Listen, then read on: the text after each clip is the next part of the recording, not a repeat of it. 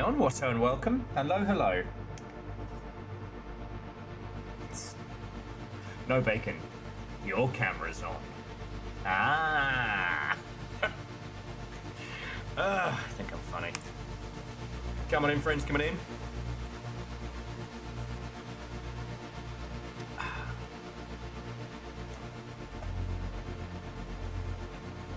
Oh, Trezini, what ho and welcome. Dustin, that's a first. Ooh, so Dustin, that puts you up to 3. Verton to 4. So that does mean ever so, like, 2 more. Take that top spot. Kakazi, Icklebroots, what ho and welcome. Ah, come on in, friends, come on in. There's so much game news to talk about.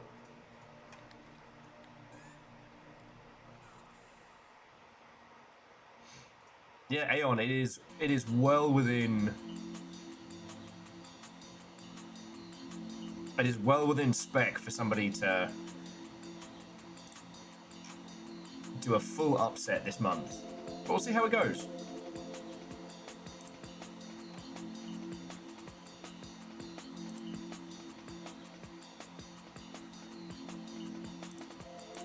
I mean, Dustin, you and Aeon have pretty much been winning the Clip of the Month Club Something Fierce.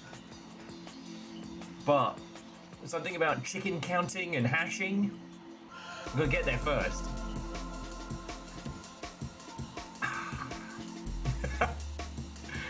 Hello, friends. Come on in, come on in. Let me let Longship know that we're live. I figure between Skong-related nonsense and the climbing of that hill, plus the sheer amount of stuff going on today and yesterday, I figure we're gonna need a lot of banter time.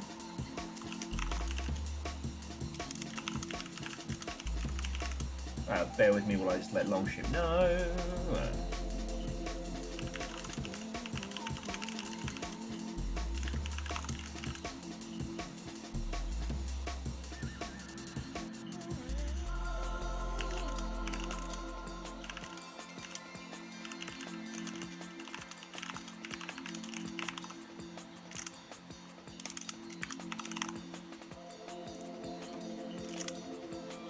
And Dice, what and welcome. Coming in, coming in.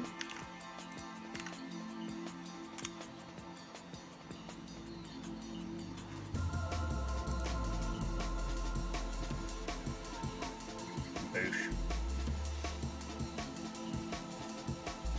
That's right, I said boosh. Severely booshable. Okay, but yeah. Give everybody a chance to nap. Give everybody a chance to come on in. Geographic, what's and welcome.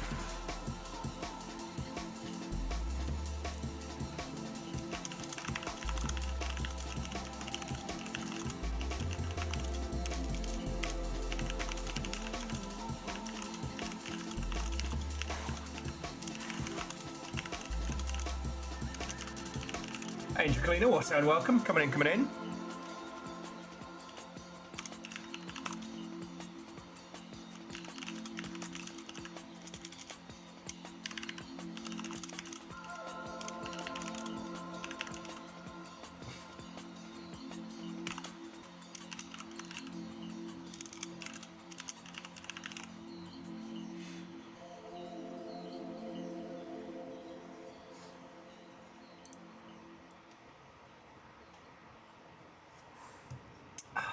All right, friends. Aeon, like, congrats on getting every Chivo for Peak. I have yet to be able to actually summit in that one, which has been a challenge that stands before me.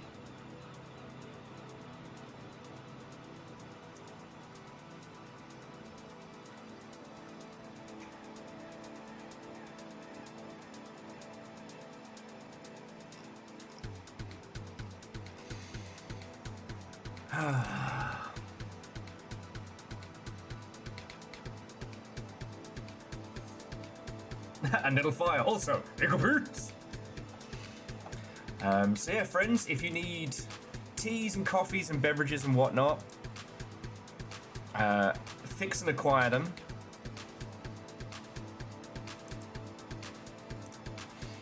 Because, boy howdy, there is so much to talk about.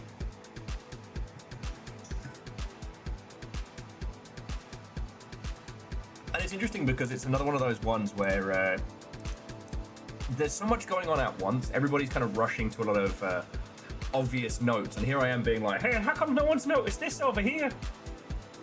And I get to chat to you lots about it, which is lovely.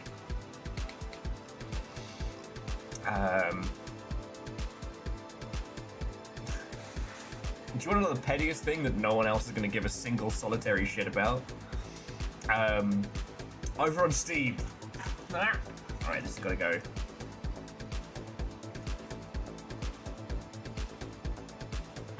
Wait, which gulag? Numbers, I think you went to the wrong one. And J-Pose, thank you for the tiny bit. Yeah, so over here on Steam, there is the Guildford Games Festival. Now, this doesn't mean shit and or fuck to any of you lot. But, Guildford is a very specific part of the UK. And it's fun, like, you know, at a time, Guildford was kind of like a little bit of a gaming hub. Zeke, Watto, and welcome.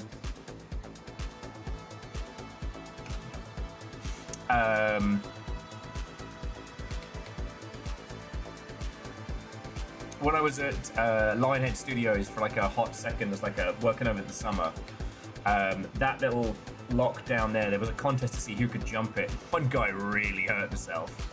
Good times, good times. Rome 2 wasn't made in Guildford. Rome 2 was made in Horsham. I'm the only person on the internet who cares about this. They are playing very fast and very loose with the term Guildford here. And no one else is going to care about this. Except for me.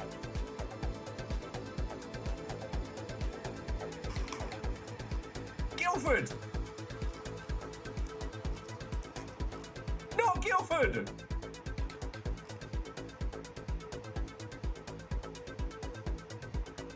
I also want to see like what else on here is being claimed as part of the Guildford games industry. Because fucking ice races. Yeah.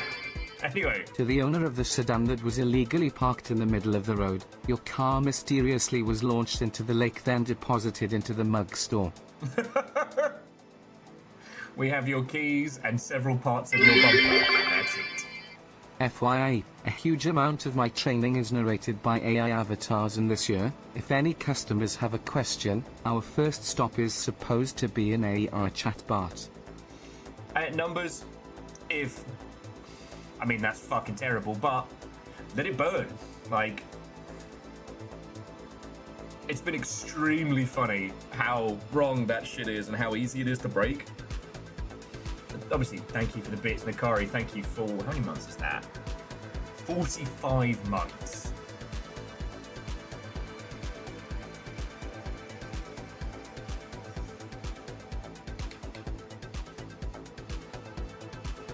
Yes, no, TurboTax is awful and bad. And will probably result in your taxes being wrong, but that's enough tax talk. Anyway. There's a shitload of games news to talk about, so... Yeah.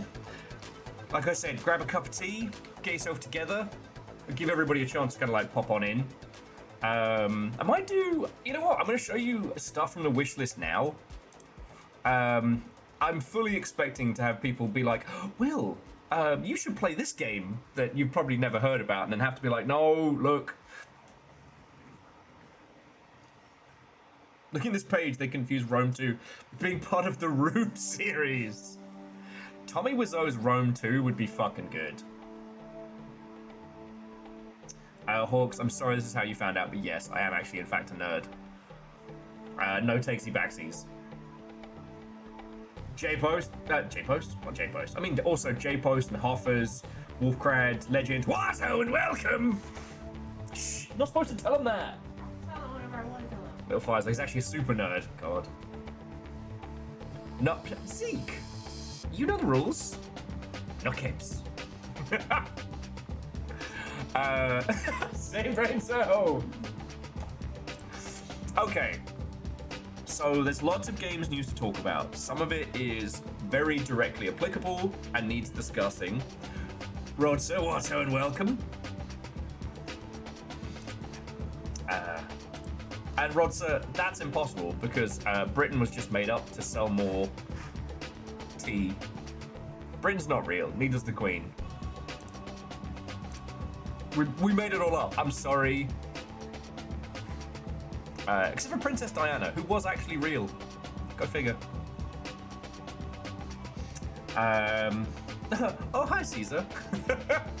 I didn't do it. I didn't invade Gaul. Oh, hi, Caesar.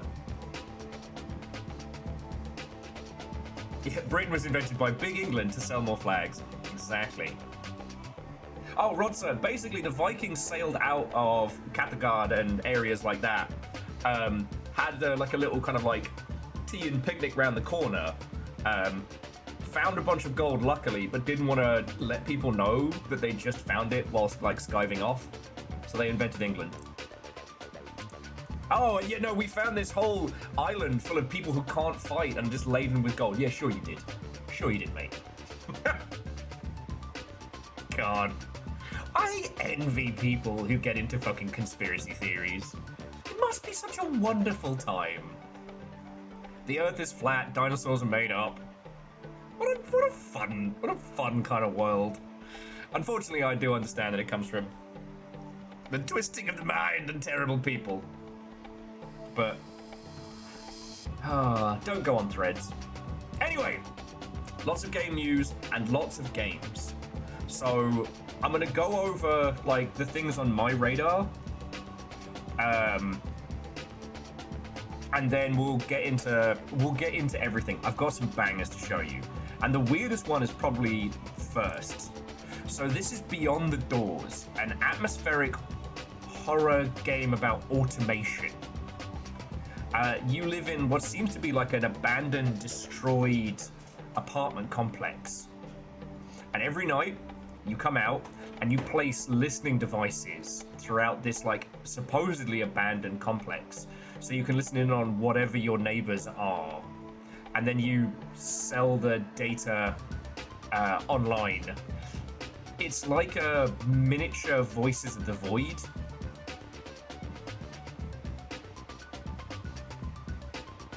And Dustin, look, lots of people are boycotting Eurovision, and for understandable reasons. I think it's sad that Look Mum No Computer is getting pulled into it, and yeah. So we ain't touching that one with a barge pole. But Dustin, Watto, and welcome.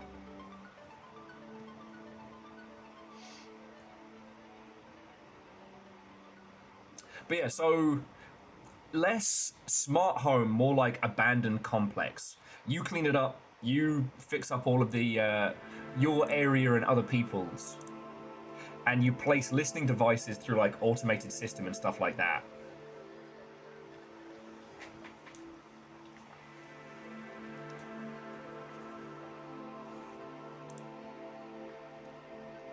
Like, I wanted to start by showing you this because we're going to be talking a lot about games news today, and it's not all good.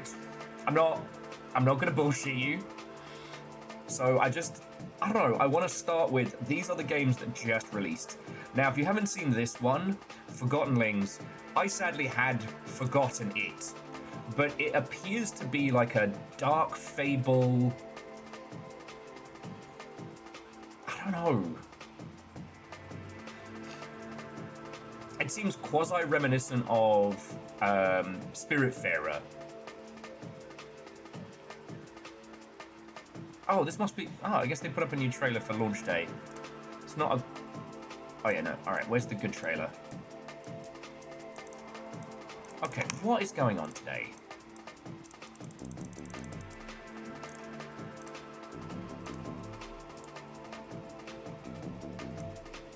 Oh, for fuck's sake. Okay, well, they ditched the good trailer and they put up a launch trailer, which fucking sucks. But, is a gorgeous hand-drawn game where you appear to play like a possessed mannequin.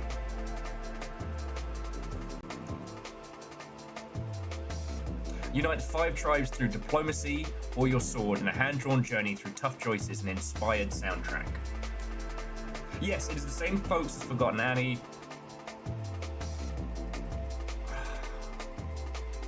I might see if I can find the good trailer beforehand. But it has this beautiful, like, scrap come to life.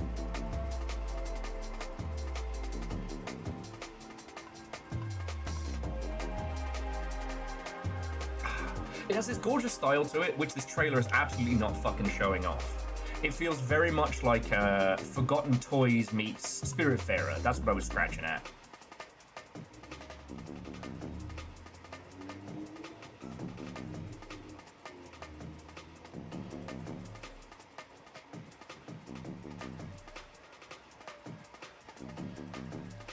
Like, I'm always a sucker for a character who is intentionally goofy in design. Like, sure, he's a mannequin, but he has a great big face in the middle of his chest. Sorry, this fucking trailer's garbage. I want to show you all the good trailers, not the bad ones, but alright. Next up, Placid Plastic Deck, A Quiet Quest. Now, this week we're going to be going hard on the Killing Stone. I would like to implore you all, if you can, pick up a copy of the Killing Stone. It's going to be fucking good. This is Placid Plastic Deck Simulator, which will probably be closer to Inscription with a strange kind of duck-based chaos. If you haven't seen the lengthy hidden gem that is Placid Plastic Duck Simulator, which at first glance appears to just be a game in which ducks fall into a pool, then you won't be aware of the fact that it is rife with like ARG tier puzzles. This is looking like, I don't know, take the old Pokemon TCG on the Game Boy, mix it heavily with Inscription, and then go from there.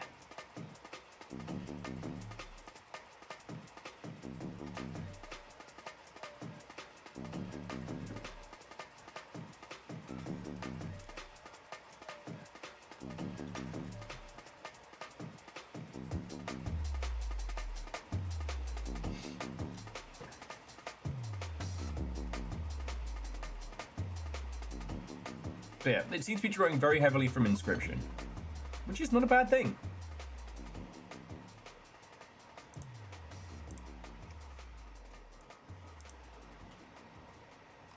And continuing the absolute bangers today, Aerial Knight's Drop Shot. I do find it funny that a gentleman whose creative moniker is Aerial Knight only just made a game where you're falling. This is neon white straight down. Using cool finger gun powers, you must defeat a myriad of chaotic enemies and try and grab the parachute before hitting the fucking ground. It's got a little bit of, I don't know, I want to say like Killer 7? And if you haven't heard of, Aerial Knight's been an indie dev that's just been making fucking cool, stylish games in his own lane for like the past few years now. Out of most of Aerial Knight's stuff, though, this one feels like one that could be just fucking fun to play. Not quite I Am Your Beast level chaos, not quite as technical as Neon White, but just style for days.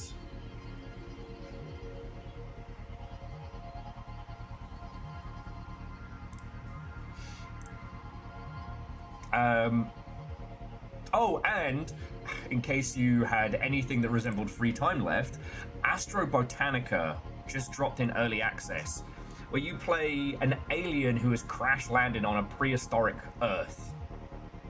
And so you have to craft and survive your kit, scan the wildlife, attempt to communicate with the locals, etc. So it's got this real kind of you know, building from nothing style. What is free time? I have no fucking clue. But I read about it in a Blue Sky skeet one time, so I assume someone has it. Maybe it's a thing that people share. I don't know.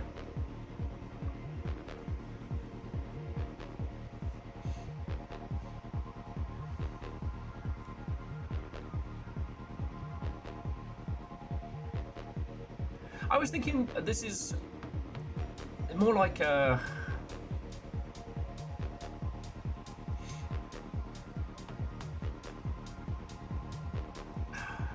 I think this is leaning more heavily on like the exploration and farming elements rather than like, you know, survival and combat.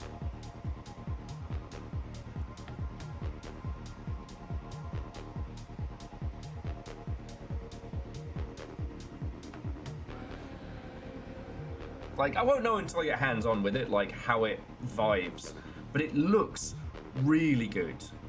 And, you know, I'm a sucker for a good craft and survival game, as are so many folks. Especially one, like, where the focus, again, is farming and making friendos. There's a dodo. Let's hang out with the dodo. Nothing bad will happen to the dodo.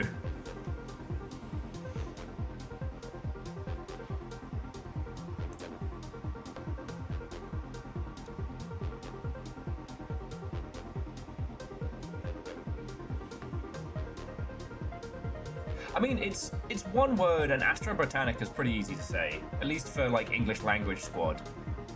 So, Dodoritos and dip. You've probably seen Double Dungeon. Hey, Castrallato and welcome. How are the cats?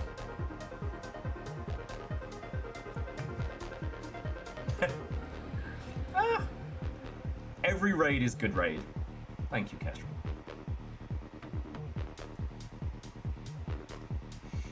So, come on in. How are your morning adventures?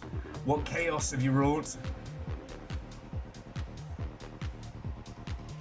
I was just going over, like, Will's personal highlights before we get into game news and everything.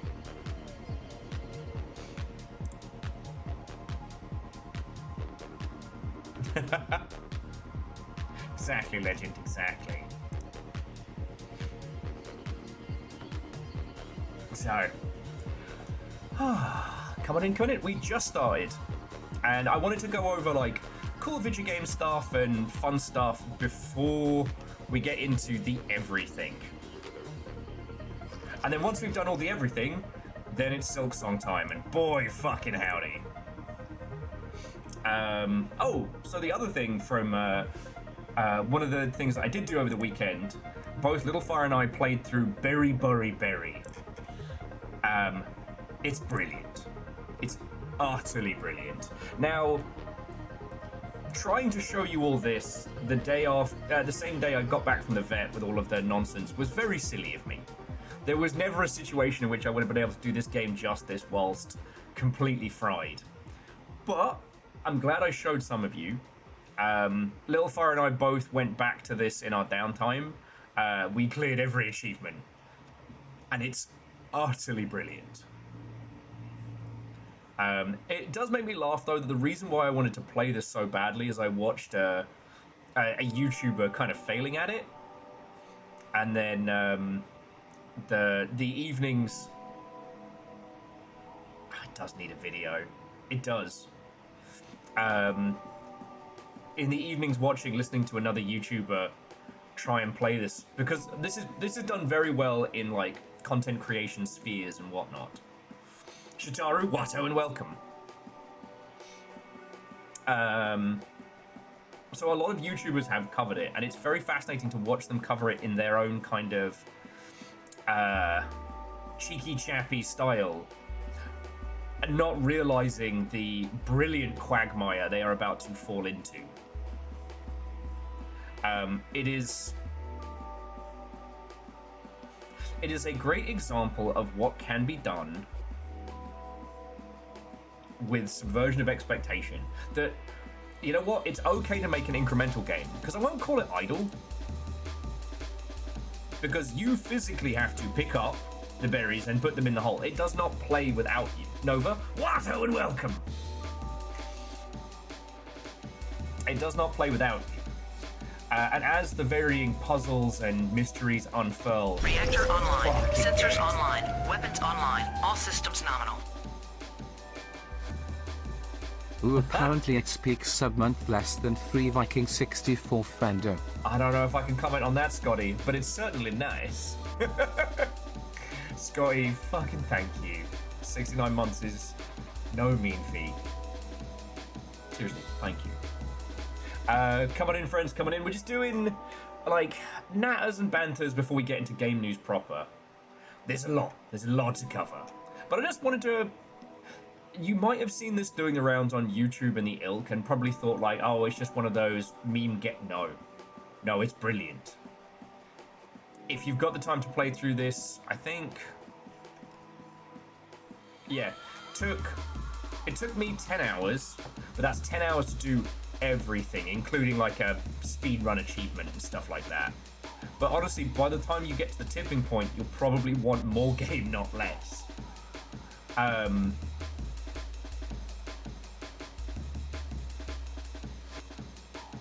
I guess the reason why Berry is so important to me is, like, we're moving away from... Okay, US game industry is fucked.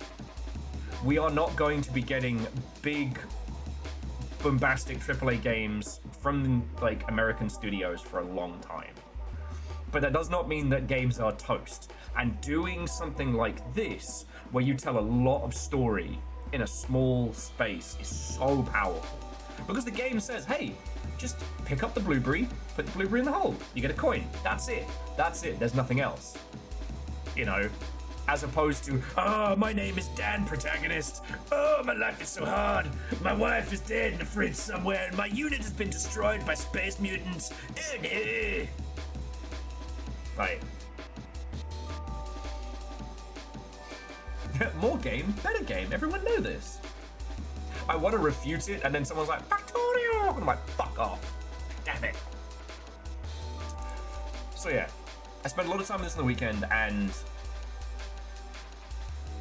it is a great example of what you can, of how much you can do with a small scope and a clever eye.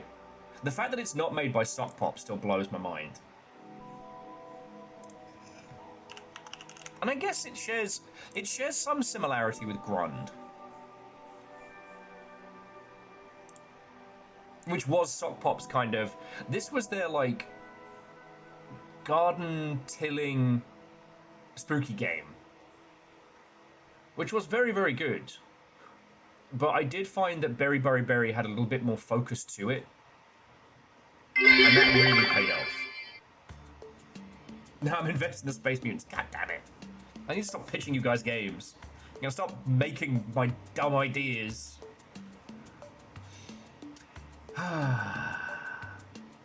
Well, Kestrel, I won't spoil anything. Grun is very good.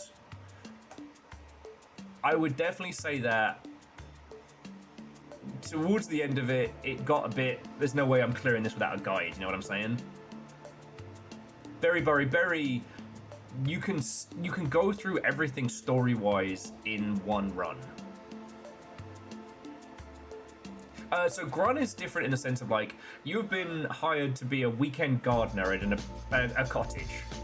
It's your job to clean the flowers, mow the hedges, fight the trees, I don't know. It does have a time looping thing going on, so you will play it multiple times.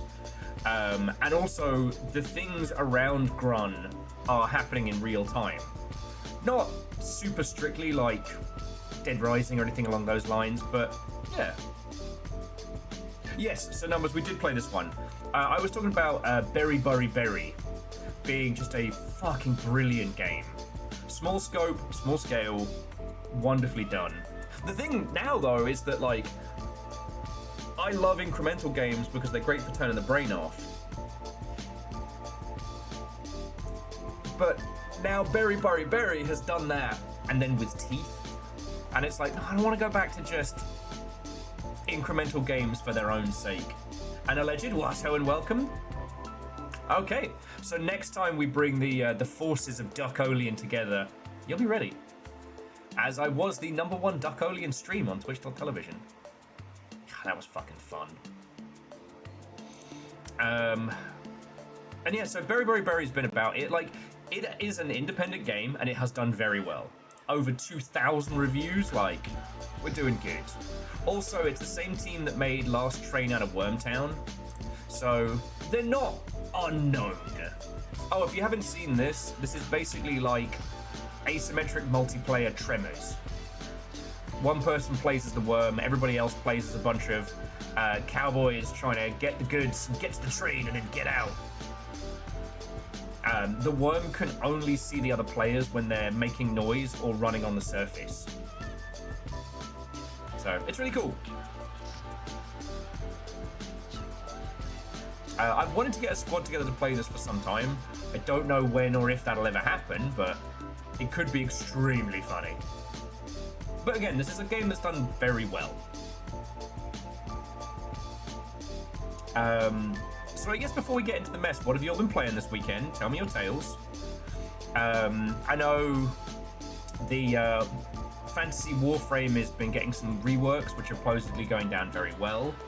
Arc Raiders has massive duplication and hacking problems, which I am not shocked about. Okay, everyone seems to... Those who do not learn from history are doomed to repeat it. And that kind of like third-party problems was very much what killed the cycle. Dyson playing The Witch in the Woods. Hells yes. Allegedly the Scott Pilgrim EX demo. Ah, yes. Aeon had mentioned that that was getting real close to dropping. Virtually has 19 Bulwark achievements now, right? How fucking good is the base building in that, though? Like, the fact that everything's so close to being diegetic is awesome. Stop that incessant Hey, clicking. and J Post, thank you for gifting a sub to Alleged. And Alleged, the Alderm is yours. What will you do with this power? The only other thing I played is I got Super Woden Rally. I'm not entirely sure why. I think, I don't know. A little while back, Little Fire was streaming a game. The name escapes me, but you're playing your DS in the back of a long car ride. And it reminded me of playing my classic Game Boy whenever we'd drive up to Scotland. And Dead Sea, thank you, Little Fire. And one of the games I used to play was like a little, like, it was a racing game on the Game Boy where you were technically playing as like RC cars. So yeah, I played so much of that that like, I don't even get car sick from that stuff. I probably do now because I haven't been in a vehicle in so long, but. Yeah, no,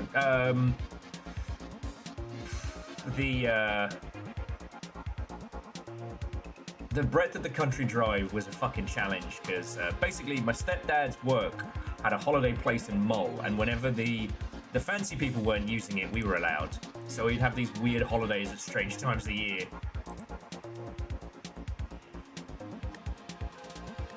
Alleged pictures of rabbits.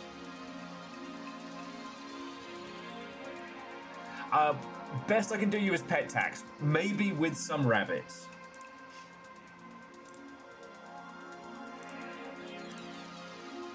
Yeah, see, Vershi's already on the cat tax.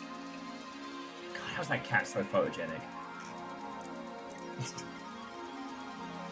But yeah, we used to do the drive up to Mull, and the scary, well, I shouldn't say scary part, but the spice of it was that, you know, we were leaving West Sussex and heading for like top Scotland. We had to hit the ferry before a certain cut-off point, because then we would miss it and we would have to stay in like Edinburgh or somewhere, and Edinburgh's expensive. So we had this kind of like mad dash to get onto the ferry. I remember that ferry with violent clarity because it had 3 arcade machines, one which was broken, and one of them was World Warriors, a Street Fighter knockoff attempt that was dog shit. I still think about that. Popping 50p coins into an arcade machine. Yeah. What, and Scotty, the thing I was trying to convey to Americans is that, like, yes, going the breadth of the UK is not nearly as far as driving across Texas. But if you drive across Texas, you drive on a multi-lane straight road, right? Getting past the M25 before that turns into a gridlock, that's challenge 1, right? And then you can head up, like, the UK basically has, like, a spinal column road that's broken by the M25, a ring road around London, which is, and I can tell you this with clarity, a fucking shit show. But, yeah. A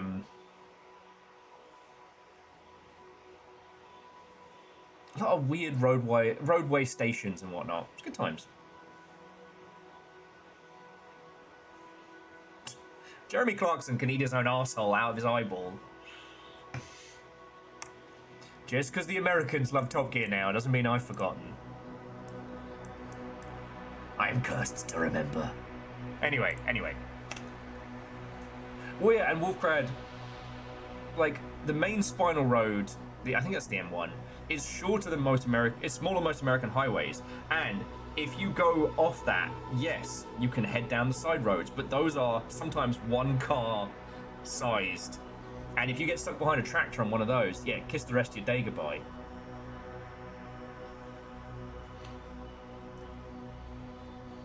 Like actual little rally tracks. Anyway, so that was the only other thing that I've really done this weekend. Berry, and a little bit of driving.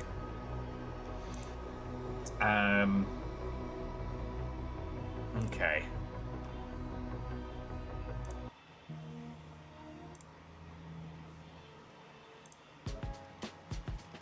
There we go. All right.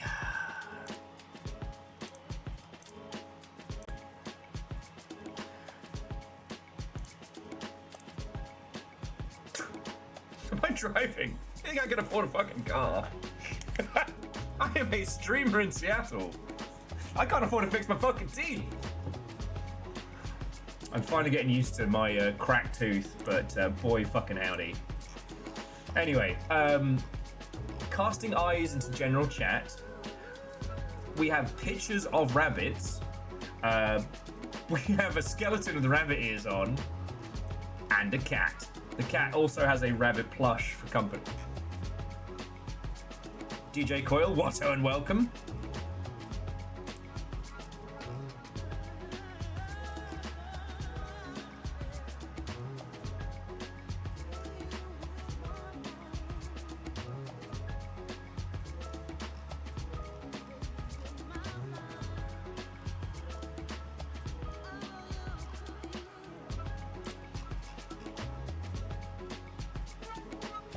Okay.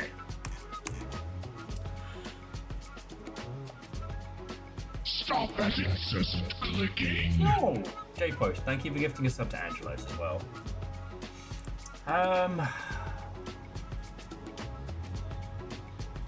Alright, let's do game news. There is a lot to get through, so we'll kind of do it in scrambly reverse order. So, hopefully you all got your coffee and everyone... Trashcan, the high guard shit isn't even on the top 10 of games industry stuff going on right now. But yes, well, the high guard website has gone down. Whether or not it's just been DDoS'd or anything, I don't know. That was what was being reported before I hit go live. Or are you talking about the stuff from last week, where they've laid off a bunch of people? Oh, that, and we also found out that Tencent was the backer. Yeah. I mean, Trashcan, that's... Look, Tencent aren't good. No squillion-dollar company is, right? But they are the ones that fuck with games the least. As opposed to, like, NetEase and Nexon and shit like that, who will fuck with games. Klaxon or whatever they're fucking called. Also, Tencent's investment philosophy, at least it was back when I interacted with them, was give games companies a chunk of money, and if they become the next Riot, first dibs. Like, that's the rule. All right, you know what? I'll use game news and we'll go backwards and we'll do this in as close to an order as we can. Hasbro shuttered their internal game studio, Atomic Arcade, who were apparently making a Snake Eyes video game. Godot is currently under siege by AI slot pull requests. The folks maintaining the Godot GitHub are inundated, and the majority of it is coming from, you know, vibe-coded slop. I don't think there's anything too much to worry about in that regard. It's just, unfortunately, AI shit's going to be a thing we talk about a lot today.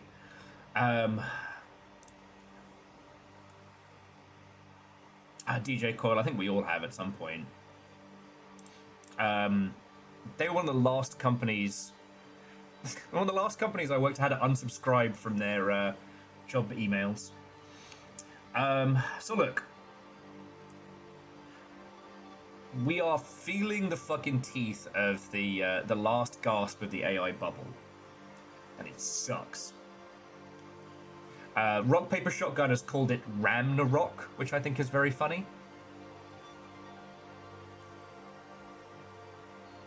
And yes, DJ Coil, the Godot thing is mostly evident of like the asbestos nature of generative AI, that the speed at which that stuff can produce damaging slop is faster than any human can deal with. Godot's gonna be fine. It's just knowing how bad it is. Saw Ramageddon the other day. No, I like Ramnarok. Now, Ragnarok is affecting the games industry in multiple ways. Sony have said that they're not doing a PS6 until maybe 2028 because they will not be able to produce it. Apparently the Switch 2 is... Nintendo have said nothing about Switch 2 production and demand. I can't imagine they're not feeling it somewhere, but I don't know, maybe they've got a factory all their own hidden out somewhere. The OLED Steam Decks are out of stock, and it's predominantly due to the fact that, you know, RAM prices have spiked through the roof. And the other scary one is that hard drives, two of the major hard drive manufacturers have said that their hard drives are sold out for 2026.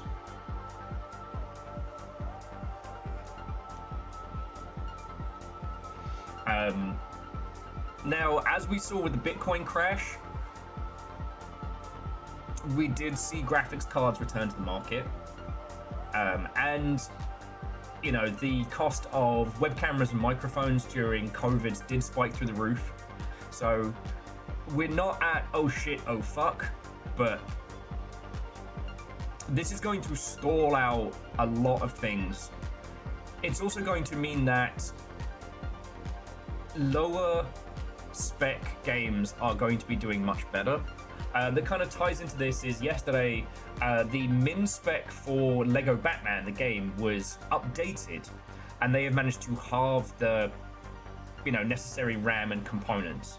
Everybody is suddenly realizing that, you know, max spec is unobtainable. We've been using the whole, like, Steam Deck needs to be your minimum spec. It has to run on Steam Deck. And yeah, Moose, the fire sale once the bubble bursts is going to be interesting.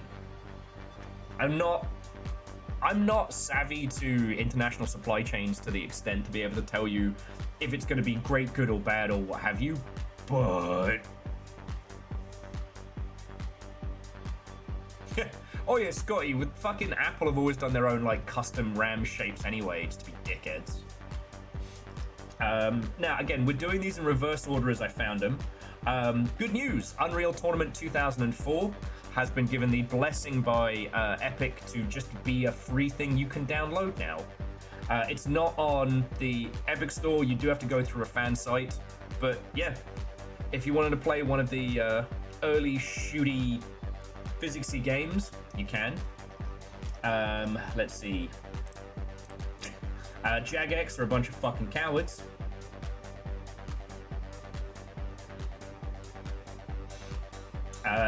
Jagex have said that they're not cancelling their Pride events for RuneScape this year, but they're actually not doing anything for it. They're just going to be re-releasing the existing Pride cosmetics. They are one of the few companies where their leadership has been openly like, nah, we're pulling back from Pride and a whole bunch of stuff.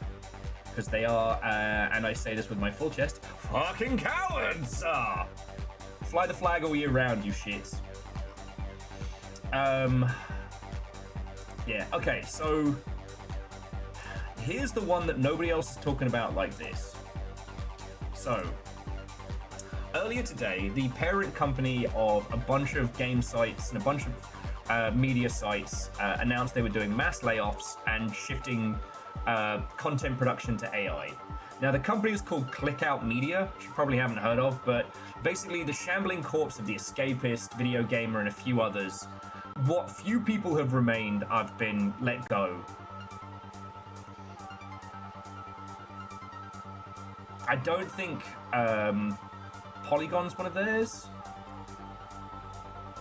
Now, the thing is, like, yes, it's funny to dunk on The Escapist, and it's sad to think of The Escapist and what it was and how, like, it was poised to be potentially an IGN challenger. You know, definitely a giant bomb-sized contendant. But after they went all in on Gamergate and then tried to ollie outie, you know, it's hard to unfuck a Nazi bar. They are also where, like, Loading Ready Run got a big part of their style, which is really fucking cool.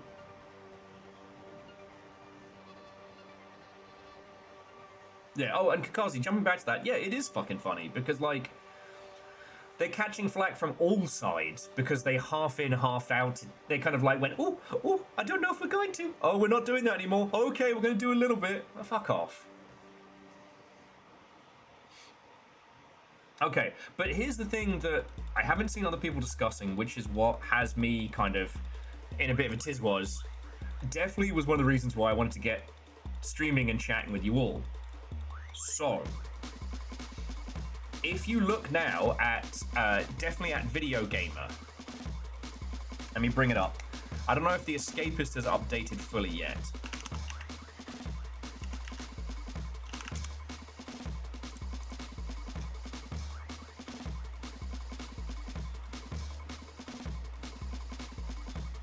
No, they haven't gone full in. The Escapist at the moment is just AI rehashes of other people's stuff. Ah, okay. Right, so I'm going to show you two things, and this is where... This is an alarm bell moment, alright? But I'll get to that. I'm trying not to, like... I'm not trying to fuck it up. So, like, alright, this is The Escapist as it stands now. Tutorials... these exist for search engine optimization farming. When someone Googles how I get thing in game, loads of media sites have these. Then we have some vidgamery, some general vidgamery stuff. We have some general news, again, regurgitations of other spaces.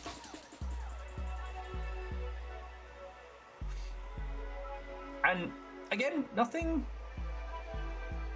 super spicy here, but this is where it starts getting into it. Guides. Best casinos with real money. Best instant withdrawal casinos. Best no verification casinos. Top KYC.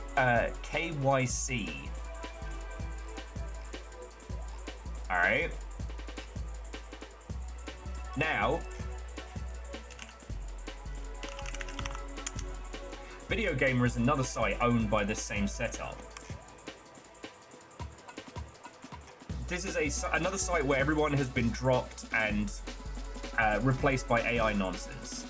All about video and casino games.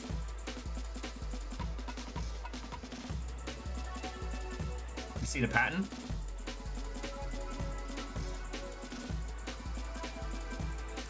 This is something I've been a little bit scared about. Gambling deregulation is becoming pretty severe in the US. And the gambling industry has kind of hated video games for a long time.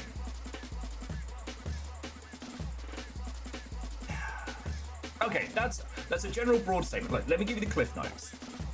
The gambling industry used to call itself the gaming industry, or the video games moved in, and for a while, casinos and video games shared a similar space. Video games managed to break away. Now, when I was a youngling, the last gasps of the arcade sphere and the gambling sphere used to share a similar space. It was gross. All right? But we as the gaming industry have been very, very careful not to get involved with that shit and keep ourselves drastically separate. Also, up until the rise of unregulated online casinos, the gambling industry has been taking a fucking hit. Those of us who have grown up in and around video games, we don't gamble like generations prior, right? It's not to say that, you know, people our age and younger don't go to Vegas or go to the casino.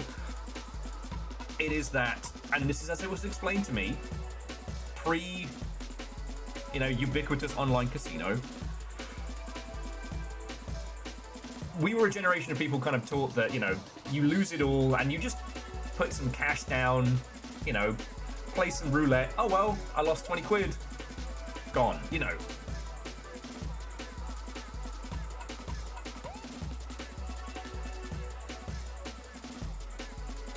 The gambling industry has watched the games industry grow and grow and grow, and has been envious of that growth for a very, very long time. Varying online casinos have found ways to skirt this, you know, but they haven't seen the same kind of like overtake that we have, you know. The games industry took over. Hang on, I need some more emotional support Dreamcast music. The games industry overtook Hollywood, you know. During lockdown and after, the games industry was the entertainment industry. Now, the North American games industry is in fucking shambles. It's decimated. I'm not saying that video games that come out of North America are done. I'm not saying that jobs will never return. But we're basically... that part of the industry is now in a huge state of weakness. And at the same time, due to some severe deregulation of gambling, they're moving in hardcore on multiple different setups. And this is an incursion. This is essentially an invasion.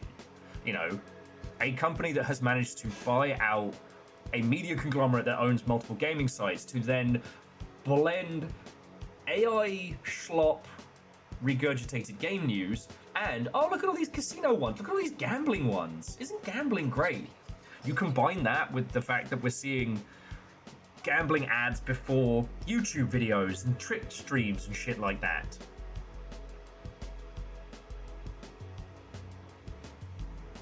Now, why does this have me scared? Because if the gambling industry can embed itself hard enough with the games industry that the two can't be unfucked, then the games industry will eventually be hit with a level of, you know, government tier legislation. Yeah. And like, I know it seems like I bang this drum hard, but there are a lot of terrible people who want to just take our money through the means of gambling and give us nothing in return. You know, everybody knows the house wins, but video games have kind of taught us that, you know, through perseverance, victory can be achieved. You want to put gambling shit in that?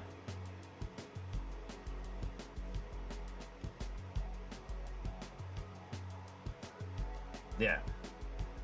So like,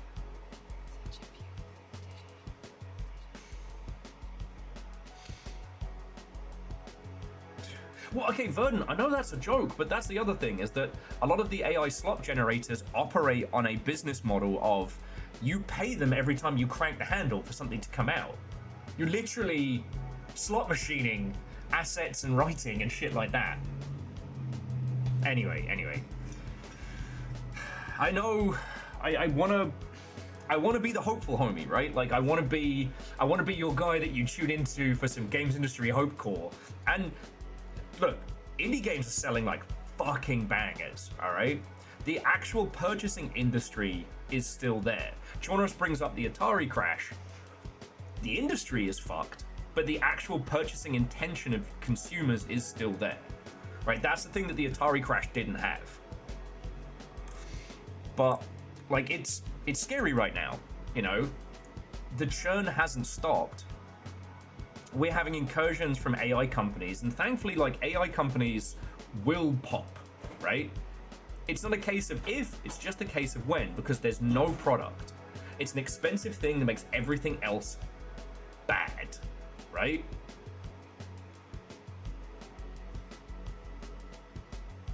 Exactly, DJ Coil. The gambling industry makes loot boxes look like a safe, happy thing for babies. And when legislation swings back the other way, if we're stuck in that room, we will also get nuked with the cockroaches. Because then it will be regulation on all video games. The gambling industry making massive incursions now is scary and worrying. And it's very much like with what we saw with the Saudi investment fund moving in, who are attempting to basically buy culture. Like, I used to accuse it of sports washing, and now I'm like, oh no, they just want to own the entire games industry and own culture. Yeah, okay. The AI stuff is max tier and shitification. The cost to run versus the output versus the consumer intent, like, the AI bubble has to pop because there is no consumer, right? There are a lot of people in very high positions lying to each other and themselves that this is a thing that everybody wants, but ultimately there is no consumer. You know, we talked about it the other week with, like, you know, the smartphone revolution. People wanted smartphones, so they bought iPhones, and then they bought Androids in that. You know, there was a consumer market. Is a consumer market, right? I got mine. There's no consumer market for AI at any point in the chain, right? However, the gambling industry is old. And they have a lot more power and backing behind them. They can weather the storm if the pendulum swings back on us. We will be fucked.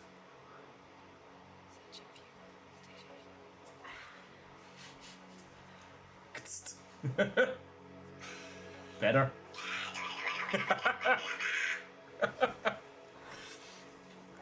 So yeah,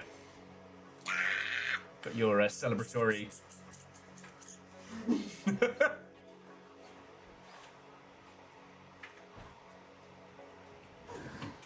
So yeah, I don't know if unregulated gambling is the next thing we're gonna have to worry about after AI, but it's definitely more worrying. You know, as I've said for ages, full government legislation of video games would be the fucking worst. And Roblox has been kind of poking the bear on that one for a long time. Just one Red Bull later.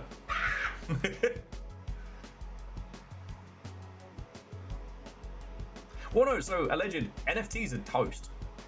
Like, Bitcoin is only used for, you know, illegal and illicit methods. Every one of those rug pulls, the rug has been pulled. What do you mean? My apes! My dog. Fuck you, Jimmy Fallon. Went to the moon, okay? God, I almost bought some as a fucking bit. I mean, to be fair, I did buy some as a bit. I'm like, well. But look, it went to the moon and I never saw it again. No, that's why we don't know whether. That's why we don't know. And the thing is, like, the AI bubble will crash because there isn't anything there. We're all suffering at the consumer end because, one, all of our products are worse, and none of us can afford RAM prices, which is fucking hilarious because the thing they're trying to cram it into, we will no longer be able to afford that. Now, there's one theory that says that once the AI bubble pops, they'll start moving us towards cloud-hosted stuff, i.e., you don't have games, you play them on a server somewhere, you don't have your own stuff, you know, everything's running on some super server somewhere. Companies would love that, because at any time they can be like, oh, well, you don't own the license for this anymore, you can't play. Exactly. If Adobe could have every instance of Photoshop running on their servers, not yours, like not your PC. Yeah. Oh, look at all the space you have on your PC now. Yeah. You just don't own anything. Yeah.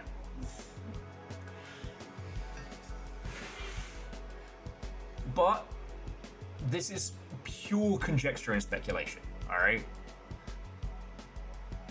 You know, we've seen them move to subscription models over years.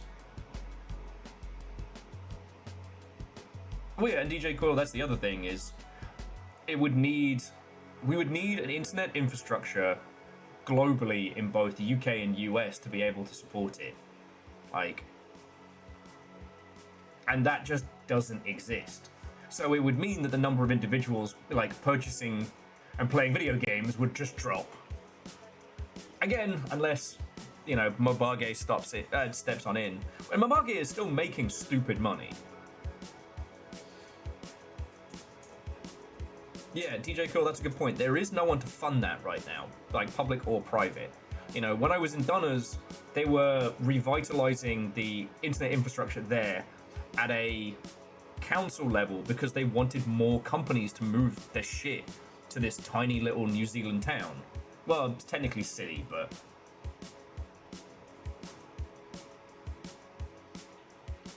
I had fucking great internet when I was in Dunedin. It was fucking good. Food was meh, but the internet was great. Anyway. An incursion by the gambling industry and the gambling industry if it was able to interweave itself with gaming, that would mean that when this shit unfucks, the crackdown in legislation on gambling will also hit video games. That would be the worst case scenario. Like, right now, as it's looking, there will be some kind of movement against loot boxes, at least in Europe. I don't know if Roblox is aware. I don't know if Roblox even cares. But thanks to them, they've kind of been the tip of the spear because every child is on Roblox. And Roblox is fucking rife with nonsense. Alright? Like, no one in government gives a shit about the CSGO gambling scene. Because CSGO is predominantly played by, you know, post-Roblox teenagers who don't talk to their fucking parents. Roblox is played by all kids. And kids have parents, and parents are in government. Like, I know it seems like I'm being a fucking party pooper, especially when I talk about the fucking horse girl game. But as much as that has some really interesting mechanics, again, the horse girl game has been massively successful. It's based on real gambling horses. It's anthropomorphized gambling. Like, No, it's just pixels. And they bought a real horse's stable. they bought a real horse's stable, which is fine. Why did the horse need a stable? Why did you already have one? Why didn't it have one? It's not somebody's uncle's horse. It's from a fucking industry that extorts money from people by gambling. So yeah. There's nothing to be doing right now, just being aware and talking about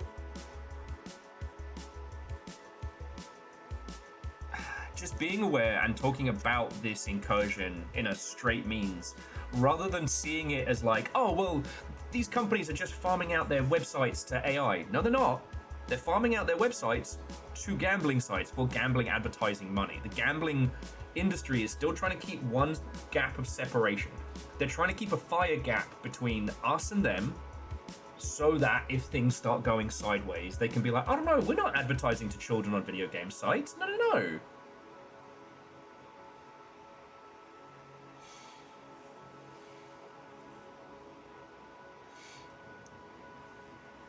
But much like this is a less coordinated effort than Savvy Games, right?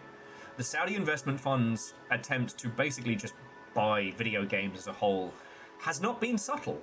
Lots of people are welcoming it because right now it is a fucking scary time. It's a scary time to fund your game. It's a scary time to fund a job. It's fucking scary across the board. And then here comes the Savvy group with like, oh yeah, bags of money. Yeah, bags of money because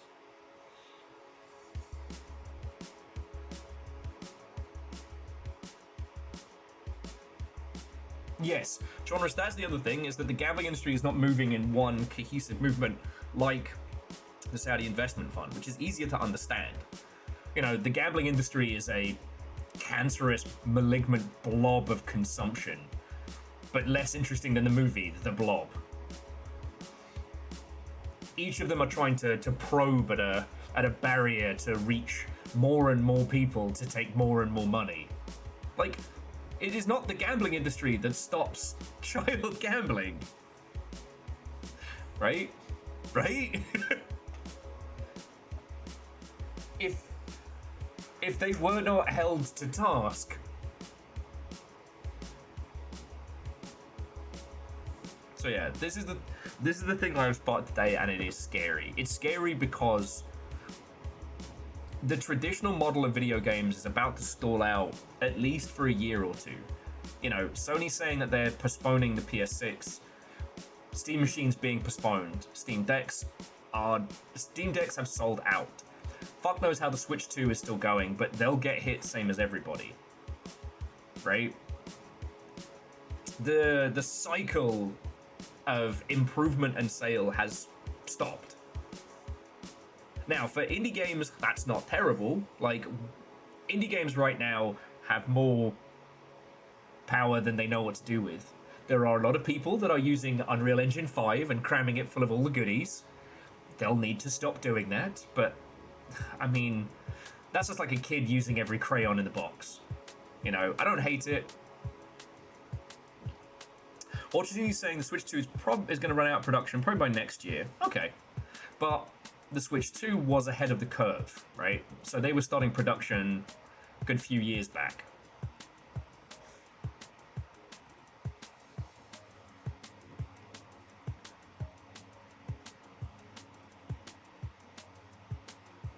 Well, no, Angelos, like, UE5 is fine. It's just, it's gaining a reputation in the indie scene because, especially in horror spaces, people can make really pretty games really quickly. But Pretty doesn't mean good. pretty doesn't mean good. And sometimes pretty and good does not mean it'll fucking run. You know, I'm working with a behemoth here, and there are some indie games that just creak even with all the resources. Because if you turn on every effect that UE5 has to offer, you have a pretty game that runs a slideshow.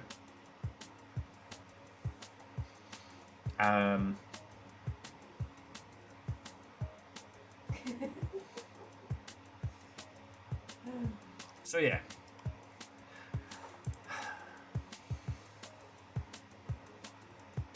To Aurora Borealis, what and welcome. So yeah, that was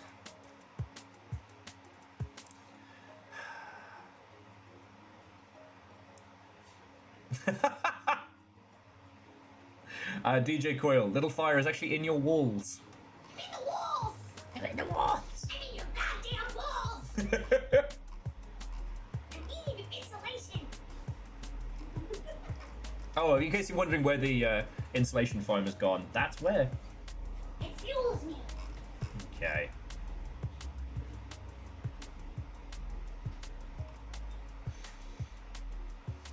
Okay. So I guess the other things to notice is what should have been some good news, that Anchor Point Studios are set to break free from NetEase. Turns out, actually bad. Not for Anchor Point. Maybe they'll do great, maybe they'll do terrible. They're a studio based, I think they're supposedly based in Seattle and somewhere else. But NetEase have either sold or shuttered every studio they have in North America. They have done a full retreat.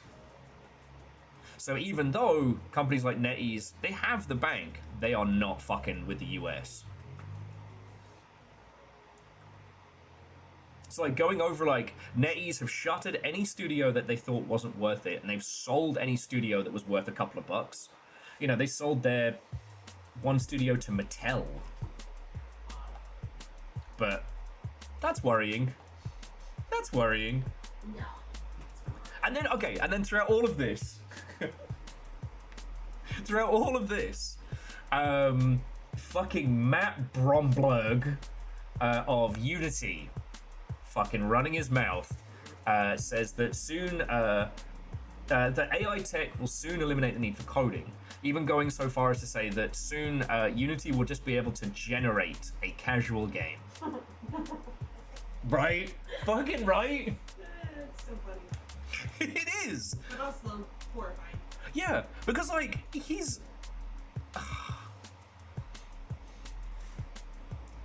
There's this one bit from... I forget which Discworld book.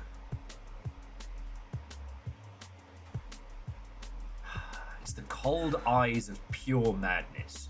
He didn't laugh. He didn't shit himself. He didn't spin around going... But his eyes were the cold eyes of madness, and he saw no truth. Like, that is the only way I could imagine this shit. Like, whatever his little fucking AI psychosis bot is telling him, don't worry, Matt. Everybody thinks you're great and clever. Tell them all about the AI games that'll be generated.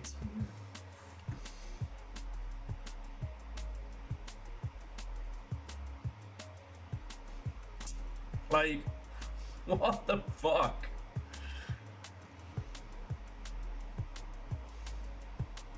Because, like, okay, if we're being like perfectly honest about it,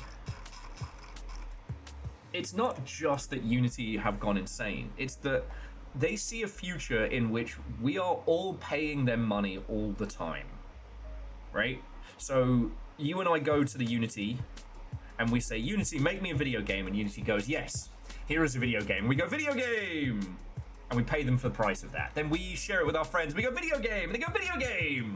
And then we pay Unity to give it to our friends. And our friends go, video game! And then Unity takes a cut of that as well. And on top of that, we're all paying Unity subscriptions and Unity fees whilst selling things to each other in Unity land. Oh yeah, no, Hoffers. It's probably a good thing I'm not going to GDC this year, because I would probably get arrested. Oh, Jesus. These are videos. I've threatened to piss bottle people for a lot less. I have no doubts. Look, if there is one phrase that rings true in my noggin, it's that urine speaks louder than words. It's true. That's why I pissed in the river. Pretended you were skipping a rock. Yeah. CEO Matt Broomberg gets hit with piss by unknown incoherent Brit. That's a good headline. It's a good headline.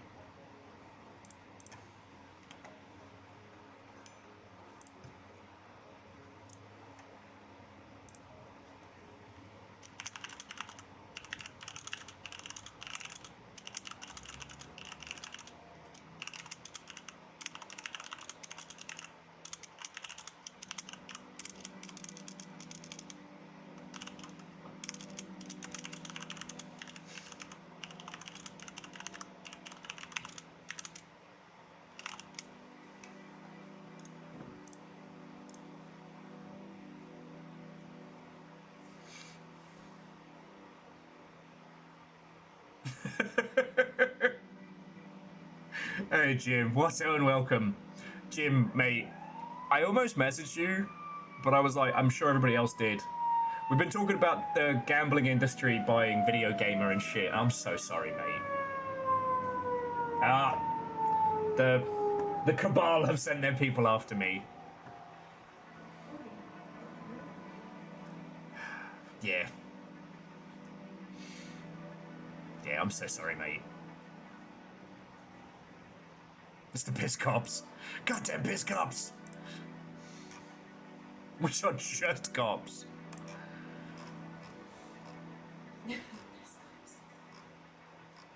But yeah, we've talked about the video gamer thing. We've talked about the Saudis.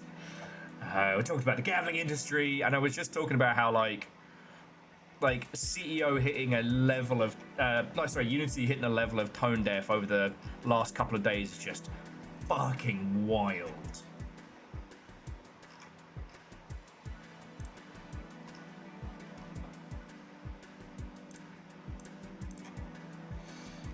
Piss cops in my river.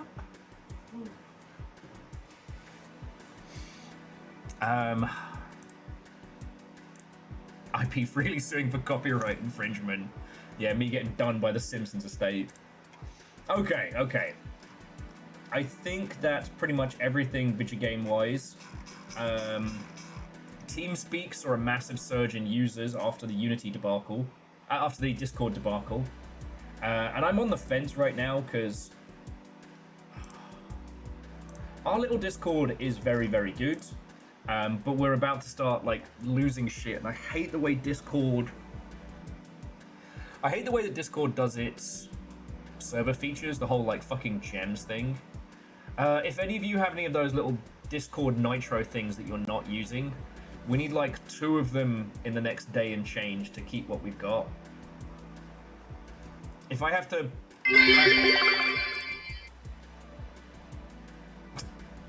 Thank you, Shitaru. Piss cops, what you gonna do? Well, piss, obviously. Yeah. It's in the title. And Jim, yeah, they keep digging up Video Gamer's corpse to hang it. The thing that I got irate about this morning, that no one else seems to be talking about, is that it is being used as a vehicle for the reintroduction of gambling and gambling advertising, which is what scares me, you know. Like, the gambling industry making mad incursions into the video game industry has always been something that worried me, especially when play to earn started getting thrown around. But this one feels like a border skirmish we just lost, and using the corpse of both Video Gamer and the Escapist as a reintroduction of, you know. So having AI generated, you know, regurgitated slop articles, and then surround that with, you know, like, gambling's fine. Gambling's great. It's fine. Like, on the fucking Escapist site, there is a, what is it? Best unregulated online casinos. That's a thing! Ah! And Rod said, yes. Paradox announced that they've got some lunatic modder coming in to do stuff for Crusader Kings 3. I'm not up on my Paradox stuff, other than they kind of suck at business these days. But hey, maybe things better. Oh, that was another cool thing. Let me see if it's still kicking about.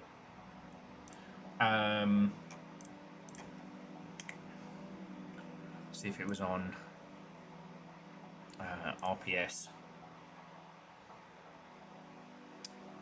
Vicky 3 is continuing to get better. That's good. That's good. Okay.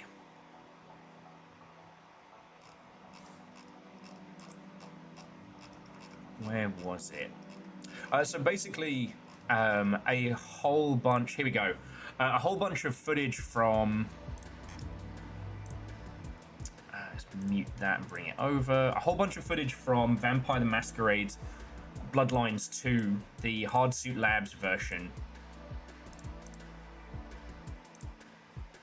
Leaked out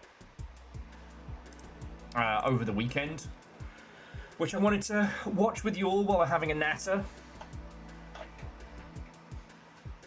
I still can't believe, and it does crack me up, that they had a Seattle studio making a Seattle video game about vampires in Seattle, and they were like, nah, we'll take it away and we'll give it to a bunch of people from, like, was it fucking Leamington Spa? Oh man, people don't seem to be responding to this vampire game as well as we thought. I don't know what that means. Like, gasp! I'm just glad the Chinese room put out. I'm just glad the Chinese room put out Still Wakes the Deep. Okay, sorry to pick on Jim for being in chat, but have you had to play Scottish to American translator yet for someone playing through Still Wakes the Deep? Because it is extremely fun. Oh, sorry. Let me roll it back. So this place that they just walked into the beginning, this is a real fucking building. It is on the hill overlooking Sodo. And it looks like the creepiest fucking, like, Umbrella Corporation mansion of all time. Oh, I know what you mean. Yeah. I used to have to look at that every time I went to it. Yeah. I've heard so many stories, like, apparently it's like, it was an insane asylum, and, Just be a VA thing. that was a VA It thing. was like, it was doing a lot of things, but I guarantee you it's probably haunted. It's haunted. Yeah. I always wanted to fuck. Oh, yeah. And this was going to feature prominently.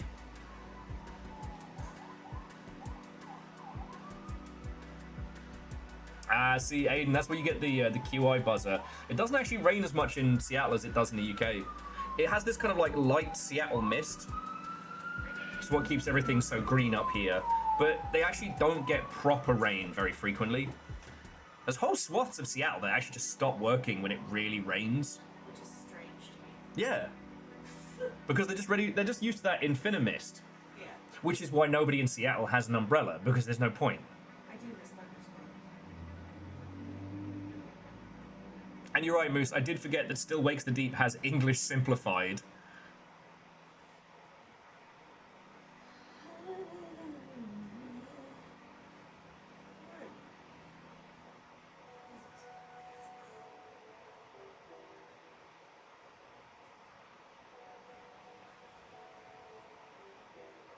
Oh yes, thank you, Verdant.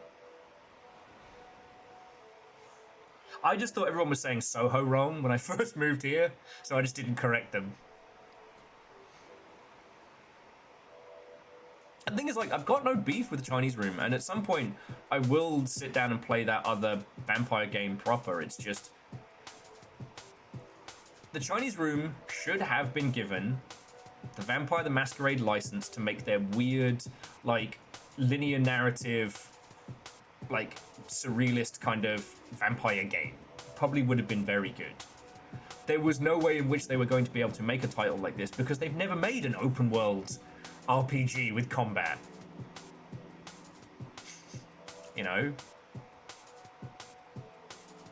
They excel at making you feel like you're in a big open world when you're in a very carefully curated experience.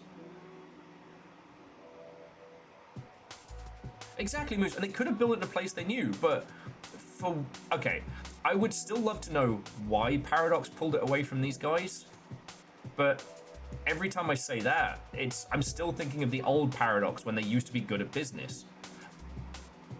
So far as I understand, there was a changing of the guard at Paradox, and this project was the baby of the previous regime. And the new regime at Paradox wanted to fucking kill it, but they couldn't because of how, you know, it had already been advertised. It was already available for pre-order. They couldn't put it down without taking a huge hit. So they took it away from one group and gave it to someone else.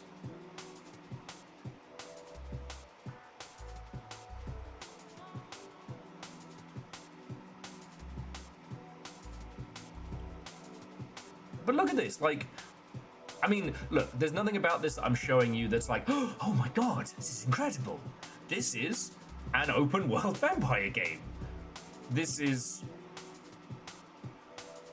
what we have come to expect from a first person RPG. But looks fucking good.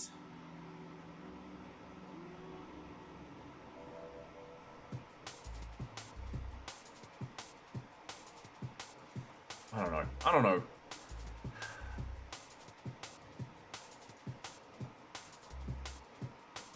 Now, that's pretty cool. I guess this was going to be the haunted level, similar to the hotel in the first one. So as our character's gone through the broken down remains of this old sanitarium, and like, oh my god, it's flipped back into the past. Arandios, this is the unreleased Hardsuit Labs build of Vampire the Masquerade Bloodlines 2. This is the game that Paradox decided we weren't getting.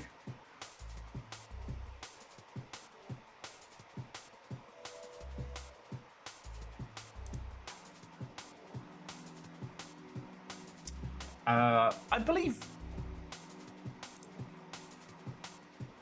Vernon was asking if you've seen Basically,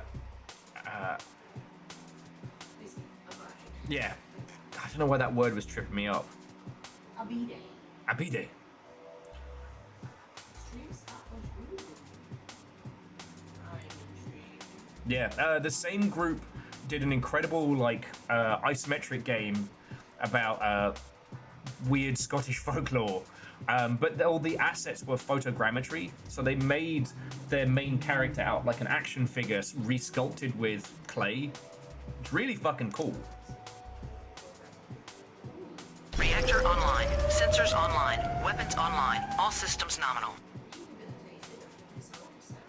Even more months. That's almost a year. Yeah, no, Mega Boss, that's 45 months is almost one whole year.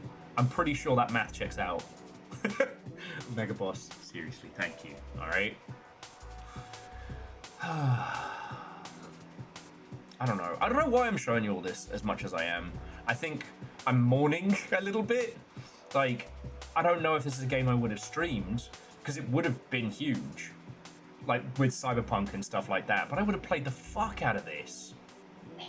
Spooky ass sanitarium shit, vampire style, let's go.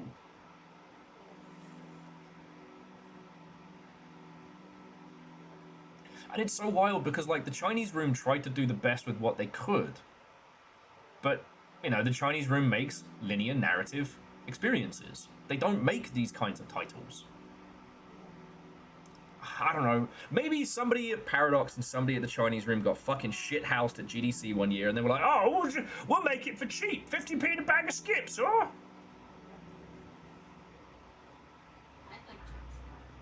We don't even have skips. They're a prawn cocktail crisp, iconic in the UK. Are they scrummy? Fuck off. Little Fire learned the word scrummy. No, you taught me the I did not teach you the word scrummy. You got it from the television. Don't put that judging on me. This has been weaponized against me. That's my people's culture.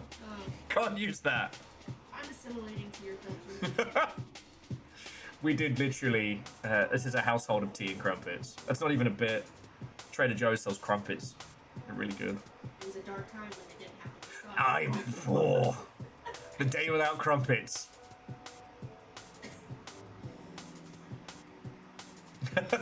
Fair, Nova, fair.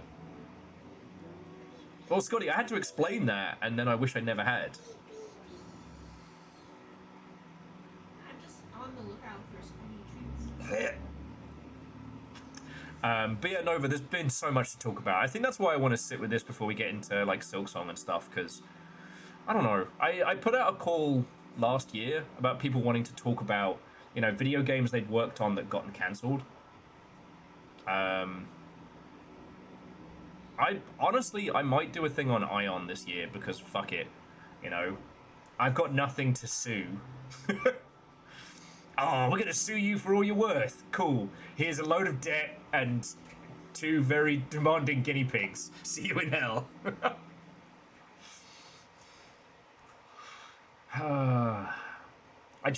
There are so many great games that will never see the light of day, and I hate how assholes who are shit at business get to decree what does and doesn't get at least shown. Like, the sheer amount of work here, even in this early build, is really shining through. Like, there's no combat, whether that's intentional or it's meant to evoke the spooky hotel. See, one of the reasons why people hold Vampire the Masquerade Bloodlines in such high esteem is that you get sent on a really basic mission to go get some spooky shit from a mansion, and then it turns into like a horror level. By today's horror standards, it's pretty milquetoast. But at the time, it was a fucking surprise. It was a break from everything. Well before the Dunwich buildings and shit like that.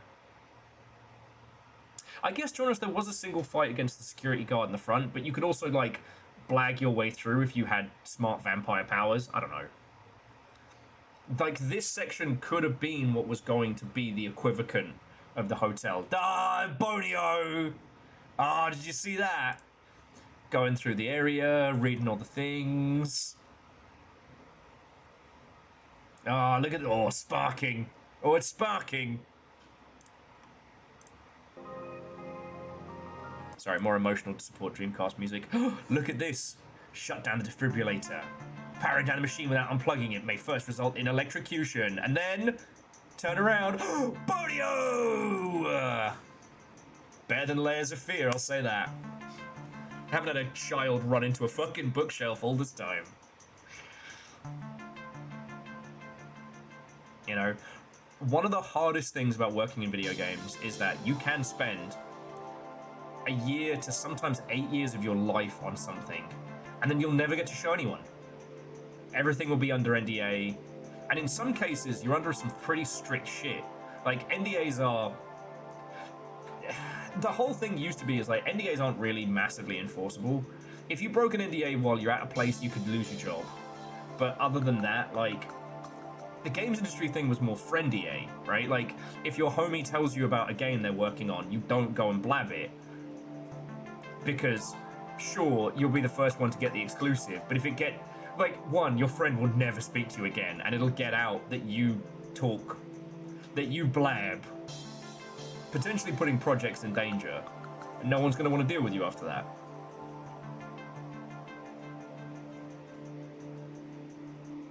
If it's not made in Seattle, it's sparkling Tacoma. Alright, Verdant, top tier, top tier. Anyway. I would love it if all of my homies could share all the work they've done. You know? I haven't seen anything on what the Wonder Woman game would have looked like, but I bet that would have slapped. And those are only the big ones that we know about. You know? I'll talk about any fucking thing. There was a 40k shooter that was being made at Creative Assembly before they ended up doing Halo Wars 2. And that was fucking fun. Space Marines versus Chaos Space Marines, and it was fun. I did not get tired of dropping in on people as a fucking jump jet blood angel, but nah, didn't get released. Didn't even get talked about. The vertical slice of moon that led to CA being given the Alien license was incredible. That'll never see the light of day. And somehow Al Hope will take fucking credit for it. Man, I am a bitch today. What is up? Was I supposed to take some pills for this or something? Probably. Oh. Anyway. Maybe not today. Well, no, yeah, today, question mark. I mean, maybe not today is when I'll show you all Ion and shit like that, but... So please reduce your sodium outtake. Yes! I don't know. While the games industry is going through this massive churn, like, the big companies have no power. They are in much shakier ground. The creative abilities of an individual can feel weak.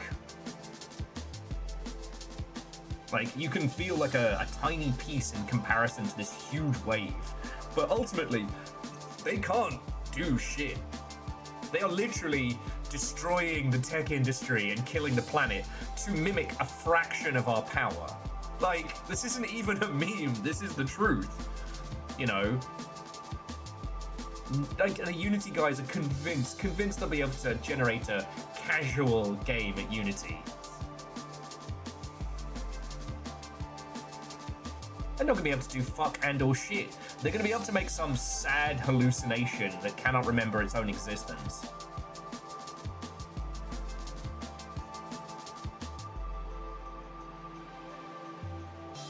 Like... Are we talking about the other things today? Well, before Silksong. We can. We should. Okay, let me finish up on... Let me get the snark out of my system.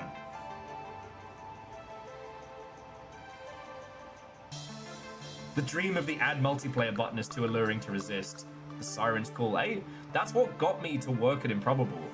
Just add multiplayer. If everything's in the cloud, everyone can just join. Don't worry, Will. Every game will be an MMO. I'm dreaming of the endlessly Sorry, Alness with like an AI-generated game is, ha, you missed me. No, I hit you. You're right, and here's why that's important. Thank you so much for saying that. Firstly, okay, then we need to talk about some real-world stuff for Longship and myself. And yes, I have been, well, again, I haven't been stalling on purpose. So, I shouldn't, hang on. If you'd like to watch the Vampire the Masquerade footage, it's here. And it is absolutely worth having a look at, just because, like,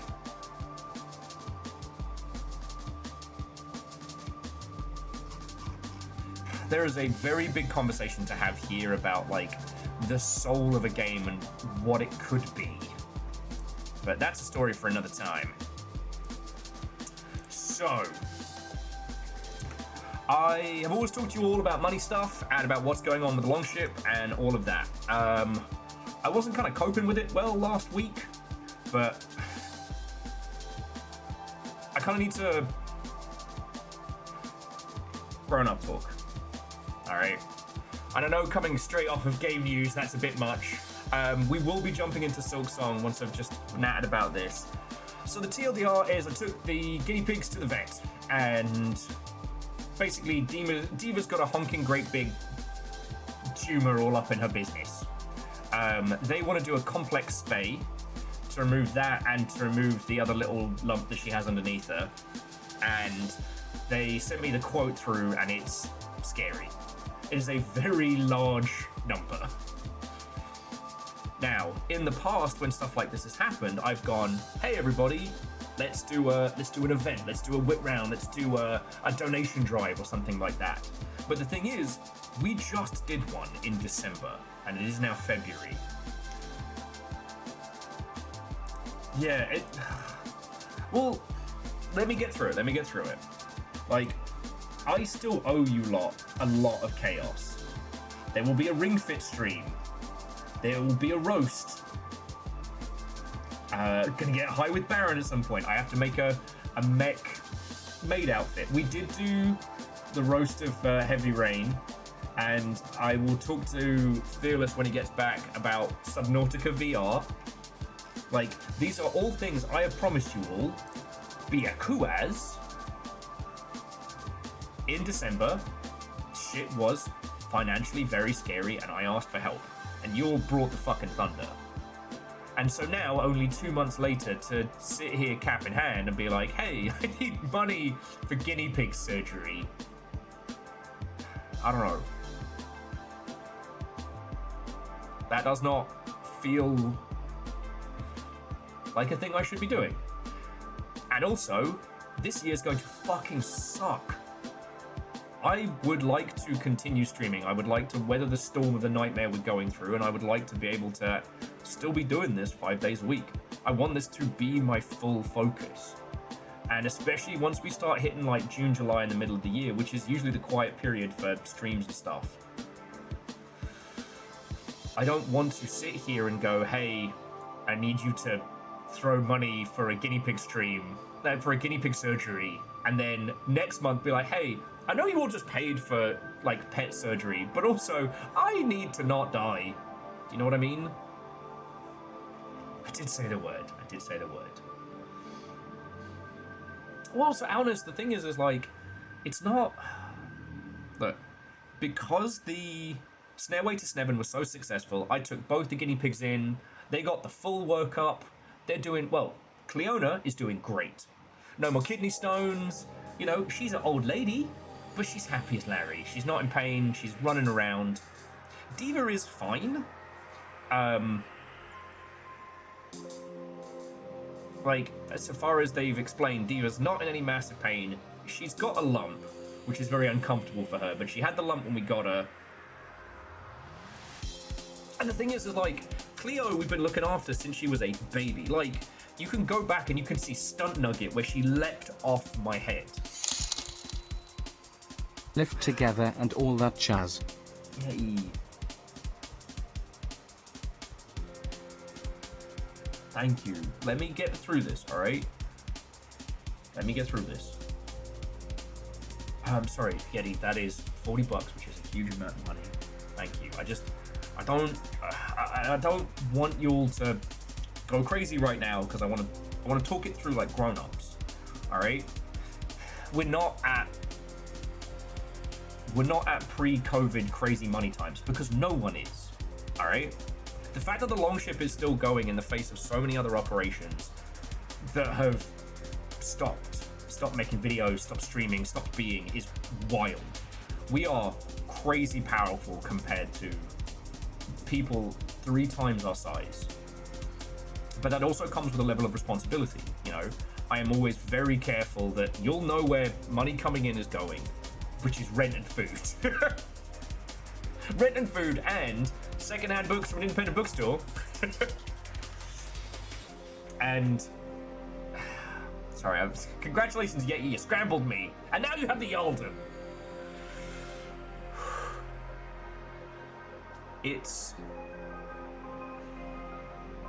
I don't know what the right decision is to make on this one. A lot of people have mentioned things like, you know, pet insurance and stuff like that. I don't know if this is the kind of thing would even be covered by that, and I would be going in after the fact, which I don't think they're super keen on.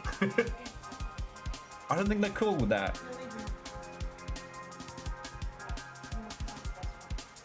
Okay.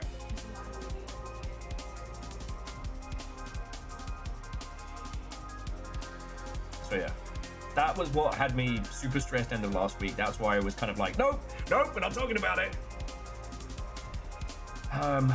So yeah, it's hard. Caffeine messaged me and was like, hey, how much was it, by the way? And I told him the number, and I could hear the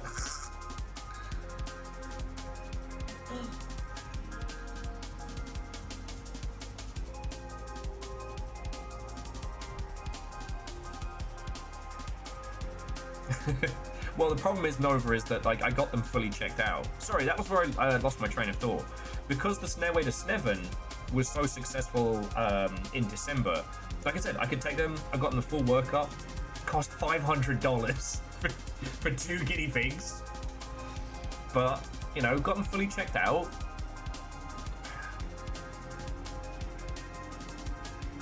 Yeah, Legend. Because also, you lot are a bunch of very kind and very empathic people, you know? I can't put the responsibility of making a decision like that on your shoulders, you know?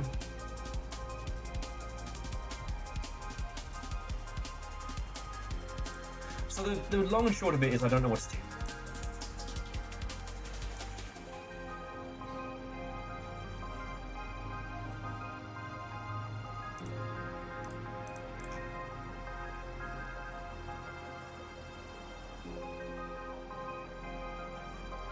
I mean, no, but there is also that, like, there are layaway payments and shit like that, but we are looking at a very scary year. And like, $100 a month doesn't seem like a lot, but it is a lot for me right now.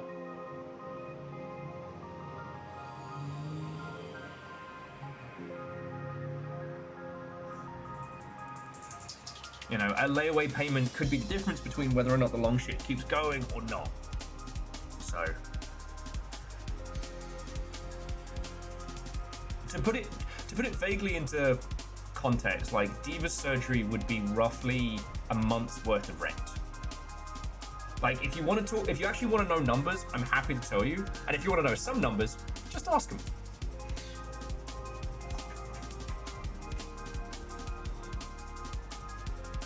Okay, Air Dragon, everybody, enough with the pre-existing condition talk, alright? Alright? I'm not lying to an insurance company, and because all of it has been done formally, it is all on their little forms, alright? Just, pet insurance is not the same as regular human insurance. Yes. Madison had cancer, I had insurance after the fact. Yes. It's not the same. And that's the end of it.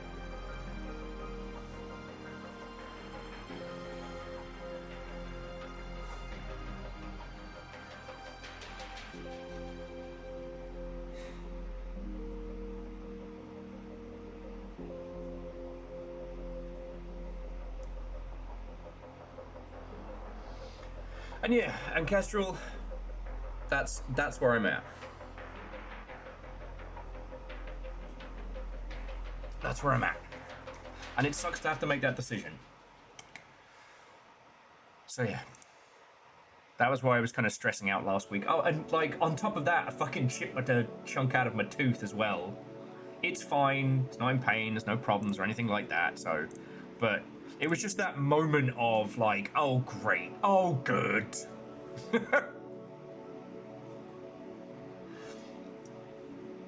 Teeth grow back? No, they don't.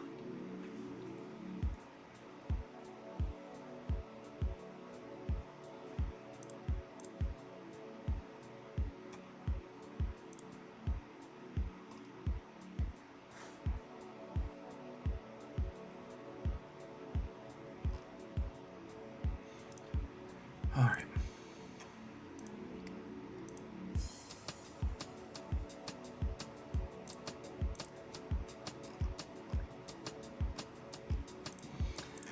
Okay.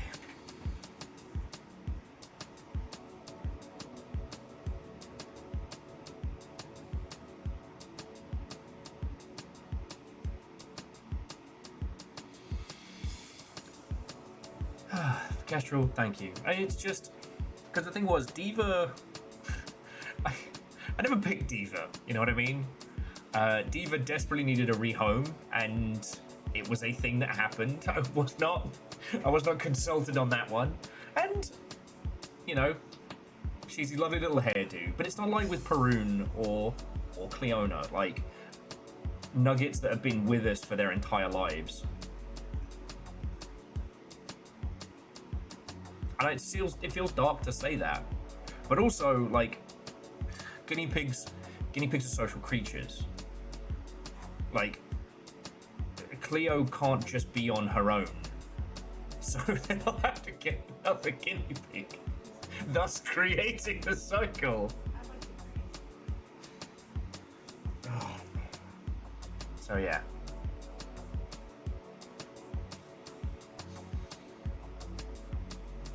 Where I'm at, friends.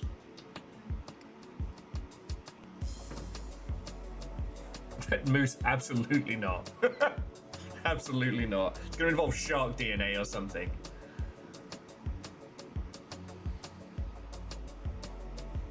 Would pet pictures in general help? Okay. A successful bank heist, I think, would help. So yeah, I'm sorry to put all that on you all. I just wanted you all to know what's going on, right? You know.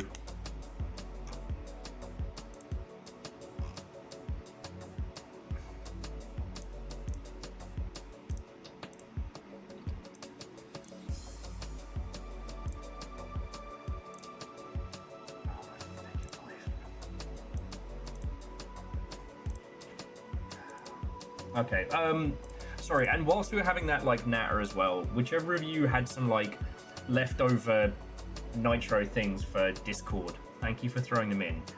It won't tell me who. Discord's fucking broken, and it's clipped everybody's names, even though I've turned off the whole do that thing.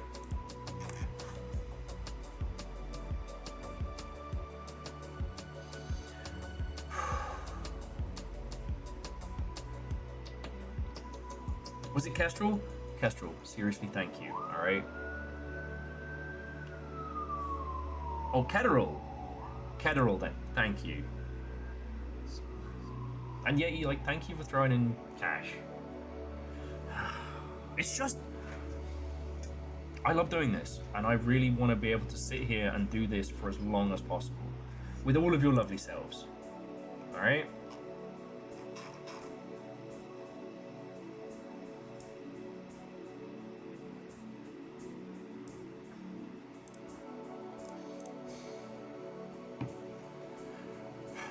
And just like with video games and the ilk, it comes down to resource management. We have good times, we have great games. And I want to keep doing that.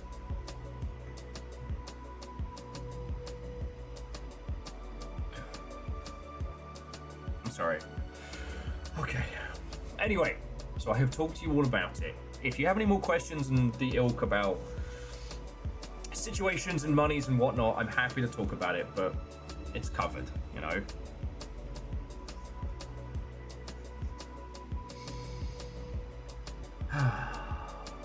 And thank you for listening. I really appreciate it, alright? Yes, Megaboss, there is a time frame. Like, probably about 2 or 3 weeks. I need to make the call in like a week or two. As basically it gets harder and harder. As the situation progresses, the surgery becomes harder and harder for... So yeah. So it's not something that's on the never never.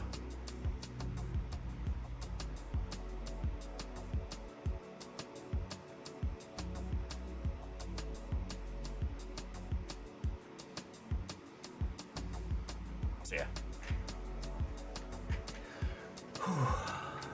Sorry, just a nice casual conversation about, you know, the fucking games industry and pet nonsense and shit like that. I know I'm usually a lot more teary at this point, but I can't break right now, because if I do, it's going to be ugly and messy. And I still have a Silksong which I'm clearly going to win Silksong entirely in one stream forever. Actually, if any of you are looking to play Silksong, you should probably do it now before I finish it so hard that there's no Silksong left for anyone else. I'd also like to see you do this for as long as possible. Thank you.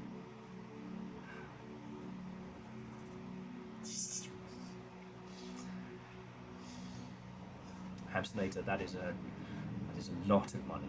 Very seriously, thank you. And I didn't tell you all this to be like, aha, it's hope you know that.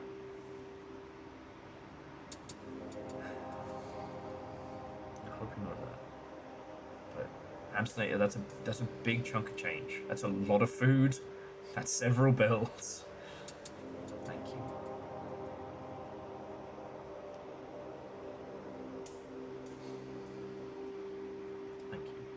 Yeah, it's just, I know I say it a lot, it's just important, right?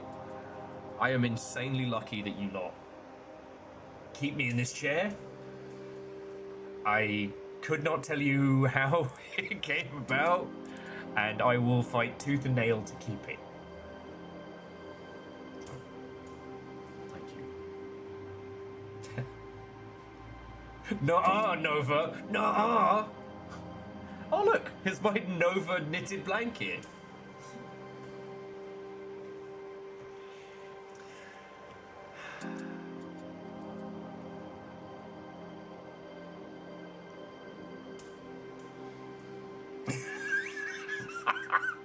All right.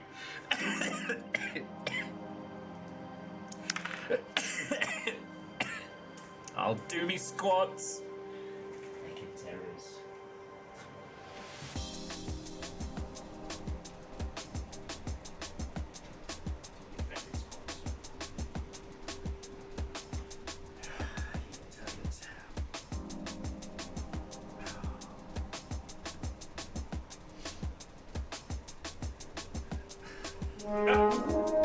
Who's this?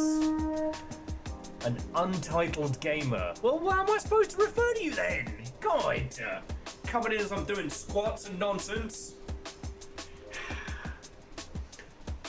1, 2, 3, and that's the 5. Yeah, so thank you for that one, Yeti. And thank you. Okay. To those of you who have just joined us, what-o and welcome. I apologise for being a little teary-eyed, as everyone has been very lovely. How was your stream? What was your game? What were you playing? Yeti, do you have a Jarl's Decree? Because Hamsternator didn't even manage to unseat you. To Yeti and Hamsternator again, fucking thank you. You absolute legends.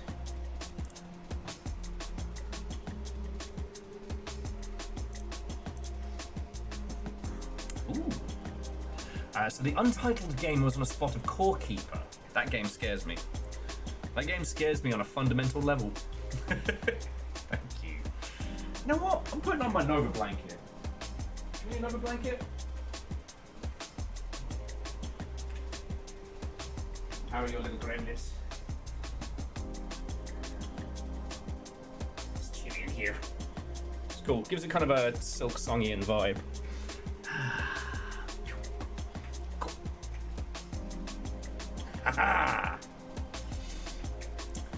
Yeah, Core Keeper and Graveyard Keeper both scare me, because I know those are games I would not be able to stop playing. Over here, we've been talking about the game news, and I was just talking about some real world stuff that's been going on. We're about to kick into a bit of Silksong, but it is the grand finale battle of Silksong. So I can understand a few people probably want to tap out, but it sure is a good week for video games.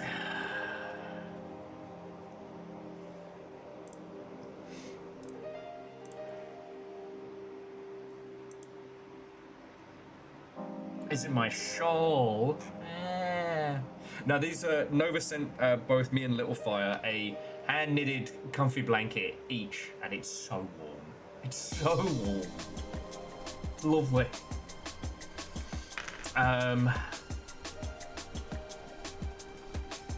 But yeah.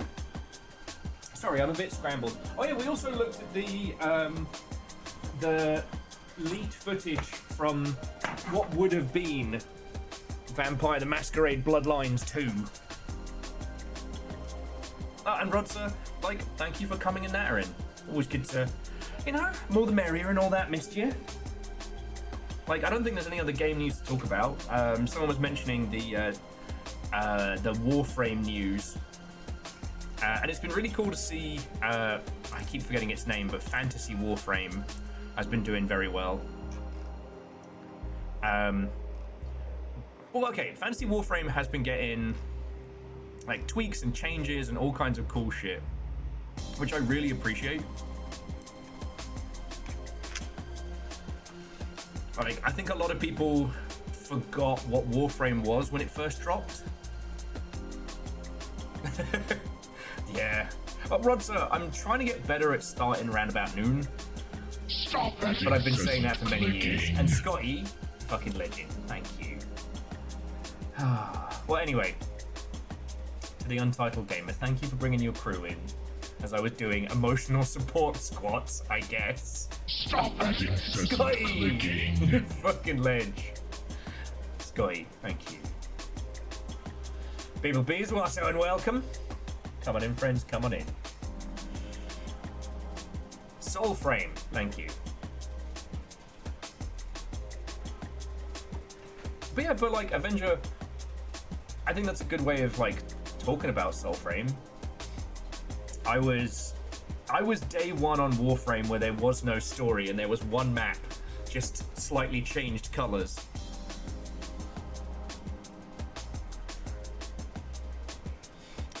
And also things like the way in which you upgraded your frames and everything all changed over the years, and definitely for the better. There's a lot of good data on Warframe and how it was tweaked and changed that anybody who wanted to make their own games of service could just copy. Scotty's on that hunt. Scotty, thank you.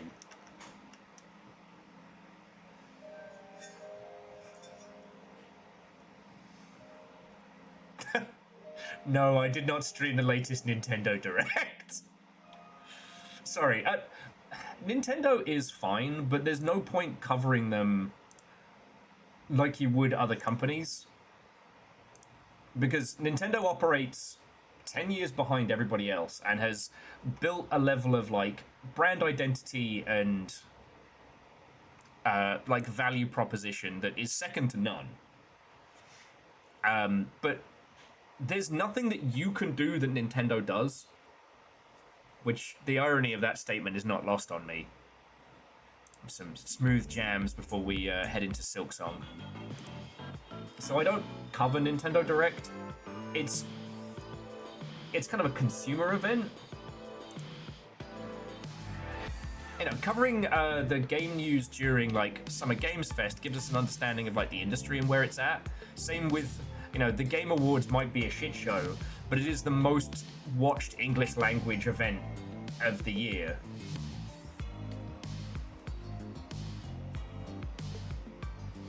And yeah, and that's fine.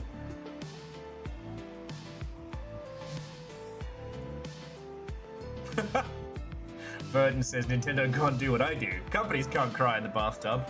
Let me introduce you to Unity. A wonderful heady mix of AI psychosis and bathtub sobbing. Not Monsoir Toaster! Little Fire says I cry holding the toaster. Is it too dark to buy somebody a cuddly toaster?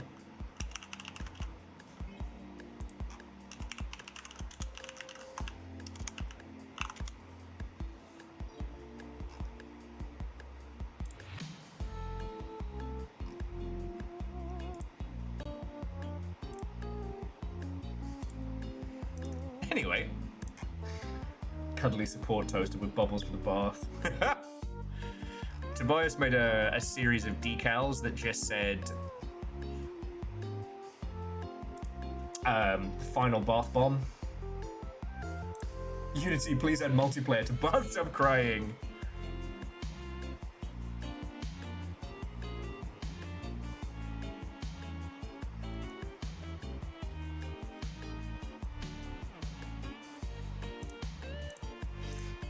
Okay.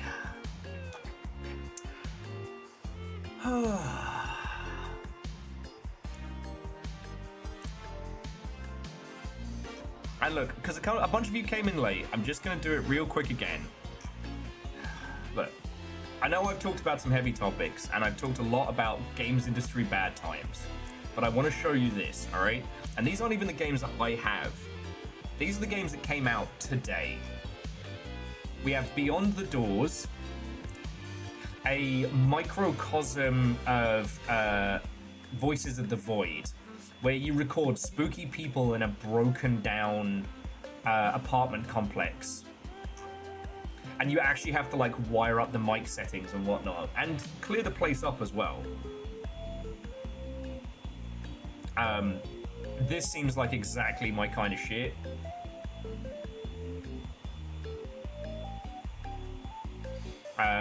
I will say, as soon as Voices of the Void drops on Steam, I'm going to be all over it. Although, I should say, like, it's been covered so well, I don't know if I have anything to add on top of it, only that I'm so happy it exists, and it's so counter to what anyone else would have thought. We have, sadly, for some reason for Forgotlings, they got rid of the good trailer. So I'll show you a little bit of this, but it's a hand-drawn adventure about, misfit toys and, well, misfit junk turned fantasy adventure. Looks beautiful, looks fucking cool. You play as a weird mannequin with a face on his chest.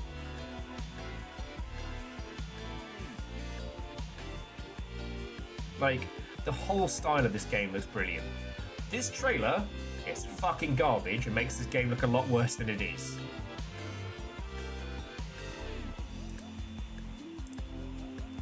We have Placid Plastic Duck Deck, and, because there's no way you don't know about this one, but we also, Aerial Knight's latest game just dropped, and it is Neon White Straight Down. If you're not familiar, Aerial Knight, my apologies, has just been putting out banger after stylish banger. And this one looks like the most chaotic, like, Killer 7 if you jumped out of a plane. You're a man first. I can, not a man I can't. That should be the tagline of it, Van Beast. Now, again, I haven't had hands-on with this, but this is going to slap.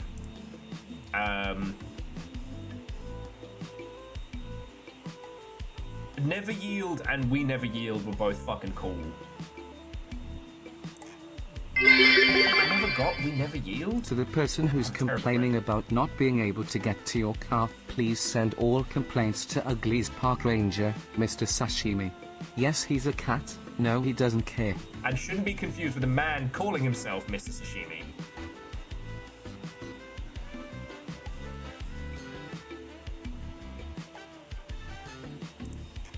But yeah. Like, here's the thing. Video games will continue. They will continue to be awesome. They will continue to be weird little creative things made by fun and different and strange individuals. You know? Video games didn't come from the straight, if you know what I'm saying. And this is just my wish list of games I haven't even picked up myself. You know? Stuff I picked up for stream and beyond. Like, I've got... I need more hours in the day because I've got 2 different spooky hacking games, Cold Wake and Heaven Does Not Respond. And I need to show you all Demon Dust, which is a mouse hand, like, fucked up dungeon crawler? Like, okay, do your calibration thing. Look at this. Oh yeah, no, J-Post, I've seen that one. A roguelike Picross game.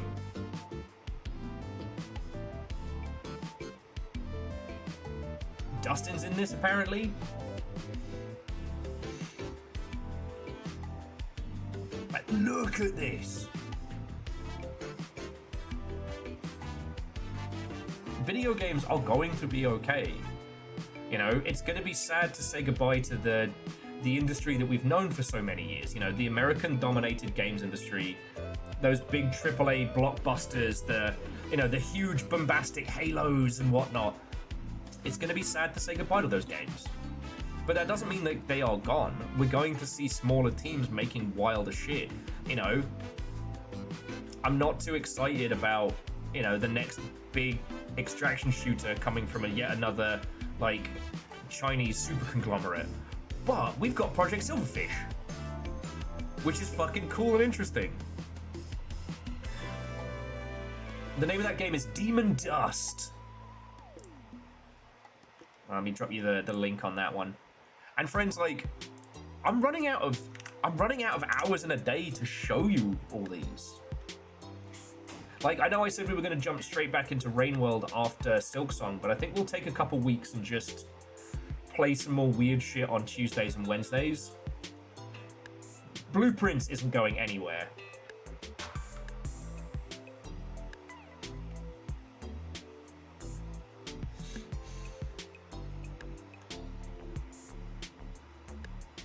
So yeah. I don't know, I'm not trying to be just like fucking Jerry Springer Hope Core or any kind of nonsense. It's just, I think it's important to balance out, because if all you do is talk about, like, you know, how everything is bad and terrible and how it's all, you know, corporate destruction is destroying video games and then missing all these beautiful things, then why spend so much time deconstructing everything being, well, bad?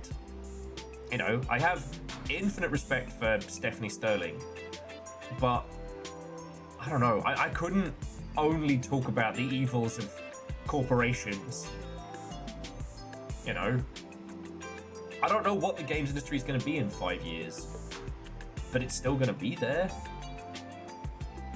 I mean, my current prediction is that Japan's basically going to dominate what we know as like the big blockbuster, the AAA game. Resident Evil, whatever number we're up to, is about to sell every copy. The Chinese games industry is predominantly going to command online games.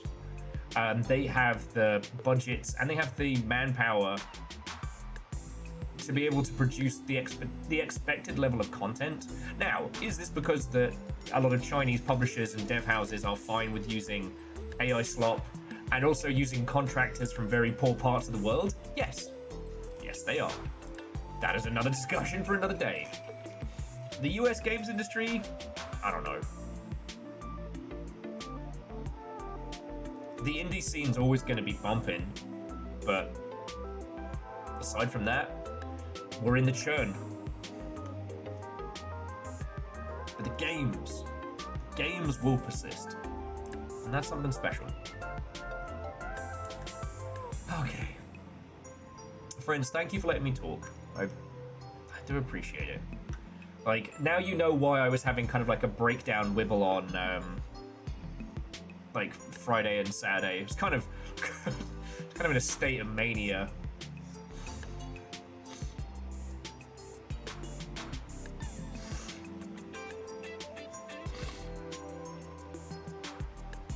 I'm sorry. Excuse me just a second. So here's what we're going to do, friends. I'm just going to blow my nose very quickly, because I apologise for that. And then we're going to get into Silksong. So, if there's anything else I haven't chatted about throughout the day, obviously you're welcome to bring it up. For Silksong, I am at the big grand finale fight. At least I think I am. So if you're avoiding spoilers, I completely understand. I won't be much good for intelligent conversations in between sessions, but I'll certainly be here. Sorry, during fights, but, you know, we'll have some banter breaks and whatnot. And I am going to make myself another coffee, because I'm allowed, and it's my show. So yeah, grab a tea, grab a coffee, grab your best Silksong styled blanket, and I'll be back with you all in just a moment. Thank you.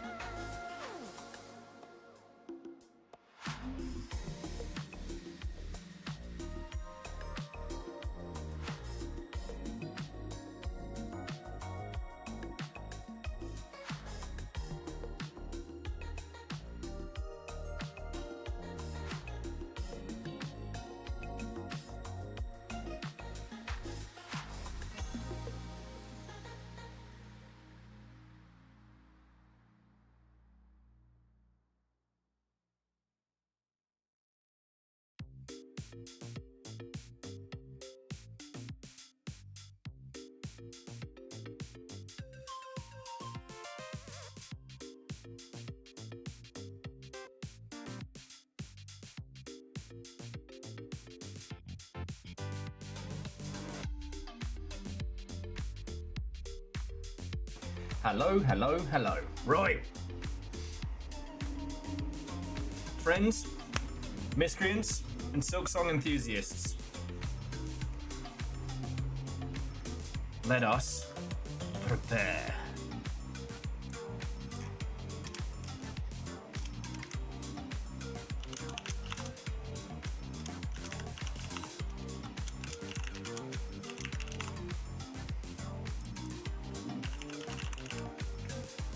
Oh, excuse me. Okay.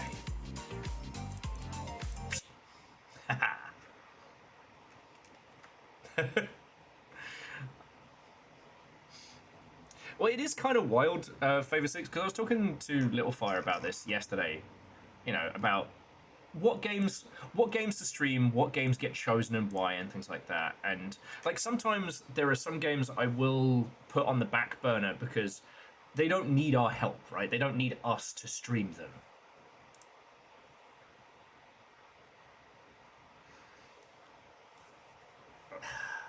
You know, like we didn't do Elden Ring when it dropped, unlike a lot of stream spaces. But with this, like,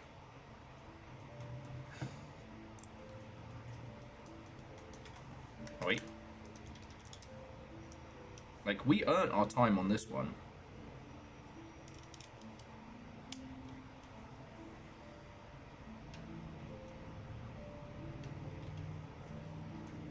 There we go. Okay.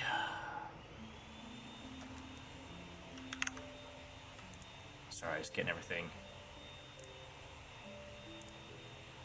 everything together.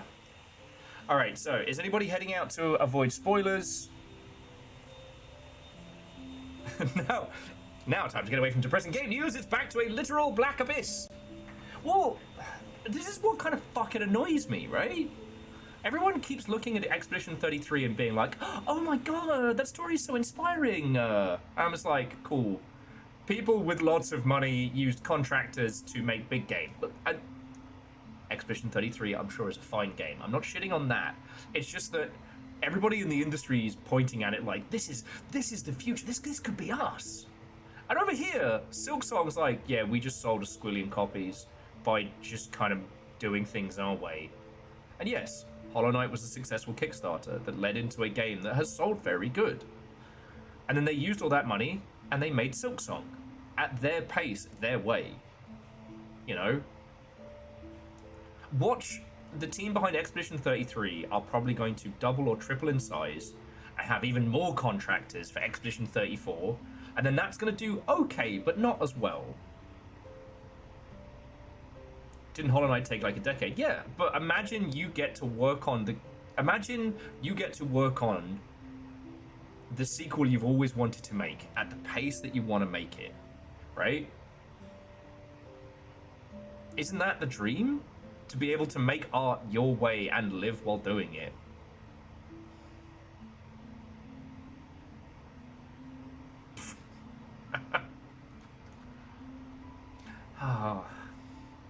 And firstly, Favor 6, they're lizards.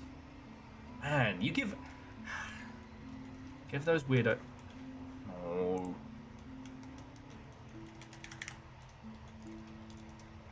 Oh, not now.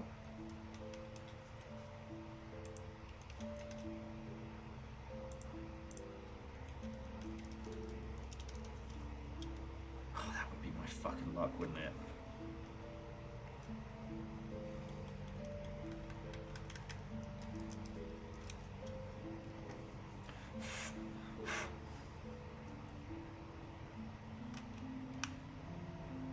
Yeti, that sounds right.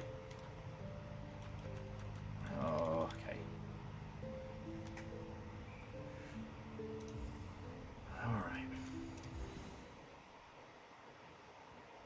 Yeti was saying the nomenclature for that particular group is scalies. I think you're right.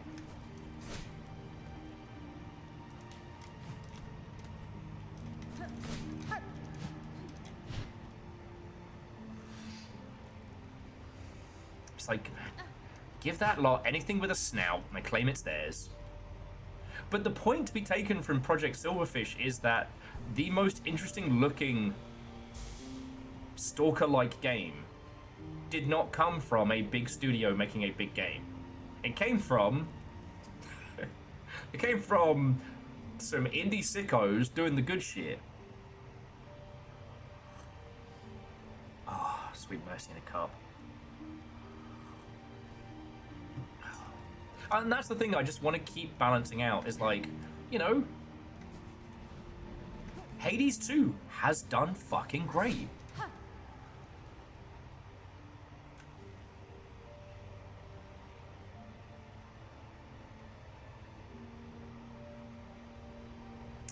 Yeah.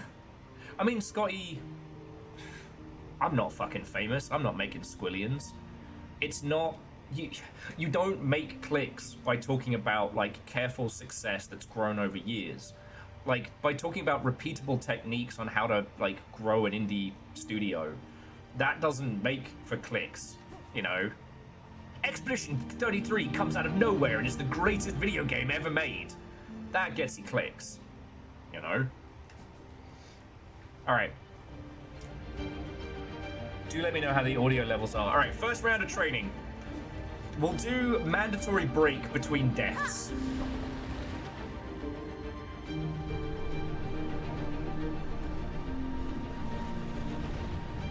You know, right now, one's indie development philosophy needs to be no one's coming to save you. You have to make your indie game. Draw it weird. Make it strange.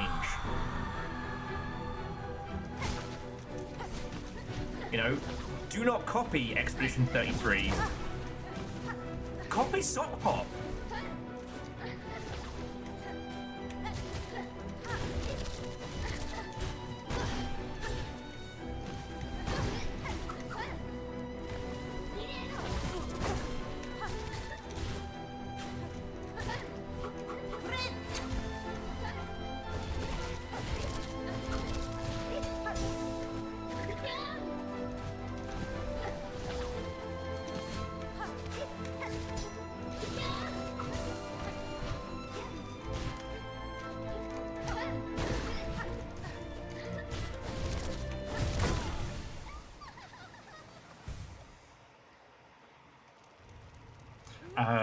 Most studios we hear about do one good thing and then get sold for a squintillion.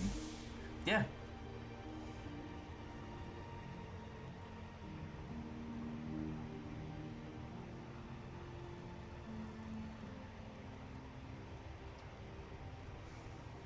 Well, also let's not mistake the clickbait sphere, you know, the games drama sphere for like the creativity on it. What's been really interesting is how there's been a few games which people have tried to make into like clickbait spheres. There's a lot of people who are desperate to try and turn relooted into drama, which is racist, extremely, and kind of funny, you know.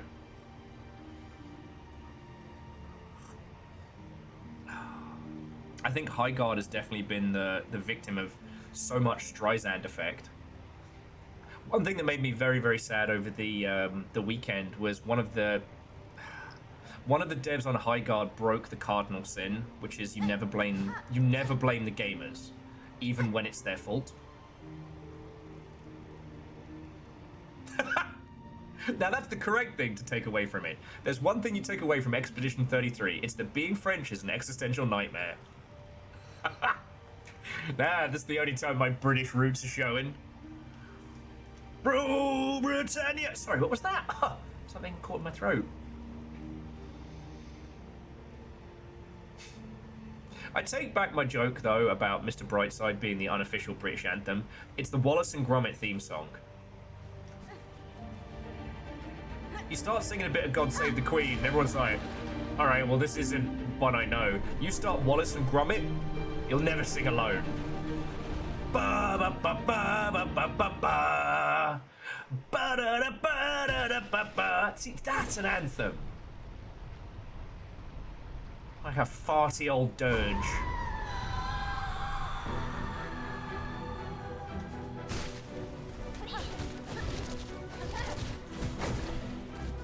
And yeah, look, I'll be the first to admit that some of my frustration with Expedition 33 kind of comes from a certain amount of indie snobbery, right? You know, don't tell the homies you're an indie game when you're actually a huge studio.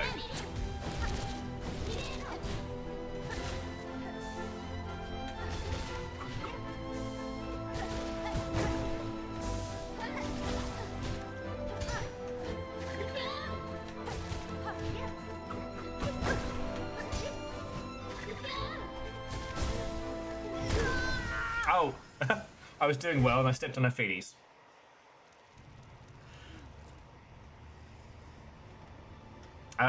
Verdon, I don't know if it's the official anthem, but knowing the tune does get you in through British customs.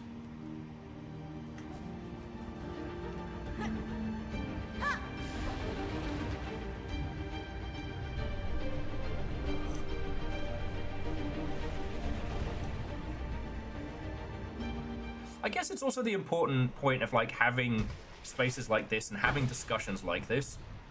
Just because what Favor 6 was saying about like the Surge. The Surge had one of the greatest introductions in video games. Ultimately, the rest of the game was so-so, but we hadn't really had a... We were still early on in the Souls-like effect.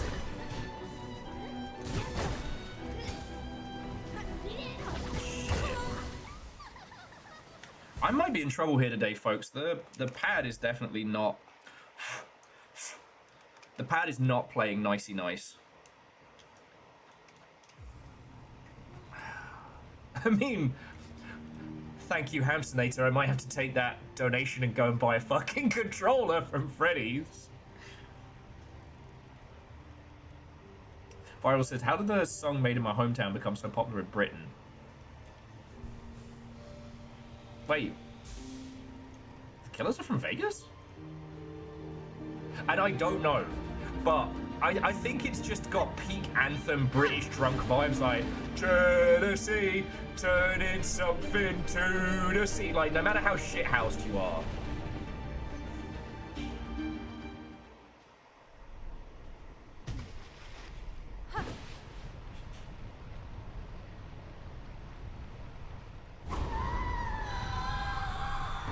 It's that R2-D2 scream at the beginning that keeps making me laugh.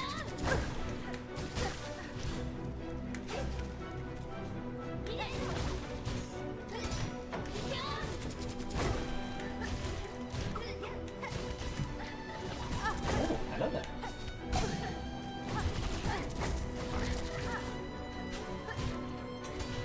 Yeah, it could just be Cable.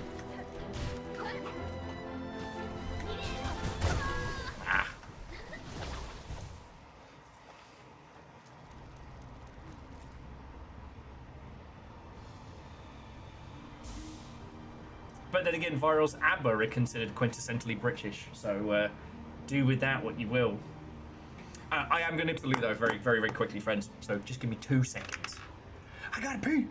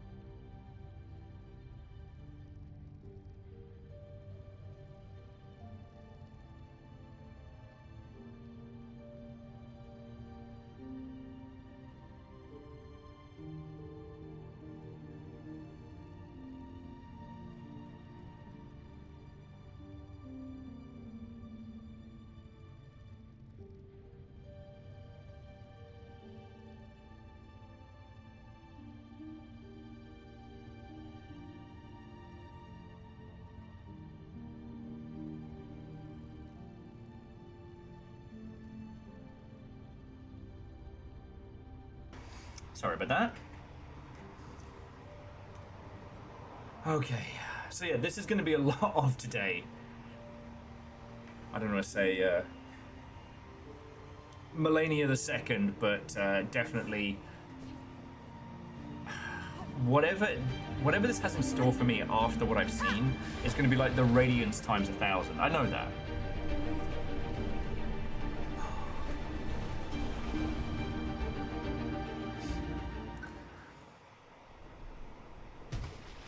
But you know, Scotty, going back to what you were saying, is like it's that wild thing of like a studio does one thing really well and then gets bought out because they do that one thing well, and then we never, like, they don't get to do that again.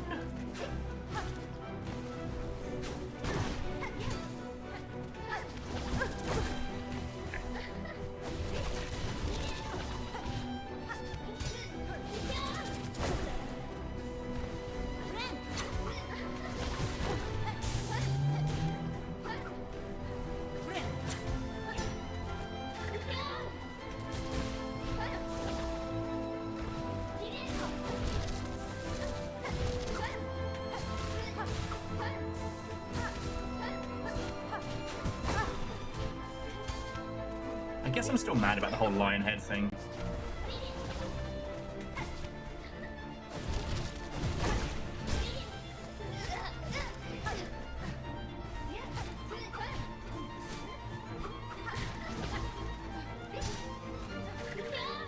But then again, like, you know, that's my little cross to bear.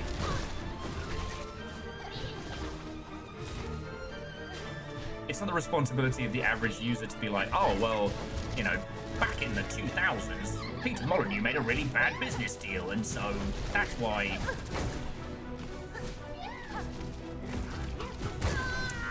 Damn. And that's why, you know, the Fable franchise died.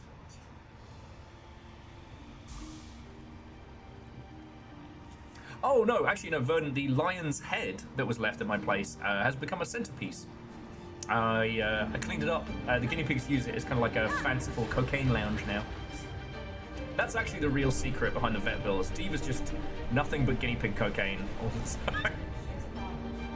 Yeah, our own little Kerry Katona. That's a joke for like me and Scotty and maybe one other person.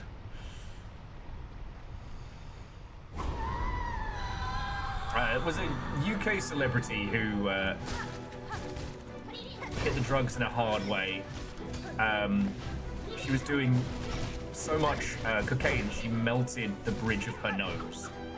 Had to have plastic surgery to rebuild it.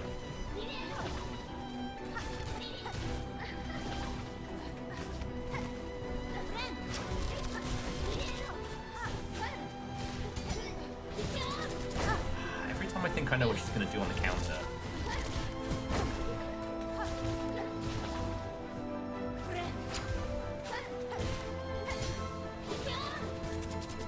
It's dead.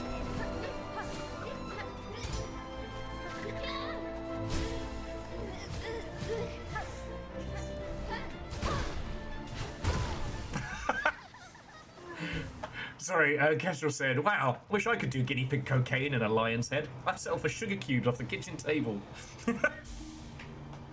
Me sneaking a couple of Pringles from the cupboard. Oh, so naughty.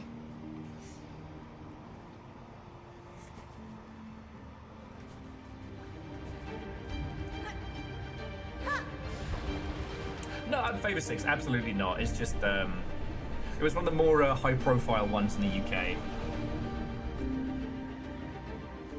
Viral says, I simply would not sell my studio, but I'm built different. Yeah. I like... The thing is, it's scary running a studio. Even before you got to worry about, you know, where the money's coming from.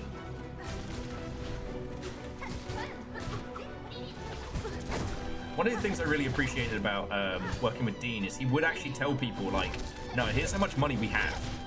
You know, we have to start making this much cash by this point if we want to maintain, like, peak independence. And having a big company pop in and say, like, hey, don't worry about the money. We got you. I mean, who doesn't want to have someone come in and be like, hey, don't worry about any of your money problems, I got you. There's a few stipulations, but don't worry about it.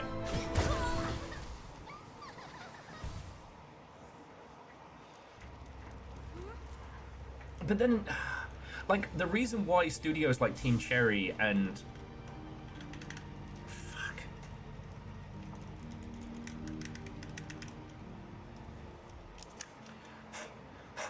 The reason why studios like Team Cherry and Supergiant and stuff like that don't have the same kind of worries is because, you know, they're not publicly traded and they didn't spike their...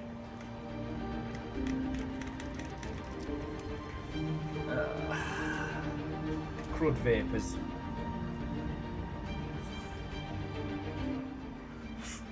Try a different port. Maybe I'll get lucky.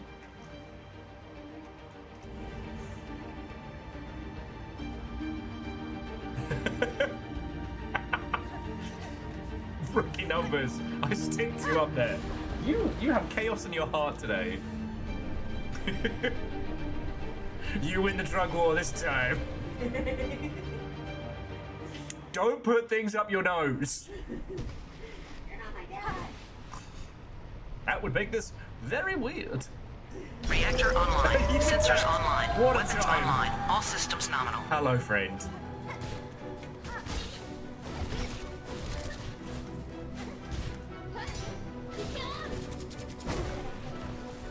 I swear to God, her little counter actually pulls you in.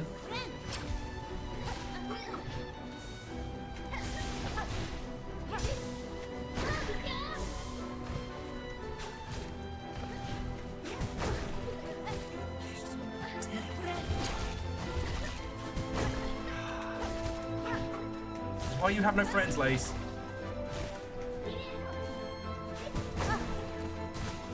She knows what she did.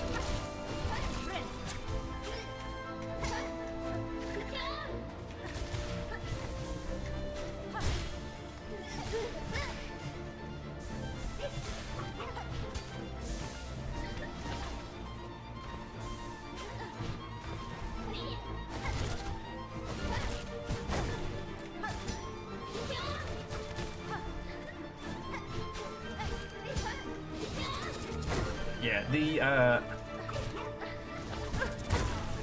don't put things on your nose. It's badge 503. Damn it, I need to get the badge 502 emote for Discord. I gotta remember to do that. And Kestrel to be continued. And again, so Unitax, thank you for 88 months, which does fit the Unitax 88 moniker. Will you be upgrading it to 89 next month? That's my question. Both the sub and your moniker.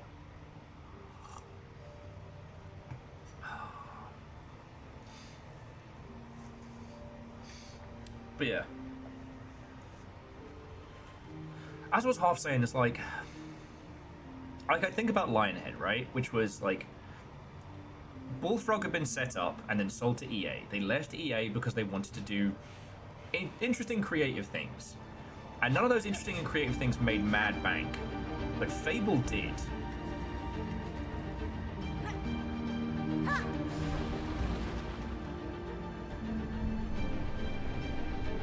And Fable was never supposed to be Lionhead's big thing, so they hired more people to make Lionhead 2, to make Fable 2 while doing other things. And the other things, the creative ones, ended up falling by the wayside. Including a really cool Xbox game where you played like a group of prehistoric cavemen with cool powers.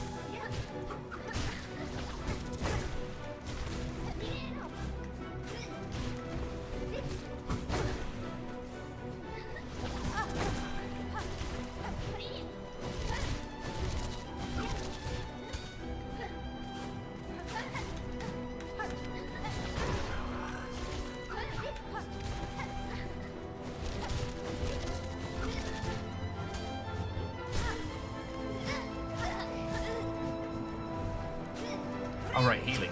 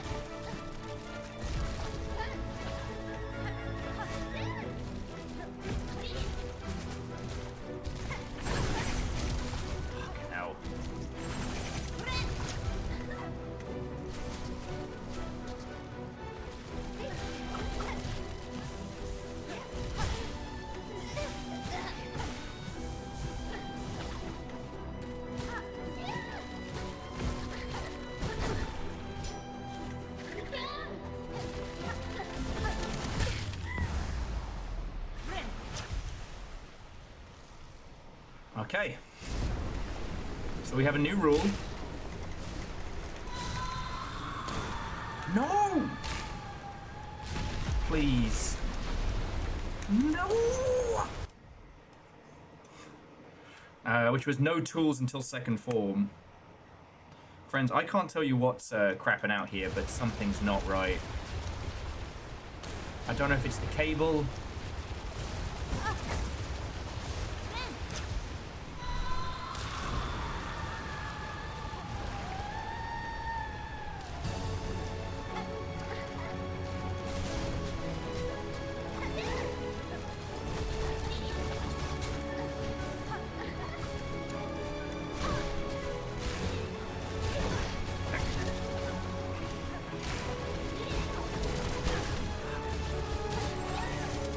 No, cool.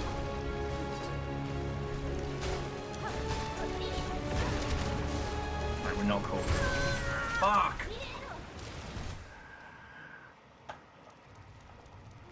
What, Kestrel, what is supper? That's the important question. Alright, let me try another cable. The button at the bottom or something? No. It's not losing connection, it's just stopping responding at times. What cable is that? USB-C to standard. Try this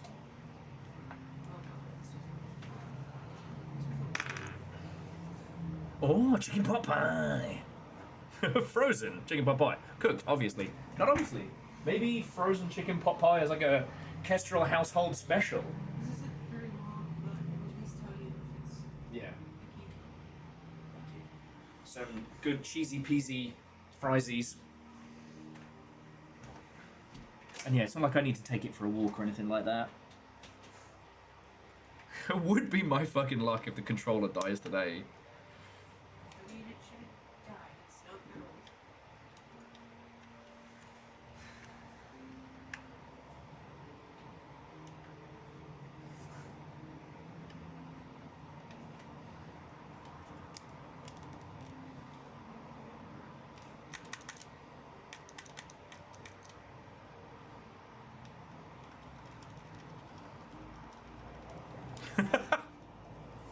Kestrel's like, PC, you're a PC gamer, keyboard and mouse it. No, not even. Whip. Add it to the list of 50 things.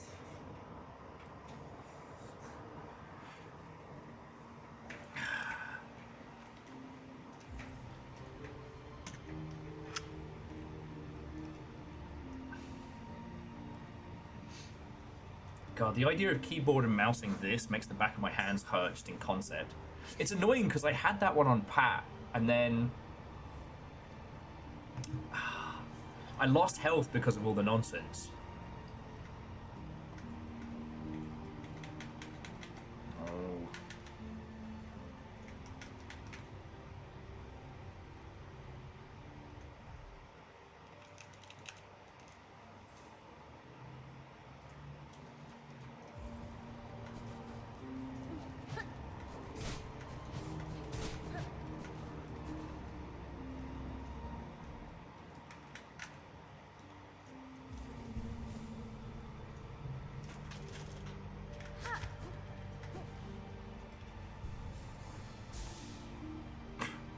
Kestrel tried to play Elden Ring with a keyboard and mouse.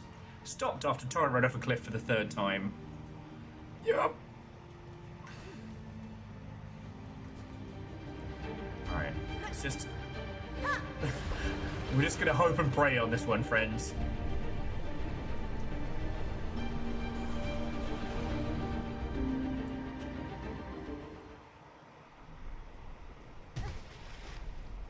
Oh yeah, and Scotty, yeah, the 45-degree jumps are villainous.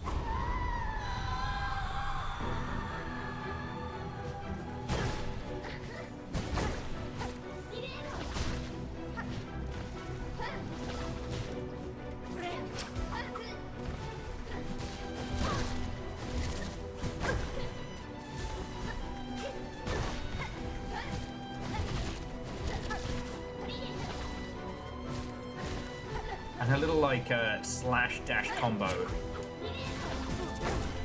She just mixes it up, like... Wait, what's that? You wanted to add some crazy aerobatics in your slide? Do it. Oh, your counter can be from top or bottom? Don't worry about it.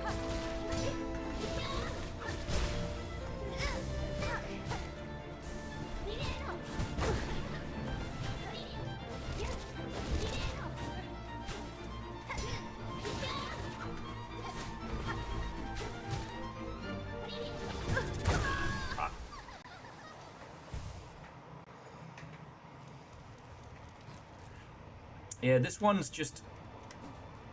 It's weird because it's not disconnecting. But it's also... It's just stopping.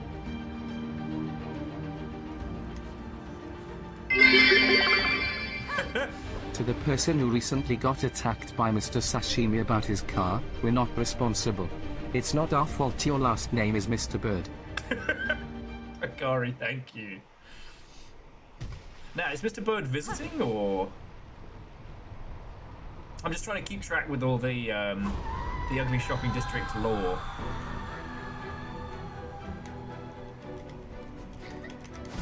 Come the fuck on!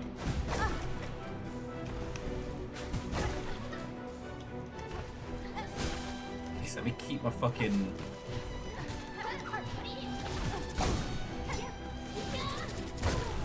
Okay.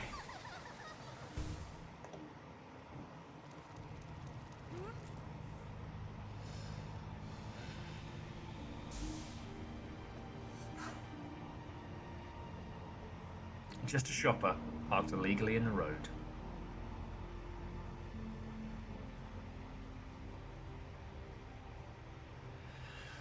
Okay.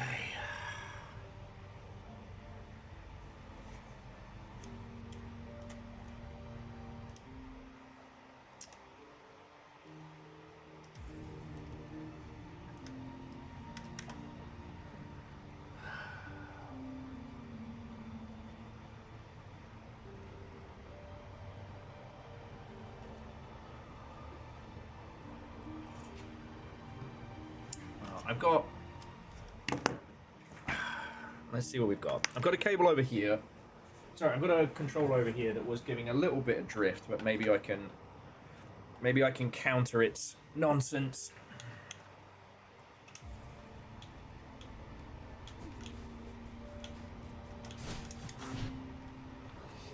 And yes, worst case, I mean, I need a controller to be able to do this, so... You know, after tonight, I can go down to Freddy's and get another just basic ass budget Xbox controller. I was gonna make a video about that one as well. Like,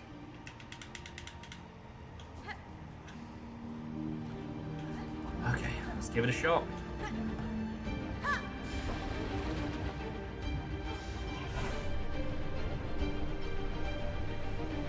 Oh God. Viral says they once shot themselves in a Guitar Hero controller and the red and blue buttons stopped working forever. Damn. I've gone through a few. But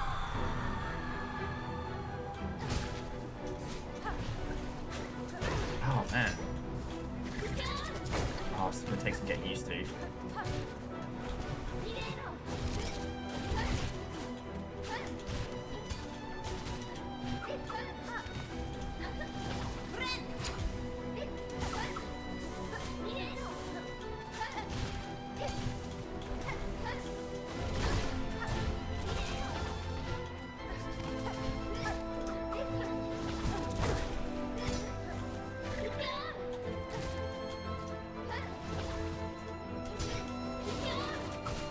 It's the trigger buttons are way less responsive. And I have been spoiled.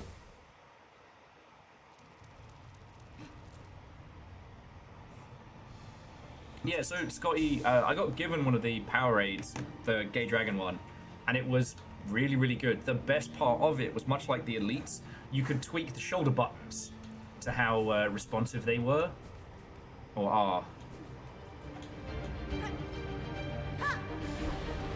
Because, like, okay, the best like, money no question, best controller I still think, Xbox Elite controllers. They're weighty, they're sturdy, they're fucking good.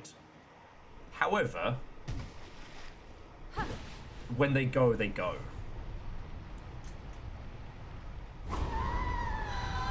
And at like $200-300 a pop, like,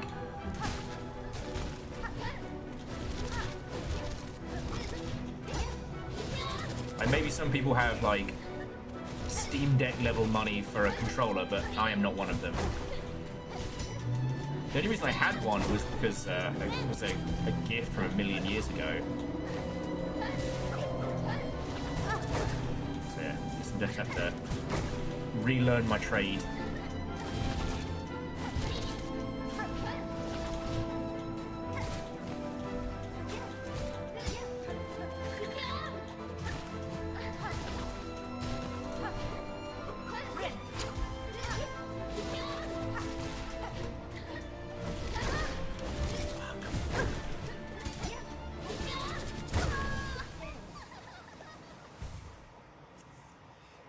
Yes, the Elite controllers are stupid money.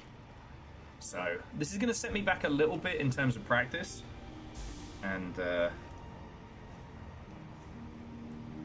man, I need to wash this controller if I start using it again, but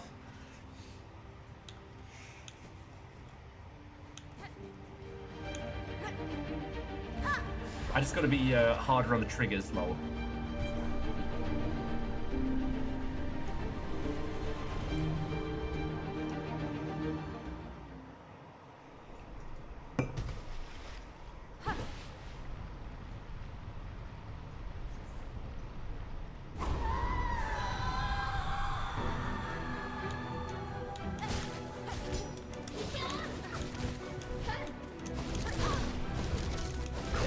Fuck.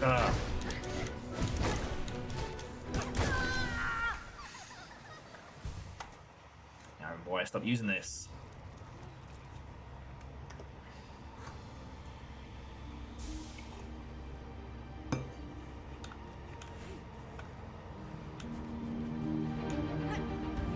Because this one was also having a problem, not so much with like drift, but just not responding sometimes.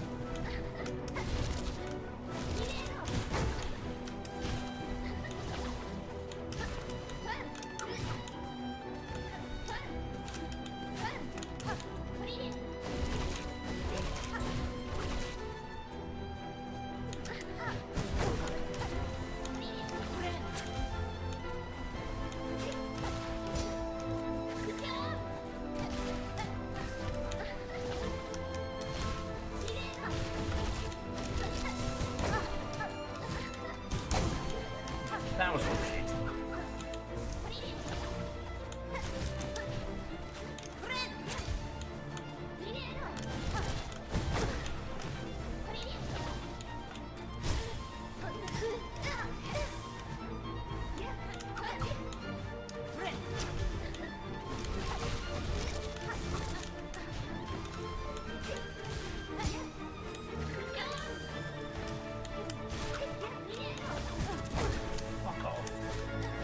There's gonna be a lot of fuck off.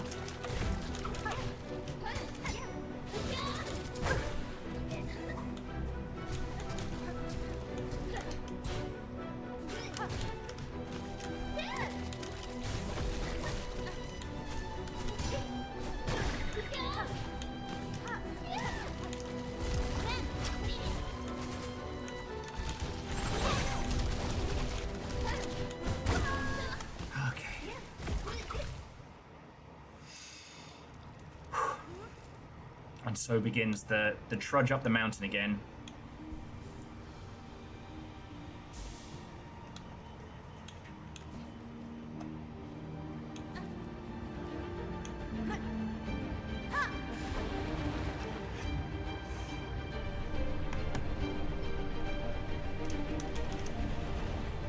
It's just weird because usually when the cable's funky, you can see it kind of like disconnecting. You know, the old doodaloo doodaloo. But it was the Powerade controller was still plugged in, still doing its funky, colourful stuff. Just not doing the things I needed to, i.e. dealing with this jumped up little Nepo baby.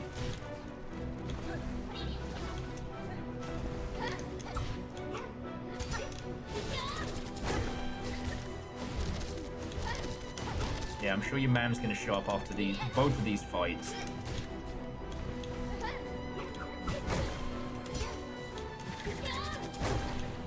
Okay, it is horse shit that her counter move pulls you in. And I will be talking to her mam about it. Oh wait, no, her mam's in the fucking abyss.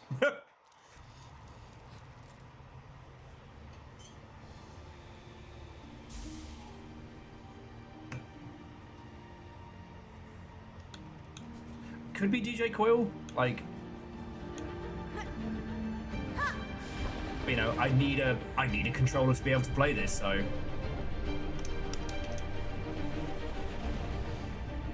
something I'll look into later on today.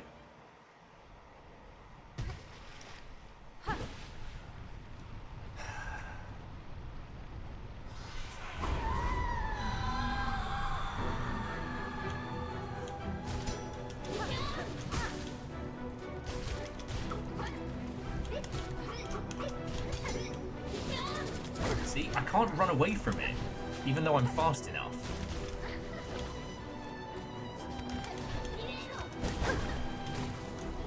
God damn it!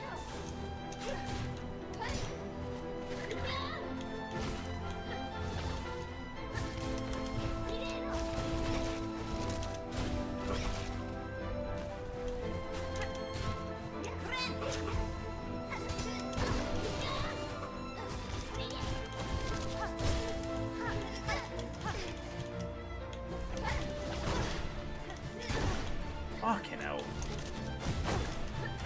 Damn, she took that personally.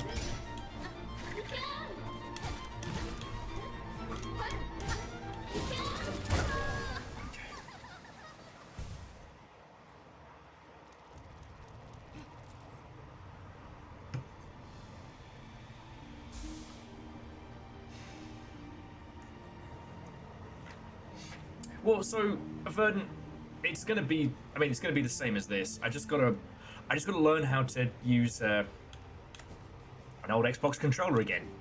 I've been spoiled with having like nice responsive triggers. Now I gotta get back to mashing those bastards like it's old-timey GoldenEye. And Oddjob owes me money. Oh, sorry friends, it's not the fight, it's not the controller. Life be lifing. Life be lifing. And the reason I got like a good flow state going there.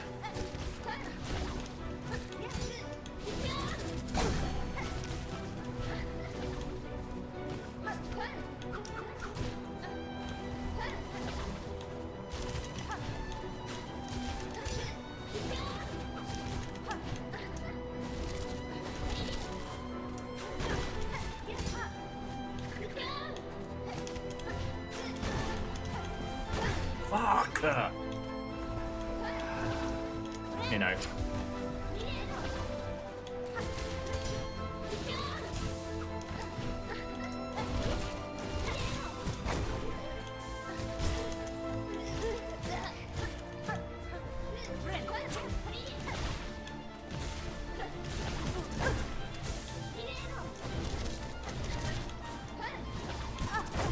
Oh my fucking life! It's very difficult because it's mistakes I've already gotten solved and down pat.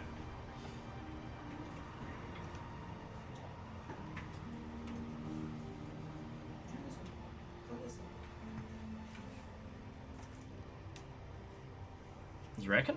Yeah, just piss on.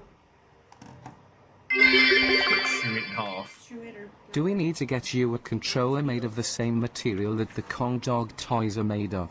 Might last longer, you hardcore us gamer. Smile.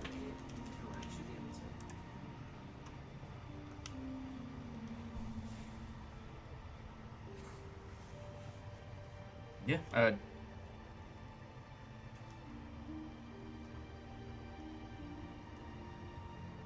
Ooh. Alright, let's give it a shot. Thank you. Alright. Okay.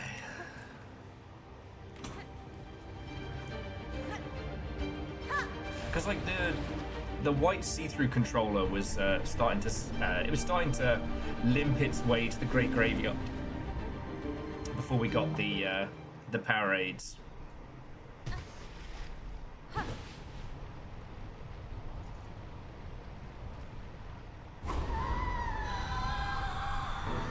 Okay, here we go.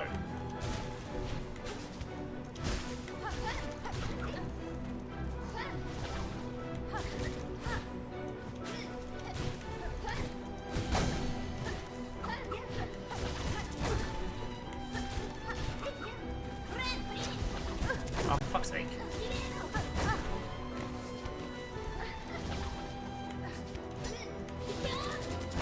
Okay, that's alright. Just getting used to it.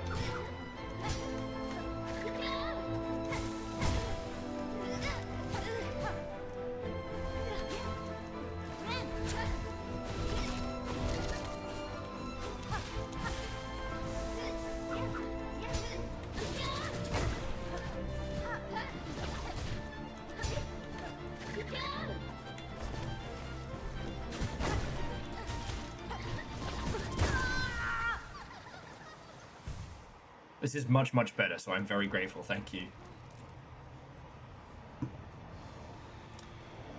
Honestly, if I had the space and time, I'd love to make like a graveyard of controllers.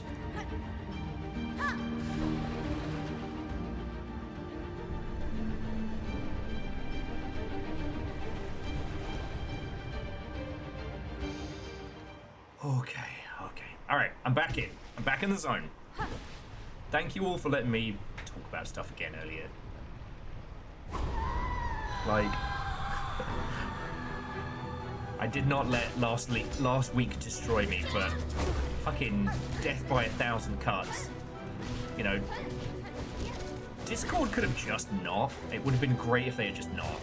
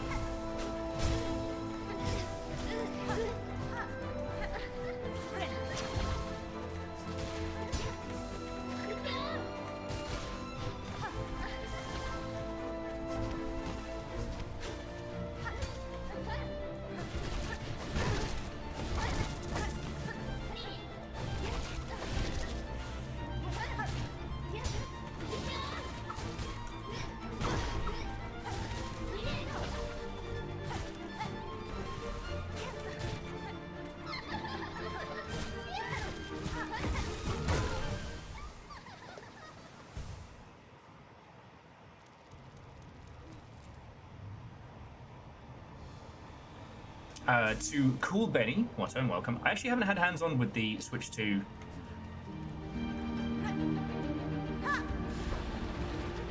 It was kind of wild because the Switch was such a big deal when it dropped. I still remember getting drunk with Terrence, playing it at the W in GDC, and we looked like a fucking commercial because we were both shit-faced going, "Whoa, it's so cool!" Yes, we licked the cartridge, all of that stuff. Good times. The Switch 2 being kind of like an incremental thing. Although I was thinking about it earlier today, and one thing kind of struck me with all the supply chain stuff. If Nintendo were aware there was going to be supply chain issues, but there was no one else that could build the Switch the way they wanted to, building something like the Switch 2 with different components would be very smart.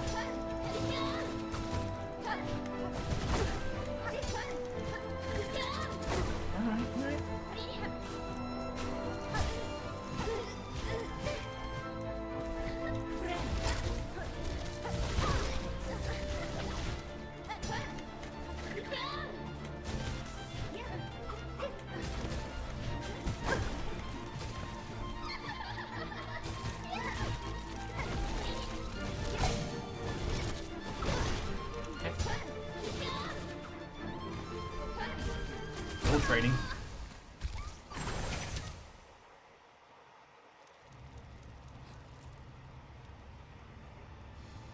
Perhaps, but again, like, analyzing the Switch U. Analyzing Nintendo stuff is always like a bit of an exercise in futility. Oh, a bunch of people got hit with DMCA takedowns from Nintendo over the weekend for making Switch emulators. And everyone's running around acting surprised Pika face. That shit on GitHub! I swear, no one has learned emulation decorum. Oh, but you know, they moved on to the next console, it's fine. No, it's not! Emulation exists so long as they don't know you're doing it. Well, actually, it's better to say that so long as they can say in a legal sense they don't know you're doing it. You know, there are two people you don't fuck with. You don't fuck with Nintendo and you don't fuck with the mouse.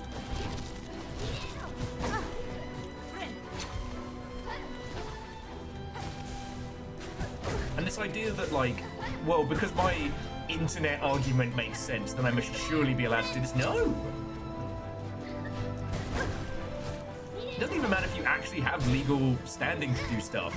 Nintendo want to destroy you, they'll just destroy you. Pikachu is not your friend.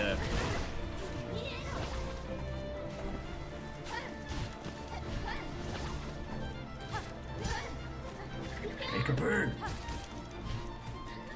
Okay, fat Pikachu is your friend. Commercial Pikachu is not your friend.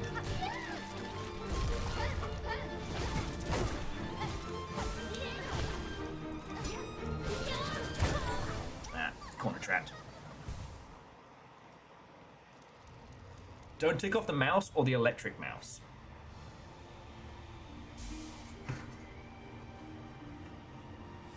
Is the Pikachu from Hey You Pikachu my friend? I don't know.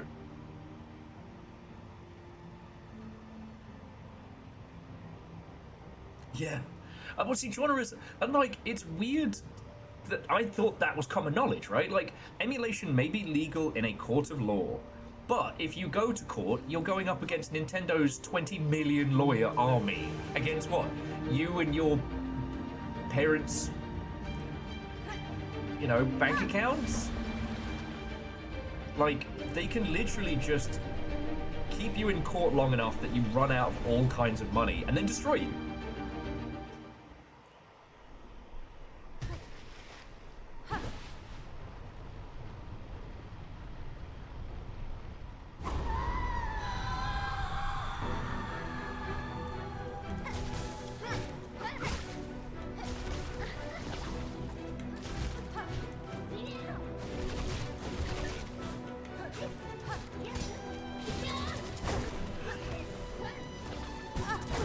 Okay, that was shit. The one time. Alright. That was a dead run. Okay. But yeah, it was just one of those ones of, like, surprised Pika face.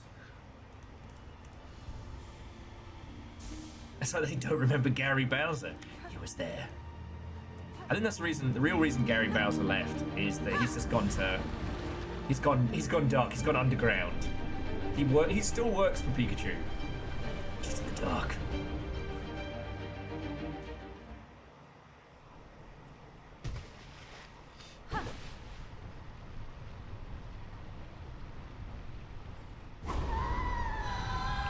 Yeah, you know what? Yeah, Aeon, it is best to avoid all corporate mice.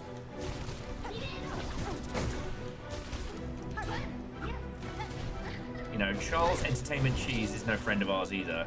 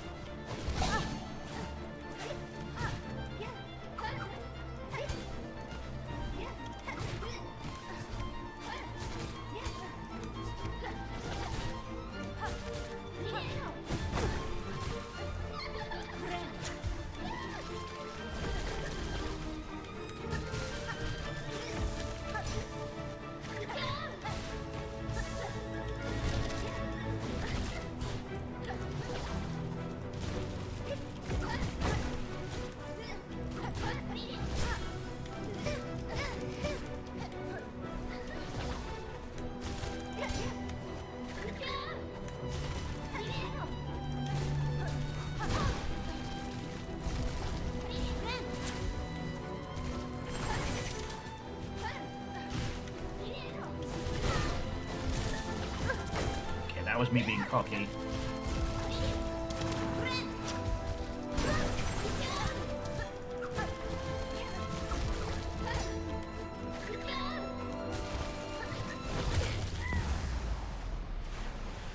Okay. Oh, Bacon, yeah, when did you get the Alden? What did I miss? Oh, the Kong toy controller.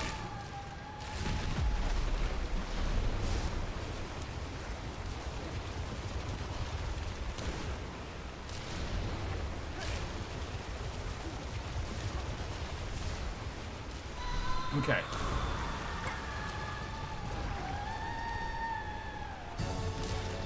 Nice and calm.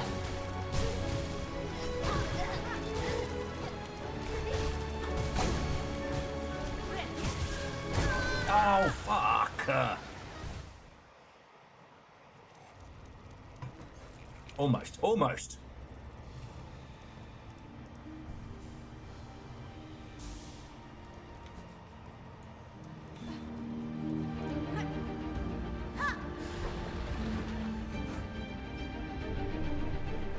Yeah, Scotty, that was one I did notice. I used to give Kotaku a lot of shit about that. Was that they? Sorry, Scotty was saying the GoldenEye remake. Someone was remaking GoldenEye in a new engine, and it got shut down by lawyers. Well, of course it did, because it got reported. Because yeah, if you think a combination of Nintendo and, you know, Hollywood IP.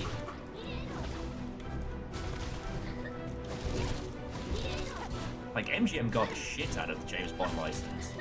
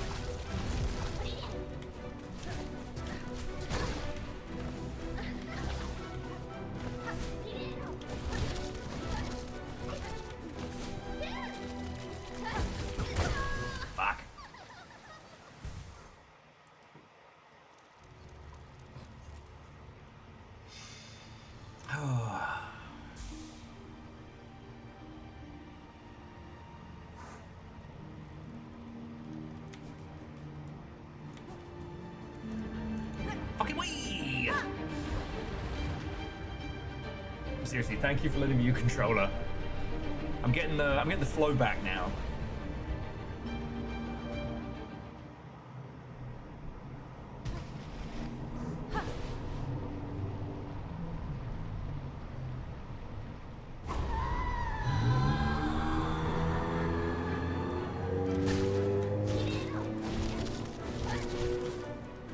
That car you heard in the background was Lace's fresh hot delivery of bullshit. It's a DoorDash.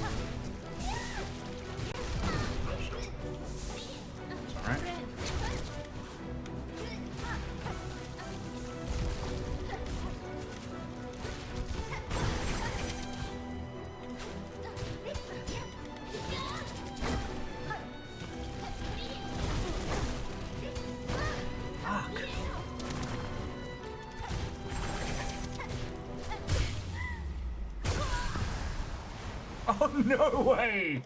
Double kill!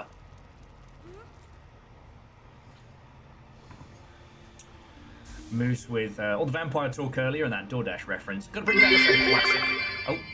I am Lost Lace, Needle of the Void. And I have never known a loving maternal figure. Oh!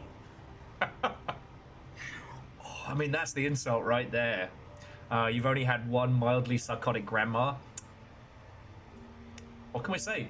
Hornet had 3 mums, and they all liked her. So, who's really winning here? Simple Chaos, thank you. Thank you. Moose was just going, what do you call it when a vampire? Oh, no. It was at this point we'll realize that if he launched the controller then little fire would launch him, so things got chilled and technical. No, I mean, Scotty, thank you for the 200. I don't know, I've had so much on my mind, and I seem to be just in a calm state of dueling right now, but thank you. And a 3rd attempt at the Rise of Moose joke. What do you call it with a vampire? Uses gig work as a way to find people to feed on. That's a Toria DoorDash. That's extremely funny for about 2 people, which I am one. Thank you, Moose. But no, seriously, thank you all.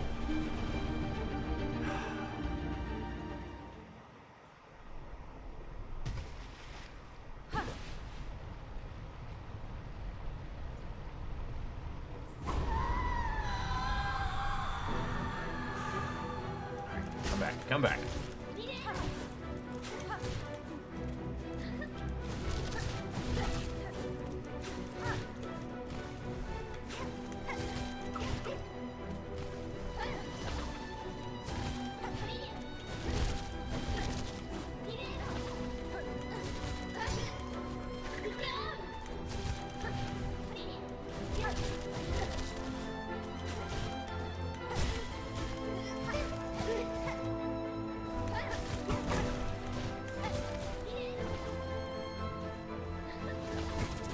Okay, what's going on now?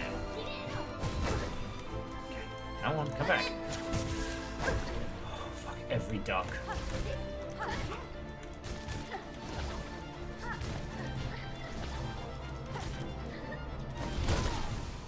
No, that was all me. I had it, I lost it.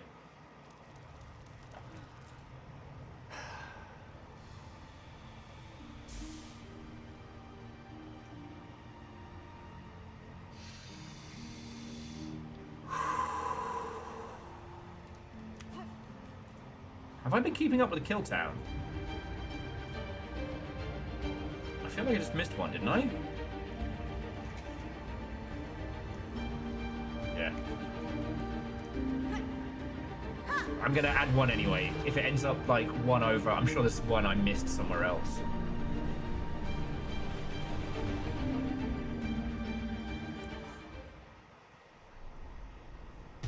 So, welcome to my day. Trading against this little jumped up Nepo baby. Literally.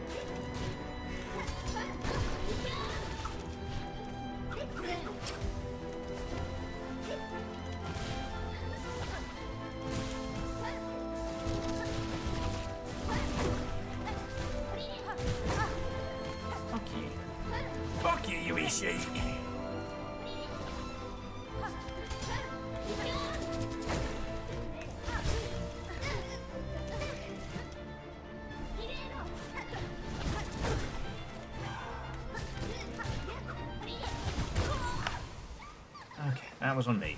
That was on me.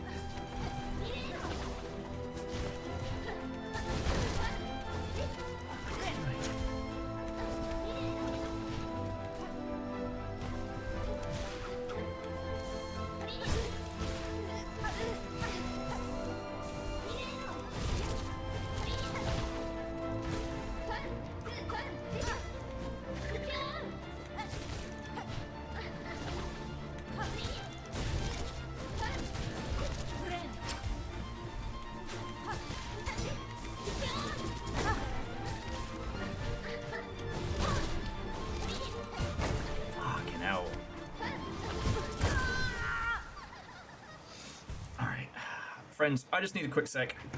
Just gonna throw some water on my face for a moment. I'm worrying about everything and nothing, and I'm not in the moment. My flow state ain't flowing. So, grab yourself some snacks and some water. I'm gonna grab something snackage, and I'll be back with all of your lovely selves in just a sec.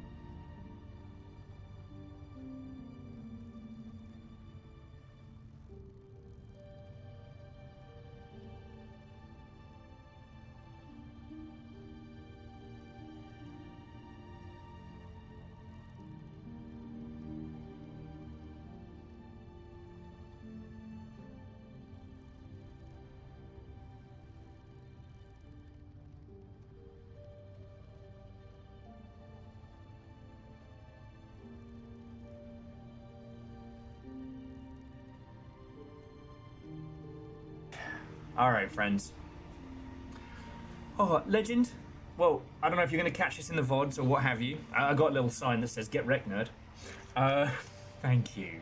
And I just want to say again, like, Yeti, Hamsternator, you threw in masses of cash earlier and I did not say a proper thank you. I'm sorry I'm worrying about everything, and I'm sorry I always end up talking about fucking money. You know? We're not here to talk about cash. As I was just saying, we're here to beat a Nepo baby with a stick.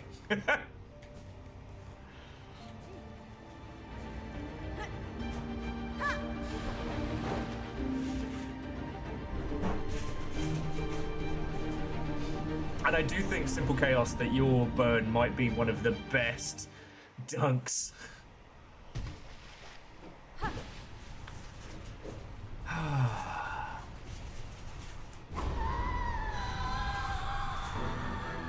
Oh yes, with a pointy stick. The point is important.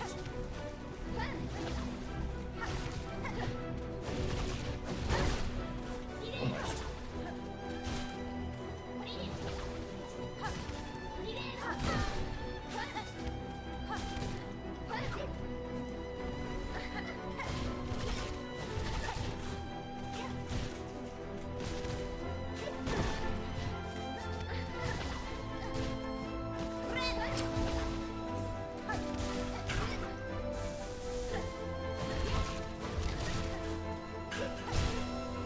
Deadly bee style, how'd you like it? Ah, fine.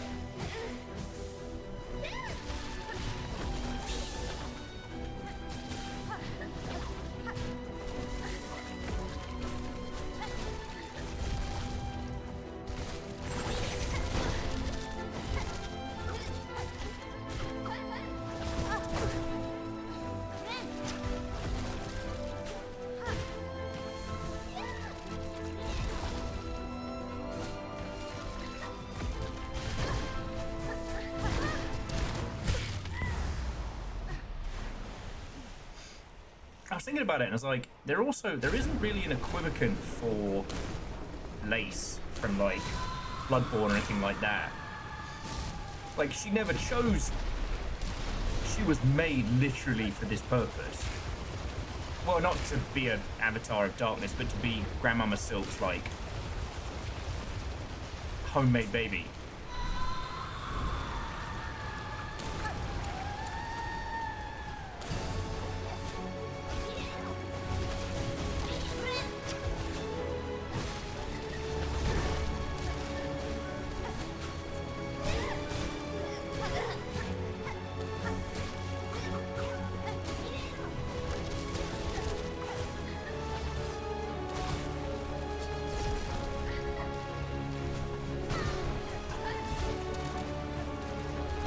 Ah, fuck.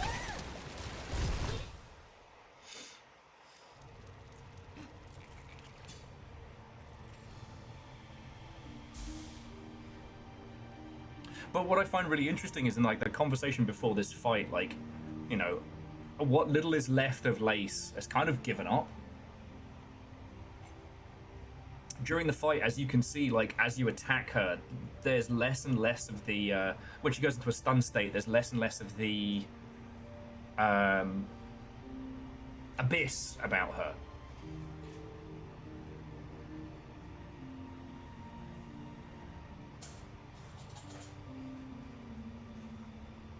Yeah, actually, to be honest, that's a good point. One of the underlying themes of Bloodborne is, yeah, the Eldritch gods wanting children. And to the point of using humans, human surrogates that couldn't survive the process. Yeah, they made a lot of weird shit.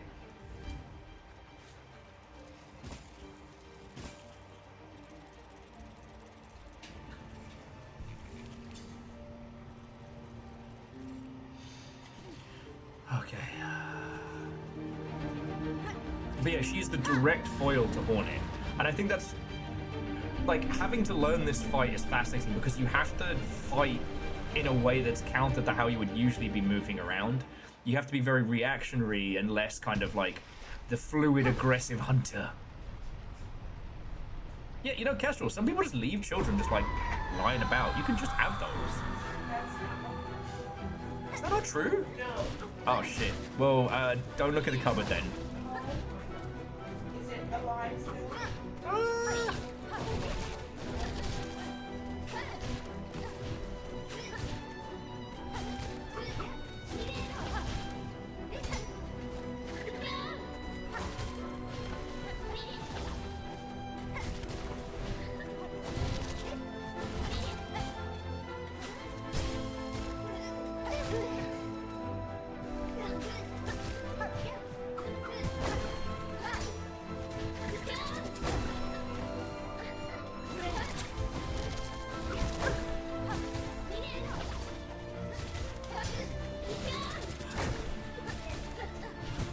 Fuck. Damn, I had a flow until I didn't. Make sure you're taking some tips from Norse and Greek gods. I mean, old One Eye was always fucking with his kids. And the less said about Zeus, the better. Though I will say, if you ever need a PR team for like a rebrand, get whoever Zeus has.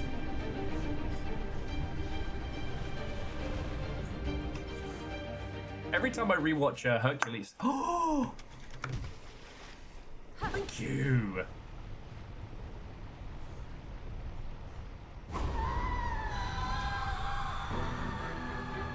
Every time I rewatch Hercules, I expect to see him like listing the credits under funding.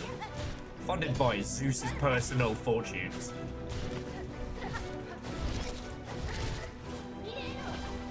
I think that Netflix show was pretty good. With Jeff Goldblum playing as Zeus was mainly because like they actually nailed the fact that Hera can be just as bad.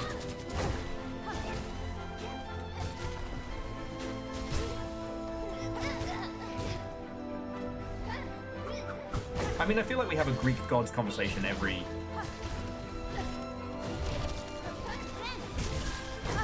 That was so stupid. Nah.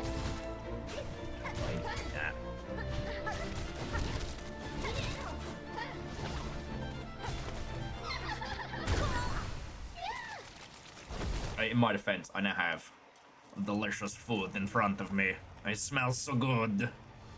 I tried making little, like, kebabs last night. Real cool.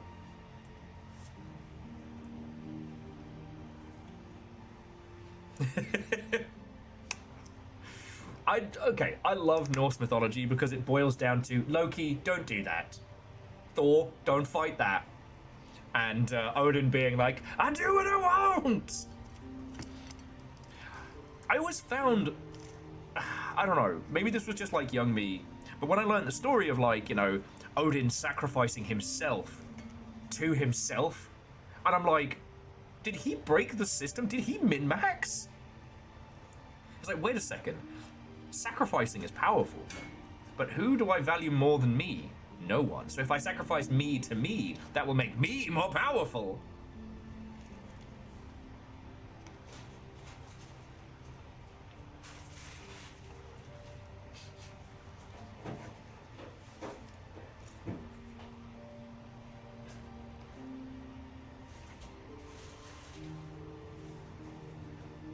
Essentially, yeah.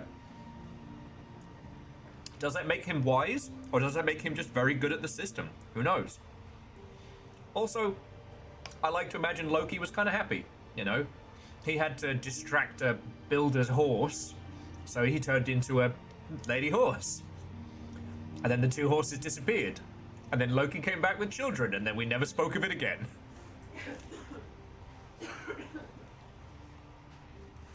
Loki's a mama.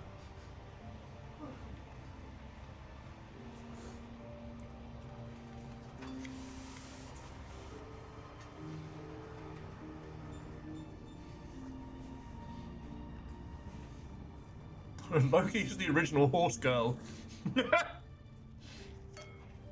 Take that, Hiddleston.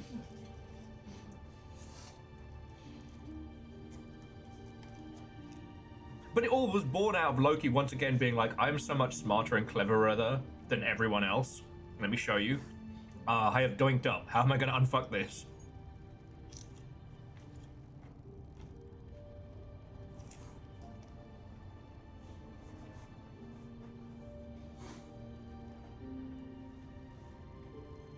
But I will say, my favorite conversation topic is always Dionysus when it comes to the gods and their rebrandings.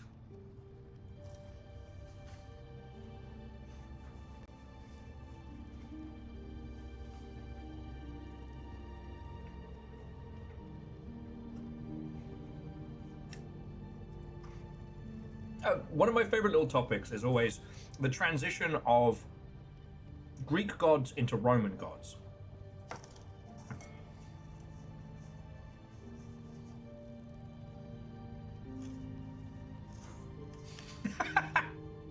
Oh God. I nearly choked on Minimus which is the wisest thing I've said all day. Just like Alnus was the Norse gods. Whomst among us grandchildren are favored in Odin? Odin, this horse is cool. And Timbergav's like, oh, fine. Odin hangs about, does nothing for 9 days and nights, gets rune powers, but I chill in bed for 3 days straight, and I have seasonal depression, and I should seek professional help. Yeah, it's the fucking double standard. But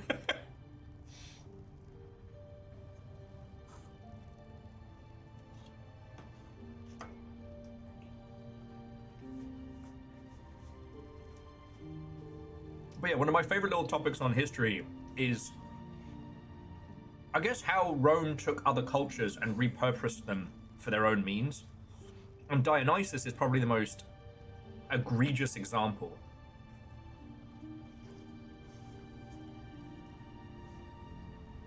Because Dionysus was as a god of the people. Like, if you want to know the lore and the history, I think the overly sarcastic productions is still probably the best way to get like a quick cliff notes if you don't know it. But TLDR, the kind of people who worshipped Dionysus were working class and slaves, because in celebration of like alcohol fueled revelry was basically a big middle finger to the people who owned you, right? Cool, sure, you know, they get to beat you with sticks and tell you what to do, but you and the rest of your homies sneak out and get fucking shithoused in the woods together and have a good time without their permission, without their control. And this didn't sit great. So in the rebranding of the Roman pantheon, Dionysus was changed into Bacchus. And Bacchus is not good. Bacchus is very bad.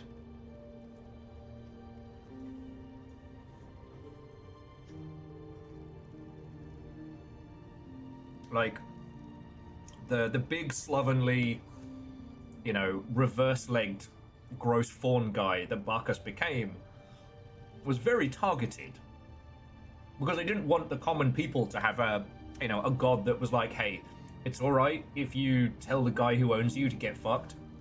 Like,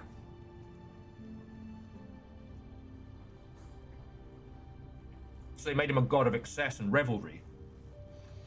You know, they rebranded war gods, they rebranded just about everybody, kept the shit they wanted to keep. Again, very much highlighting gods that if you did thing within Roman system, god like you. You know, obviously, you know, the rebranding of Mars to like one of the main gods, the god of war, was a huge maneuver, because, you know, Roman society was powered by the Legion, right? The Legion would show up, and it wasn't just submit or die, and it wasn't just give us our shit. It was, hey, we're here to take over, but look at these cool guys. If you volunteer to be one of these cool guys of your own volition, you'll get a Roman name, you'll get a Roman farm. Like, you get to be part of this. And like, look at our god. Our god's fucking cool. This is Mars. He kicks ass. You know, societal indoctrination through the rebranding of a pantheon of gods. But you didn't think I was gonna bring that up when you started watching Silksong today, huh?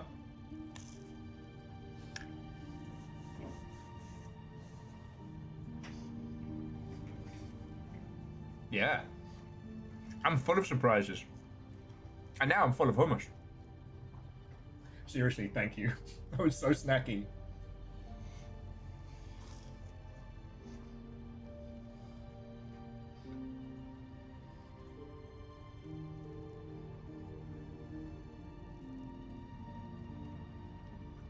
Mm-hmm. Aeon, that was one of my personal little favorites.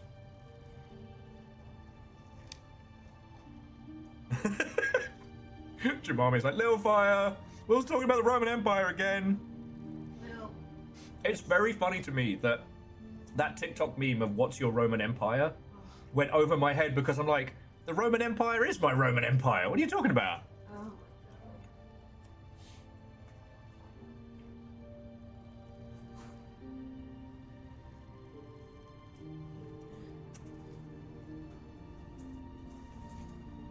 Yes.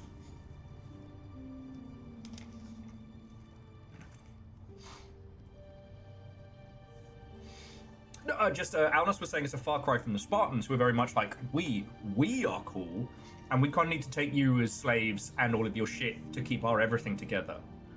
Which ultimately ended up undermining their system because, like, a few decisive defeats and Sparta didn't quite have the same oomph that it did. And that whole slave caste that was holding everything up, they weren't getting more people in. And those people were not happy. You can't suddenly take those folks and be like, hey, I know we stole you from your land, and we've been beating you with sticks and making you work as a slave for all these years, but our society's on the decline. Do you want to just indoctrinate in? They're like, Pshink. Nope. Well, so Cold Ankles, that's the thing, is it wasn't just your gods or our gods.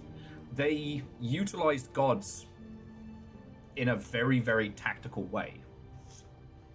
Again, there's nothing I can tell you about the Greek gods you probably don't already know. The Grecian gods had different aspects because they were worshipped in different ways across, like, you know, different parts of ancient Greece. Like, I know you all know this, but one of my favorite ones is how, you know, Aphrodite is still discussed as being kind of the goddess of love, and like, nah, she was a fucking stone cold killer. You know, Zagreus is kind of a fun one because, like, you know, main character of Hades 1. We don't kind of know shit and or fuck about Zagreus. He was definitely a god. He was definitely worshipped. But a lot of it must either have been oral or lost.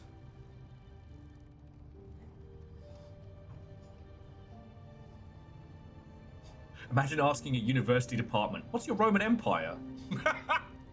The stampede of crocs would be overwhelming. Now, we're not going to start this conversation because I would definitely need to get several bevies in me, and it is not even 5 o'clock. But one of my other favorite topics is what we call Dark Ages. And after the Western Roman Empire, the Byzantines adopted Christianity, how that was then utilized for their control of their territories, and it held. And then, as we moved out of that into the Dark Ages, how different regions utilized Christianity in different ways to maintain control. But, yeah. Vanderbeest, can you ask that question in the style of Holy Diver?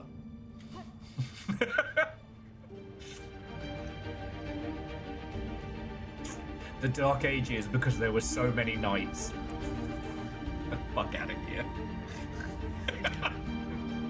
They're all terrible. You know, the good thing about this is because it takes a while to type out a comment on history, I can do a round and die in between input.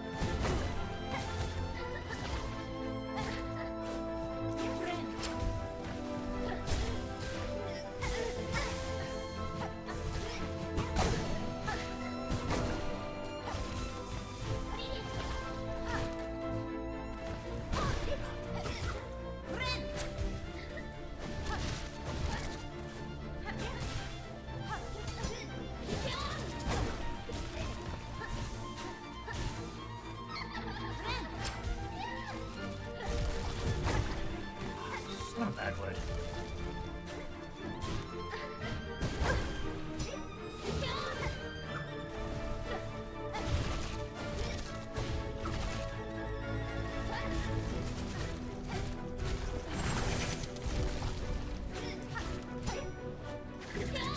Aw, fuck you.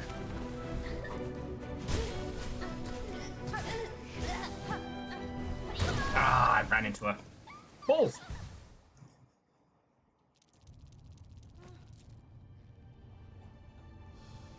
Yes. You know what's interesting is Demeter gets kind of skipped over in a lot of retellings and discussions of, because I don't think Demeter had an equivalent moving into the Roman pantheon. I think Demeter just got bundled up with, I forget who. Series. Thank you, DJ Coil.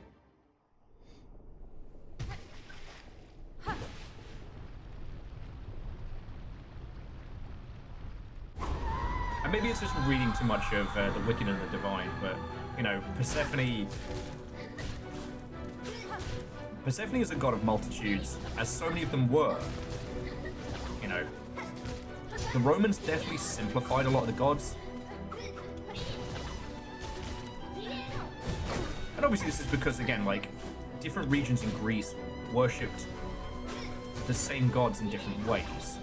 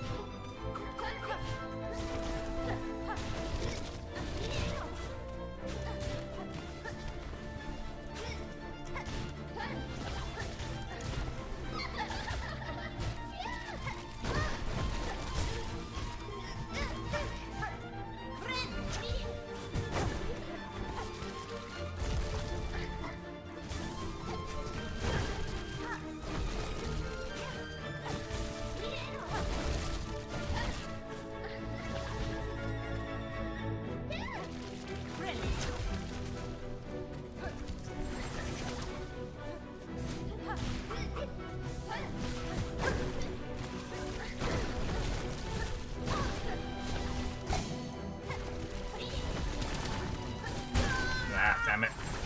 Don't know what I was thinking there.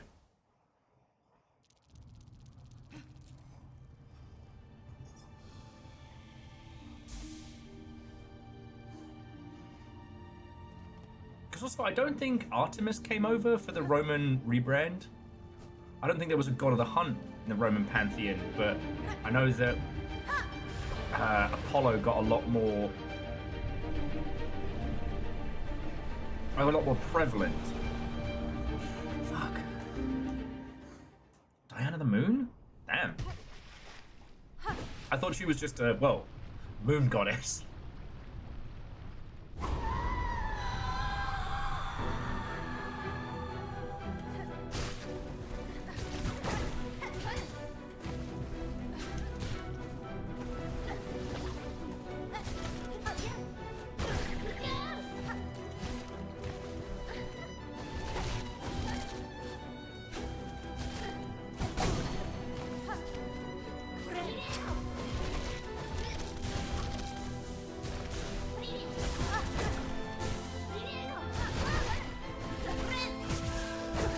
That was just bad. Okay.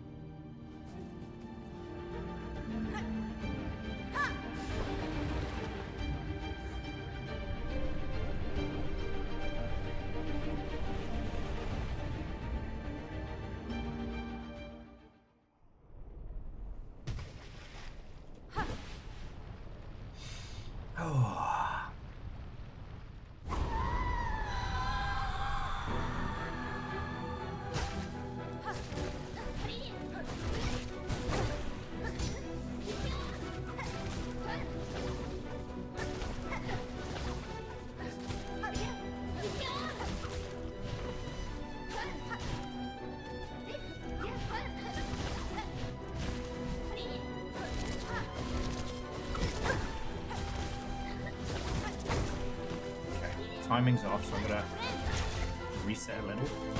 Oh, fuck you!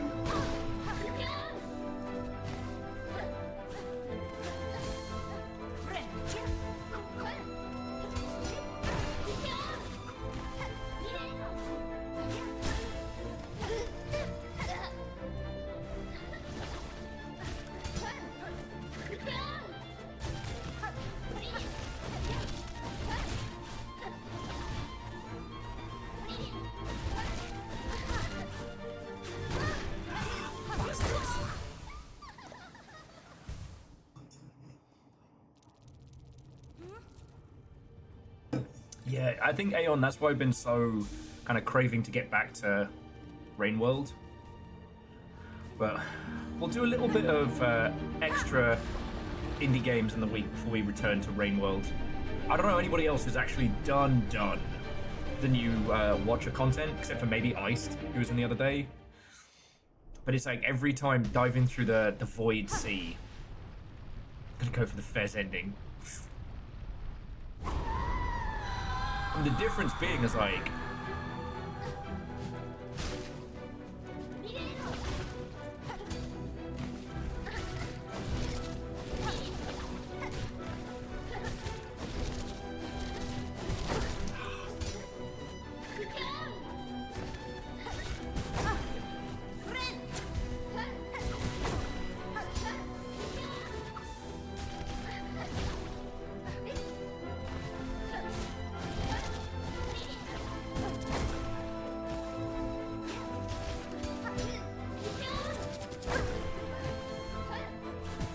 oh my life. Alright, alright. Gotta get back in the zone.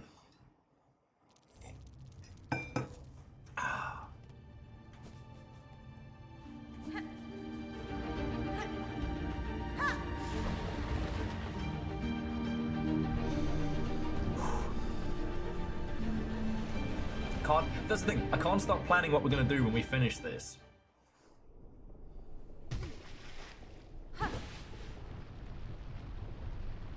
This was something very determined. Like, if we want to head back up to the rest of Farloom, that's a hell of a trip.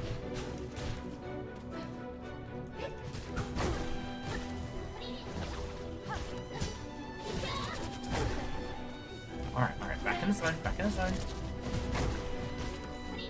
Back in the zone, not out of the zone. I don't remember where I parked in the zone.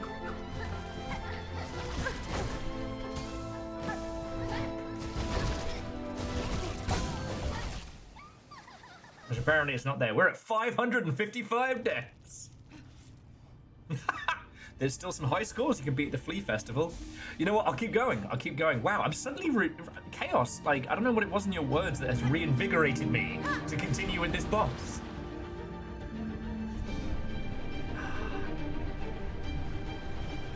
Seattle thinks it's rain. It's not rain. It's green mist. It's lush and beautiful. They haven't known the true grey misery of the United Kingdom.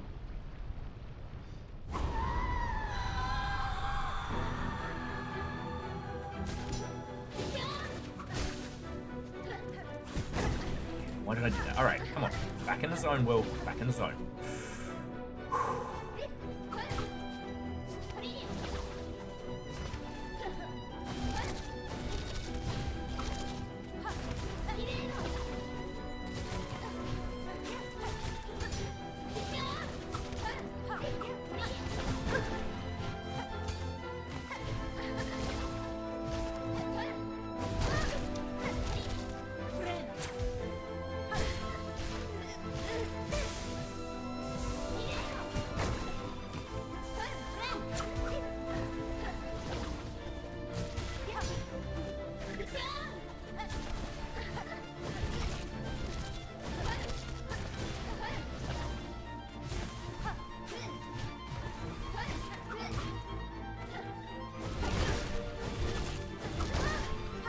You.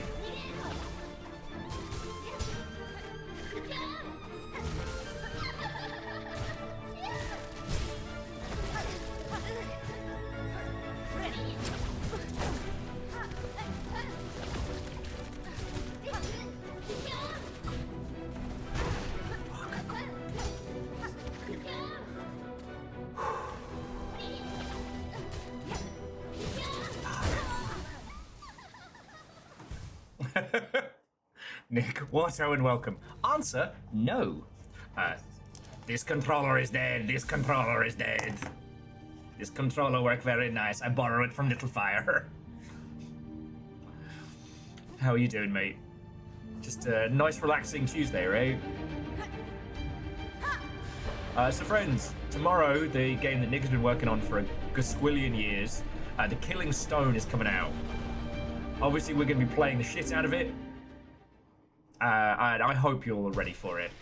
Please, please, please, wishlist it if you can. Buy it tomorrow if you're able. Leave a review because it's going to be needed. I mean, Nick, at least you're not releasing next month. Seriously, anybody going for a March release is proper fucked right now.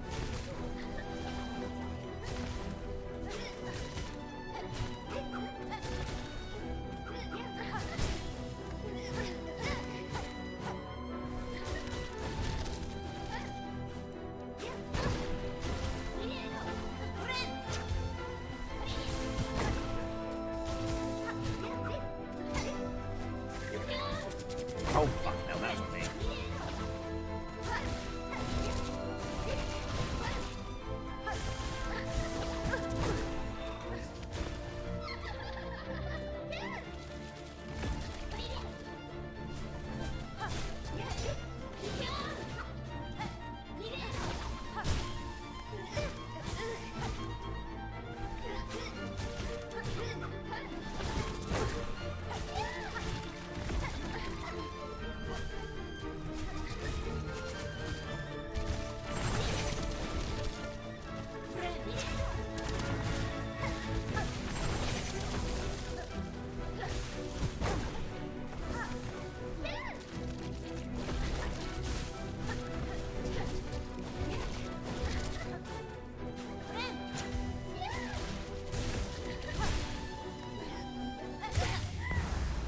Okay, so that's a good setup.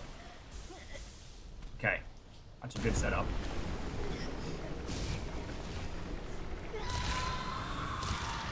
Star Trek Voyager game moved their release date on top of yours? What the fuck?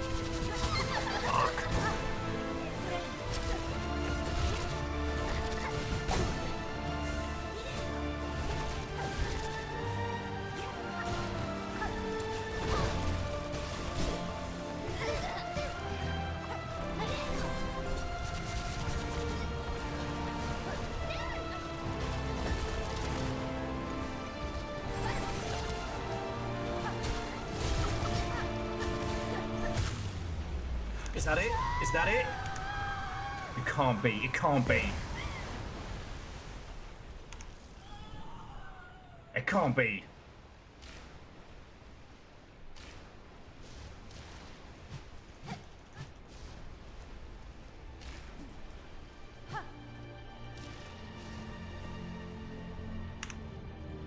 That can't be it.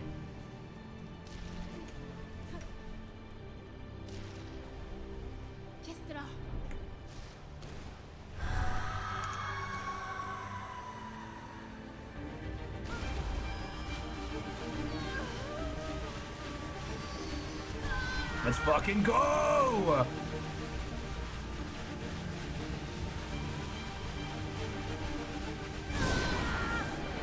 Are we jumping?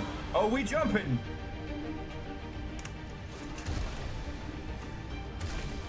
Oh!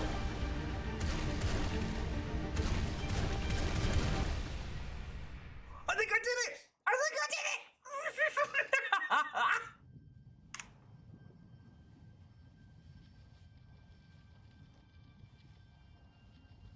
I was so ready for like a super bastard super form. Me fleeing my life. Oh no! Fucking knew it.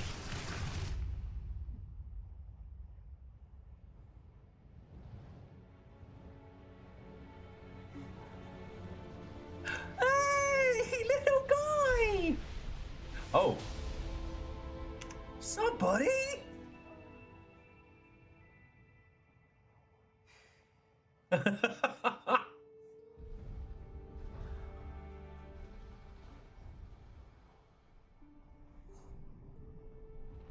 That, friends, that's where you keep a partially infused void demon as your best buddy.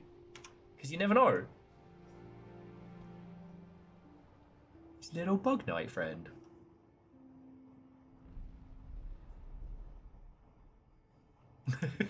Though seeing his full size and then all his like army of shade friends, and I'm like, I forgot you were scary.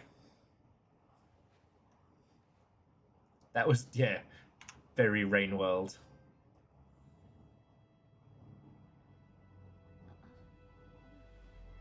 Ah, look at us saving the day. And yes, that is me taking a squillion screenshots.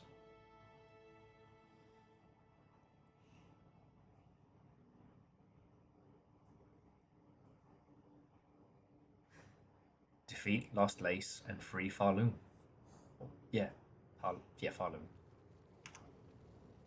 No, don't mind me. It's Greg the Bug. Oh, I've got so much to do. Oh, let me tell you, being Greg the Bug. Oh, it's a lot of work. No one understands. Oh, what the fuck is that? Oh no, my bug brain doesn't understand. Why?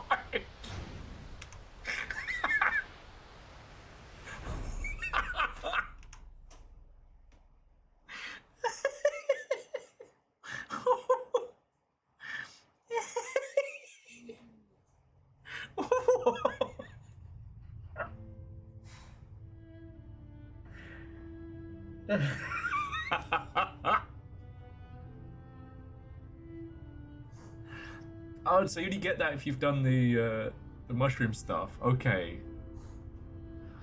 For completing his wish. There we go.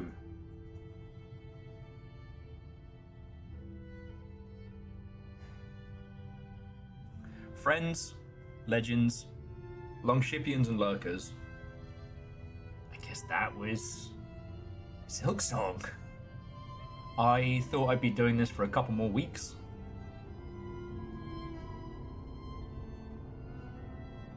So, shit. Fuck.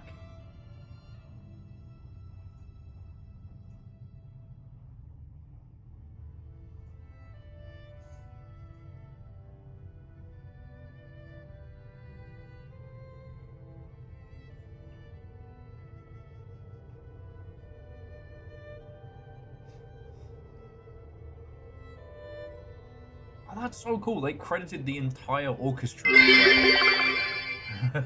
Now go get reinfected by Greyroot, beat Lost Lace again to get the super ultra secret ending where it's just a video of Team Cherry asking if you're okay. That would be extremely funny. Simple Chaos, thank you. 1,000 bits on top of a grand victory. So we saved Lace, Grandmama Silk is finally handled, and Bug Knight was like, hey, don't worry.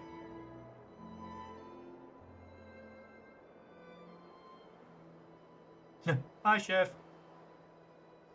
And Vanderbeest, thank you for filling the pint glass. So yeah, 556 deaths is what it took to clear Silksong Part 1. Because we do have the oh, through the darkness and dangers you persevered. Thank you for exploring the world of Hollow Knight Silksong. Let's meet again on the road ahead. May Team Cherry never have to buy their own bevies.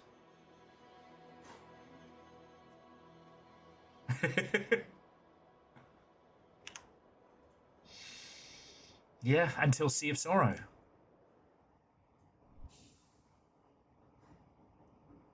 I mean, I guess we could, like, we've got ages, so we could chip away at, like, the Hunter's diary and stuff like that.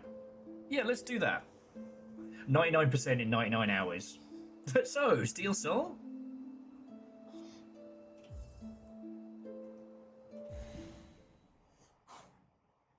Well, let's head back. A single mask shard somewhere. That's really cool. And we get to keep our...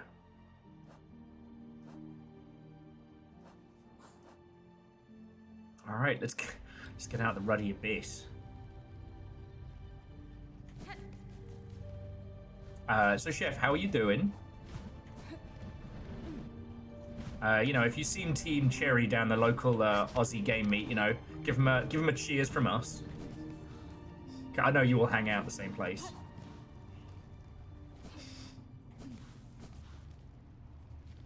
Joking aside, the Australian game dev scene is lovely and fascinating because no one in that space knows how to brag or take a compliment. Got another cold? You do know when I was saying you should be licking door handles, I was joking, right? Oh, you're back in Sweden again. Sorry, Chef, my apologies. You told me that. I dropped out of my little noggin. Okay, so there's 3 bugs we haven't encountered, and there's a bunch I still need to monitor. So let me see what I need to do down here in the abyss so I never have to come back.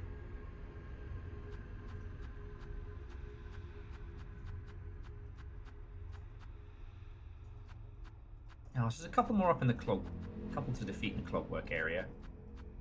Ah, one around the pendant. Okay. Wing mold. A false fly with a rune-etched shell. A tortured mix of soul and voids is caged within. That's an angry bug. So Chef, I'll give you the cliff notes. I didn't talk about it last week, but basically we took the nuggies to the vet, and one of them needs an expensive... well, one of them... I have been... Oh! To quell the mother's rage and see the kingdom saved, I will claim her back. This one the dark shall not take. Cool. Yeah. I've got to kill 3 of these big bastards. So I hate it. Oh, and a few more of the little... and the shadow chargers as well. Okay.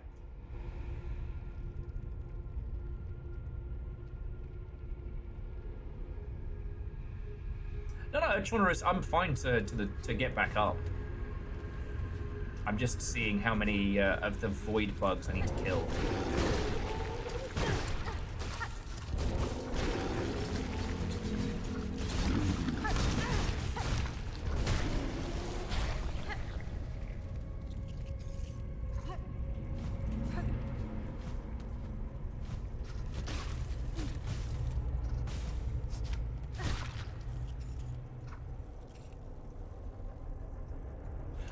The first hole in my journal, let me head back on up. I need to kill 3 of the big bastards up here and 3 of the fugly bastards. Alright, so my first gap is between the Gromling and the Bell Beast. Oh, and apparently I've got to go get one more Rhino Guard. And a lot of Gromlings? Alright, well, we'll be going back early. But yeah. That's the first one.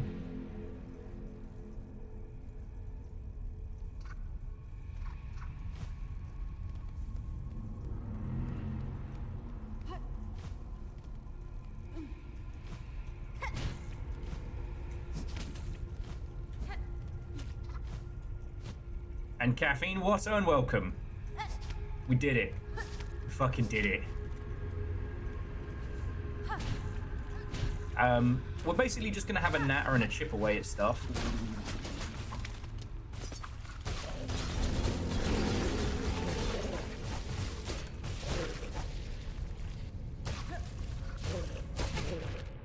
Oh, this is nasty.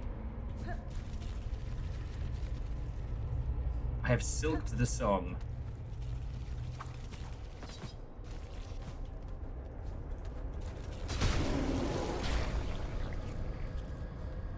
And I'm not above the cheese.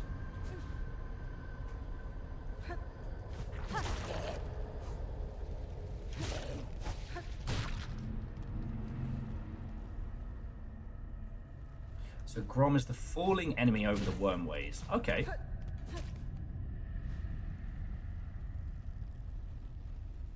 Wait, I thought I murdered him. The big...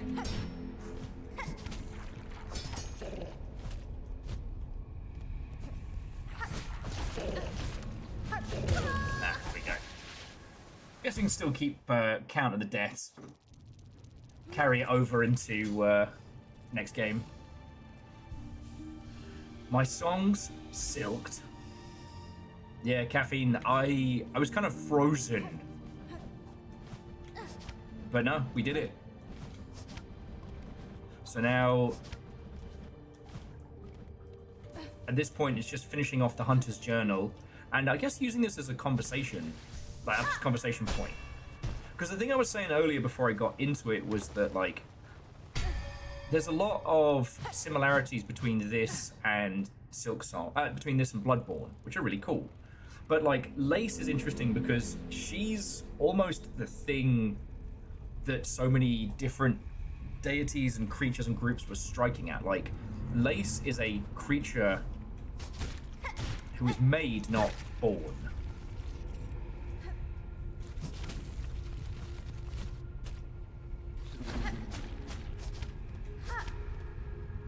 You know, that's what Grandmama Silk wanted.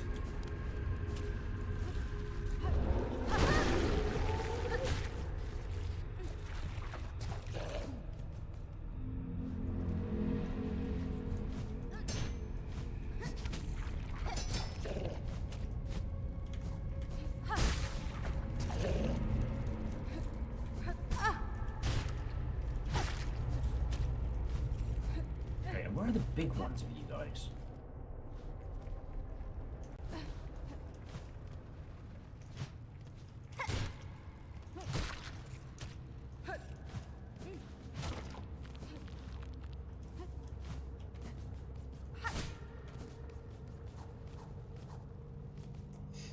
Okay.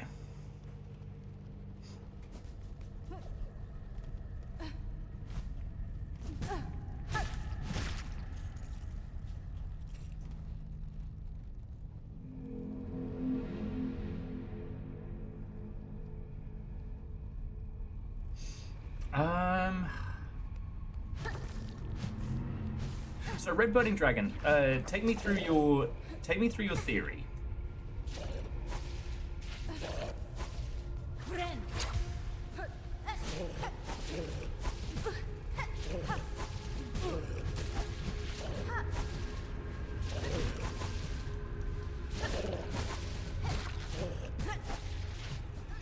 What are you up to, Caffeine? What are you up to? Secret copy of Silksong 2. Oh shit, Caffeine, have you tried Zetzillions yet? For those who don't know, Zetzillions is a quasi follow-up to Wolf's Stride? Which was one of my favoritist games the last couple years. Yeah, Wolf's Stride. Hey, no, Caffeine, thank you. $4 is $4. So Zillions is a deck builder, which I don't know if I can wholeheartedly recommend. Wolf's Stride is the most anime game. It is a mech arena battler that is as much a heartfelt visual novel as a surreal mess. It's really good.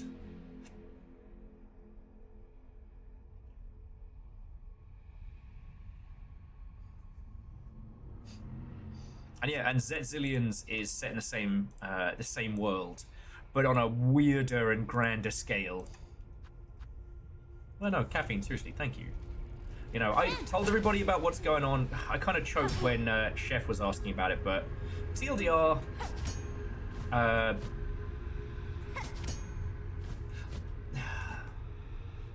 TLDR is that Diva the guinea pig needs surgery, but that surgery is very expensive.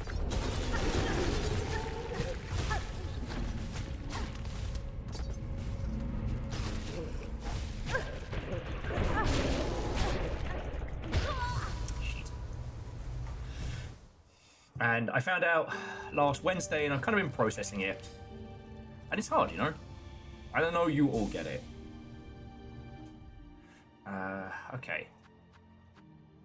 Amazingly, the creature carries the void's black liquid in its stomach, violently spraying forth if threatened. Where are these shadow charges? Shaunaris, do you know where the shadow charger is? I want to, like, once we leave the abyss, I don't want to trudge back down here, you know? Now, jumping back in, so, John was saying, okay, so Grandmother Silk wanted a child. She tried with the Weavers, and they betrayed her, so she wove children from pure power and made Phantom, who was somehow flawed, and then tried again and made Lace, who is somehow immortal. Ah, okay. Because with Bug Knight, you know, Bug Knight Mark 1, I forget what his name was, who ends up containing the virus, the curse, and is chained up because of it. And then we are kind of like the chucked out, probably didn't succeed version, as the Pale King was going loopier and loopier. No, okay, that's probably not 100% true. That's probably not 100% accurate, but there's a hallway with a hook on the map. Oh yeah, I see it.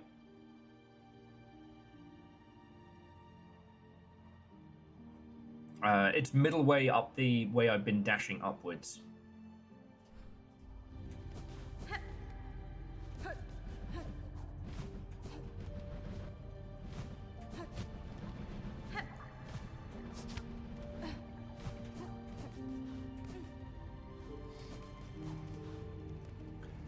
And Chef, like, it's fine, like, I'm always, when it comes to, like, life stuff as it affects Longshippy and stuff, I'm always down to talk about it. It's just, it's that horrible choice of, like, you know, what do? Because obviously I want to do best by my little nugs, but also times are extremely tough right now, as all of us know.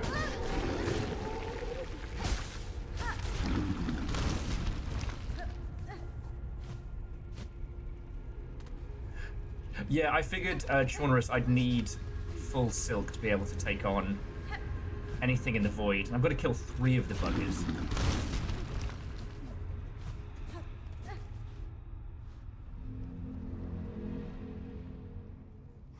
Oh, okay. Yeah. Red Burning Dragon, I thought that was the case, but, I mean, brain goo. But yeah, so the Pale King basically just chucked his kids out. And whichever one survived got to be trained. Our little guy made it out, but after the Pale King had... Huh. After the Pale King had already fecked up. Now, how, pray tell, am I supposed to get up there? Is it a long way round? I guess. I thought I'd missed, like, a super jump or something.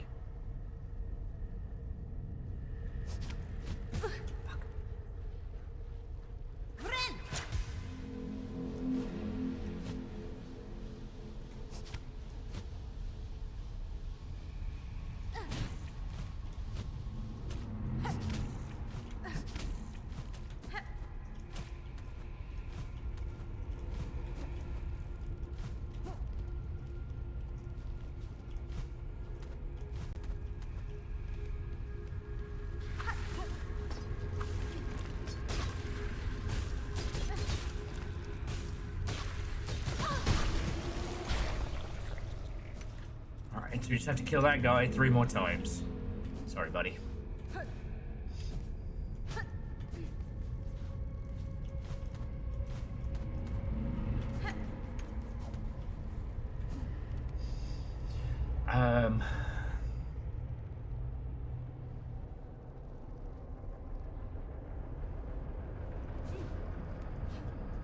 Yeah, so Red Burning Dragon...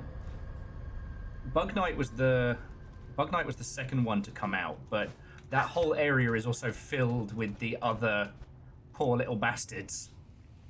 You know. seeing the Bug Knight there was fucking great, but then seeing his little army behind, a great reminder of, like, you know, sure, technically the Pale King's experiments saved Hollow Nest, but, you know, there is this wonderful allegory, and I didn't really understand it until we got deep into Silksong, of how, like, Hollow Knight is Bloodborne, right? A fallen and lost kingdom, you know, destroyed, only made whole by your actions. But this is a story unfurled. This is a personal story, right?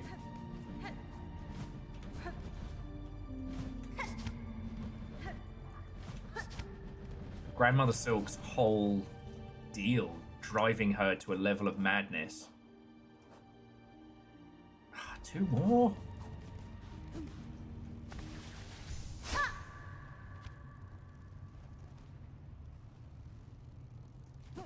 There is another room here. Is there another guy here? Yes, there is.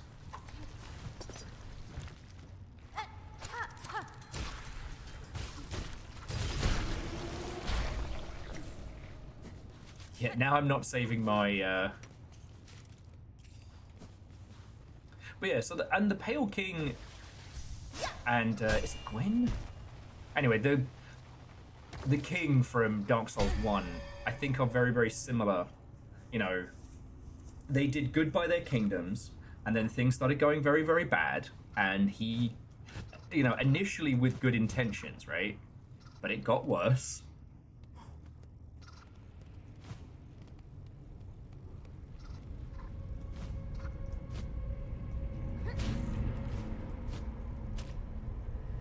Whereas this, you know, the allegories are far more of Bloodborne, although ultimately everyone who thought they were part of everyone involved in this was ultimately part of Grandmama Silk's plan.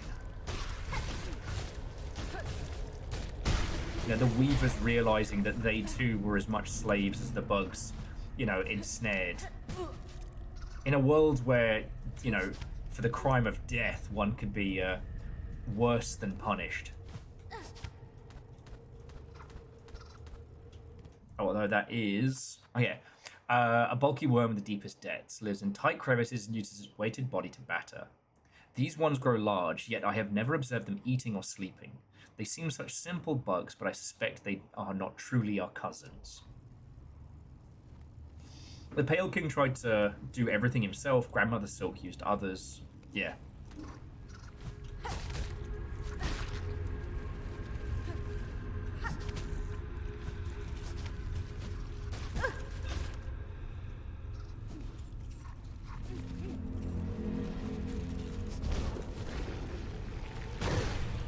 Oh, that was me.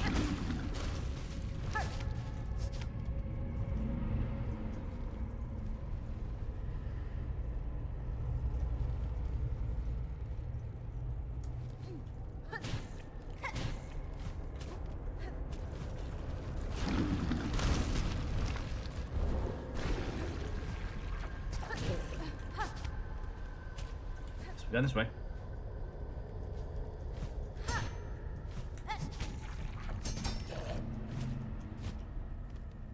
Like, interestingly, it didn't matter that, you know, Hornet was Hornet, right?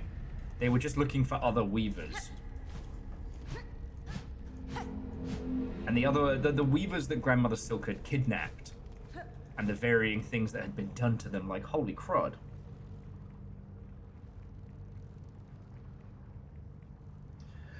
And yes, I think that's where the Dark Souls equivalent comes in. You know, even as he was going madder and madder, Gwyn tried to keep his people safe. Even, you know, creating the illusions that, you know, that the people weren't abandoned and Alondo hadn't been abandoned.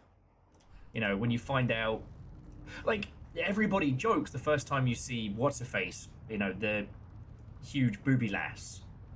And it's like, oh, use both hands, lol, lol, lol. But then finding out that, no, she's not real. She's an illusion. She is what a poor lowly peasant would think a goddess might be.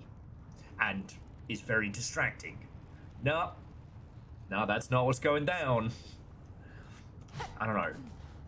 In the world of Dark Souls, you're seeing a world that has been completely lost. Gwyn is now... Is it Gwyn? Am I getting my names mixed up? Probably. Anyway, the king has lost his mind. He burnt all his knights in a last-ditch attempt to keep going. You're not it.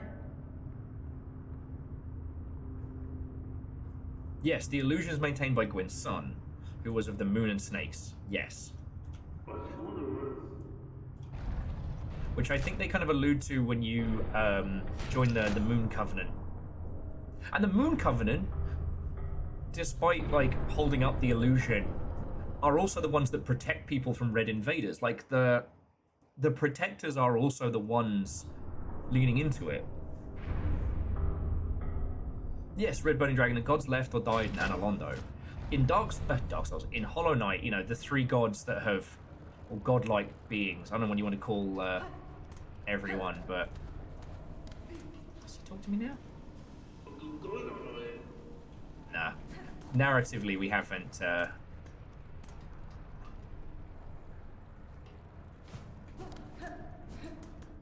But yeah, in Hollow Knight, those, you know, three gods have locked away the sickness, which you then free, so you can finally put it the fuck down. Wait, what am I doing? Puppies.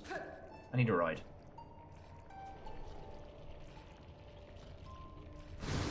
Puppies. Oh, what the fuck am I running around for? I have cool big dog.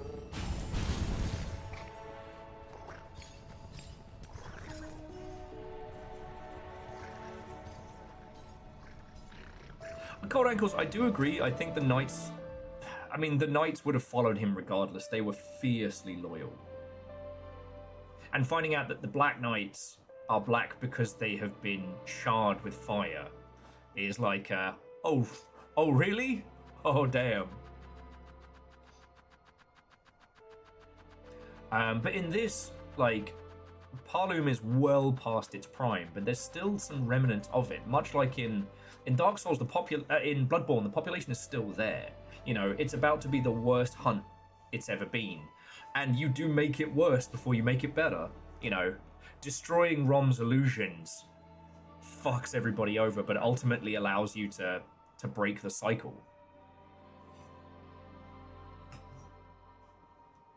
It is interesting that Bloodborne only has one canonical ending, and it's the hardest, which is also the weirdest. Oh, you want to come talk Bloodborne? Oh, no, you don't have to. It's just... I don't know, I wasn't invited to the party.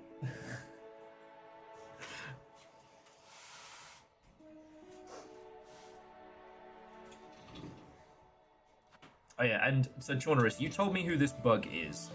Like, I gotta go kill these fucking gromlings. They were bastards. Okay, it's Grom. The worm weighs enemy that just endlessly falls from the ceiling.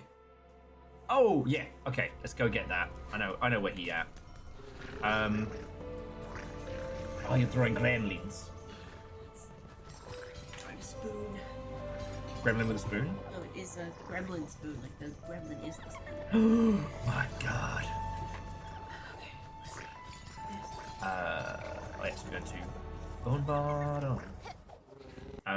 But no, so like, what I think is really interesting is that in Bloodborne there's only one canonical ending, right? In Dark Souls, you can choose to light the fire and restart the cycle, or you can choose the darkness, let the fire burn, let it go cold, you know. You should always let your fires burn.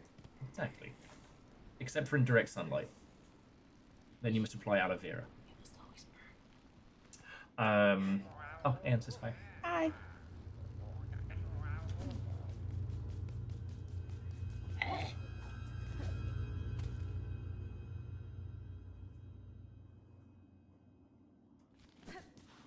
Dang, I actually think I have to go this side and zip up.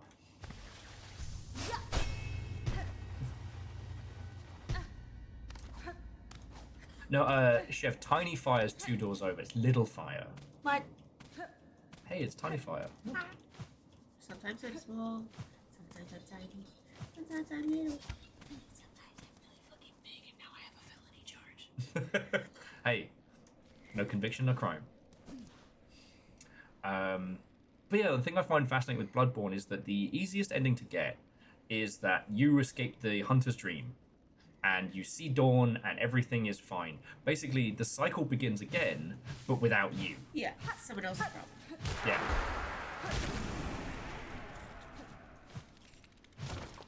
You know, congratulations, next person who goes to Yarnum for treatment. You're now the problem.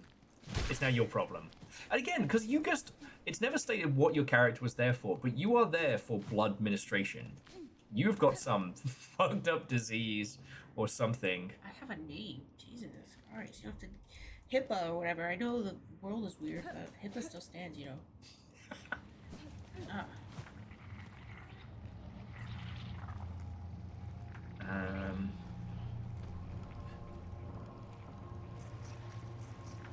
Past the song door in Wormways. Alright, another way. Fuck you.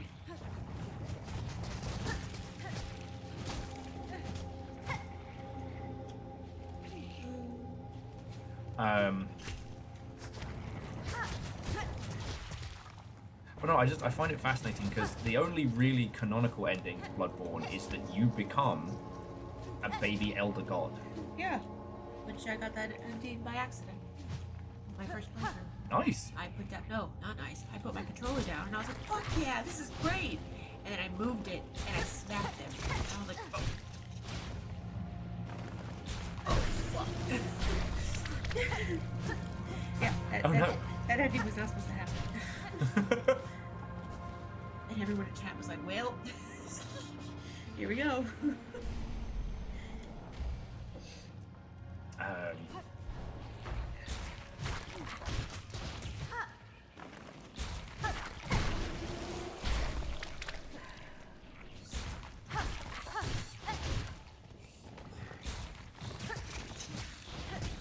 Gremlin style.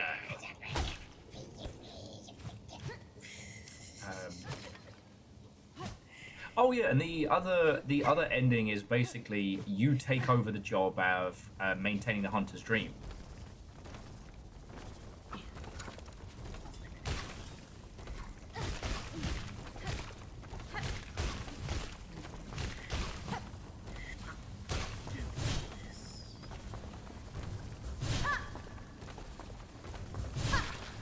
There's 1, 2.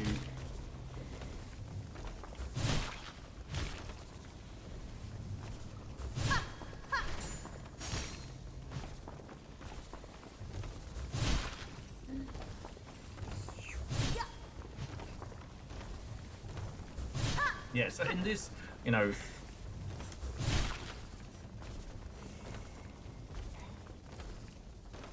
Chef says, imagine being able to create something that makes people discuss theories out of it. That would be so cool. Yeah. The problem is that you have to... I need 5 more. Yeah, Verdant, we crushed it. No one is more surprised than I am.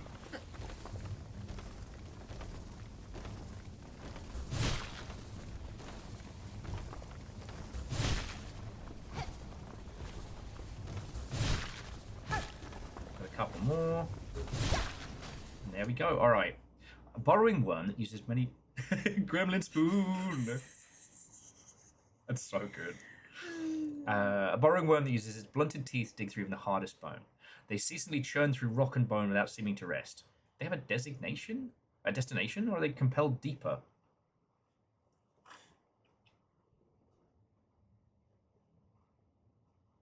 Yeah.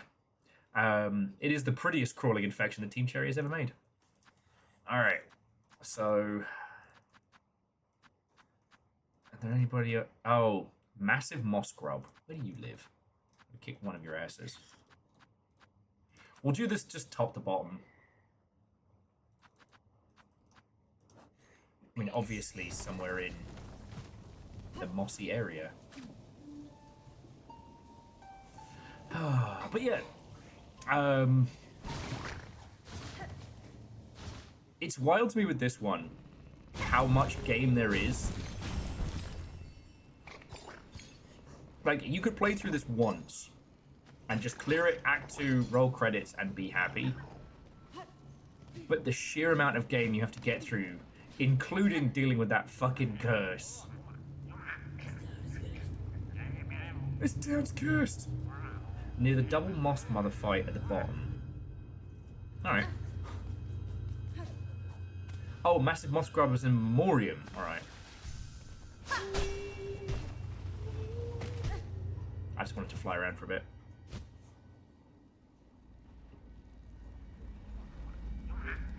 Yeah, Red Birdie Dragon, the difference in rule as well.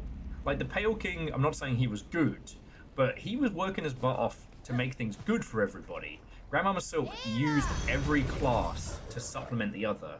The fact that there's this whole, like, industry around pilgrims coming up and ultimately getting enslaved and whatnot, kind of pulling the lower classes of Farloom up into the machine.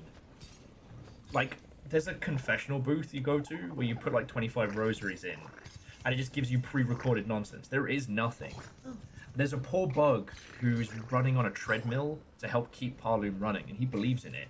And if you sit and run next to him for like 2 or 3 minutes, you get a single bead. A single bead. One. Just one. You know, you get to see... Yeah, poor Lone. Oh, we need Grand Bellway, don't we? You know, we could imagine what Deep Nest... Fuck Deep Nest. We can imagine what Hollow Nest might have been like. But, you know, it'll have a chance to recover.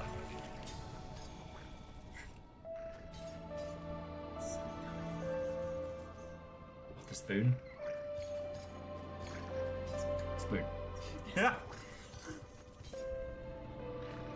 And yeah, even death isn't the end because they use the souls to power basically everything. You know, it was only the shamans in Hollow Knight who were like wielding abyssal and like soul powers. Okay, I need to get to the memoriam. Oh yeah, there is a memoriam. Let me change my kit.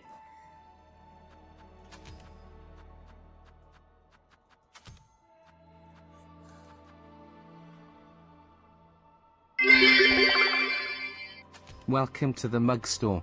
Now doing automotive repairs.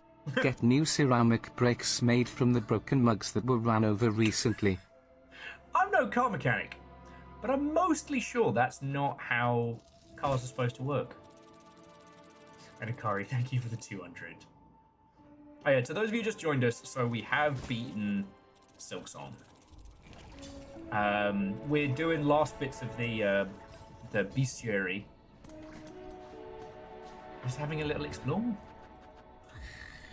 I guess kind of talking about it. Like, I do want to do a Silksong and wine and cheese night, but when I'll be able to organise that with other folks, I have no clue. I know Floydo and a bunch of folks are booked up this entire month. Hell, I am. March probably isn't going to be much better.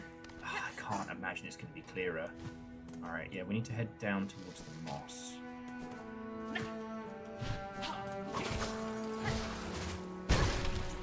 Honestly.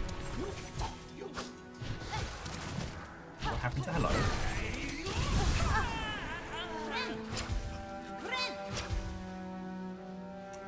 That was hot bullshit. Secondly, had a. According to the map, bottom left room. Alright, so this area down the bottom. Alright.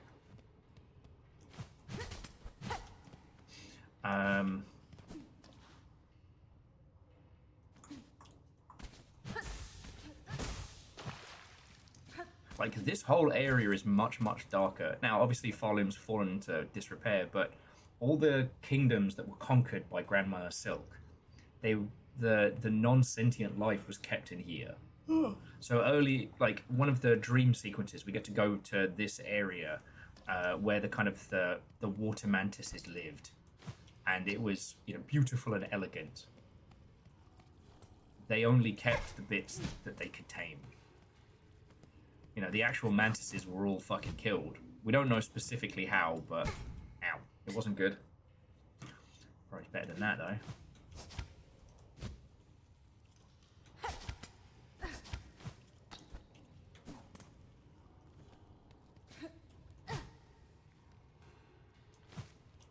There it is. Come on down to the mug shop, cosmetics and beauty supply. Got an ugly mug? After you visit us, you'll have an ugly mug. Not to be confused with the mug store. Yeah. Oh, this is gonna be the mug store drama. Akari's next lore update.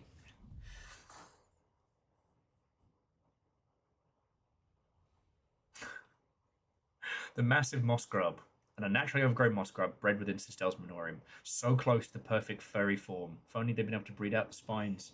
Big cuddles. It's a fluffy cow you can cuddle. I'm not killing the others. That feels too. That feels dark. Okay.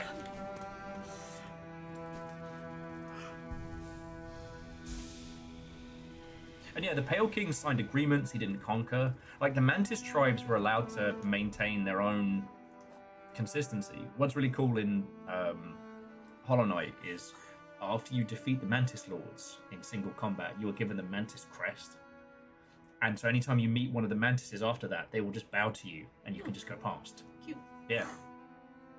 But, like, you know, the Ants used to be a great and powerful tribe. They had culture and music. And I guess the Ants that are left now, the ones that fucking hid, everyone else was crushed and destroyed. You know, there's a few of them up here in the Memoriam, but it's not good. It's not good. Alright, next up on the bestiary.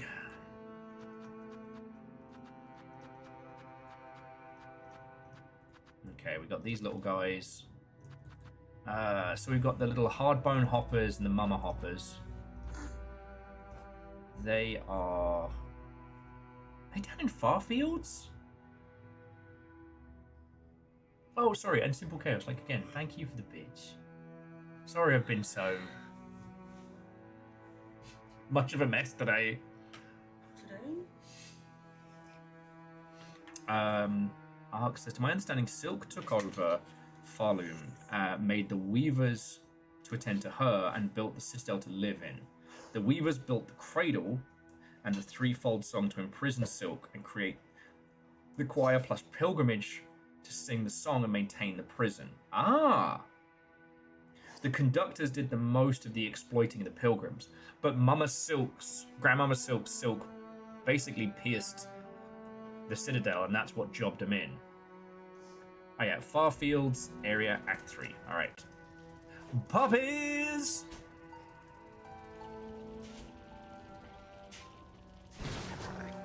Puppies!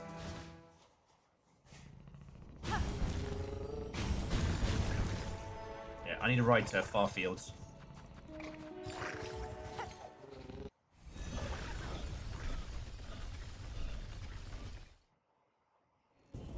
But yeah, but what Grandmama Silk did to the varying weavers and whatnot.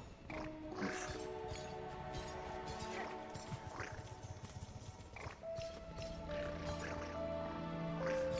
But yeah, I guess it just ultimately comes down to the fact that almost everybody in Parloom was using somebody.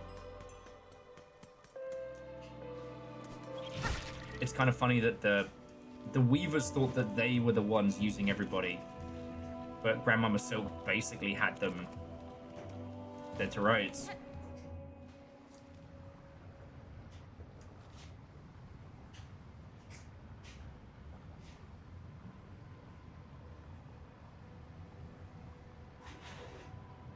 Yes, Simple Chaos, I did notice that. Oh, sorry, Simple Chaos was just saying that in Acts 1 and 2, all of the silk is coming from the cradle, from Grandmama Silk. In Act 3, all of the void tendrils are still coming from Grandmama Silk, just upwards.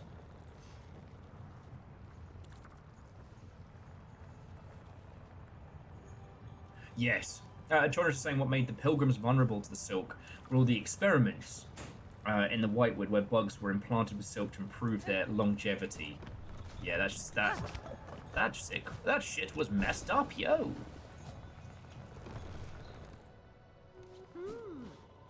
Qu'est-ce qu'on mêle? You're off the region at the top of Farfields. Oh, okay. Yeah, see, I was heading that way, but I get you.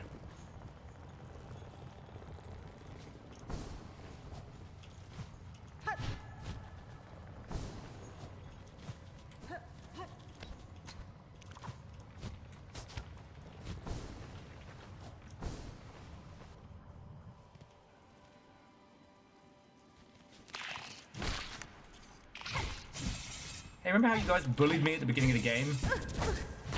Remember that? I remember. Peppery Farm remembers.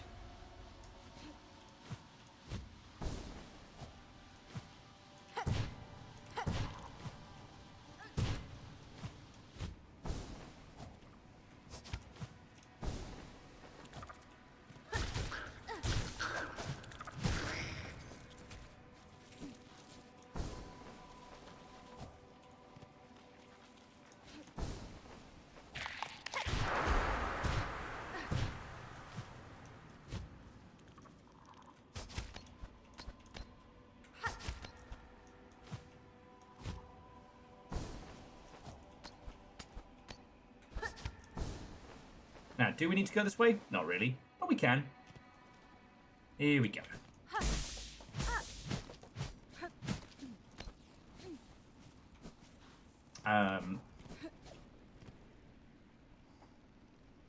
Well, when did the Whitewood start their search of immortality? After the Silk Sealing, but under the Weavers or the Conductors?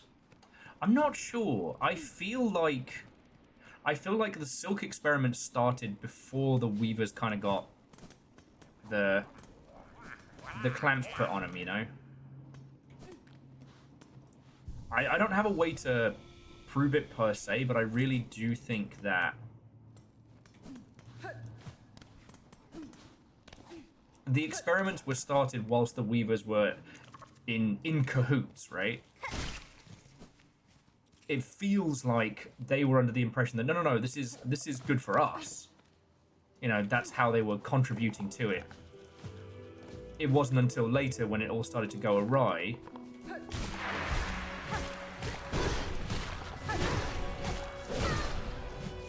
Jesus Christ.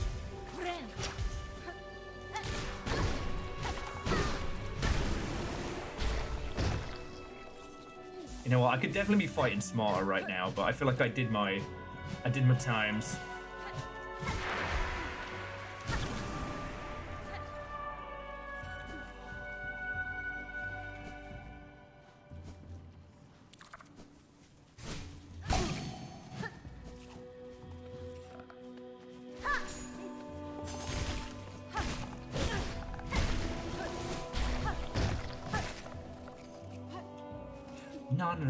And your nan.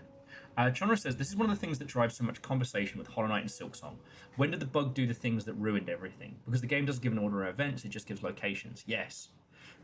And this was the thing that I tried not to get fighty about when we started playing this, but there is so much of this that is open to interpretation and deciphering, right? You know, some of the characters who give us the clearest answers are ones who themselves have no real concept of time. You know, hell, we fight literal ghosts in this. Alright, there is a surprising strength hidden under their thin, elegant limbs. It'll be a pleasure to ride upon it. I've got to do 3 more baby murders. I mean, what?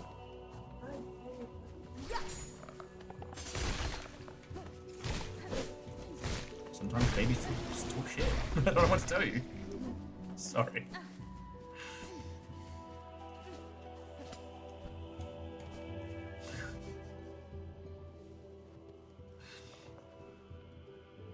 I was chortling because the only thing that I speak overtly harshly to is the dryer whenever it's screeching. The dryer screeches sometimes, and I have definitely said some horrifying things to it.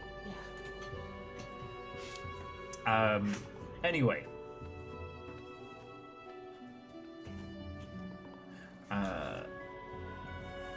Moose says, trying to think of my understanding the first sinner. The sin was knowing how the silk made the weavers? Possibly. Yeah, Bonio. Could you just chill?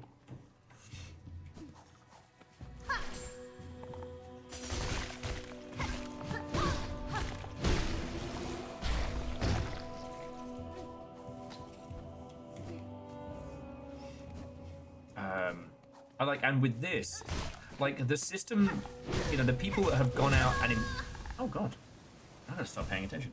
The people that went out and grabbed Hornet from Hallow Nest, like, you know, we see them running around the Citadel, but they themselves are as much controlled.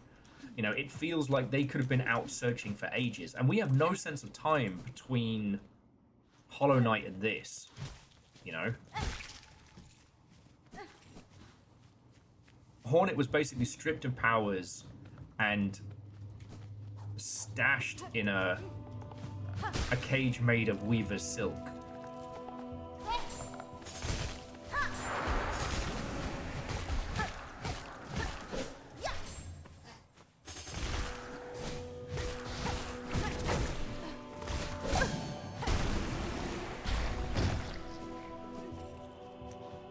But I really appreciate this, and I do feel that, you know, it's very much a less is more. Okay, I need a Morling. I got the Great Moor. A young bony bug that can curl its body to form a ball. Is that like the little bugger at the very beginning? Like down in fucking the mossy area of Bone Bottom? Is that the guy? Alright, we'll take the babies over there. It's also interesting how much of Farloom's systems have fallen into disrepair, yet so much of it is still operational. That's the thing that continues to make me kind of go, damn.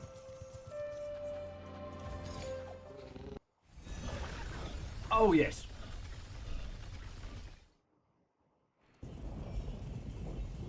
Because that's the thing is, like, Deep Nest... I was saying Deep Nest. Hollow Nest is as it is when you show up, right? I think it's very, very funny that there's a handful of bugs still surviving on the surface. And one of them, fucking Cornifer, the most lovable Sharpid in all the world. A man too stupid to be killed. Cornifer is the perfect example of smart people are the dumbest.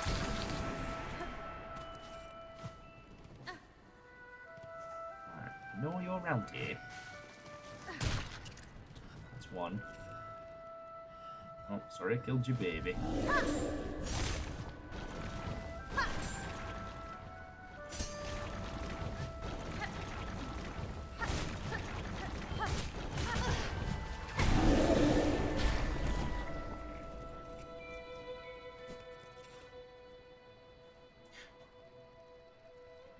Yeah, Farloom, the location has fallen into disrepair. Farloom, the idea, or the ideal, is still churning away.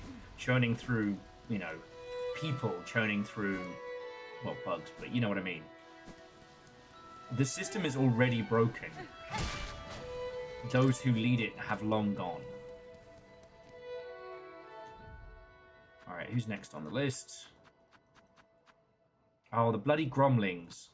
I fucking hate Gromlings.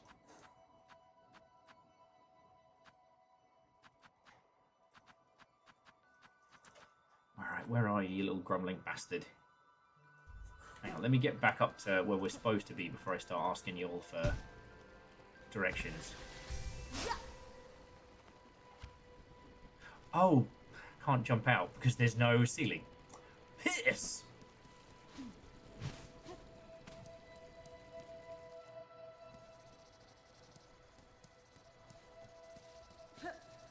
What's a red burning dragon? Well, I would say that was probably true at a point. When we, as the Bug Knight, show up in Hollow Nest, aside from that one little hamlet on the surface, there's nothing. You know, there are some factions that still hold sanity. You know, the arena is still bloodthirsty but sane, you know. The Mantis Knights have their minds, but the bugs of the realm have gone.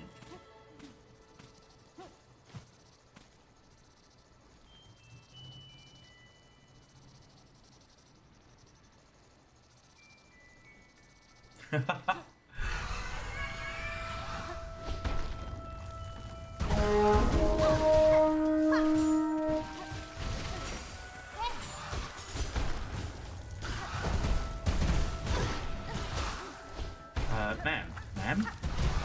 I'm trying to have a conversation about lore and plot here.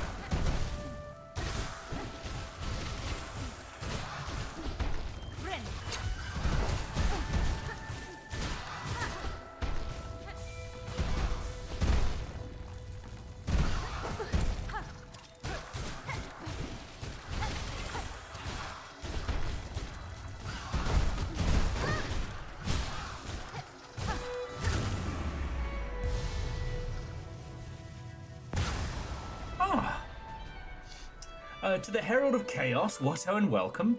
Sorry, we were midway talking plot and whatnot, and I got jumped by a jumped-up bug. What the heck? Okay, so we're back up to... so we're heading back up towards the Wormways, of course we are. Sorry, Chaunerus, have you tried to tell me? I apologise I missed it. So, to those who came in with the Herald of Chaos, whatto and welcome. Happy Tuesday! I have just cleared the final fight of Silksong, so you are... To those who are joining, you are absolutely weapons free to talk about everything and nothing.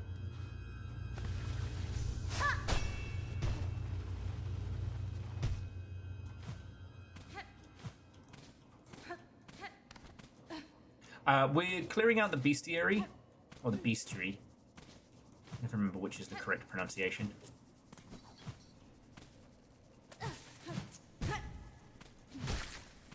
God, I used all my skills. Okay.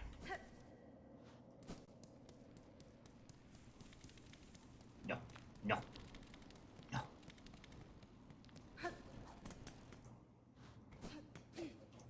Okay, so there's a single spawn. It's next to the upper Wormways exit. The Mossima Pillar.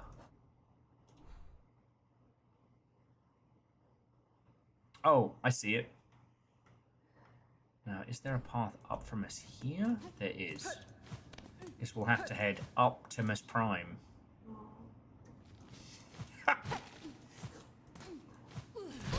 If I said I was sorry, that would be a lie. Yeah, the further up entrance round this way. Alright, you fucking gromlings.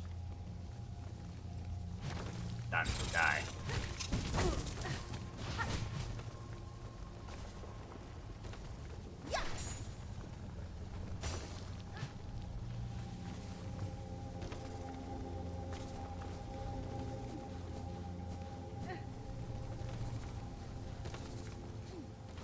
God, I have to kill so many of these little bastards as well.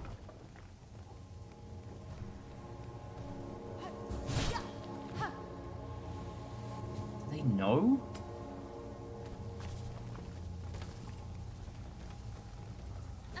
I fucking hear them. Do they know?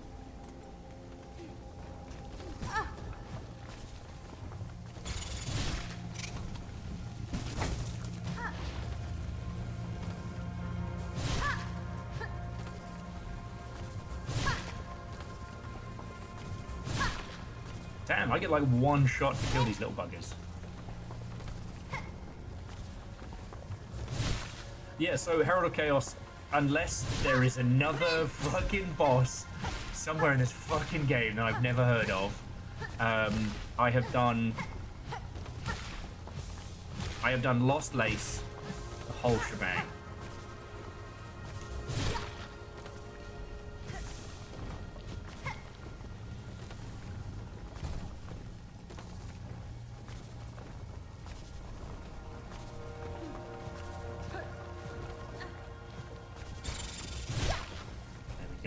That's one.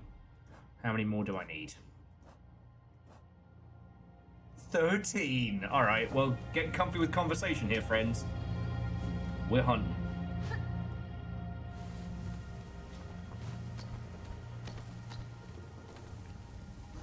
Come on. I know you're here, you little bastard. Herald, to my understanding, I got all the tools. I've done all the side bosses the game has thrown at me.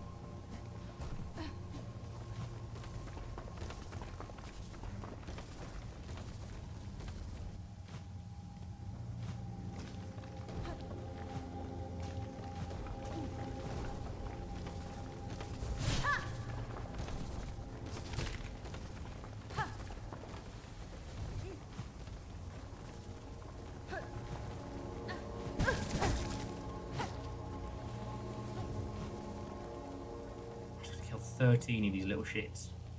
Come on, I see you. Do it.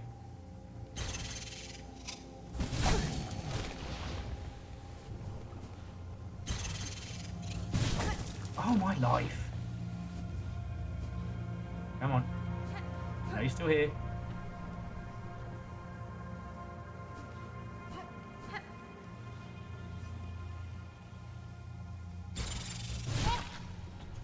Alright, that's one.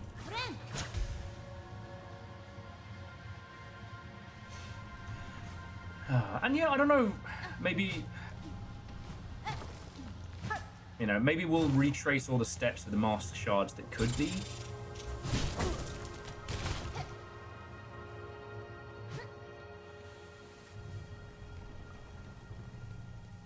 Do these guys respawn?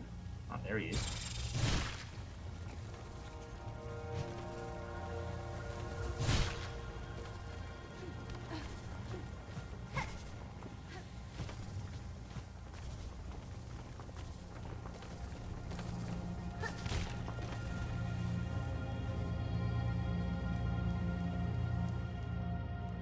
Oh, absolutely the fuck not. Sorry, Herald of Chaos. I'm absolutely not doing 100% achievement. That would kill me. Sorry, how was your stream? What were you up to? Like, you brought a raid in.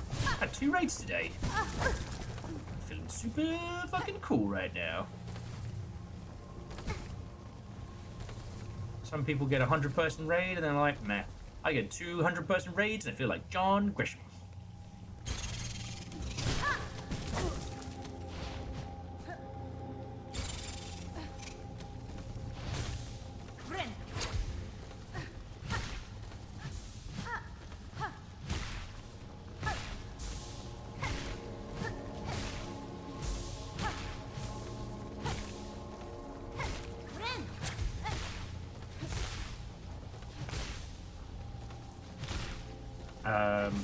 Pain, aka Darkest Dungeon 2. You know, what's been really cool is not just yourself, but also my good buddy Fred's beginning into Darkest Dungeon 2. And it's another one of those great reminders that we can't always go by, you know, the popular consensus for them Vidya games. Because I've heard it's very, very different from the original, but everybody I know who's been giving it a proper shout is fucking loving it.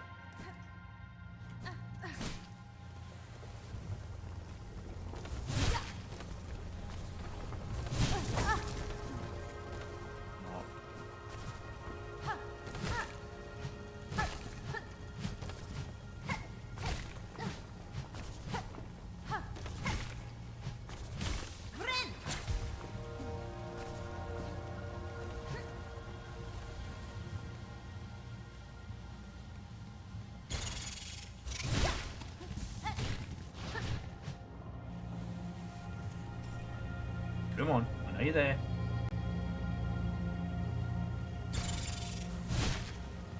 Ah, I take that, you bastard.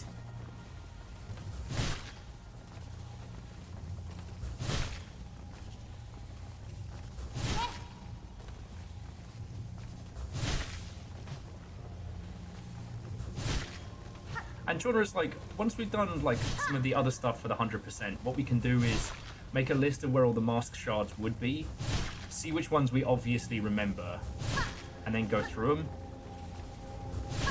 I'll have to do that. I mean, the race might end up being part of it, but please don't make me do the... Don't make me bounce those fucking fleas. I don't know who I'm pleading with, you or Team Sherry, but please. Not the fleas. Not the fleas. Alright, 7 more. Right, halfway there.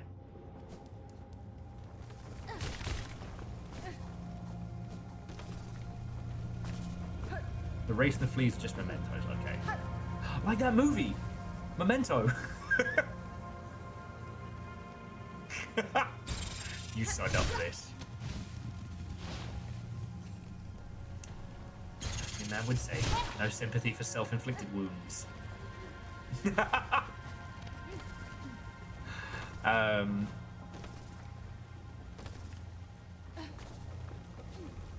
move like fleas.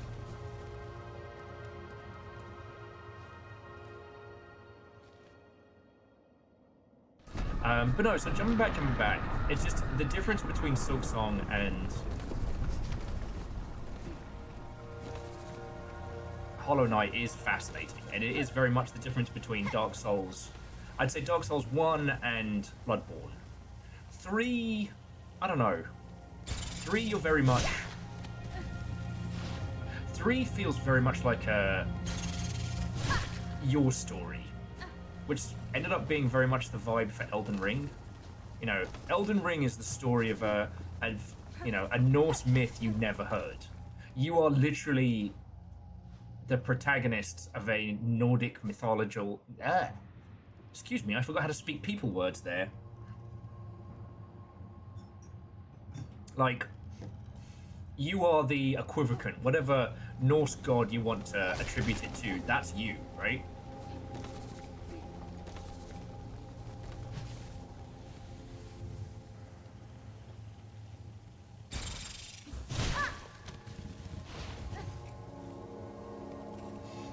But you know, Herald of Chaos, I'm glad you're enjoying it. Like, I'm not... The other thing, alongside, you know, pet builds and chaos, as I've probably told you all, I'm not doing GDC this year. I don't think it's worth the price. And even though I know I'm making the right call by not going, you know, today I'm starting to see everybody's I'm at GDC posts, and obviously it's making me sad. Because the best thing about GDC is the people, right? That's why the games industry is so great to be a part of. And I'm gonna miss them all, you know? Now, is one of my industry friendos doing a talk on funding? Yes. Do I think that is the weirdest fucking thing to be hosting in 2026? Yes. But you know what? If that's what they're doing, that's what they're doing.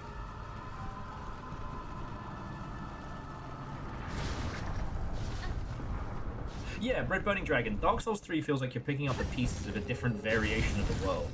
You know, in Dark Souls 3, you are simultaneously in the old pieces of Andalondo, but the old pieces as if someone had restoked the fire. But then you can also visit the areas which have been like, what if the fire was never restoked?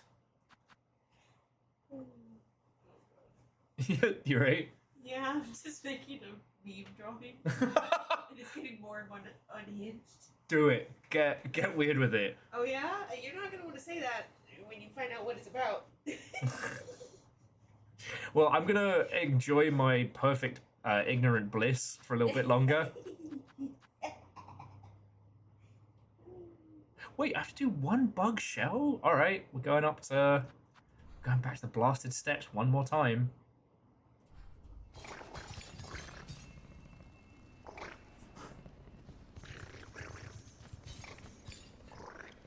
Wait.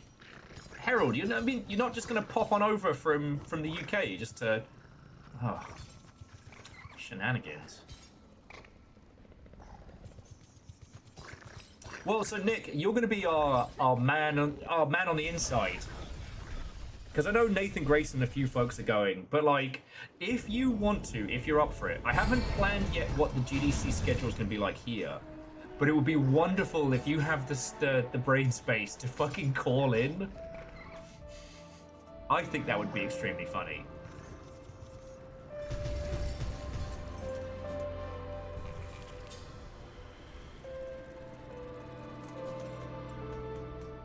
Because the thing is, Nick, I know you're going to have a good time, and I know you're going to see the homies. You know, also, you know, a bunch of your dev team friendos are up that way as well. And, you know, doing GDC right after a game launch, it's kind of nice. You know, even with everything being the way it is, I think it'll... Honestly, I think it'll be the catharsis. Yeah, I know. But, I mean, Nick, I don't know if you were in earlier, you know,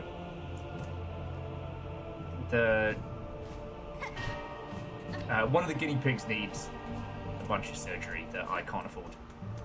And I've got to make a call on what I'm going to do about that, which I'm not happy about.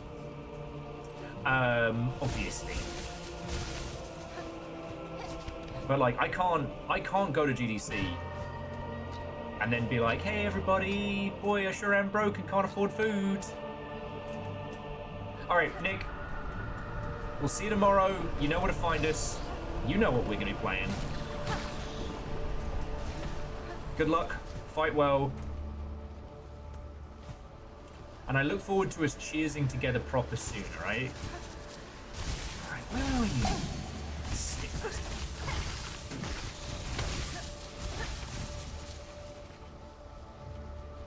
I could have sworn there was a couple of them around this way. I need to murder one of them. Oh no, it's Nick. So little Cleona is doing great. She had her procedure and she's doing fucking brilliant. I'm pretty sure one of them bribed the vets to say that they're actually like they're not overly fat and should be allowed to have more food. Because I can see those two little buggers paying him off, but I can't prove it yet. But it's Diva. She's got a lump in her hoo-ha. And it would require a complex spay, which is not cheap. God damn it, where are you, you pin needle bastards? No, it turns out, Nick, it is actually possible. You know. Every time I go to the vets, I'm always like, they're going to tell me I'm overfeeding them. They're going to tell me I'm overfeeding them. I'm a bad guinea pig dad. They're like, nope, they're doing great. So yeah.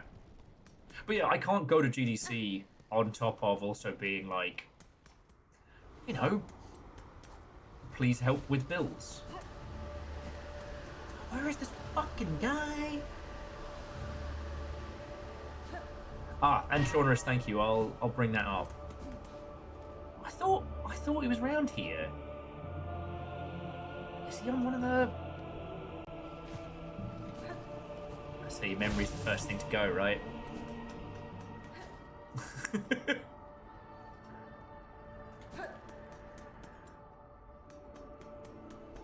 Oh, I'm looking for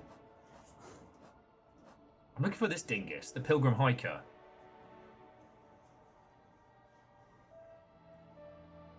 I've fought this guy so many times. Oh, Exo, what turn went? Who said that? Oh, I thought I'd forget.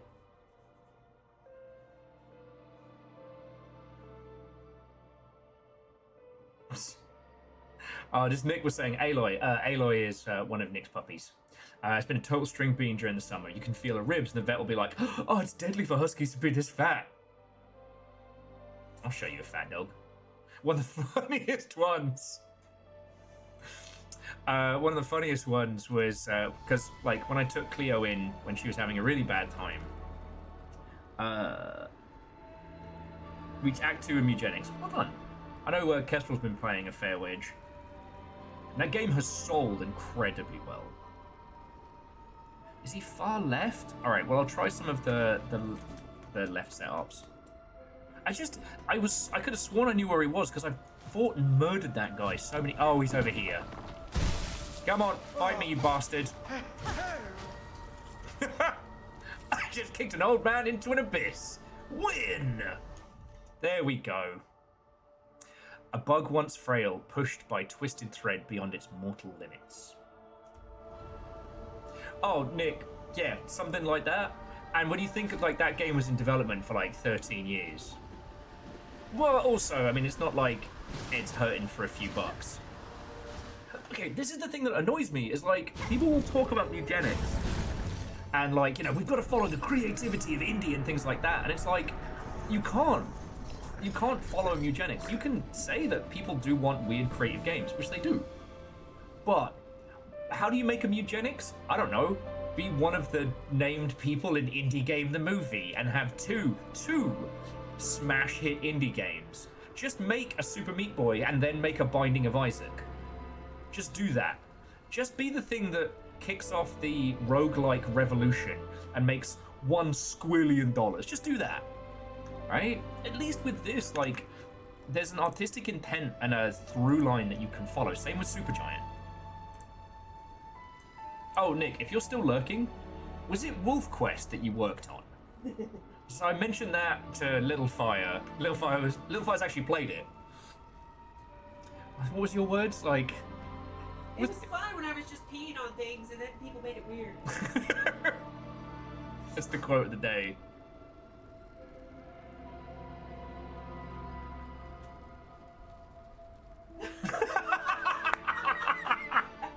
Sorry, friends. Nick just said, "Oh my God, why is everyone pinging me about Wolf Quest today? What's happening?" I don't know. I think they did an update. It's been on everybody's like Steam updates.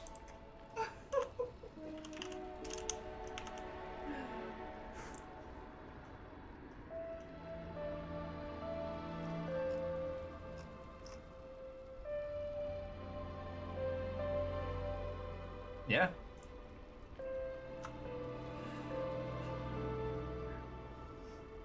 Yeah, be the creator of a game that starts an indie gaming revolution for platformers, then do it again for top-down roguelikes. You know? Well, it's genres like Eugenics could take its time and be the thing that it wanted. If you get the time, by the way, friends, have a look at some of the failed prototypes. Because Eugenics was going to be an idle battler at one point.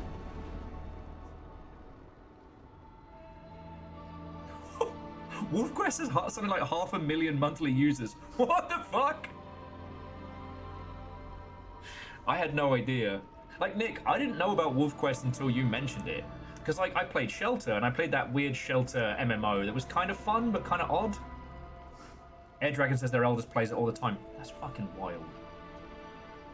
It is a fun game. I mean, yeah, the thing that Little Fire was saying is it is fun. It's just some people take it a little bit far. I'm not trying to actually roleplay, dude. I'm just trying to peel a tree. I just want to peel stuff. And chase a deer or something. That deer knows what's coming. I know. Well, call me a name. It's amazing deers even know slurs like that. I know, and genre is like, I'm not saying that Eugenics is great and perfect with no flaws and it should be emulated. It's just, if you're playing it and loving it, brilliant, great. But it is not a blueprint for how you do successful, good indie right now. Right? Yes, Eugenics has made silly money. We can only guesstimate based on Steam reviews, but it was top of the Steam charts multiple times and has like 19,000 reviews in a week. But then, you have to remember, The Binding of Isaac and The Binding of Isaac Rebirth were two different SKUs.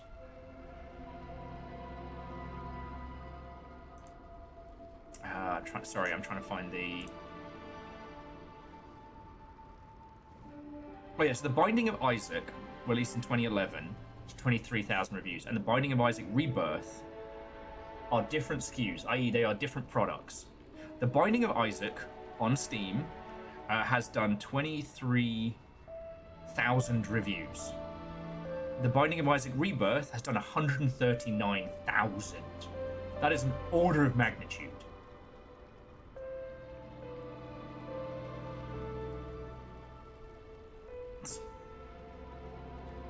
I mean, Nick, we have to think of it. What other pseudonym could he have worked on, right?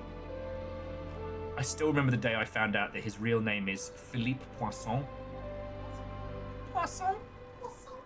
Bill Fish is a pseudonym.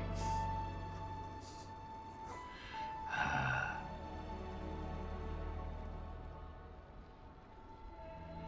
mean, Herald Chaos, absolutely. But the thing is, not everybody... This is where I guess I love the long ship and I love talking with all of you lot, because not everybody's a fucking idiot. Because yes, Herald of Chaos, Eugenics has sold so well, people are going to be trying to ape on that. Same as people trying to grab any poker-themed or card-themed games to get the next Balatro. missing the bits that put it together. PlaySim, who published Balatro and Abiotic Factor and things like that, are still making smart purchases and smart publishing decisions. You know? What's up, Steve? Favor 6. Speak for yourself, I'm a grade A idiot. Sugpop and Strange Scaffold are target. Yeah, that's a target for indie game studios. Enough plates spinning in the air that you're developing enough games to keep things going, but not so much that you're fucking killing yourself. However, I don't think that Salavir is succeeding at the not killing self. You know? He has a kid now!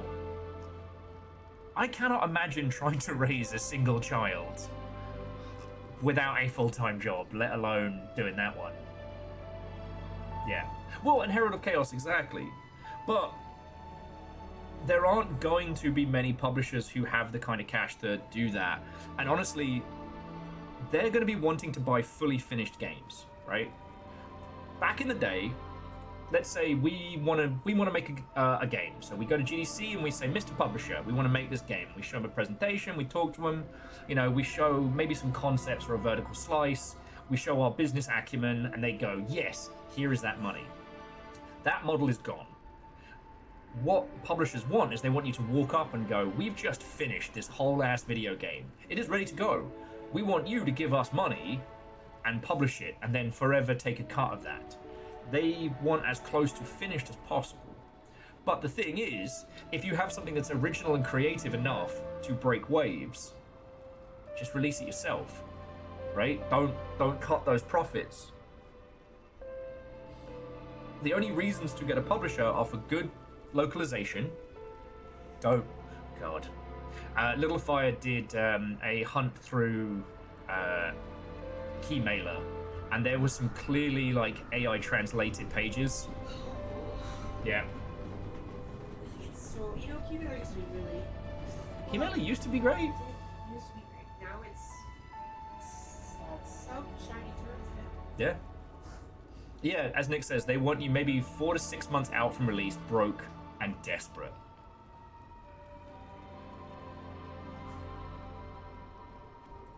I mean, true, Chaunerus, like, most people are pulling out of the US. Like, that's the thing we were talking about so much earlier. Anyway, killed this guy. Who's next? We can talk about this while we're running. Ah, the lava bastards! 7 of them. I don't wanna! I don't wanna!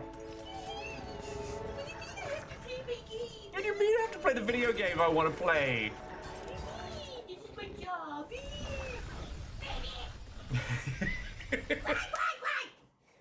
Off to Deep Dogs. Man, your impression of me is spot on. Yeah.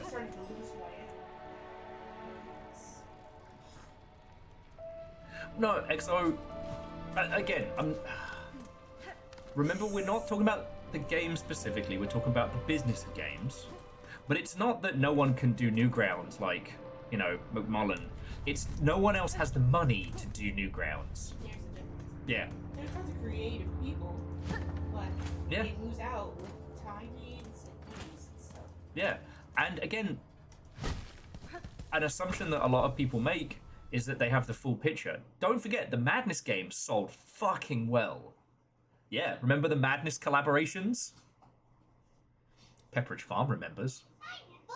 Want to know how much that did? You remember? Madness Project Nexus.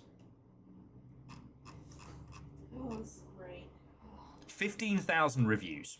Overwhelmingly positive. Yeah, everyone does. But they published it themselves. I'll show you. Look at this fucking live action. Hang on, let me roll it back. Somewhere in Nevada. I'm a really cool dude. I'm a cool dude. But that's what the Madness collaborations were. They were a quasi... They weren't quite like the Stickman fights, but in a very similar vein, using a classic style of like flash animation and, you know, gun kata madness. Originally starting off as a bunch of like, you know, 2D flash animations of, you know, madness dudes shooting each other. And then turning into some actual Flash games that were fucking brilliant. The kind of things that would then give us, not Charlie Danger,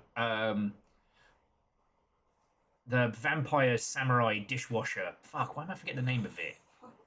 Yeah.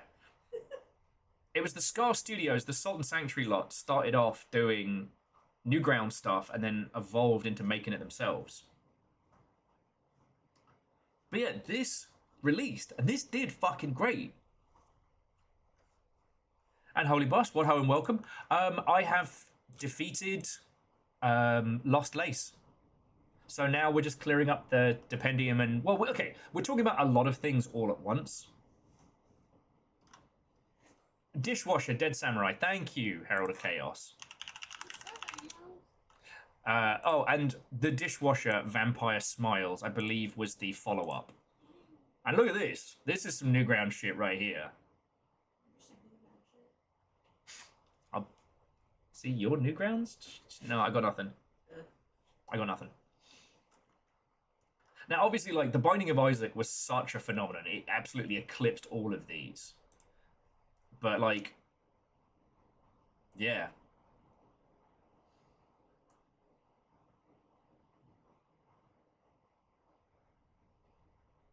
You know, nowadays it's pretty common to find a side-scrolling 2D hack and slash, but, you know, this was a genre deemed too beneath the American games industry for quite some time.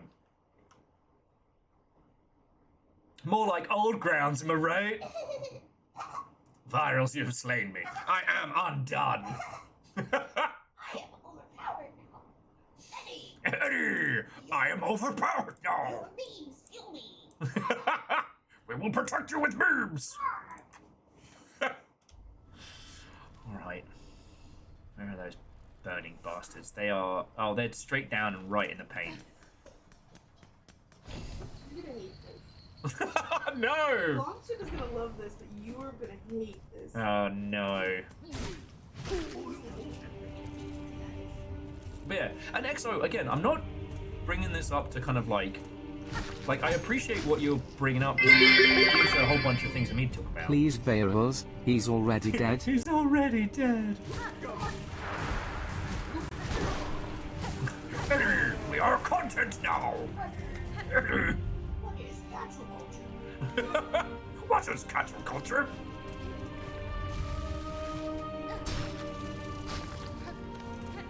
Eddie, we are drama talk now. Oh, I missed TikTok. Anyway, Holy Boss, seriously, thank you for the bits. Yeah, so Chaunerus, that was the team that went on to make Salt and Sacrifice. Hang on, I've got to put my please don't set me on fire charm on. No. Explodes.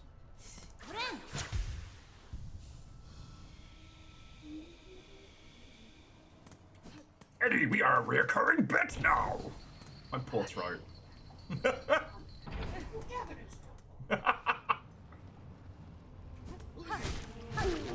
yeah, it's, I guess the reason why I'm so obsessed with talking about this is that, you know, again, it's another case where I don't want people learning the wrong lesson from eugenics. And I don't want it seemed as if, like, you know, old Ed McMullen is anything. He is not a strange magical alter. He's just a guy. He's just a guy. Hit him with your car. We're gonna see there. Ah! You snoozed, you losed. Out of my head! Eddie! Eddie! We are in your mind now! God. Are we the problem? We need to go outside. Are we the drama? Yes. We should. Of course we are.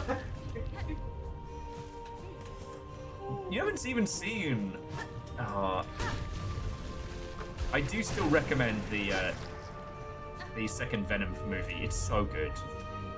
It's one of the best queer romance stories I've ever seen. Eddie, we are a couple now! What were you gonna say?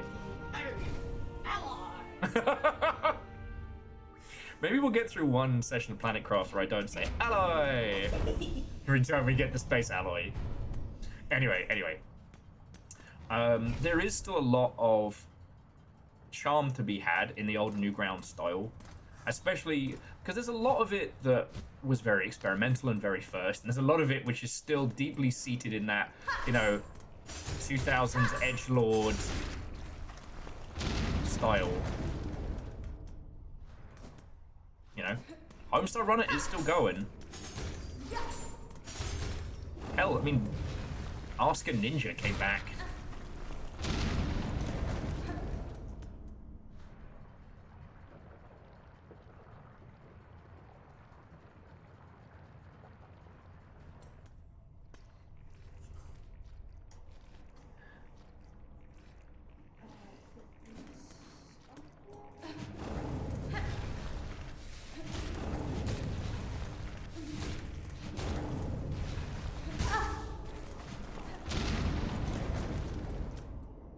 Wrong, wrong, wrong, wrong.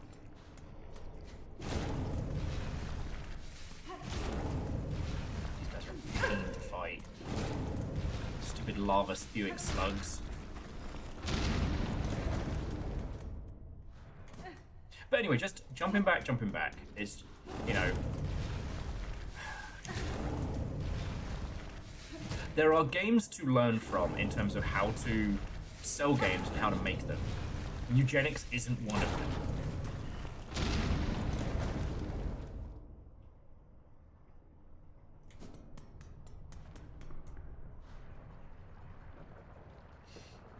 Oh, sorry, and Harold, you were also talking about like other video games you've been playing.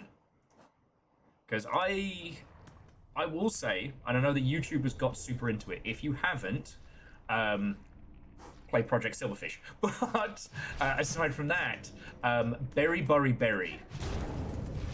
You want a game to actually look at and be like, this is the kind of shit to put together right now? Nah. Like, no one seems to have been... No one's talking about the fact that the incremental game scene is making clever money.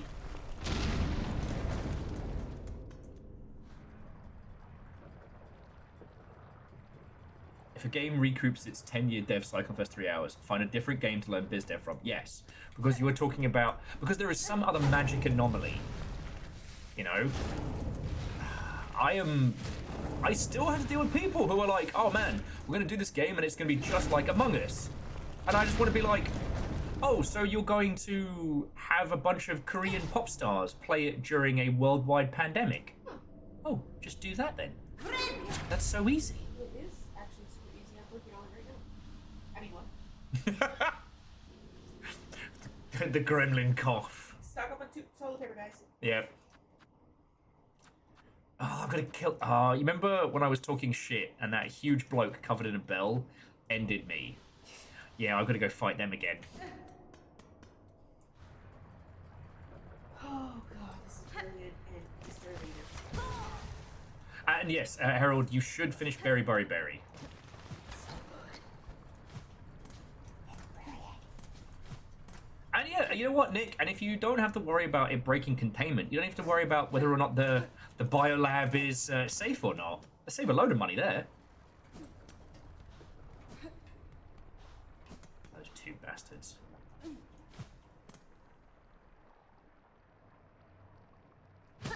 Yes, Among Us was also in Knives Out 2.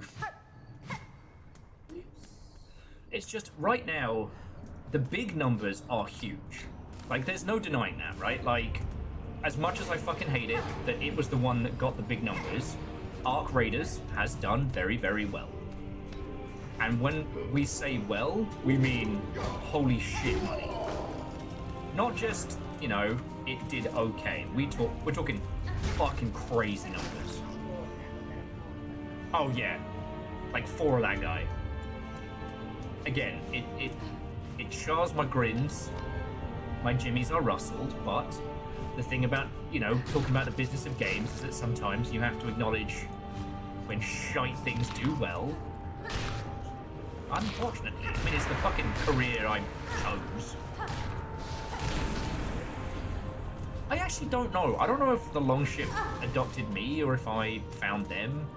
At this point, are we cursed to each other? It certainly makes a lot more sense.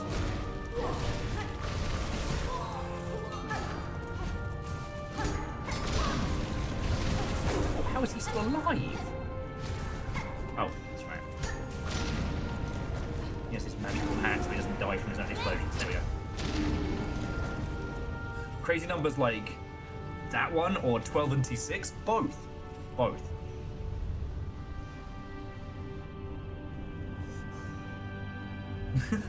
Just Nick with breaking containment is the point. Pandemic 2, electric boogaloo. Let the investment flow back into the industry. And to my FBI agent, this is a joke. I mean, Nick, you're local to that part of the world. They'll probably just pop round and be like, oi, oi. I miss my shiny spy. We actually shared one.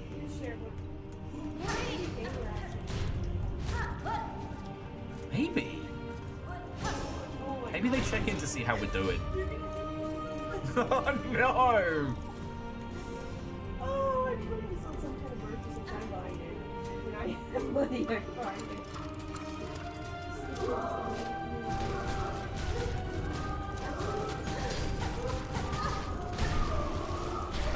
I mean, that's fine and all, but have you sold bathwater? Red, because I was gonna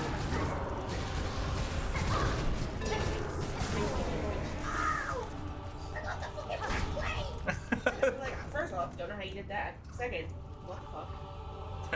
How? Do you have tips? I'm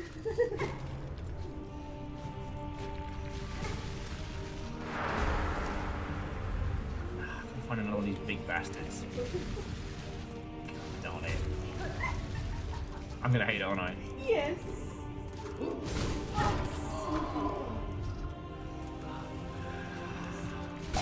Well, just...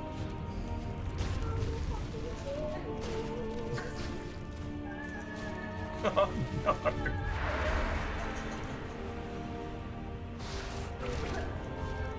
God, I lost my train of thought.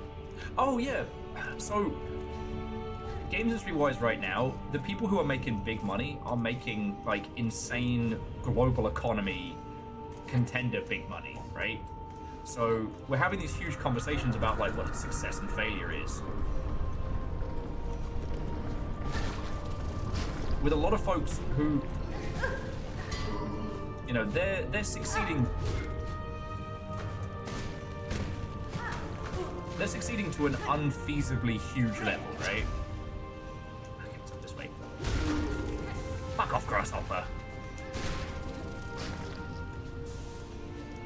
So it means nobody's talking about teams that are actually surviving the bizarrities of the industry we find ourselves in. You know, there aren't a lot of stories about good, successful dev teams right now because those don't get clicks. You know? So yeah. Oh. But yeah, Harold, I'm glad you had a good time with Berry because as I was like scraping at, God, I bet there's only one of these bastards still here after I beat that boss. The incremental game scene is this weird little part of Steam. They used to be called idle games, but since more and more actual game has been added to them, they're not really idle anymore. They're actually games you have to play.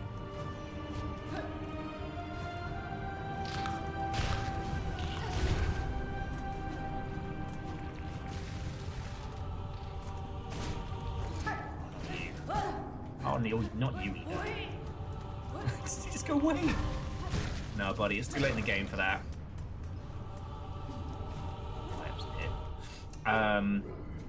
But yeah, that whole scene is doing really well.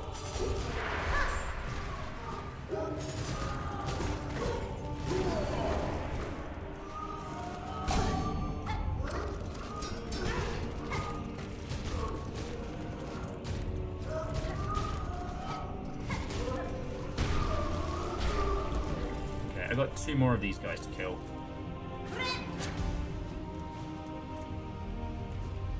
Yeah, and a good factory must grow as well. You know, the automation scene has been very popular.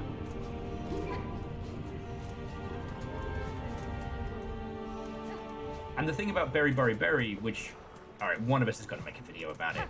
Berry actually tells a story. It is spooky and it is unsettling and it's fucking good. And by the time you realize what is happening, you're already like in it. Yes. It's too late. Because the hook of make berries make money is already engaging and you're having a good time. And so then the story can creep on in. I mean, they do a good job of like, once you've broken through the first wall, you'll find your first tape. And that's when you're like, oh, there's more to this than I thought. All right, yeah, I'll keep going. EXO, I've seen a game about feeding a black hole, but I haven't played it. So I don't know if there's anything more to it. You know, I played a few ones. God, I'd have to go back through which were the good ones.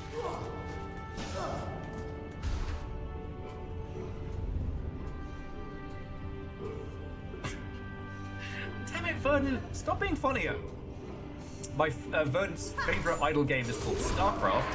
I keep losing though, it's really weird.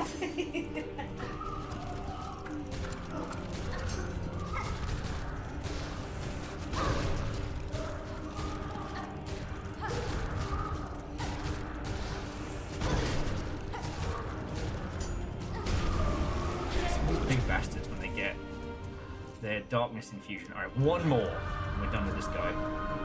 They are no joke.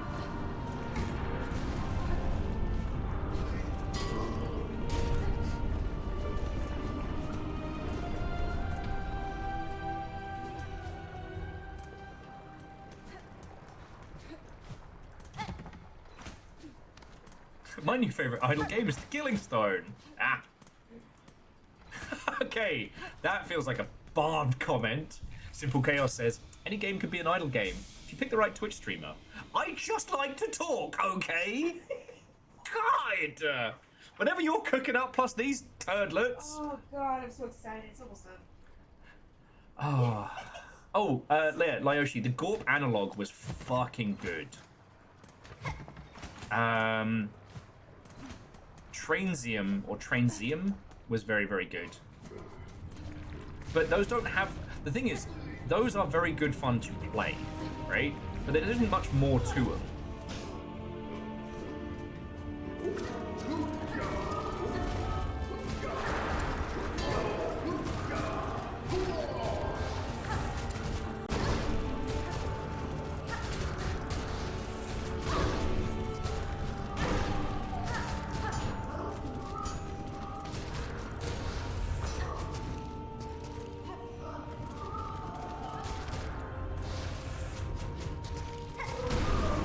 There we go.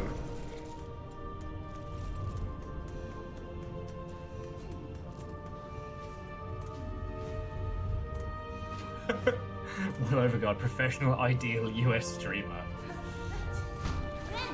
God. I was about to say, that's what my obituary is going to say, but you're all under strict instruction to make up as much wild horse shit about me as possible.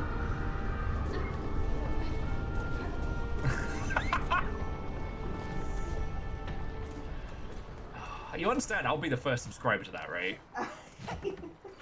Little Fire has often joked about making a podcast called Surviving Will Overguard. Yeah. Wait, what's because you get a notification that says someone mentioned your name? Yeah. Look, I've gotten enough threats over the years. I do have the Google alerts for Will Overguard. Oh, and Null, Watto and welcome. Overguard, underground, possibly dead. So Null, how is your calm, relaxing, absolutely stress-free Tuesday? Said Will, being a little shit. Oh, I've got to do the fucking mouse mother. The mite mother. Fucking hate that bug. Alright, well, we're going up to Greymore. Oh yes, and happy Chinese New Year to all who celebrate. Happy freebies in all of your free-to-play games. Okay, I love the fact that through games we get more cultural osmosis and more, like, you know, cross-country sharing of traditions in the ilk. I love that. I don't mean this as a bit.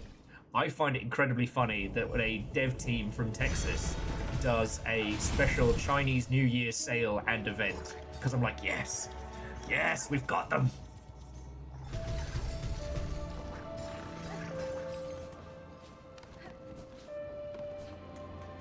It's also extremely funny because this is the year of the horse.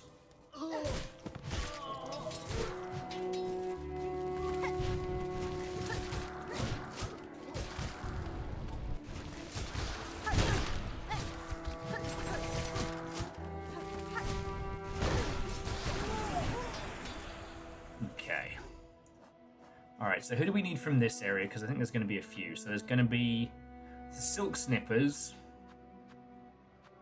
Thread Rakers are good. I think I got the other ones. Fuck. I haven't even seen it. I just know by your chortle. Oh, God. This is great. Oh, and I've got to fight more of the fucking crows as well. So Nova, we actually did it. We defeated the grand final boss. We're just chipping away at the journal while we talk about it. You'll have got a good few hours until I hand you over to the littlest of fires. And I don't know, I thought I'd be battling Lace for a few more days, but here the fuck we are. Alright, now where the fuck is the Might Mother though? Oh, she's down this way, isn't she?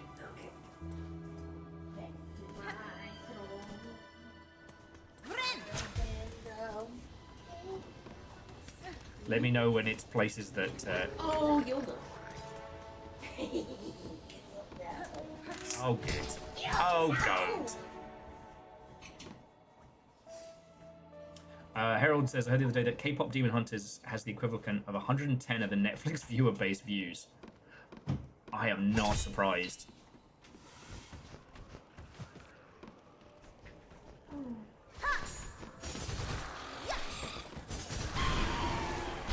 I mean, in a strange way, it's kind of wild to me that it took this long for US media companies to realize just how fucking powerful K-pop is.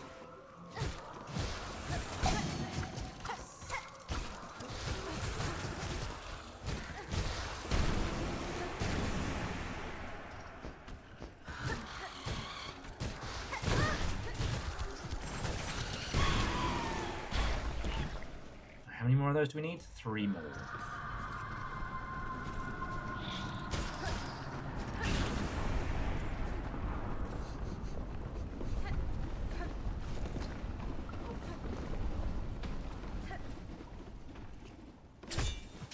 Ah! Dodged it.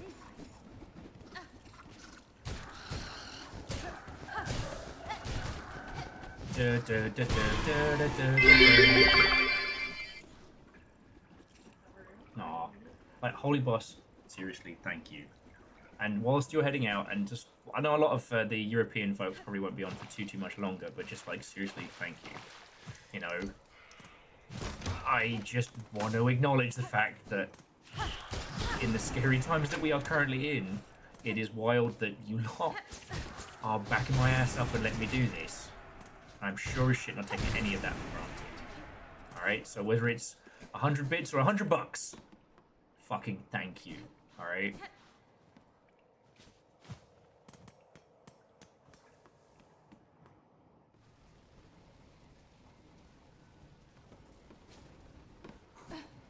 Yeah, I guess we gotta go back where I came.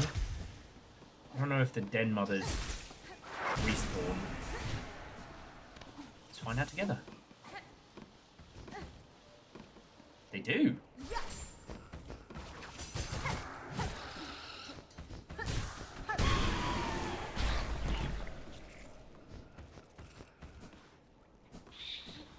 No, that doesn't sound like me at all. That doesn't sound like me at all. No. That must have been an alternate universe will. Bizarro Will has returned. My God. Alright. Might Mums are done. Poor of sight but possessing a keen sense of smell, it uses bulk to charge at foreign scents. Remaining fierce so far into old age is an admirable trait.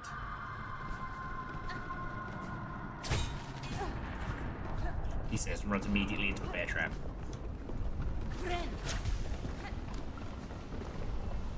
Alright, we'll just go rest at the halfway house. And the job's a good one.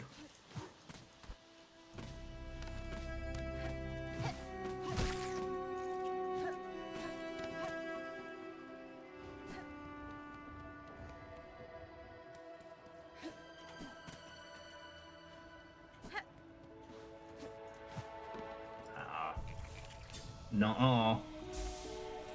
Nuh-uh. Okay, yeah, so next on the list is Scissorman, and he's up in the rafters. I need, how many Scissormen? 6. Mine.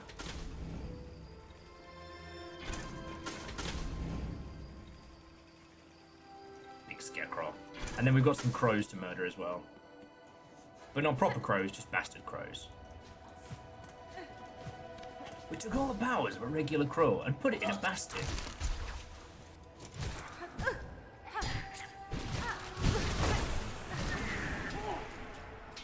That's one. Now, are there any more around? Any more in the tower?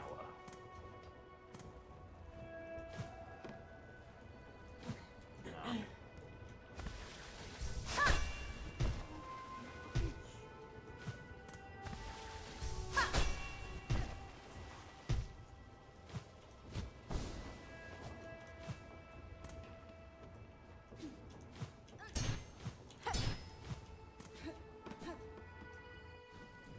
Nope. I remember that area. No.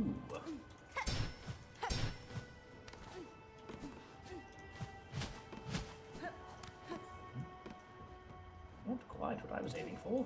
Okay. I'm Decad King. Horodron cubes. Firmly in my feet. The only way to be sure Diablo could not break free. P-hole has never been the same again. I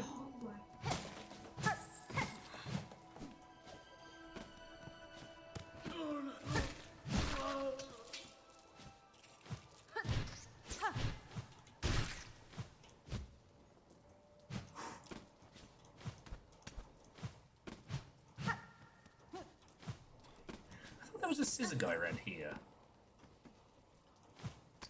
Because that leads us up into the Sinner's Road. Have we done this way? That can't be the only scissors guy around this way. But yeah, Chaunerus has not only managed to keep track of our Silksong adventures, but also of where the conversation's been going, starting at Silksong and Hollow Knight lore, then blathering over towards indie dev biz, and now K-pop Demon Hunters, I guess?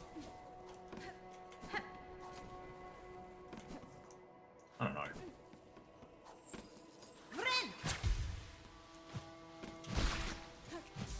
Honestly, I don't think that a lot of like American companies not understanding things like K-pop comes from xenophobia. I think mostly it comes from stupid. You know, business guys who have business knowledge and know all the business words. And they're great at business, so, you know, they don't need to learn things. They already learned all the things from the School of Business. You know, not doing your research and keeping tabs on, you know, how the world is changing and what new, you know, trends and tastes are coming in. They don't need to learn anything. They're white guys.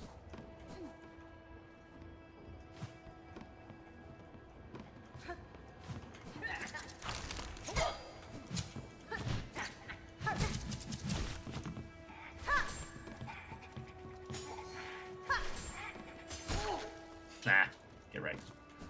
Alright, so we got one scissor guy in one tower. Oh, here we go. What's up, nerd? Okay.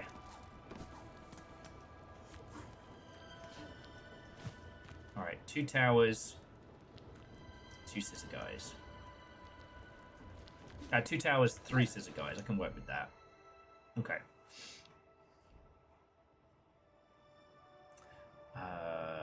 Noel says, I don't play this game, so look at the pairing of Nova's Work Hard for Us and Herald's Did he do the crow fight as some kind of insane dystopian IRL channel system? We'll have to go outside, fight several crows for chat's sick pleasure. You know what? I have no delusions as to what I owe everybody and what I'm prepared to do for that. Crows? No, they're sacred. Jobs come and go, but the crows remember. They teach by generation. I will say that the Black Mirror episode, the newest season, the first one, of a guy doing a a live stream of like, basically as a live stream of doing terrible things to himself for money, and I'm like, oh good, oh good. On the plus side though, I wouldn't win against the crows, so you wouldn't have to worry about them if I did.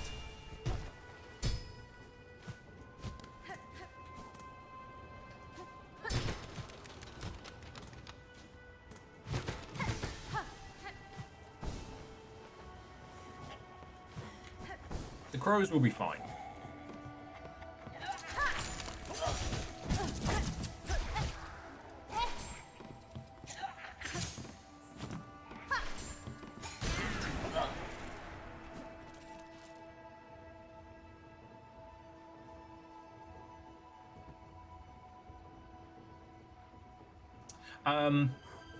Oh yeah, so the 3 mementos I'm missing are high scores in the festival, endurance dash master, and completing the journal. Now, you were saying that for the quote-unquote 100%, I don't need to do all of those. Now, doing the journal is more for me because, you know, I'm a lore fiend. Especially, okay, because the thing to take into consideration is those scissors guys, right? They use a big pair of scissors to fight. We've seen a few individuals that have used, like, broken down ones, but these guys, they have their little special weapons are for collecting the discarded silk from Farloom and collecting it. So what's his fucking deal? And when we consider that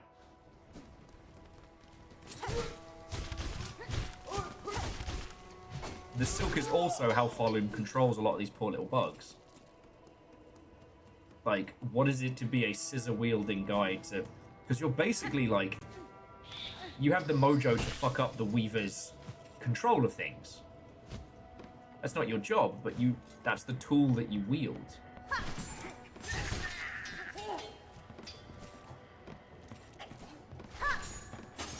I don't know.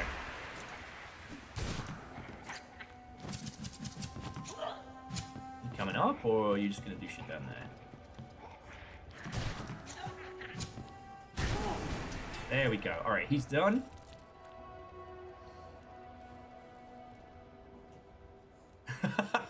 Nell says it's a slippery slope from do tipsy squats to endure crow abuse. I actually haven't been feeding the crows as much as I used to, so I would be down. Speaking of which, let's go kick these crows' ass. I gotta do 11 of the tall crows? God. But they're assholes. Yeah, well, so Herald... Oh, I should have been paying attention. I was looking at your comment. The percentage is 99%. Like, it took 99 hours, and we cleared the game on 99%. Very proud of that.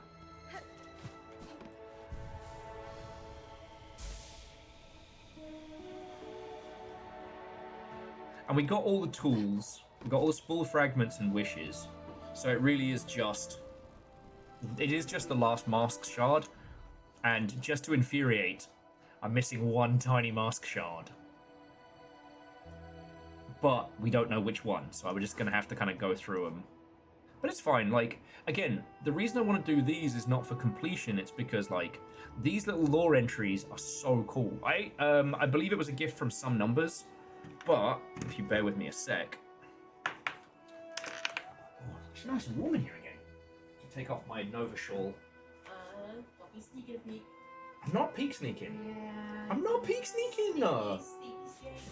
Because I desperately want to know the length to which I'm about to be destroyed. So yeah, Numbers got me this. Hang on. The Hollow Knight Wanderer's Journal. And it's a bunch of details on the world. And also all of the bugs and creatures and whatnot. Because our little Bug Knight doesn't talk, we don't get a lot inferred, but the Hunter's Journal tells us so much about the world. In this isn't just the creatures in the world. This is Hornet's observation of them. It can be easy to project a lot of personality traits onto a character, but Hornet is very much her own.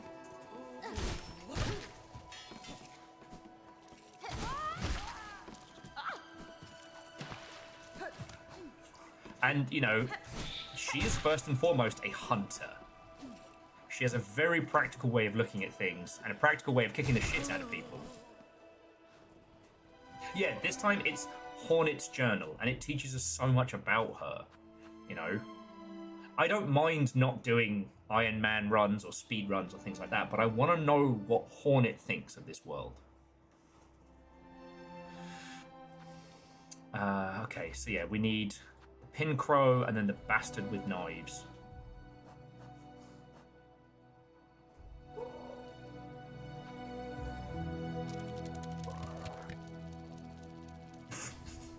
It's weird that Hornet sounds exactly like Will when she talks. Yeah.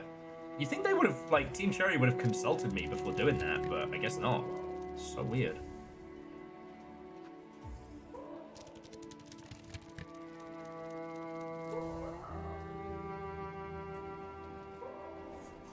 Yes, things we have learned because of the journal. Hornet likes fluffy things, is envious of things that can fly, which makes sense because she was raised by creatures that could fly, and is very acrobatic, and she's had more than one mate. You know, we learned from the Master Trader that Hornet is old. So, like, we don't know in Hollow Knight just how long she's been about, but she's served in the Pale Guard. Right? Like, I'm not completely tripping here.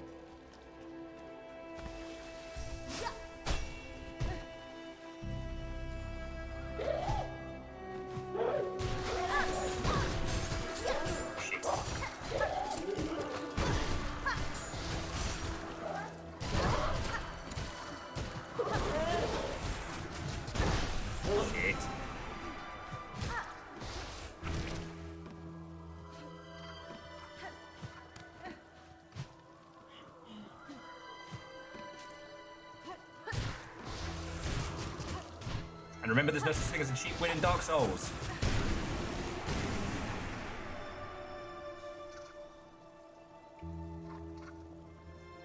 And Lance, what's up and welcome. So Lance, just to bring you back in, we have cleared Silksong. We're doing the bestiary now.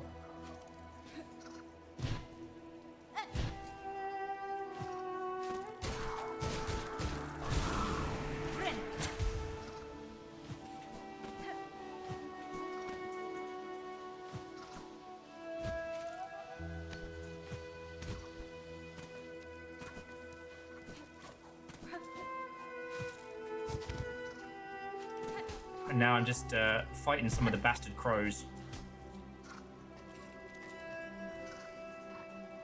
Yes, we know that that Hornet was around before the Dreamers went under, but that her mother was gone.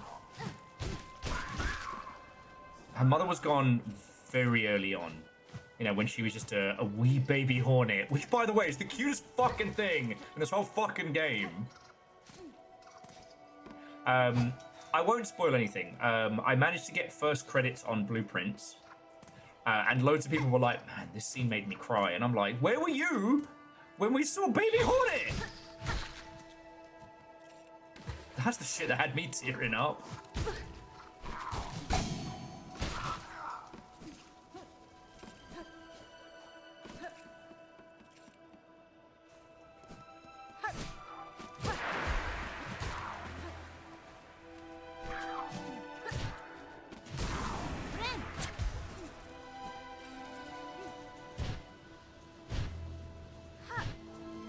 There is also something to be said about how, you know I joked about it, but Hornet had 3 mums.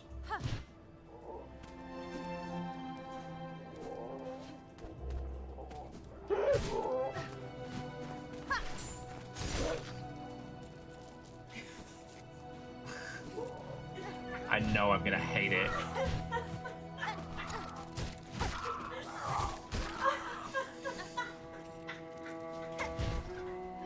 So, Little Fire, how did you spend your day? Oh, I just memed on Will! Fucking hard! I can't even be mad.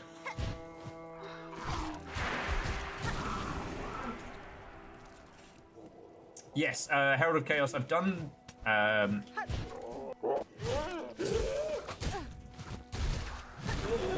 done the races, and I've done the initial fleas.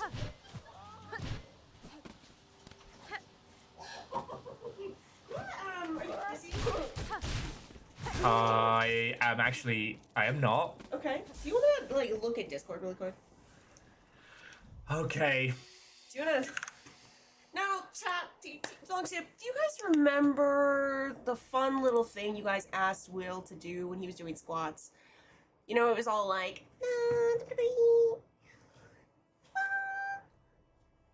Well, What have you done? my brain took that. I'm gonna need you to go to my Discord. I'm gonna scroll a little bit. Yep, go scroll down. Yeah.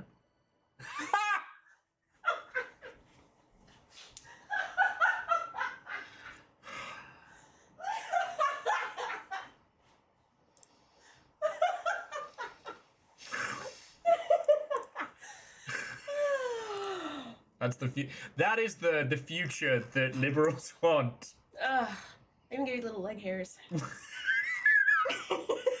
That's a caked up gnome. All right, you've got to put that on Blue Sky and stuff. Oh my god. It's the only way to see ginger cake on this channel. You have my permission to put the store link in general as well. Okay. The people need to see. Oh god. God. That's what I've been working on. You know. That's all I've been able to think about every time I squat in.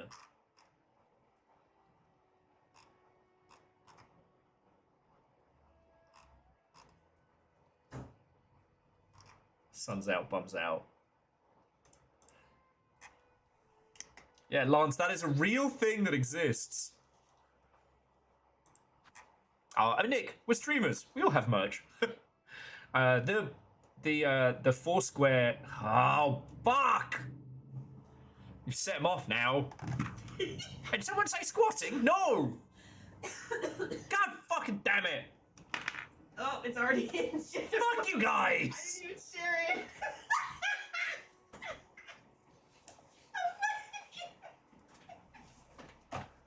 And I've got 10 squats. God, you know, if I could put that, if I had that much enthusiasm for like other shit, instead of like that one thing, and then I exert all my energy on it, and I'm like, I'm done. Then you could take over the world. I could take over the world. That's why I was nerfed. Yeah.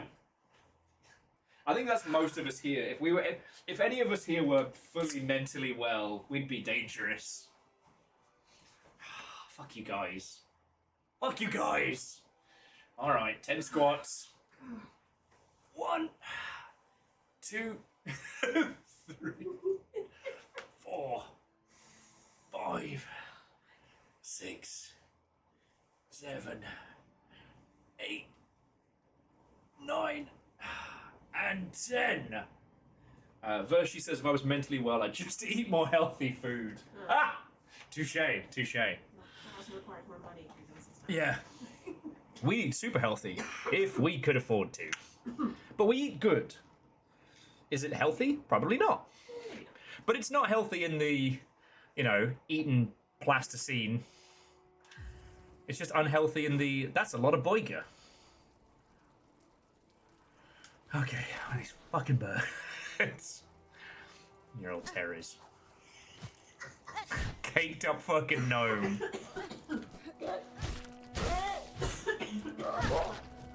That's the last thing I've created for this. Oh no, you don't get early outies. That was my last contribution to the world. If I have to live in the shadow of that caked up gnome, then so do you. God damn it.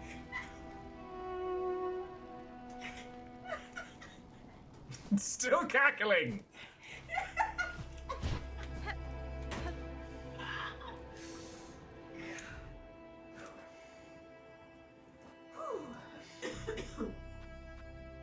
Alright. To do another run of cheeky burbs. Yeah, so Fred, I don't think this will itself be spoiler town. But yeah, as folks are saying, I can't promise there won't be like ending talk and stuff. We've been talking pretty extensively about, you know, about what's happened and also like the allegorical points between this and Bloodborne versus Hollow Knight and Dark Souls. It's allegorical? Am I making words up? Yes. Well, language is interpretive, right?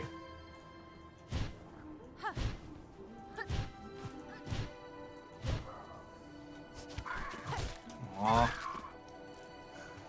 I just realised more people I'm not going to see by not going to GDC. I'm going sad about it.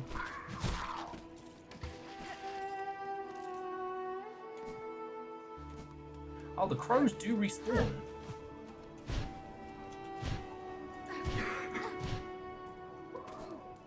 Oh, but not the big crows. Alright.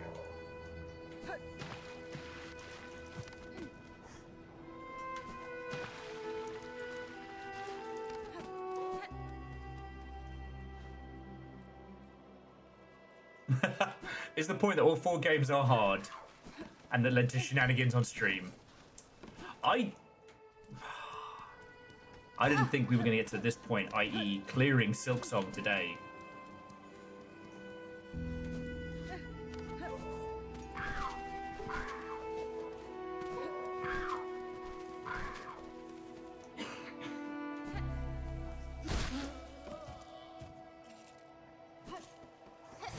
Yeah.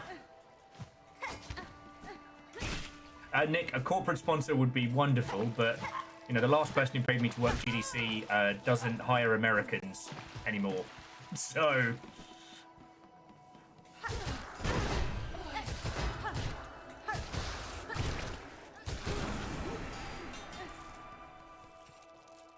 there's nothing to be doing there. And everybody else who could hire me is themselves looking for either funding or work, so... No, so Herald of Chaos, go get some sleep. Thank you again for bringing a raid in. Alright, friendos, please give Herald of Chaos a follow, and have a lovely fucking rest of your night. I'm glad you got to be here for the good bands. Favor 6, imagine my surprise!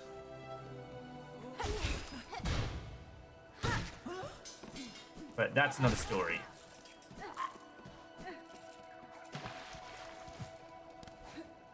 That's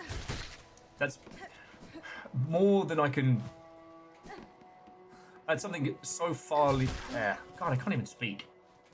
Yeah, it sucks, but it is what it is. You know, it is what it is. The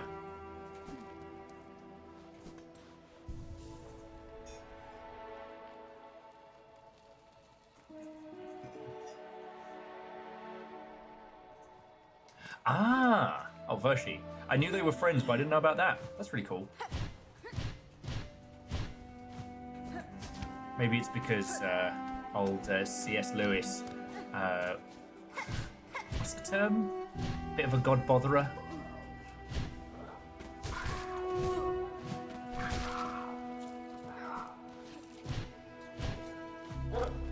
Mr. Just Kidding Believer Jesus.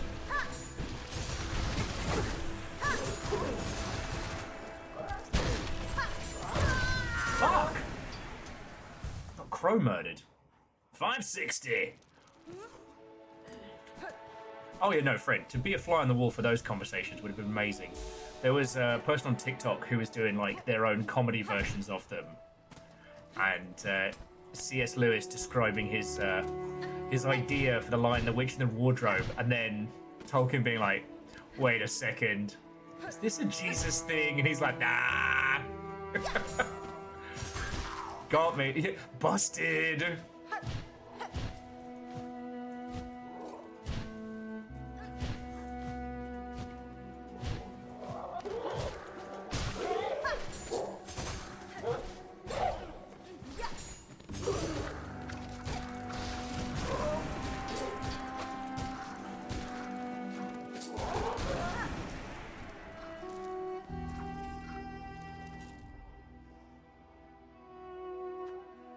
Six more of those guys. Bloody hell. Alright, where you hiding, the wankies?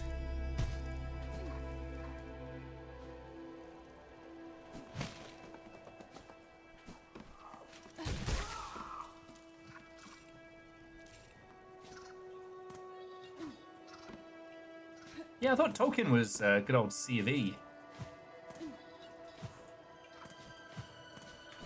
The LaCroix of Christianity. Some of the flavour, none of the guilt. One guy came up with it so he could bang more princesses.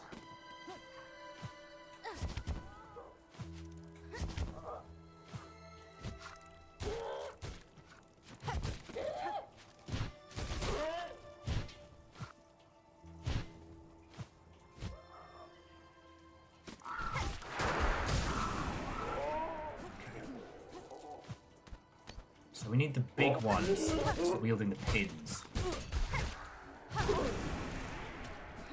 Not the chubby ones anymore. Are there more crows up here? There needs to be more crows up here. Of course not. Just cool movement tech. Stupid awesome game with awesome movement. Spikes.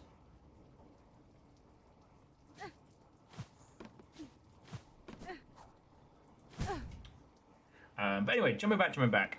So yeah, we have finished Silksong, you know.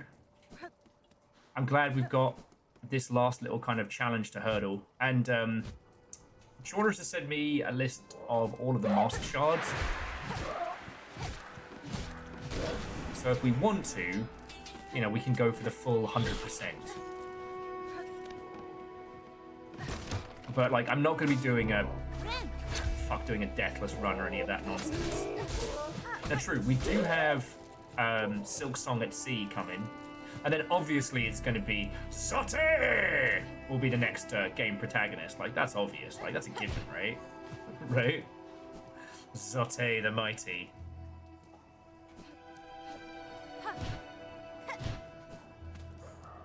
Excuse me, where are your crows? I need more crows to kill.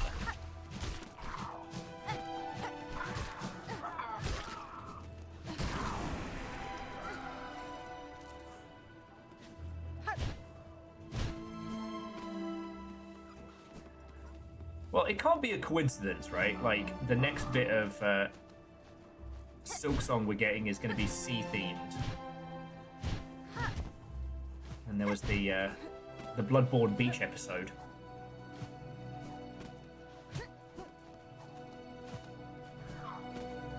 God, there's so few crows. This can't be it. It's going to take us a small eternity to do these ones. Oh well, nothing worth doing is ever easy. 4 more. Okay.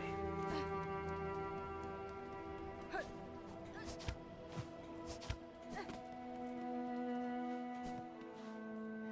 think it relates to the coral area.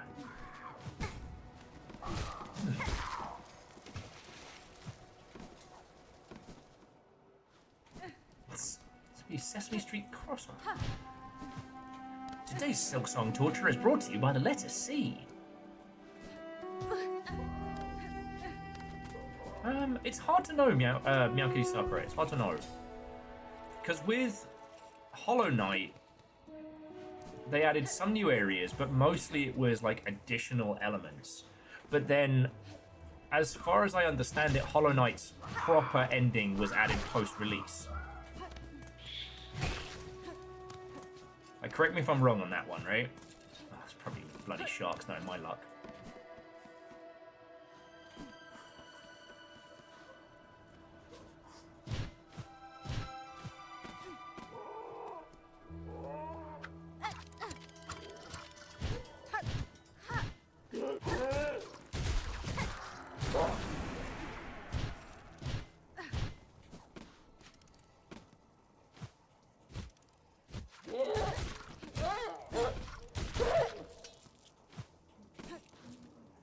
I find those noises to be more than a little disturbing. Is it just me?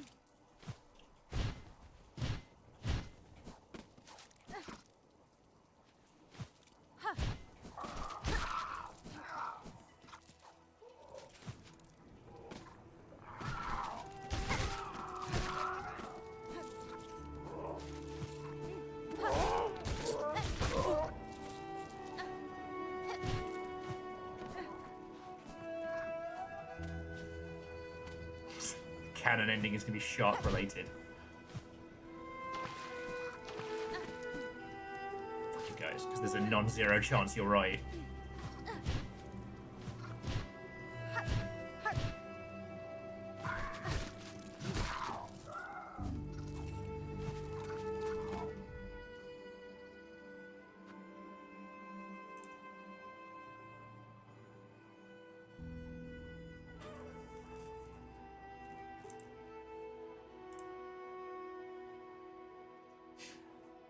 Slain. Slain. If you're gonna do it for the bit, it's gotta be funny. That's the rule. Viper law clearly states, Viper don't do Viper, i.e., do not mug your best friend. Don't get caught. And don't take the piss. Subsection C, unless it's funny. Also, I mean, the first requirement for a joke is that a joke is funny.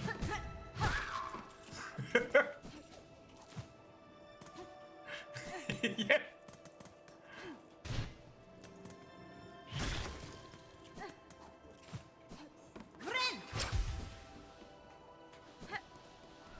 Or that a joke is so painfully unfunny that it does a damage. Look. Ricky Gervais is a garbage human, and if he ceased to exist, we would lose nothing. But do you want to know what? Sorry, burnt on the bottom. Watto and welcome, an army of chickens arrives. I know that it absolutely chars his grin to know that the US remake of The Office is better in every way. I know. I know it. I know that kind of person. I know the kind of ego behind that man. I know it burns at him. But yeah, so, burnt on the bottom, Watto and welcome. I have finished Silksong. We are currently working on last bits of the bestiary.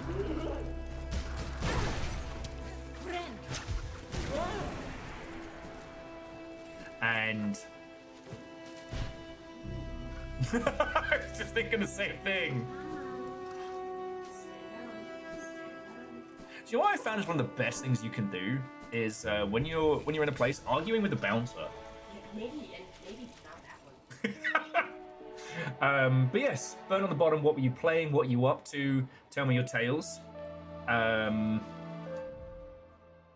2 more. God. Will versus the Immortal Crows. I'm rude all the time. I don't get snatched by your I think you have to ask nicely. Oh. Okay, the room you're currently in at the top.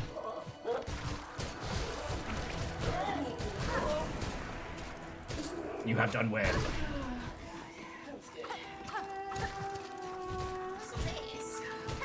You have done well.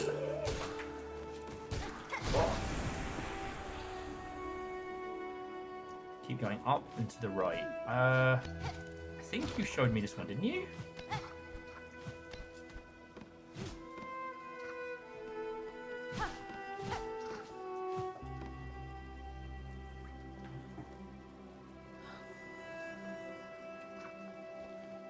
Just waiting for Jonas to catch up. There's a secret room I've missed.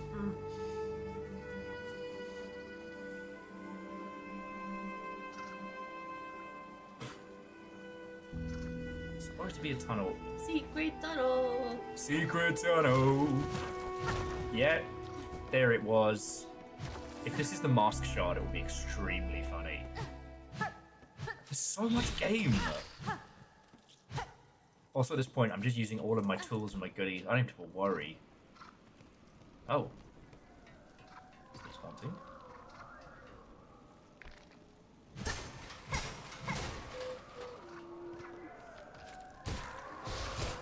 Oh. I'm in trouble. You're not in trouble. I'm in massive trouble. You're fine.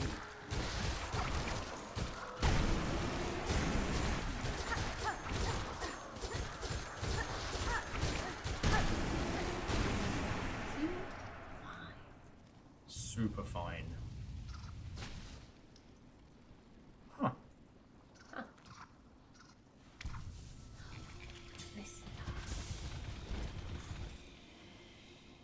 Oh, spider friend.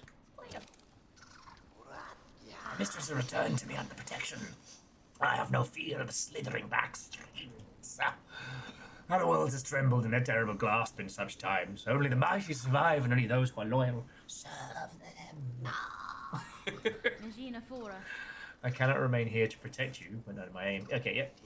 Ah, more than your words. Anyway, something, something, something complete.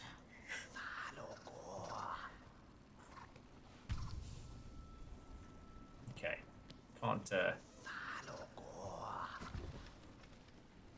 Okay, so this was a cute little shortcut between Greymoor and Biowater. It also speeds up the rate at which I can farm this one guy I'm trying to fucking kill. One more of them dead.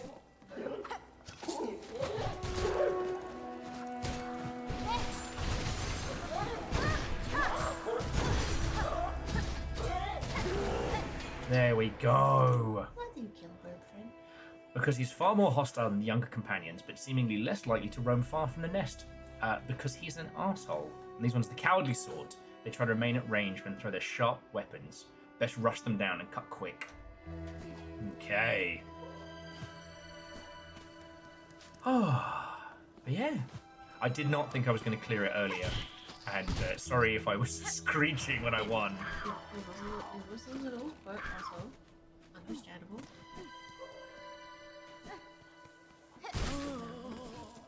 I've definitely been louder in the past. Well, the thing was, I guess the reason why I didn't end up screeching the house down is because I kept expecting, like, nah, it's gonna pull some fucking 5th stage horse piss on me. This is true. Yeah, it just the pitch slightly changes depending on which it is. You can put that in the Understanding Will Overguard Compendium. Yeah. How to translate to pitch screech.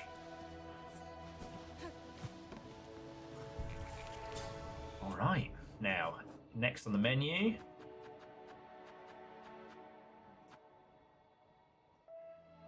Slubberlug. A younger form of muckroach. Attacks by leaping from the water and snapping with flexible jaws. And somehow the muck maggots. Going back to Biowater, aren't we?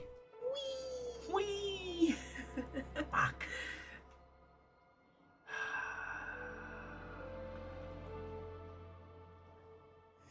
How do we kill how do we kill 14 maggots?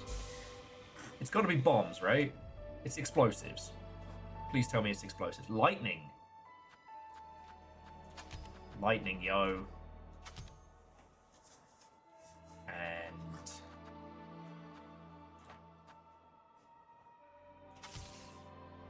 even more lightning.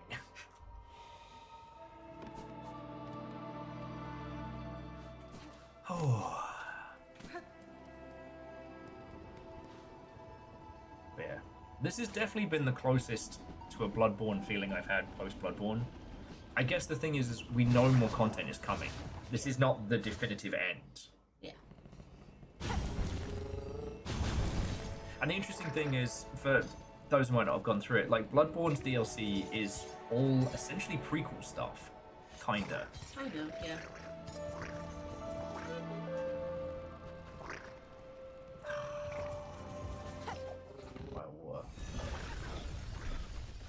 Yeah, Vershi, the only things I have left to do is basically fill out the Hunter's Journal, and that's it.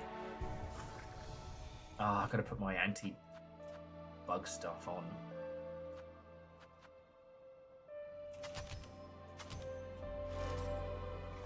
Yeah, I kind of prepared myself this morning for just like a long training day.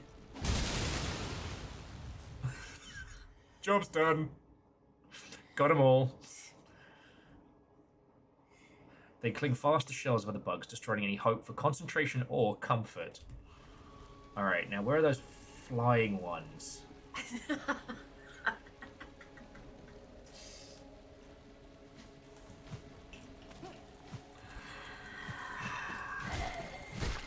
I'm never gonna have to worry about going full LA. Y'all will always be humbling me. What happened with Will? He tried to get fucking ego.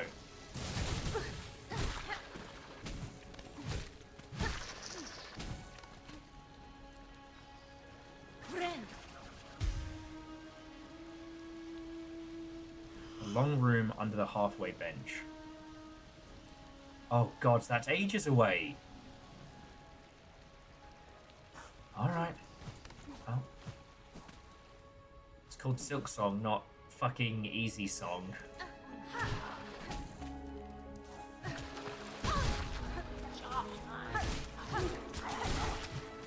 You little fuzzy bastards. Why want to sends its regards? How do they know? Every time I think I'm out, fucking pull me back in.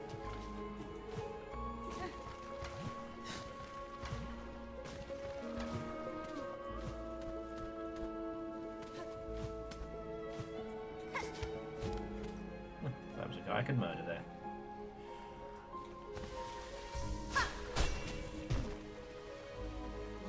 Oh, that is lovely.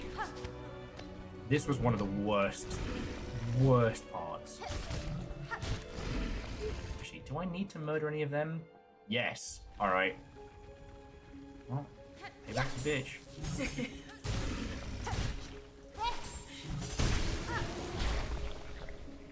How many of those do you have to kill? 7. Oh, nice. So bad. Oh, this doesn't seem as difficult as it was the first time. Yeah, well, I was on fuck all health and slowly dying. And trying to come back up the wrong way.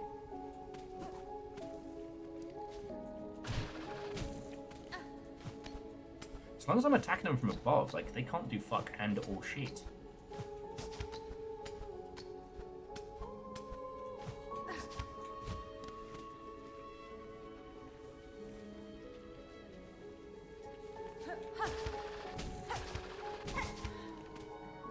How's the FromSoft game? Well, you've got Poison Swamp, Rot Swamp, Disease Swamp, Parasite Swamp, and you fully get to explore all of them to get the true ending. And you have to get at least 2 kinds of parasites throughout that playthrough.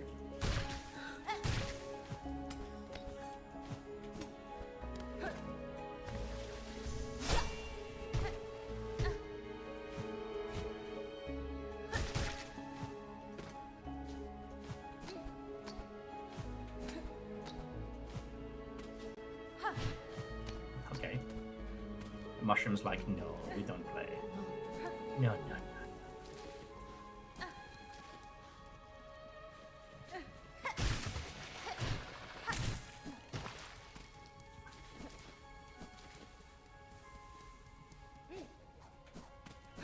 I think we're getting there. Oh wait, is the long room below this one? Or is it... Jordarus, I'm lost and I'm a little bit scared. Yeah, the one below it. Okay.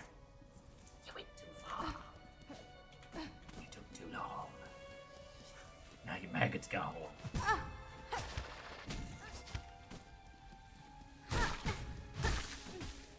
That's what happens.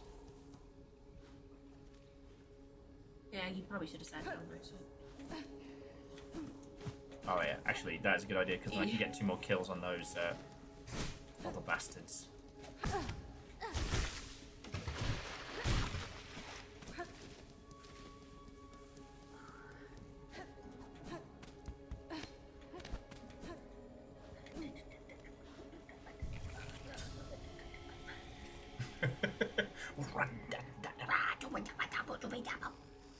Oh, corn.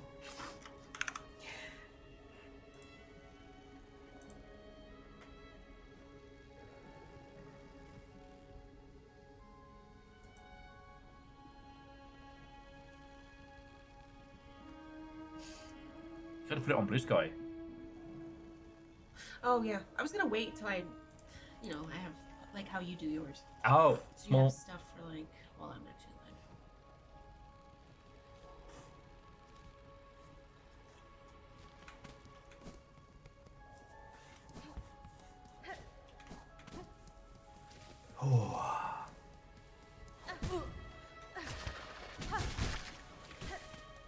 I'm definitely at that point though, which I knew was going to come. Now, like, Big Bad's beaten. What do I do? Like, I want more game. Well, you're gonna get more game. You just have to wait. You got a lot of game in that. Oh yeah, no, it was. So the funny thing was, it 99 hours, 99%.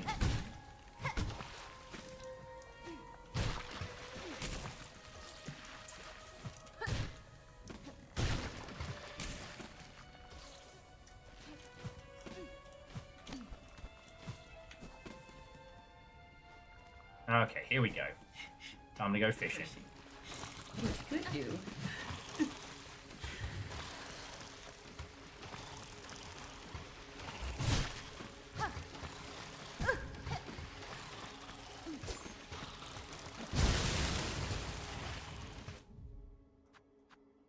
One more.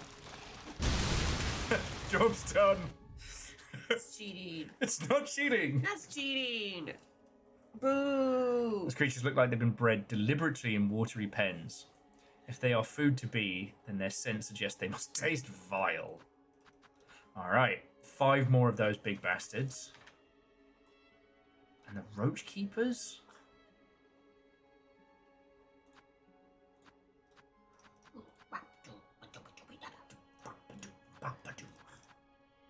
Thankfully, I got those fucking trappers. Alright, so we've got, weirdly, those ones. I guess it doesn't count if you lure them into their horrible, Squid. untimely death. And 6 roach keepers. That was at the top of Sinner's Road. Alright, well, we got the bloat roach. Senior down to bloat roach. I beg your pardon? That was disgusting. It certainly wasn't pleasant. Well,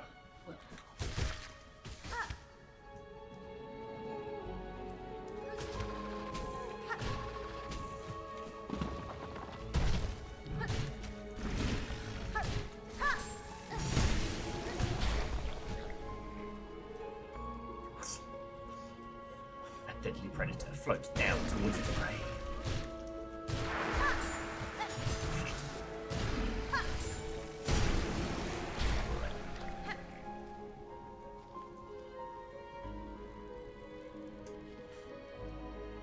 Between Sinner's Road and the exhaust organ, there might be a few other in Water. Okay. I mean, ultimately, we just need a place where we can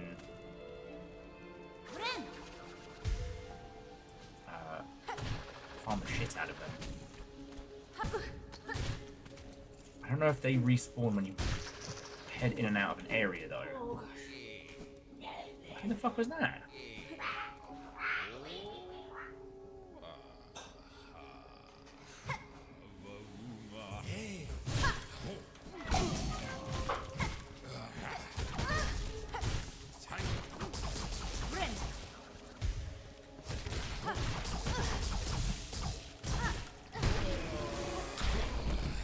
I mean, tar for the beads and all. Cheeky vulture.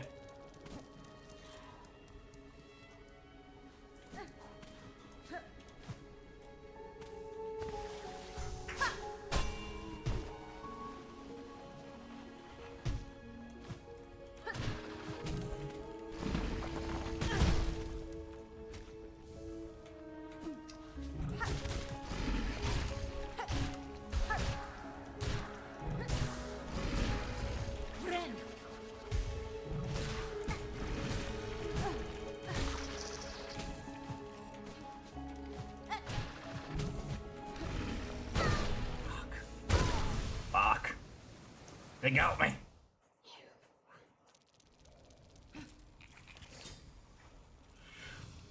They got me. Oh. Okay. So people were talking about it earlier, but I managed to get myself into yet another either fight or good conversation. So what were you all playing over the weekend? I know I've told you all multiple times now. We did Berry Berry Berry, and that was pretty much it. Though I did play this cute little racing game, which I really enjoyed.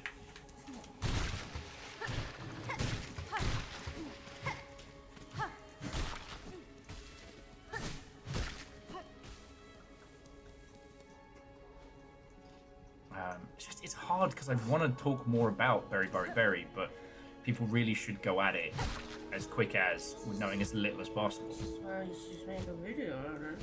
No, I probably should. Yeah, you can make a video on it. Maybe we'll just do a quick, like, 20-minute YouTube one later. Like, you need to see this. This is not hyperbole. Or hyperbole.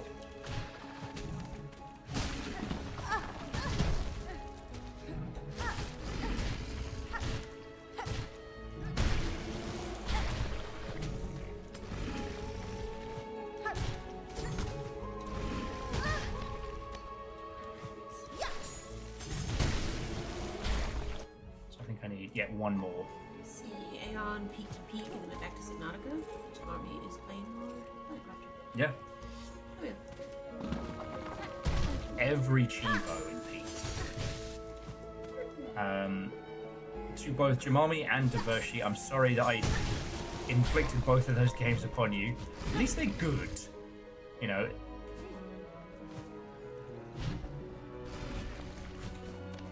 Although technically it's Little Fire's fault for Planet Crafter, so... Yeah, I was gonna say, that's my fault. Why are you stealing my thunder? I'm a white man on the internet. Fair. How would I be without stolen thunder?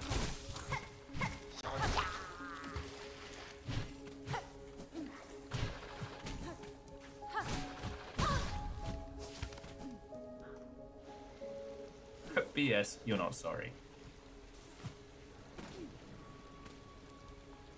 Definitely going to agree with that statement.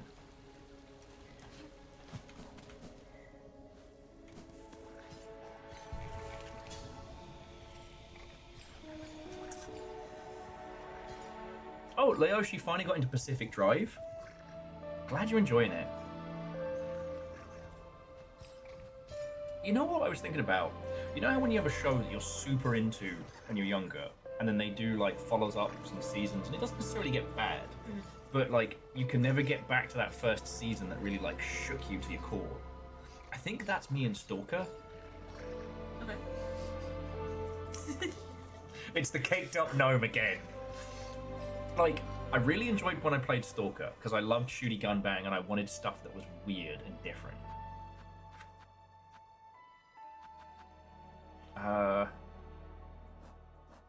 I know the spit squid's around here in Biowar somewhere.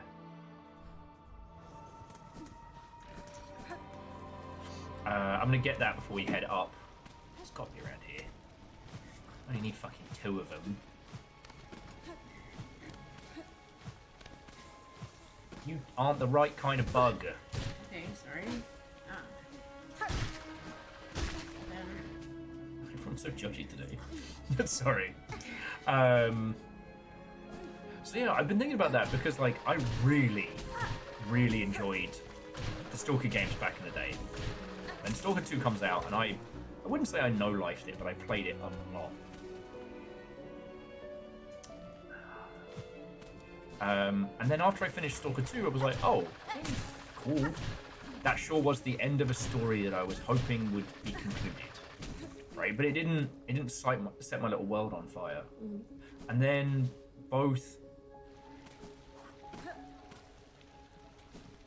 Project Silverfish and Pacific Drive made me go, oh, this is amazing. And I've been trying to think about like the why of that, and I think it's because they sit in the same like thematic space, but they both do something different.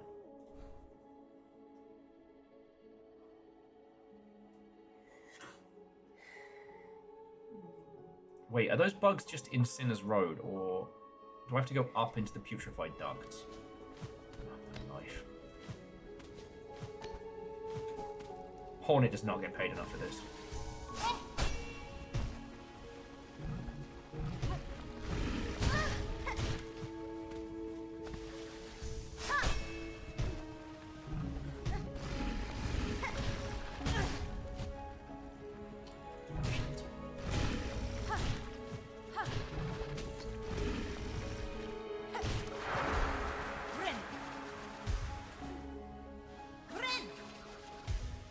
Is this Sinner's Road?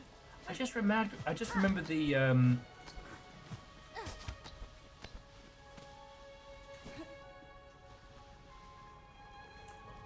the Sinner's Road that connects.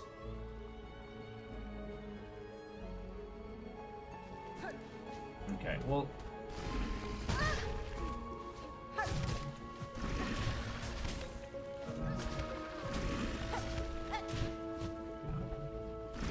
Try that again, shall we?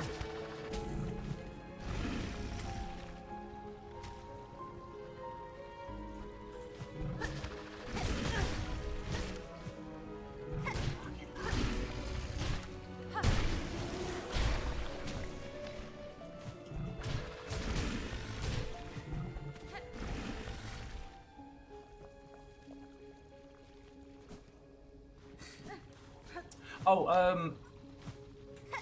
I was going for the little bile bugs because I thought they were here. Fuck that.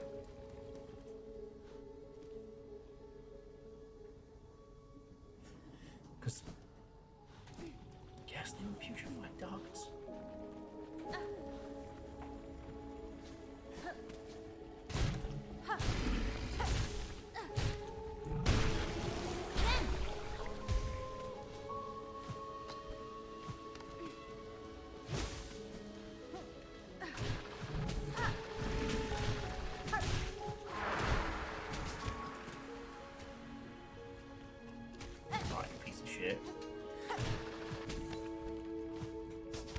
One of the most sadistic traps in this whole fucking game.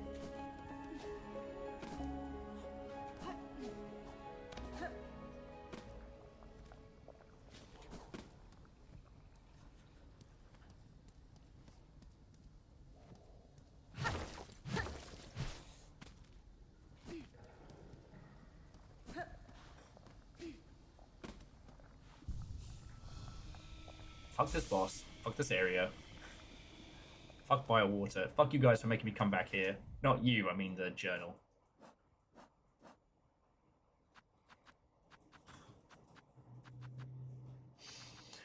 Oh, sorry. So what were we talking about before I started getting angry about bugs and nonsense? Yeah, great question. And caked up gnomes. Oh, I was gonna say, no, we were talking about your sick games from slots.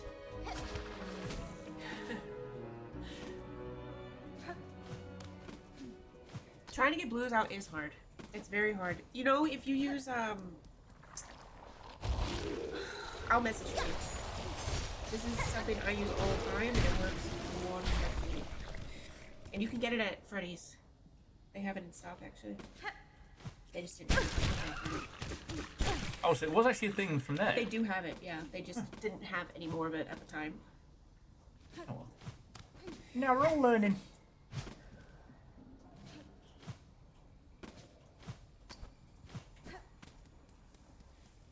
I've used it for red, blues, greens, pinks, purples.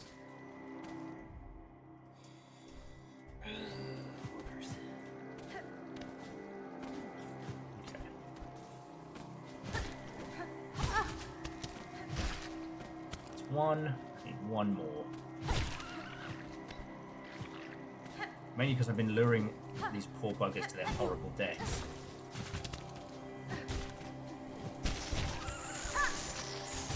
Damn it.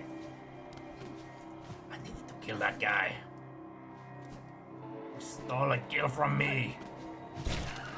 Don't know where this accent is from.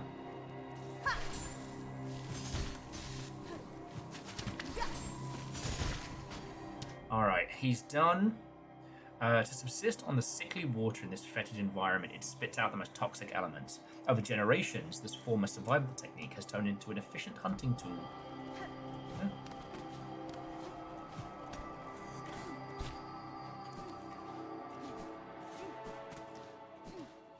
Alright, so now we can head over to Sinner's Road. Fight the roach trainers. This guy. This fucking guy. I think out of everybody, I think back to every boss fight that I want revenge on, this is the motherfucker.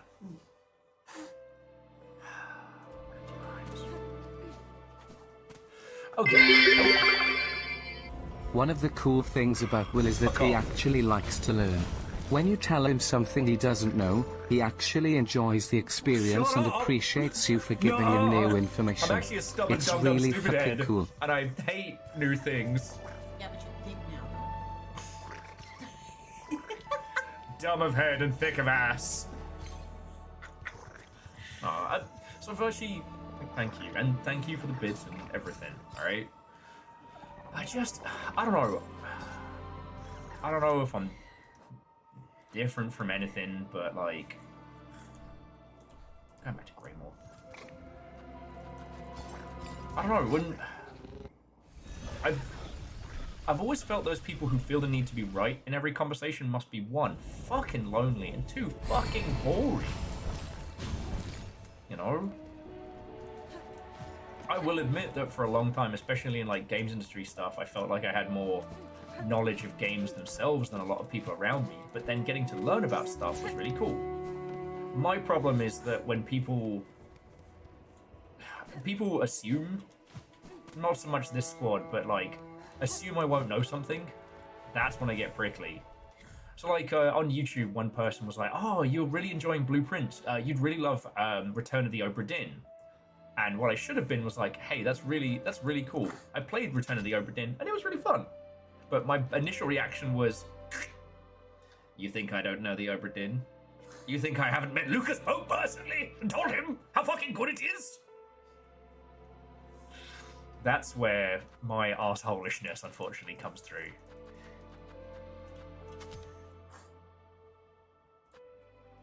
And I know people don't mean it like that. Well, some people do. You're right, some do. Alright. Up to Sinner's Road.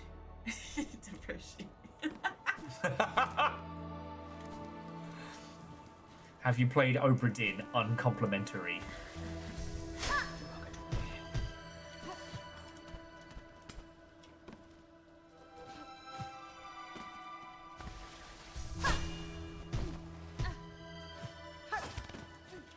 But then, like, learning stuff about, like, history and games and shit like that, whenever somebody can bring me a game that I don't know, I don't get grumpy. I'm like, fuck yeah. And... You look like someone who would enjoy Project Silverfish. disrespectfully. Again, I will never have to worry about having an ego with you lot around. Oh, these fucking roaches. Let's hit the bench and then start tracking down these roach handlers.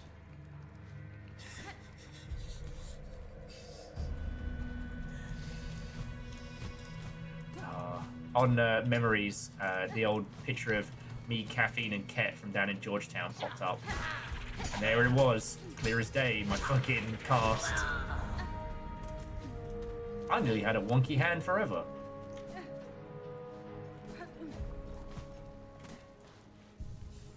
See, Aeon, I would have gone for more of a vinaigrette, but yeah. Alright, so Sinner's Road. God, where are these gigantic bastards? It doesn't sound too different from some of the weird bug creatures in this. Funny enough, so I actually have a decent amount of money in this. It's actually because I voice bugs in games. Been the go-to bug person the whole time. Poor Shaunus has probably been telling me what he goes. But, I don't know. I hope, friends, that whenever I'm talking about indie games and stuff like that, I hope it's never patronizing, like, "Oh, well, I'm the keeper of knowledge and you should come to me." But I do get grumpy when people are like, "Oh man, Will, I heard about this great game from these other YouTubers called Project Silverfish." That's me just going, "Oh, that's so great!" Because I think it showed up, I think Project Silverfish showed up on like Alpha Beta Gamer or one of like the indie horror and shooter channels, so it's probably going to get picked up. Long hallway, top of the region. Thank you. All right.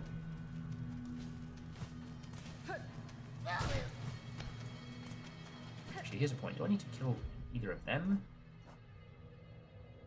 Or are they already handled?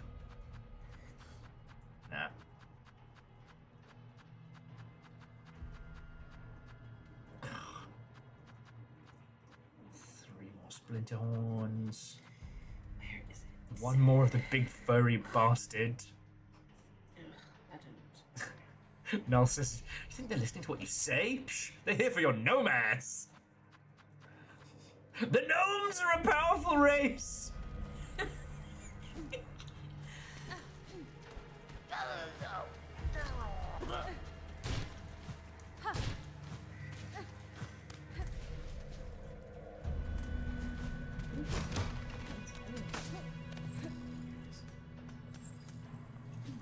All right.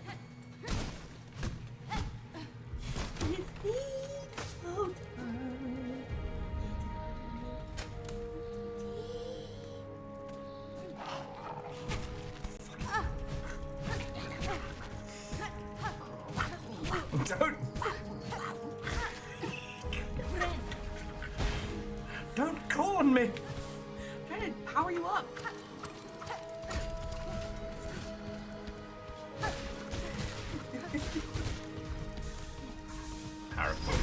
Paracord compels you. That's one. Only.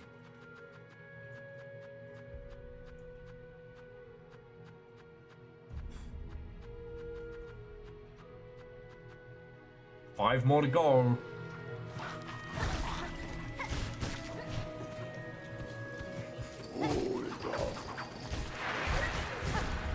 That's the only time someone is genuinely creative or pretending is that when the call comes, it's not like a, oh man, I have a flash of inspiration. It's, ah, fuck, all right, guess we're making this. Hold on, I gotta get this out really fucking quick. If I was capable to.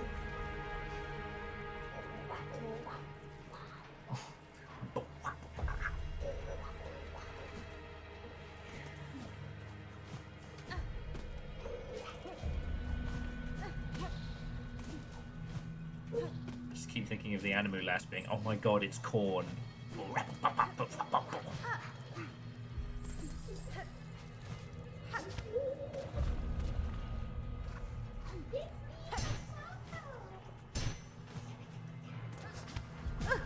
Didn't mean to do that.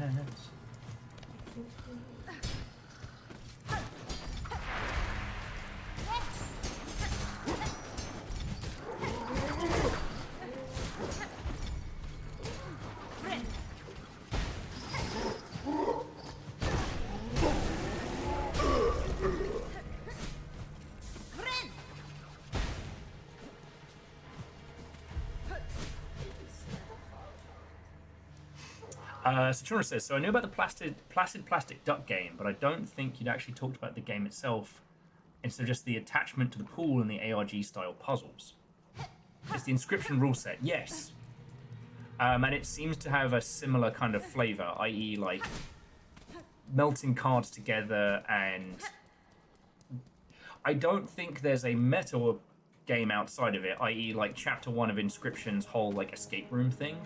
But I do think there is going to be something similar, because we've seen some like 3D action segments,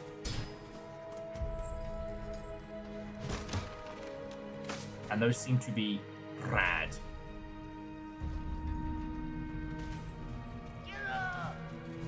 Oh, fuck off, mate. No. You're not invited to this party.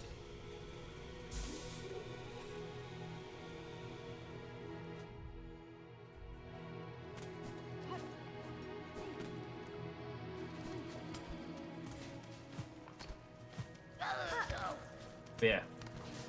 Now, obviously, I'm going hard on the Killing Stone tomorrow. That's gonna be my jam, and I hope you all will come with me on that adventure. And again, if you are picking up a copy of it, one, please do. Please help the homies. But also, remember, it's reviews. It's wish lists and reviews. That is what the homies need right now. What do you need? I need to know that. Best I can do you is budget style mash.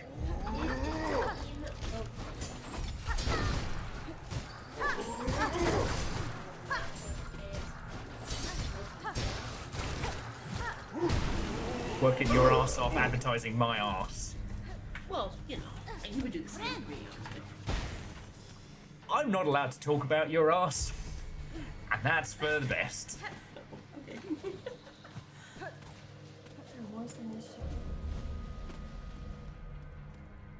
Oh, me? Absolutely. Mr. Stage Thespian himself. Without a shadow of a doubt. I'd love to have done that character. Horns back.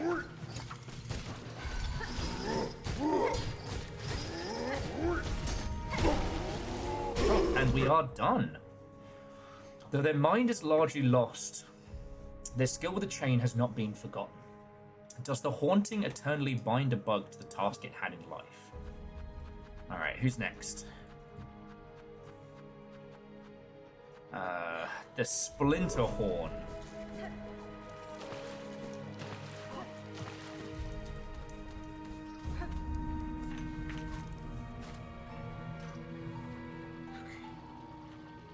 Where's the bloody Splinter Horn?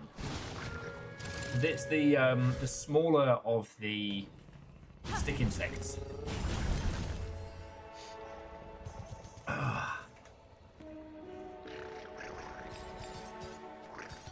Yes, Vershi, it would be a long and rallying speech that would have several references, euphemisms, and activities, all of which would get me banned from Twitch.television. And society.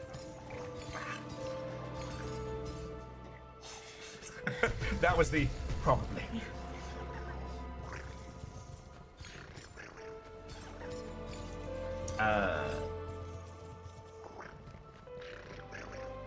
Shellwood.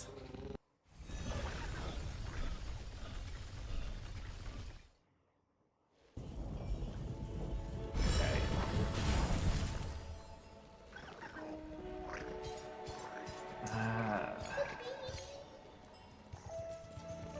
Where would that be? The bastard boss was. Where was the bastard boss? Was it this way?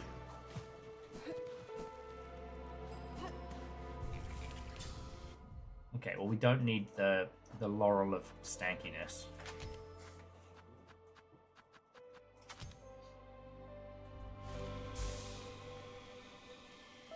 Is there any characters from this you saw you'd like to give your vocal talents to, What do you mean? aside from the corn bug? All the bugs. It is perfect. Oh, that's definitely not the way. Alright, let's see if we can find these little bastards. I need to find a few of them, and it's, yeah, we're looking for stick insects. Oh, that's the one. That'd be a stick insect.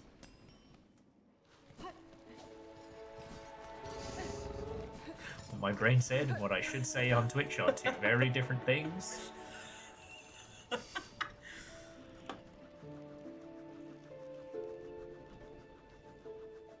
Yeah, can't say that on Twitch. I mean, you can, but don't. You're right. Can and should are two very different things. God.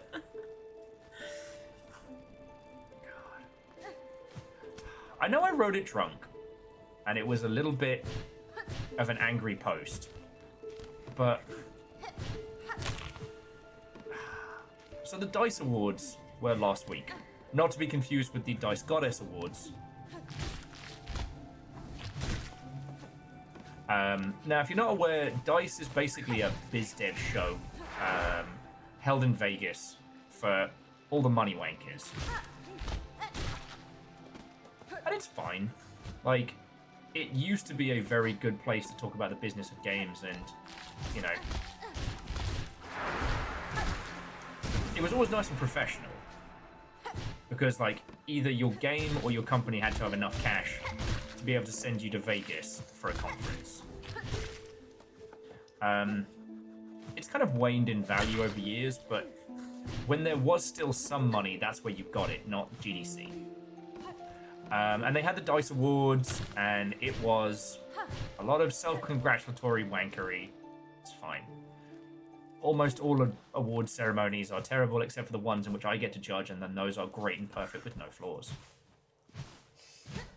But the thing that struck me, Silksong has not won any awards for its soundtrack. Like, think about that for a sec. An incredible combination of, like, diegetic music, orchestral score, original fucking composition. Alright, here we go. Oh, shit.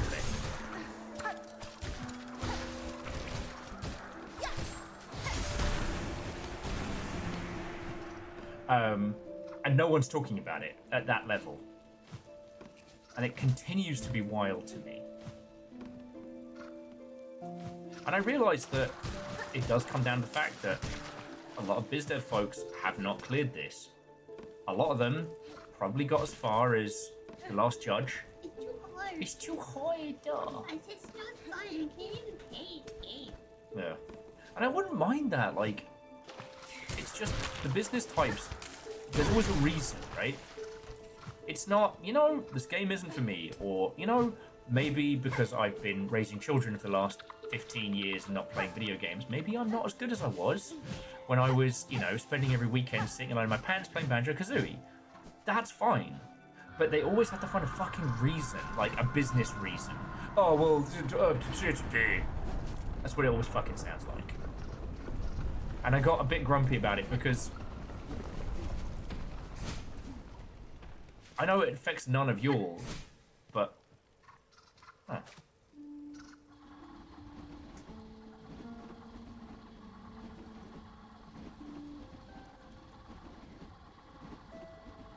that's kind of cool though. We haven't been back here in a while, and one of the early bosses that kicked my ass, the corpse is now sprouting a new plant. That's real cool.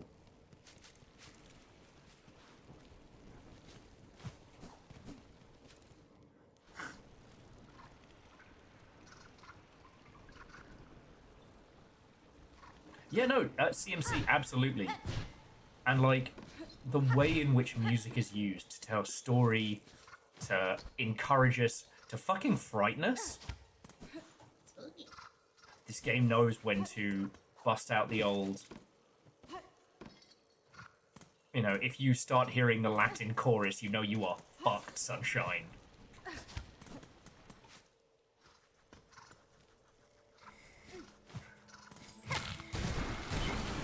Excuse me, where are all the fucking stick insects? Nigel! Nigel, the fucking stick insects are fucking up me shit. And if you know that reference, then you are too chronically online.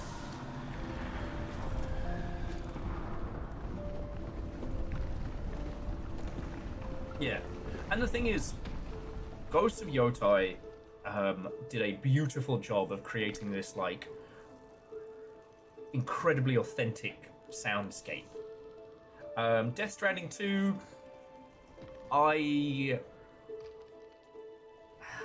you notice no one's talked about Death Stranding 2?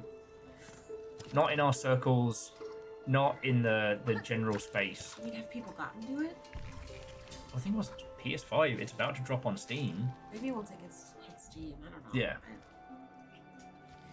Yeah, Ghost of Yotai was fucking good. I need that to be a stream one. Yotai?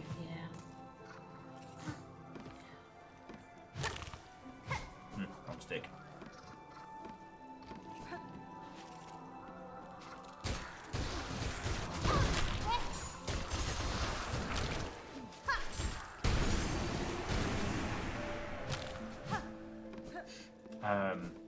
No, Ghost of Yotai is incredible, and I'm not dissing on it. I think Ghost of Yotai is a lot more accessible because it doesn't hold back. I actually think it does a much, much better job than Trek to Yomi, because it just goes, no, you are immediately already this fucking cool badass. Oh, you want to know the background story of how she learned all these cool new powers? Cool, we're gonna show you. But we're also not gonna... I exploded that bug with my cool powers.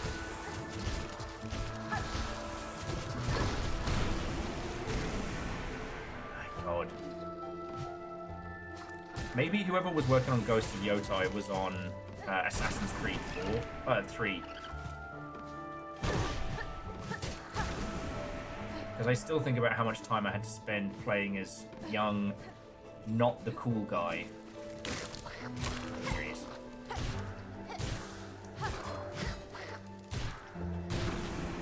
Right, that's one. Maybe he'll respawn if I leave and come back.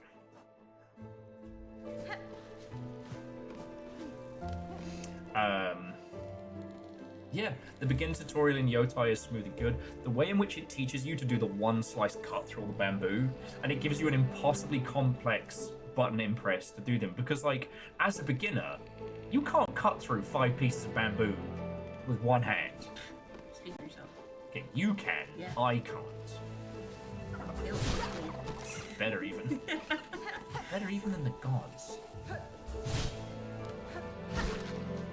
Alright, sadly this little wanker does not respawn, but I can come back up this way.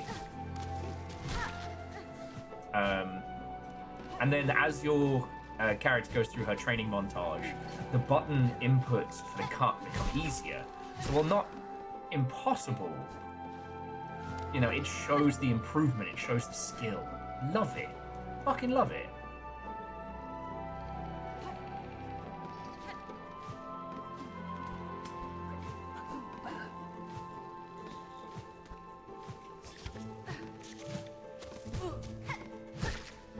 But yeah, there's often this thing of where, like, sometimes a game's true beauty is more than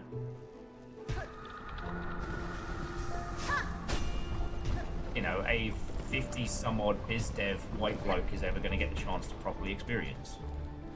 But because of that, it doesn't get acknowledged. I don't know. I don't know where I don't have a point to make on this one.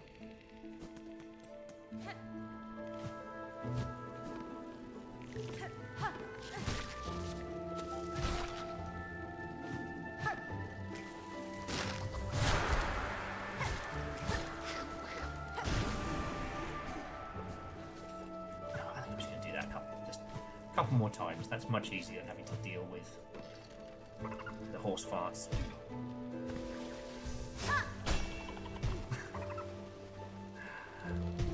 But yeah.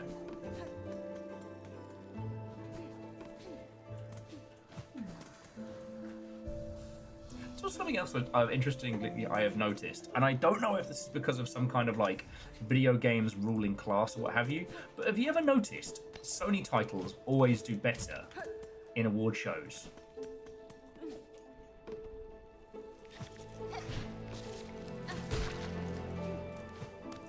I don't have a way of backing this up.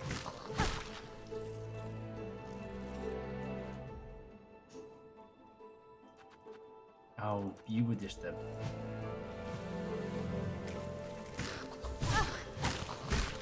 There we go. Alright, that's done. Splinter Horn. Its shell gives it the advantage of surprise, but also forces it into a slender, brittle shape that cannot withstand a heavy attack. Cool. Okay, next up... Bell Bottom.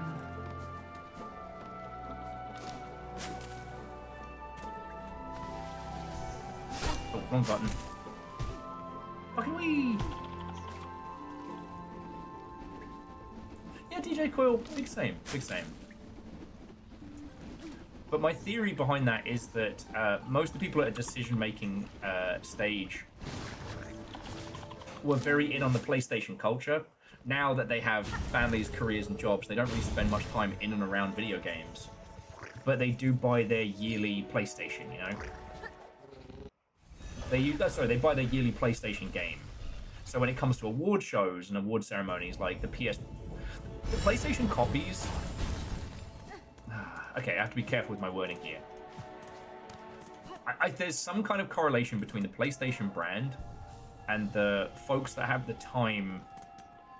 and the folks that are a decision-making level when it comes to awards in the ilk.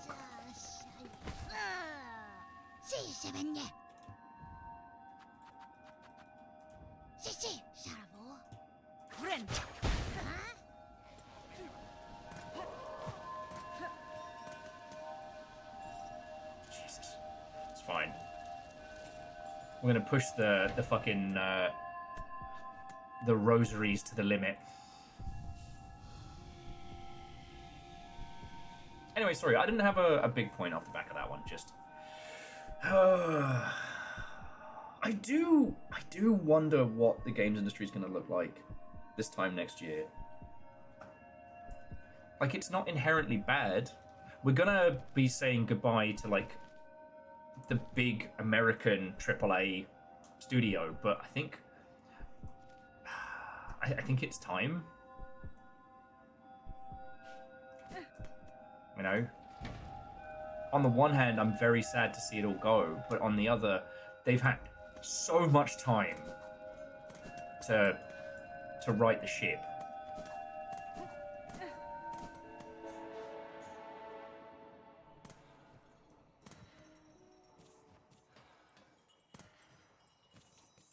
You know, the reliance on huge, gigantic, impossibly large releases was never going to work.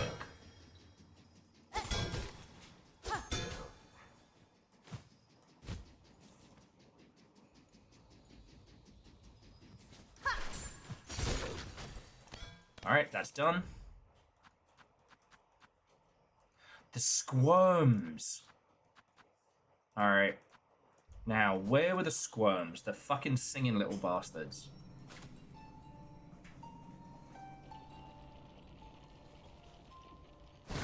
You know what, Vershi? It did work for 15 years.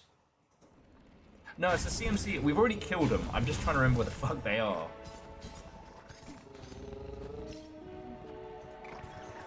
I want to say they're back up in...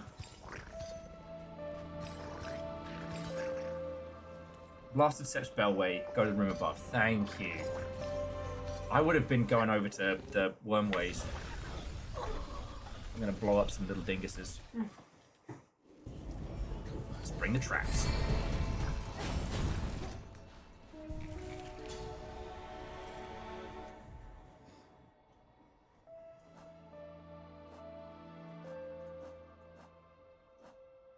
Okay. Explodies. And we'll do the... Yeah, we'll do the Sting Shard traps.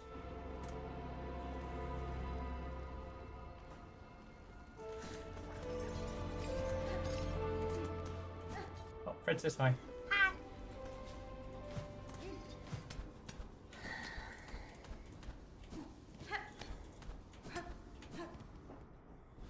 Oh, here we go.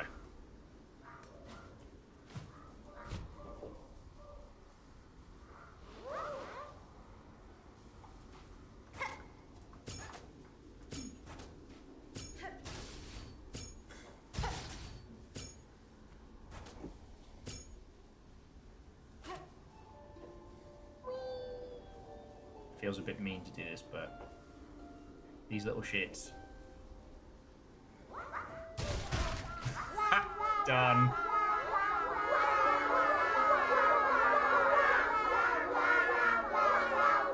They're just going wow, wow, wow, wow, wow,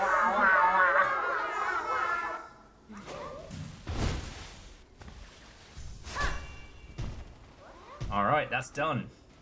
I just laid a little trap.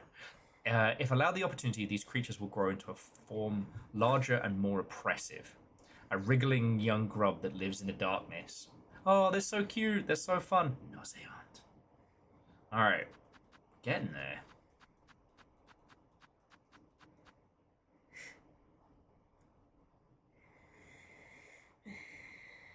Alright, back to the memoriam.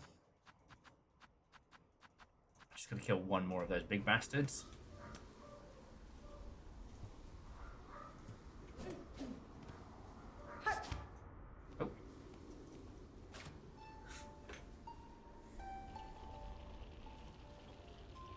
Oh, don't judge me. I know it's only downstairs. Okay.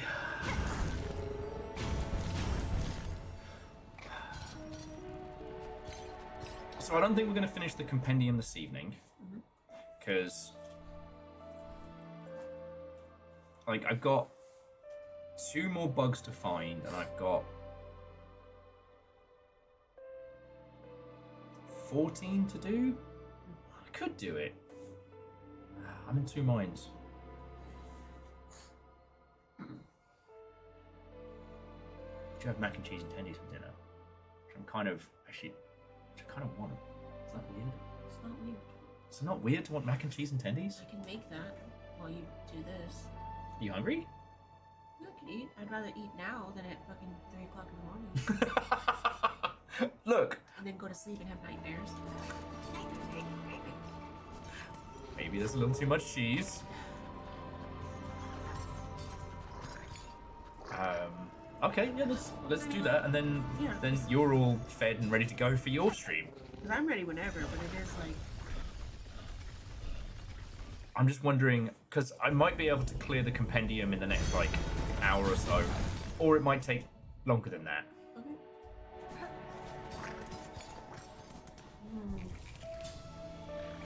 Or chicken supply cut up with some mashed potatoes, gravy, and corn. Oh! I really actually... I want the... But homemade, like the KFC bowl that has the mashed potatoes and the gravy, like what? Oh! With the, like, chicken tenders. I didn't until you said it. That sounds great. It'll be done in the next 5 minutes or tomorrow. We don't have chicken. No, well, that's why it's like it's getting to. Do we need to go to the store o'clock? Because I can make that. We just don't have chicken. I think we have everything we need for the babies, right? Oh, I'll check. You do that. I'll check. Yeah, thank you. I've got to find the.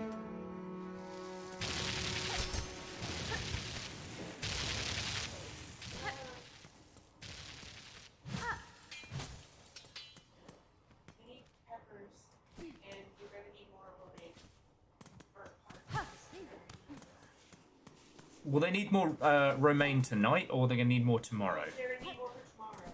Okay. And you're out of peppers.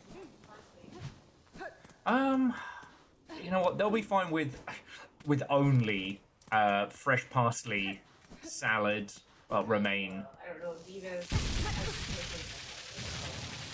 I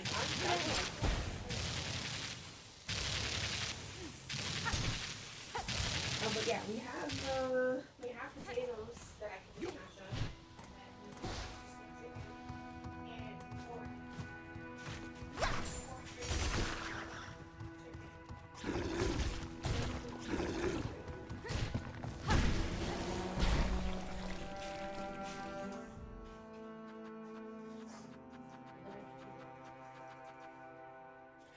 Nature distorted. This bug was born tiny and mild. The citadel deformed into a futile hope it may sustain. What little guy? He was supposed to be a little guy. Yeah, so he was supposed to be that. And they made him into that. Oh, good guy.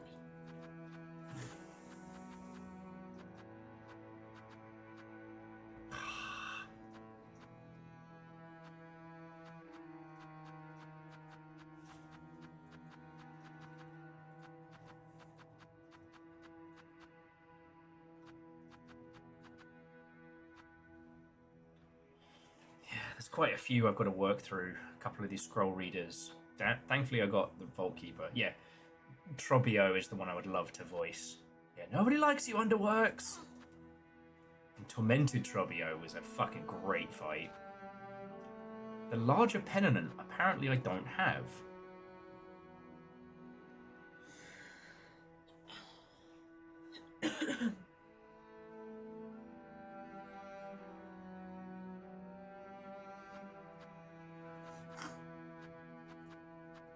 Some of these Pokemon evolutions suck. Fresh Fly, Scab Fly, Guard Fly.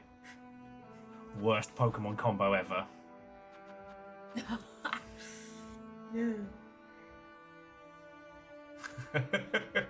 Vershi, bet. Maybe if I finish my book called Fuck You, I'm Dyslexic, I'll make you read it. Which would be extremely funny. Okay. Big Flu.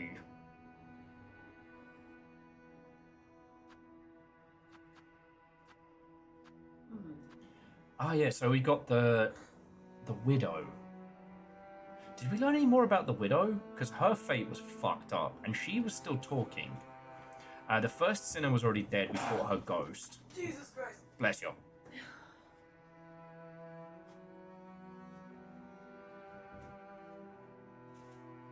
Oh, so Phantom was made before Lace. Bless you.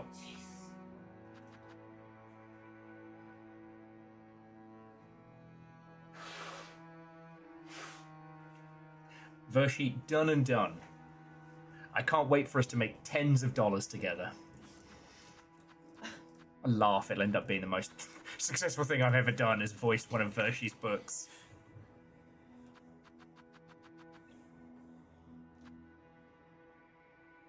Well, defeat. It's anything that Hornet has battled enough to feel that she knows it. So like with the huge flea, you didn't actually kill it. I'm pleased it saw sense before I had to strike a killing blow, because it's big fluffy. Me saying... Puny Penitent. What was the other one? Oh, sorry. My apologies. So between the Memanoid and the server Ingnum.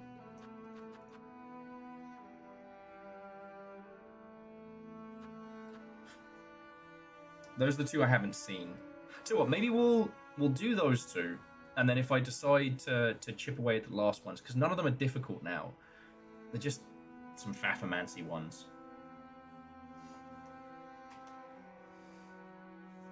Release it chapter by chapter as a podcast. It's another white boy with a podcast. Me. This isn't great to search for. Memnononod. Memnononod. Memnononod. Memnononod. Memnononod. It's business fish all over again. You are right. But okay, so if we don't need stuff from downstairs, like I'm down to eat before you start. I'll keep these lovely lot entertained as like the warm-up act. Because the thing is, we beat Lace. We are done. This is just for my curiosity and for my knowledge. They're the ones from Bright Vein. Where's Bright Vein? Vilehaven, Veranda, Far Fields.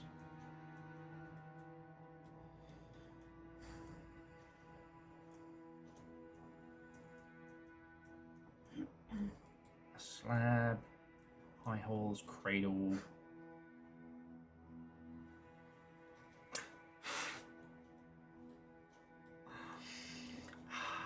Do you want to take a moment to stretch your legs, get some water or something? You've been sitting in that seat for a while. You know what? That's not a bad shout. I'm also getting a little bit loopy.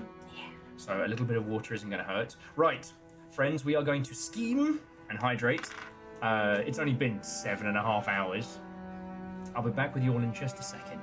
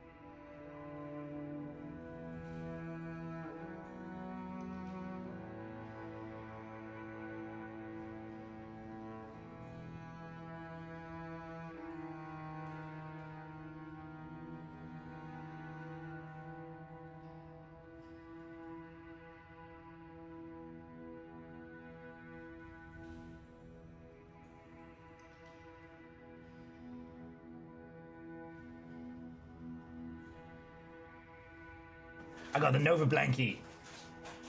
Get some airflow in here. Okay, so the two other missing are in the slab and Mount Faye.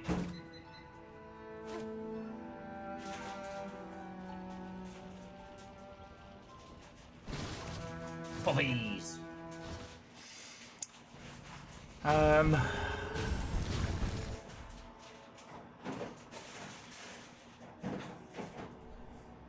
considering how connected they are, let's fucking go. We'll hit the slab and then we'll hit Mount Faye.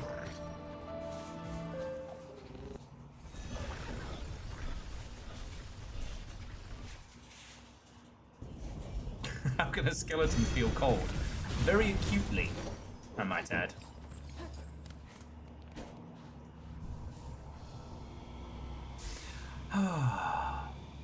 So, the other thing, while we're doing these last couple of chip-ins away,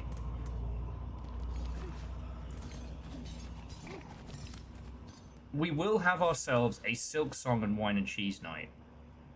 Okay. Oh, hang on. We'll do the one inside the slab first before we head up Mount Faye, because Mount Faye's gorgeous.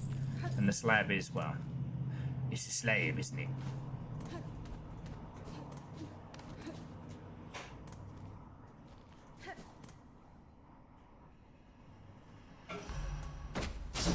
Oh, fuck.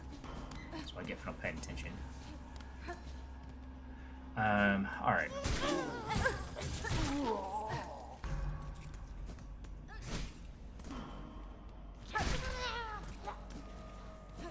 So where are you, lesser penitent?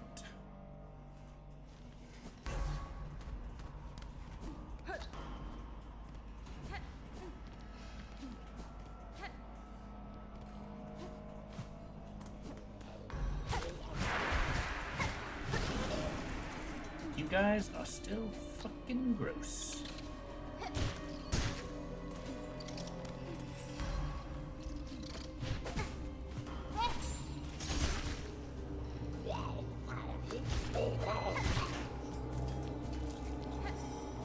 But yeah, so for the Silksong and wine and cheese night, I'll put that on the schedule. I mean, our schedule's pretty round, which is challenging, but nothing worth doing is ever easy. And I'll see if, no. Try and see if I can get Floydo back. Because as I said before, like, the last time I got to do,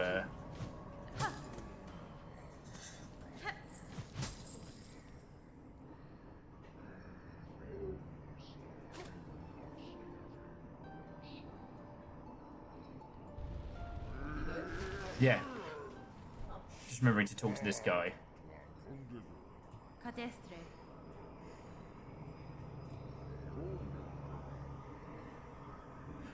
A grave transgression, the cause of much pain for many, but to speak of a sin is to invite its return, and I will say no more. Poor big guy. So it's not him.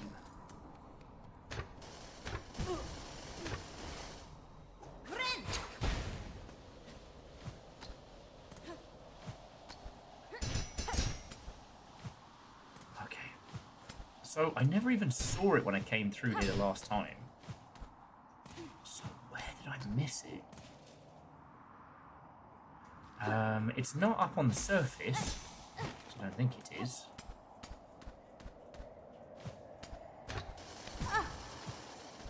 So I was very careful about making sure, like, after we got our... Yeah, after we got our cold coat, came up through here. Murdered all these big bastards. Where it is on the...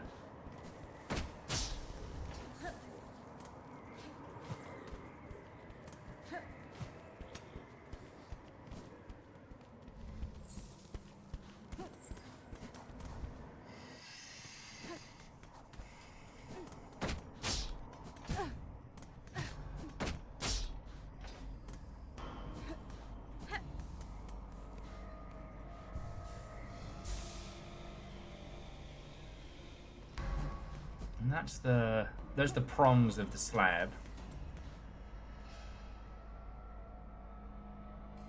Top left bench. Go down a bench.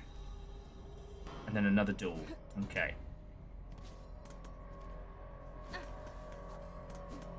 Yeah, this is the next snap.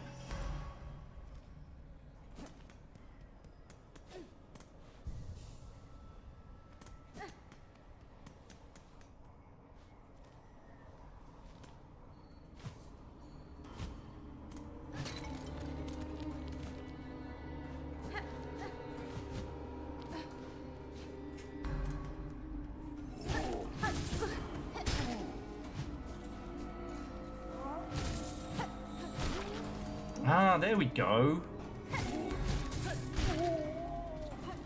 God. Considering how much of this we played and we never came through here? A small bug shackled and cowed for a sin committed within the citadel.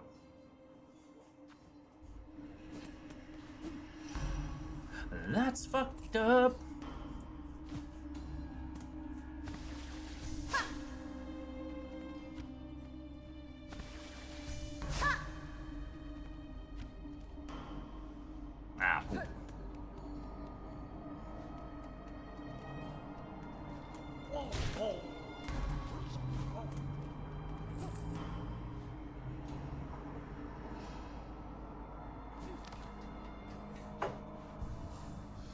Yeah, on the plus side though, we're not far of it, so... Like, it's going to need a few runs, but I can just do them now. Might as well get another one ticked off the list, right?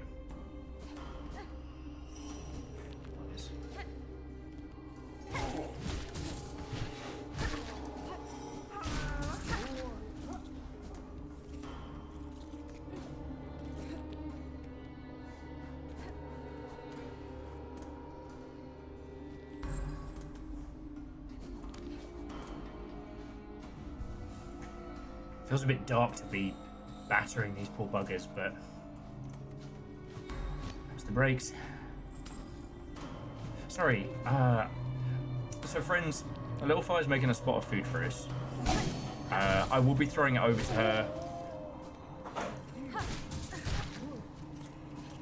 Bob, throwing over to you. Are you okay? I am. I think I just got, like, the mental exhaustion hit like a little wall. You're nearing 8 hours, so that makes sense. If you need to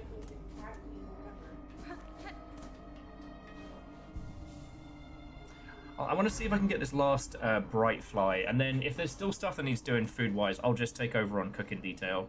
Okay. I mean, it's not like we're cooking a... It's literally just chicken tenders and cheese. Yeah. And we have the same philosophy, which is there's no such thing as too much garlic or chili powder. God. You know, it's weird. I've had a lot of good meals in my life, but out of all of them, the mac and cheese I had in New Zealand has haunted me like this bland paste of darkness. Oh, I was about to say, that's crazy because I've made you mac and cheese. I thought you were going to say something complimentary. No, I love you mac and cheese, and you've done mac and cheese from scratch, which was fucking tasty. Dense as dark matter and fucking Oh, tasty. yeah, that was a threat. Yeah. I had some weird dreams that night, and I did not poo. There were like 6 types of cheeses in it, so yeah. Yeah. Or what was it that we made after the Alan Wake and wine and after Elden Ring and wine and cheese? Because we made a mac and cheese like that, and that one, I think that stopped up me bum and me heart. I think I was legally dead after eating that. It was so good.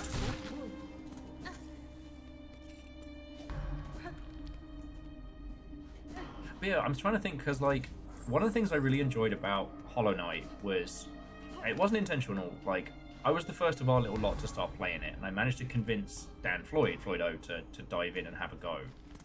And we met down at Starbrass down in Georgetown, which is where I used to frequent on the regular. And we just talked our theories and our feelings on it, and it was so good. Because these games, this one's a lot more personal, so there's a lot more quote-unquote facts. But there's also a lot left to interpretation. So their thick shroud leaves them sightless, and yet that seems to matter little. They have no care for their own safety, wishing only to charge at those they sense as sinful. Man. I mean, virtually, I haven't been to Georgetown in about 1,000 years. I went once post-plague, and it was fine. But that was when Baron was starting season 2 of Memnol.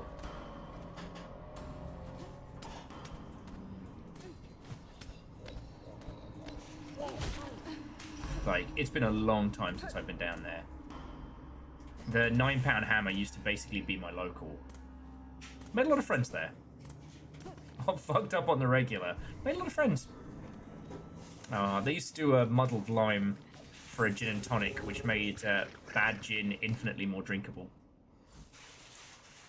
Okay, so Chaunerus. I've done the small shroud. Now I'm at Mount Fae. Where am I headed? Well, so Aeon, I do wonder about that. Like, if there's an intent behind what's left up to interpretation. But I think it comes from, in my humble opinion, I think it comes from doing strong world building and not making the reliance on narrative to explain it. You know.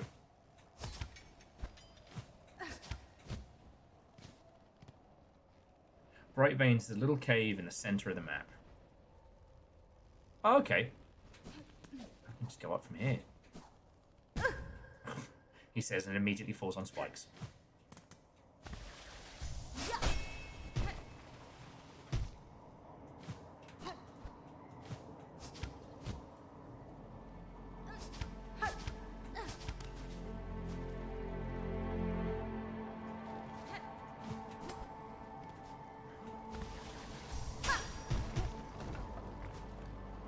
I do kind of wonder how Georgetown is these days. Sorry, so £9 hammer was a pretty famous? I don't even know if you can really call it a dive bar, but it was a very metal-centric bar. I used to frequent there a lot, and in the old days, that would be my post-sober hangouts and whatnot.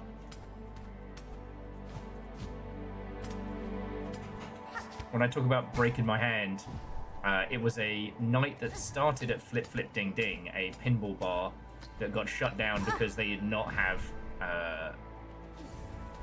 the structural integrity or the codes to have a second floor, which they kind of custom built. Yeah, I'm glad no one got hurt. You know, I'm all for my punk homies having interesting places and shit, but damn, that could have been bad. And the post-sober hangout is home. Well, there is no post-sober hangout because they have, on top of everything, they're holding it on a fucking Friday.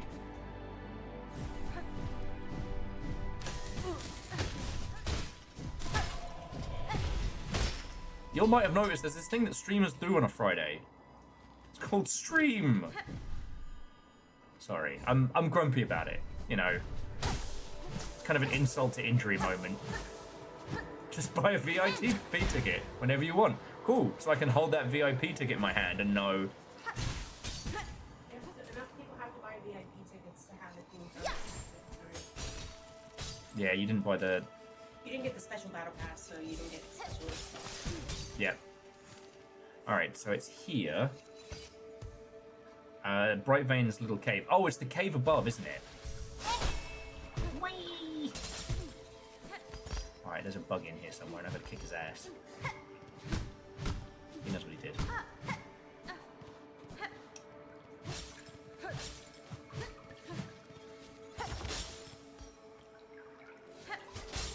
Where's Sober Loot Box?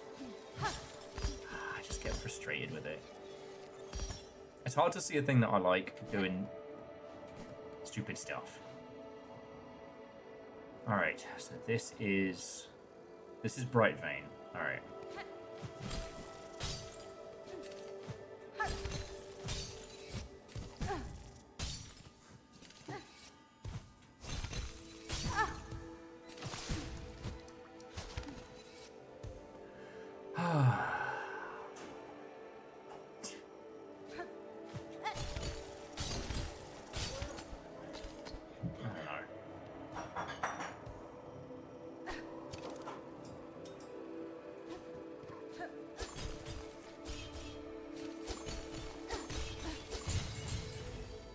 Well, that's one.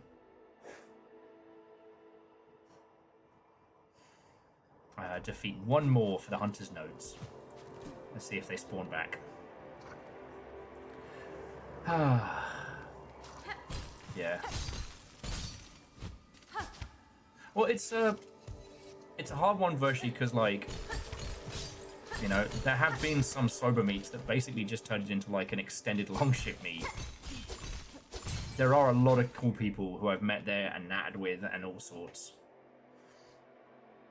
Okay, so I have now met every creature in the compendium, and there are 11 left that need multi-killing. Let's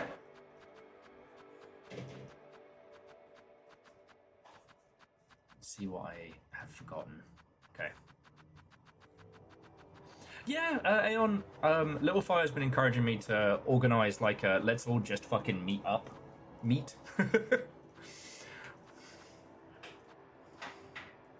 Long shit potluck. Might not be a bad shout. You know. Controller donation drive. I've...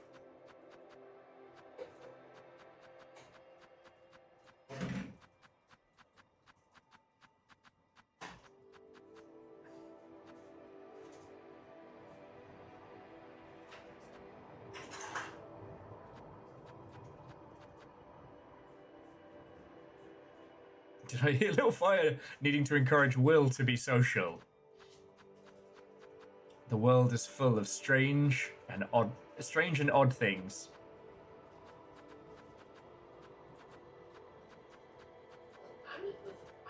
It's not purely innocent, okay? Yeah? It's not purely innocent. I need something to take the place of Solo, so that I never have to go again.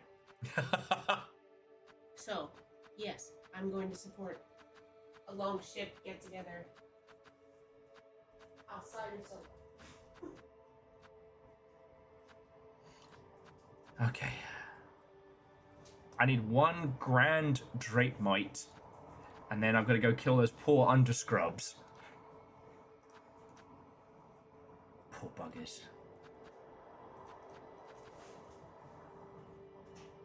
Where did I find the giant drape mite? Drape mite's in the archives, right? Actually, no, Vershi, we keep saying I need to talk to you about getting the plants down. We've got the space to put them now. It's just, yeah, getting us both at a point where we can move stuff over. Yesterday was so much.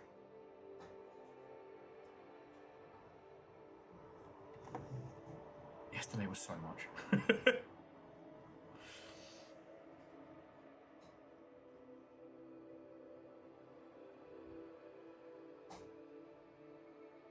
And Aeon, if you want to try like having a crack at some of the controllers, I've literally got like an army of them now.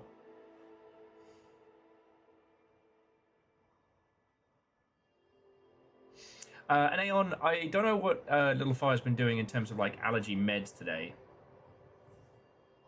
Hey, look, Journalist, heckin' thank you. We'll talk proper for the Silksong and wine and cheese night. So you'll need to pick a suitable either alcoholic or non-alcoholic beverage and a snackable cheese sort. And that's going to be a good chat. That's going to be a good chat.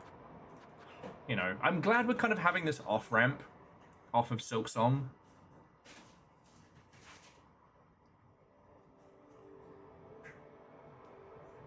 Because what a fucking good game.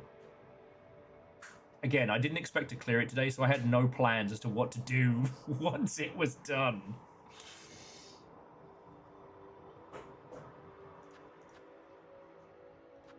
The off-ramp from Silksong leads to the Baldur's Gate 3 highway.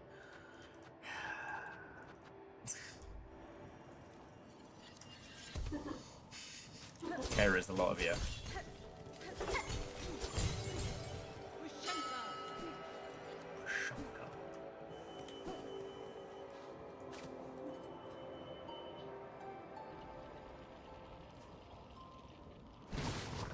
puppies. Oh. Whispering Vault, center right large chamber, very top. Thank you.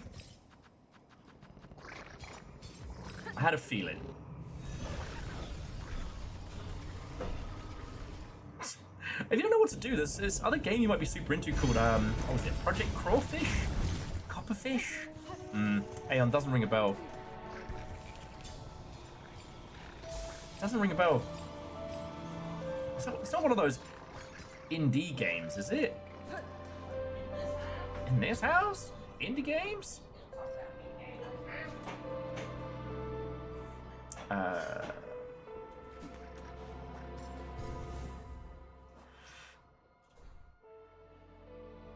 Okay, Whispering Vault, so head up to the first shrine and then down.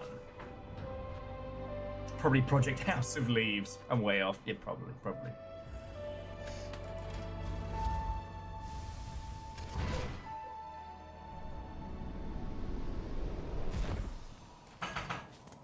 Little Fire's least favorite game. Oh, Surprise Socialization. Oh no, Project Leaves the House. You know what? Wait, whose was that? That was Virtue's. You know what? It makes sense. Come on.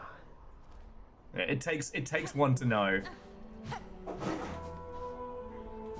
I think I'm gonna kill a few of these guys as well, so I might as well. Oh, Merry Christmas. I made me food with cheese in it. How did you know? Food with cheese. Here it go. Oh, it smells so good. It smells so good. That's a lot of mac. Yeah. Oh, this channel was just for loot box opening. Fucking hell. Hang on, I'm gonna put my Nova blanket down. I'm gonna get some hot sauce as well. Oh, alright. You like hot sauce from yours? Yeah. It's crazy. My body.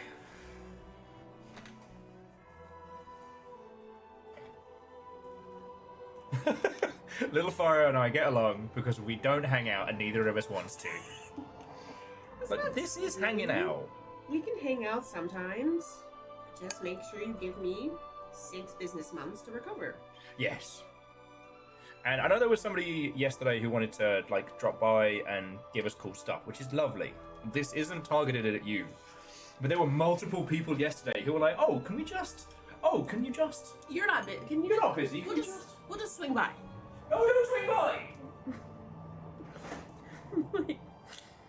So the mistake people think is that I am a very social person. The mistake folks think is that, oh, that means I have infinite free time and nothing going on. I love saying, hey everybody, let's go meet down the pub, because I am not expected to organise anything. I am not expected to be anybody's chaperone or fucking social parent. You get there how you get there, you leave how you leave. Yes, I will be very happy to see you and we will sort it. This is why, like, you'll keep joking about Baldur's Gate 3, and that's just me, like, cool, I will now have to organise... Oh, we're playing with the toys. I will now have to organise... We should do a... 3 people every week. We should do a thing, because then everybody could just... Yeah. Well, okay, what's this week? Where's your calendar? Yeah. Here. I don't know if anybody's going to want to go for bevies on a Sunday. Well, and with the double stack, I can't even say, like, let's hang out after stream, because it's going to see me out the window, like, ah! I know you'd actually want to come as well. I would go. You're not gonna... You can't leave you down there. Do you realize all the shenanigans that can happen if I'm not there? It's gonna be 4 in the morning. I'm like, where the fuck? Who the fuck? Which one of you has my emotional support Ginger? Where is he? Is he under a bridge? Has he broken his hand? What's happened? Aeon. Aeon just saying this week's spectacular back-to-back game nights. That's cool.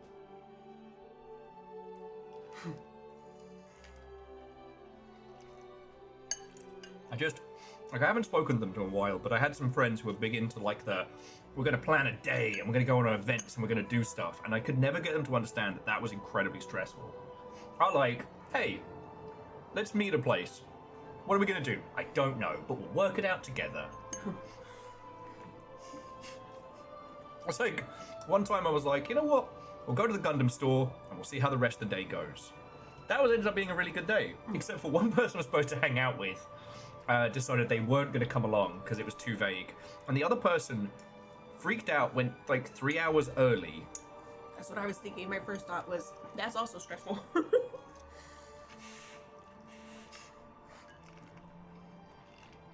What do you mean we don't have a start time and an end time and an actual thing of places we're going to be and how much energy I need to bring? Touche. As me, I'm like, what makes it relaxing is not having to worry about when it's closing out.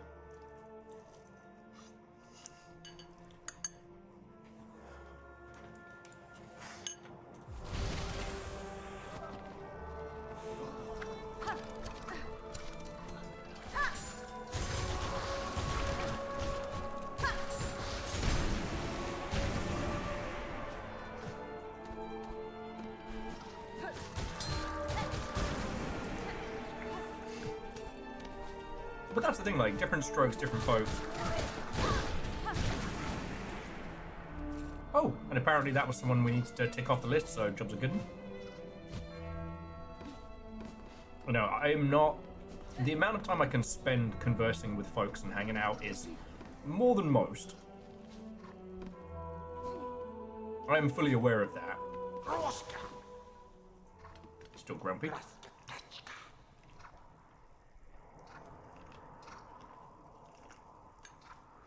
You know what it is? When I'm off the clock, I don't like being on the clock. I think that's what it is. I don't like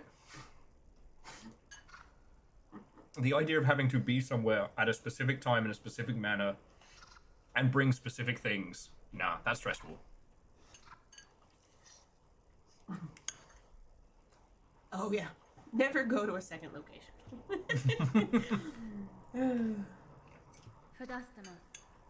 Hey, a lot of the times the second location, especially post-sober, has been the fun time. Fred, listen, he's a white British man. I can't teach him to lie less.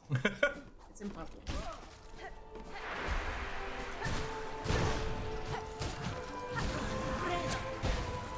I think I'll lose my passport if I stop.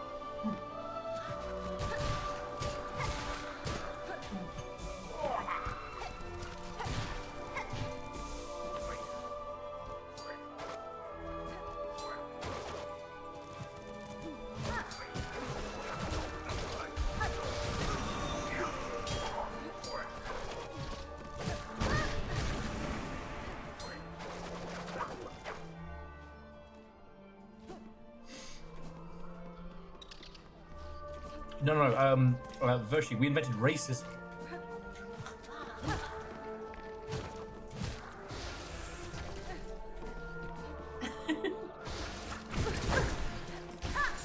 Really just look at that thing and go, oh shit.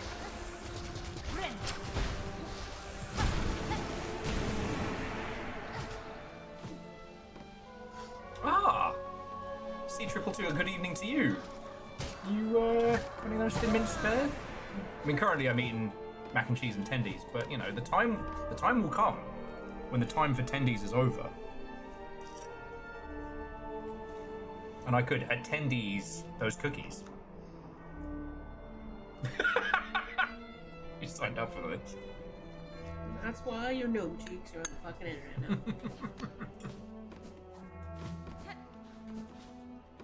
Get swole with Will, gnome style.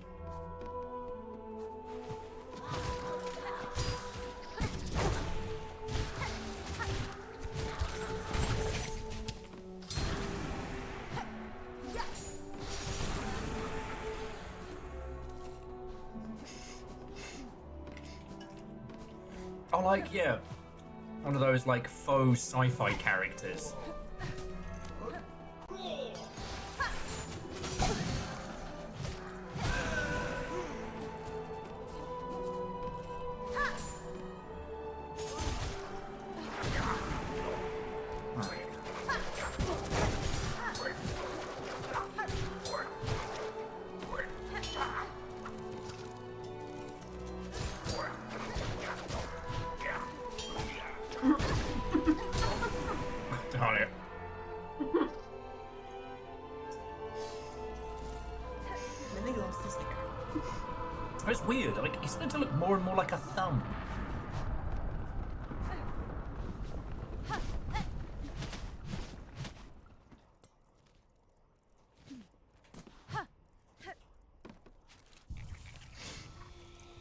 Man, Cybertruck owners and podcast producers, they look like thumbs.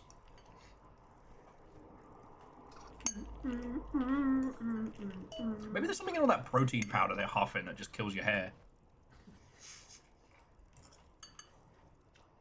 They get so strong the hair can't make its way through. No, people always forget the rule of the universe. Of alchemy. You can't gain something without losing something. So you gain your swole, you lose your hair. It's the natural order of things. The rule of equivalent exchange.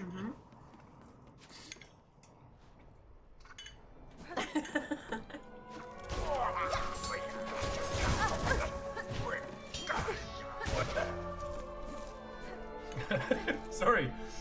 He started consuming whey and then writing these weirdly hostile blue sky posts about the French. Ah, like as the British.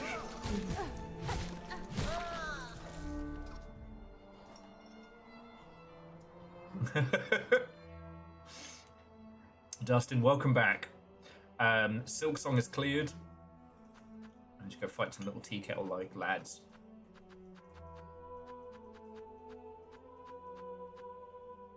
This big dust drape mite. There are 10 enemies I have not yet fully murdered.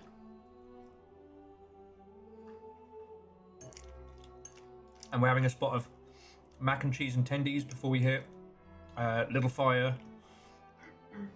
Hang on, let me rephrase that. Before we hand on over to Little Fire. And you've got a... Okay, so Little Fire found an indie horror game where you play like an old lady, a medium. No! What did you admit, finally? See, that's how I know you don't listen to me. That's how I know you don't listen to me. What?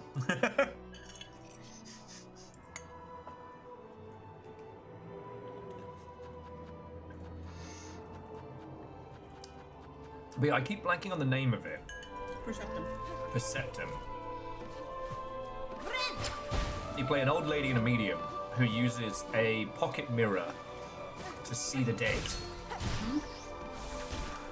What makes it fucking cool is you basically have to look backwards and use this small mirror to decipher the movements of the dead and try not to get eaten by them.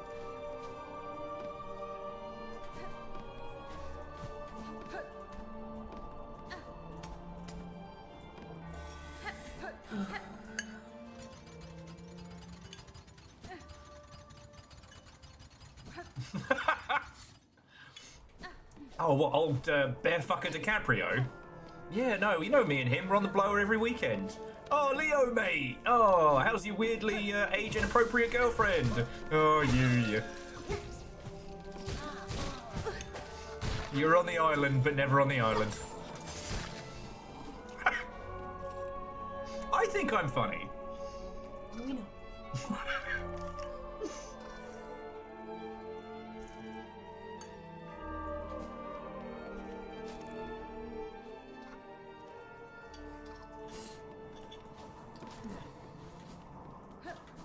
On it.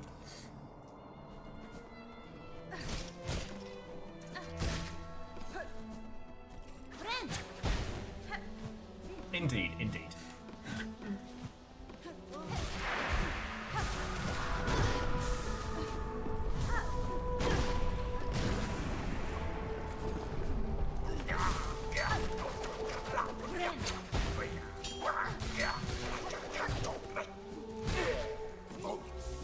Okay.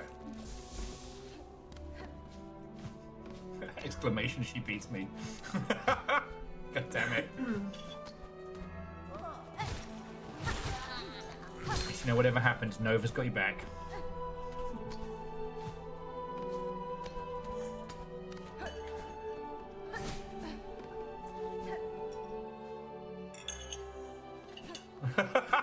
And I love kids falling off bikes. There's one thing about me you gotta know. It's that I can watch kids fall off bikes all day.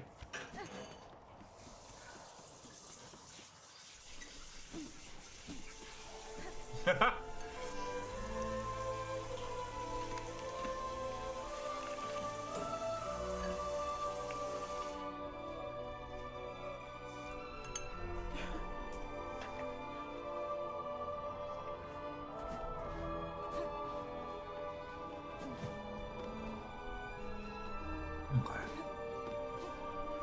Oh. Alright, so friend, I'm not going to get all of the kills and unlocks this evening. I might have a faff and a runabout, or maybe we'll do it with Silksong and Wine and Cheese Night, if that happens before.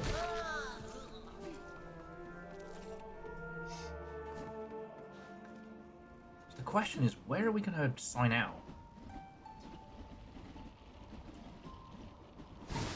I feel like we should go to Belholm, but I don't think Belholm is my favorite spot. You know? Yes! Nova, spot on. We're going to the Flea Festival. The happiest place on earth.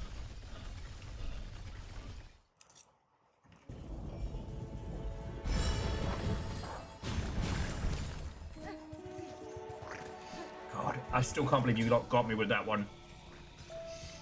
Oh. So Kestrel, I'm going to be throwing over to Little Fire in just a sec. I just wanted to kind of head to the Flea Festival, do my kind of final thoughts and whatnot. Like, this has been a long run. And when you think about it, like, we started this... We started this the very day this came out. So I've been drastically behind the curve.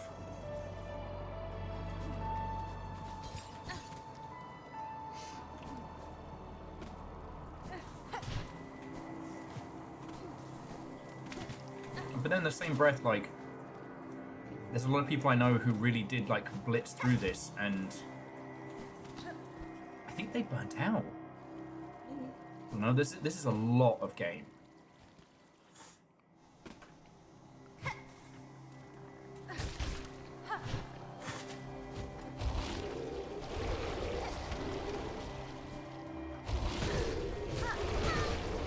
It's not lost to me that we must go through one of the worst parts of this game to get to one of the best. Yeah, well, and Kestrel, I very agree with you. I just think that some people, especially in the streaming space, they can hit a game and it can consume them. But, hey. Fuck you, dude. Sorry, that guy is very lovely. It is actually based off a Make-A-Wish kid. But he's beaten all of my high scores in all of the Flea games.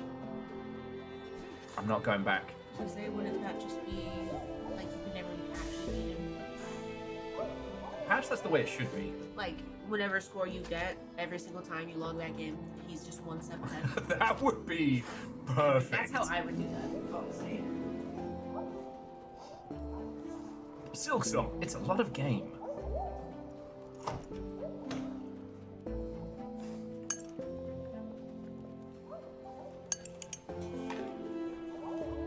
Oh, it's been a lot of seconds. Hey, it's been a lot of Silksong. I don't know. We're going to talk about the plot, and we're going to talk about the meaning of it all and all the intersections of it when we do Silksong and Wine and Cheese Night. Gives me a chance to digest on it, natter on it. Ooh. All right.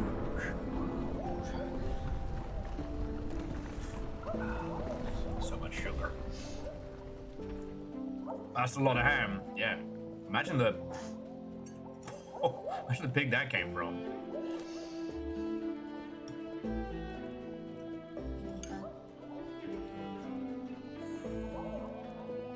Big bug.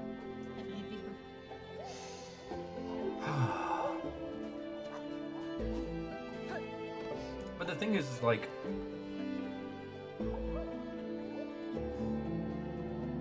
this game is a huge triumph. Oh yeah, and a better fate than the Grubs. Although there's some theory that the Grubs are okay, but I still feel like I got played.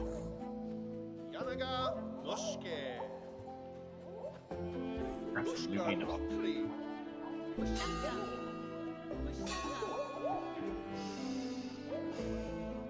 Games are in a rough time right now, and this is something that came out and has been stupendous. Like, as the US games industry kind of goes through its incredibly painful transitional phase, there'll be a lot of doomsaying, right? There's gonna be a lot of people being like, it's all over.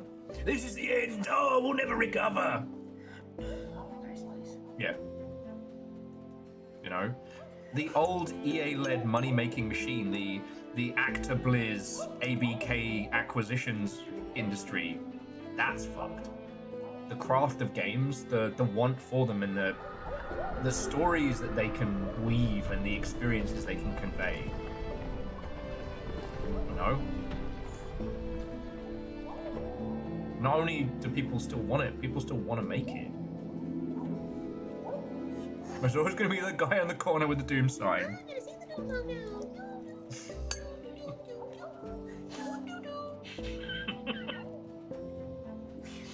That still gets me.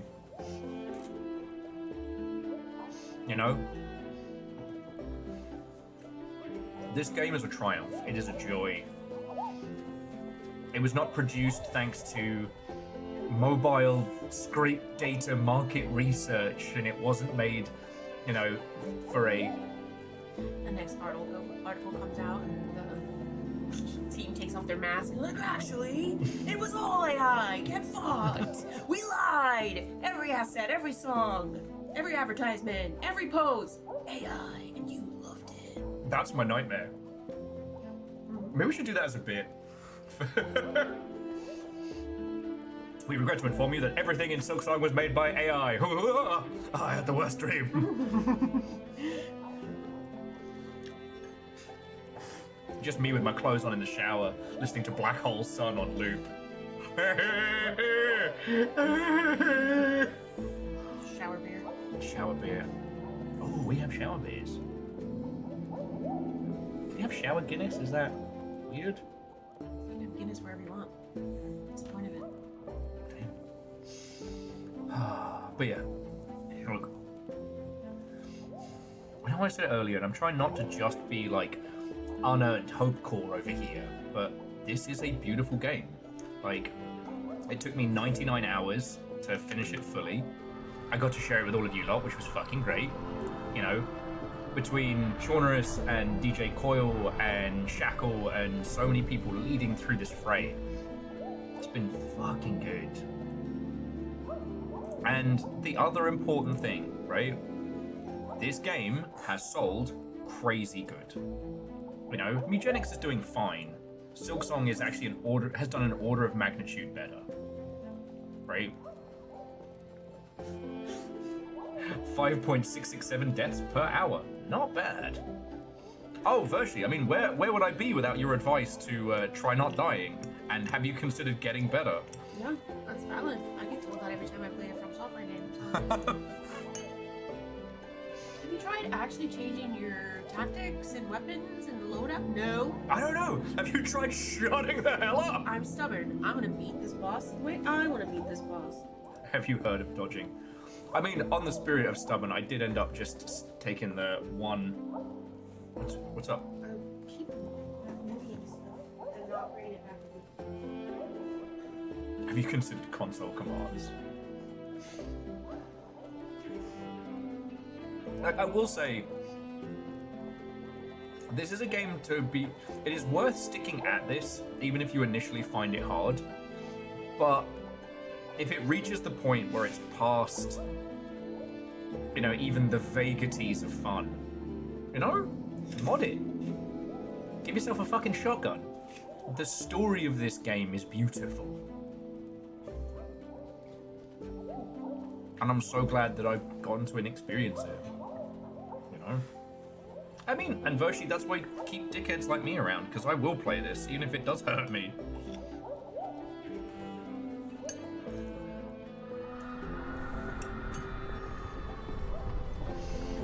So yeah.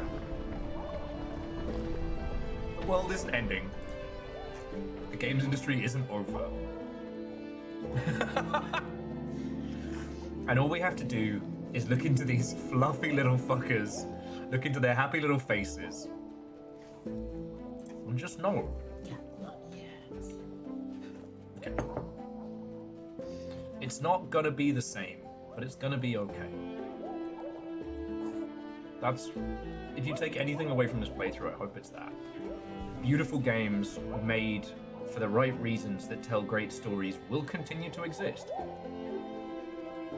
Methamphetamines. Yes.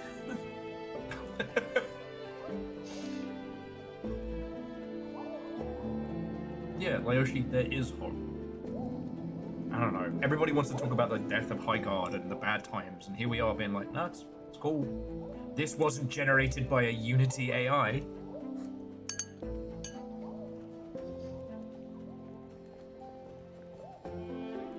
Yeah, but Nova, I guess that's the thing is,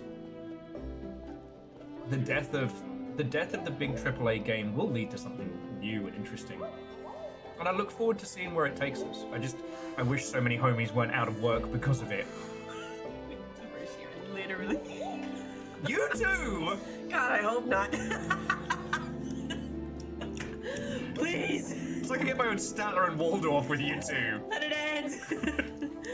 I have to live through this shit, so do you. Release me. Father, help.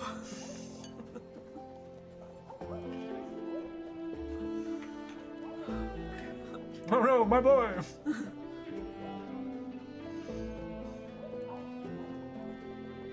So yeah. You mean there's a second phase? Fuck! Yeah.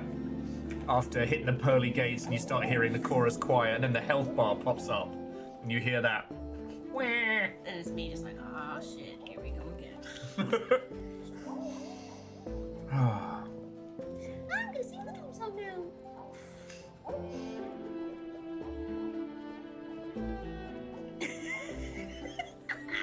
What the fuck? No fuck. Is that Will and I in the goddamn kitchen? One pun too many. Like, shut the. The cigarette up your nose. Alright, you're all fucking terrorists. So yeah. This has been a beautiful game and I'm glad I've gotten to share it with you all. Like I said, we're gonna do Silksong and Wine and Cheese Night at some point coming up. And we can talk about it and dissect it and go like deep into the paint lore-wise. And it's gonna be fucking good. I also want to say an extra thank you. I'm sorry for burdening you all with guinea pig woes today. And it's been a lot on my mind. But I also didn't want to talk to you lot about it because I didn't want you to think I was fucking grubbing for money. And I know that seems fucking stupid, but you lot literally keep this all going. From the mac and cheese in my bowl to the internet that brings my dumb ass to you lot. That's all you lot. So, yeah. Thank you for coming with me on this journey. Sorry, I'm in waffle mancy mode. I haven't started drinking. I'm gonna get beer after this and be just like super round. Just like float next to you. Augustus Gloop style. Money? What's that? Money can be used to buy goods and services. Ah, but I wanted a peanut. Percy, thank you, mate. Seriously.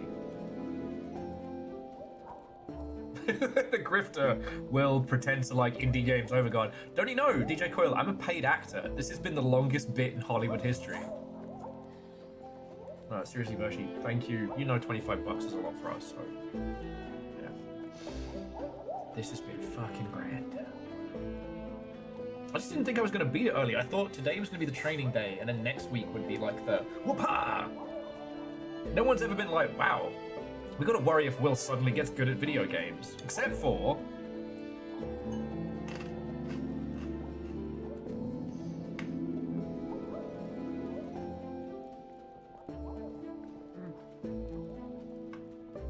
No, we're okay, we're okay. Okay, Jesus Christ. That. That was scary.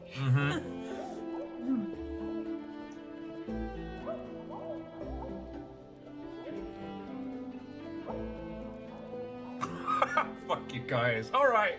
Alright. I know you like this run through, and I know you had a good time. Now let me get the hose. So, on that note, please don't go anywhere. I'm gonna do credits, and then I'm passing over to you. Yeah. You've been ready to go for I'm like ready. I'm fucking tired, yo. Bedtime was 2 hours ago.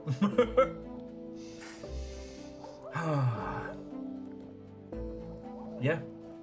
And to that end, I would not have been able to do this full playthrough. I would not have been able to keep this whole thing going without those of you who have chucked in bits, lurked and irked, told the homies, throw in donations, and I will get the war pistol.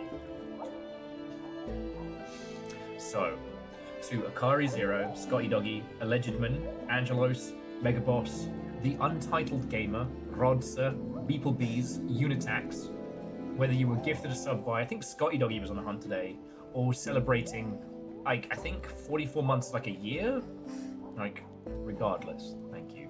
To Hamsonator, Yeti, and Divershi, holy shit, fucking thank you, because that is a lot of money. I really appreciate it. To Simple Chaos, Akari, Vanderbeast, Holy Bus Crusader, Some Numbers, Shitaru, Bacon, Scotty, Divershi, and J-Post. Bits and donations are how I'm still alive, so I'm really fucking grateful. To the mod team, to Nova, Caffeine, but also Moose and Tal, fucking thank you. We need a mod hang, I know. And to Burnt on the Bottom, The Untitled Gamer, Herald of Chaos, and Kestrel North.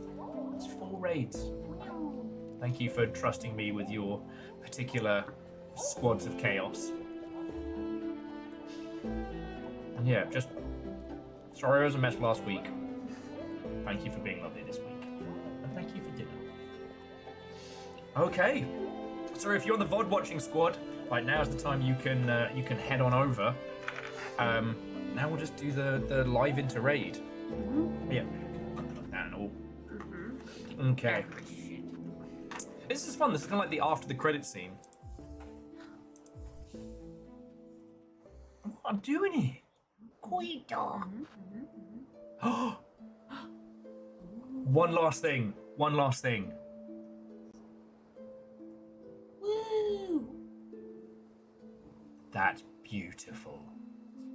That's fucking amazing. It is, because that's Laces and that's Hornet. I know, this is cool. I'm not being sarcastic. It's cool. Jeez. I couldn't tell the difference. Gremlin mode has started. Straight to jail. Damn. Ah, shit. All right, jail for me then. It's been a good run, friends. It's been a good run.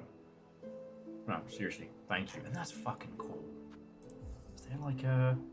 Oh, yeah, and the tendrils is no longer like pulsing around it. You can see him a little there, but...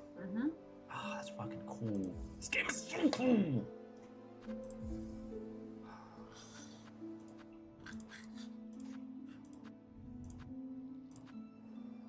Okay.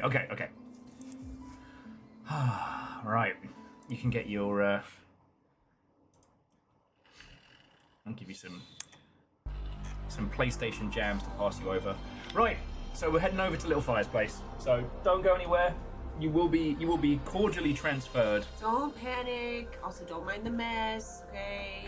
Hasn't cleaned my zone. Yeah, we cleaned up the flat, but we didn't clean up Little Fire's like stream area. Damn it, Barney on. Goodness, stupid graffiti's in the way. I know.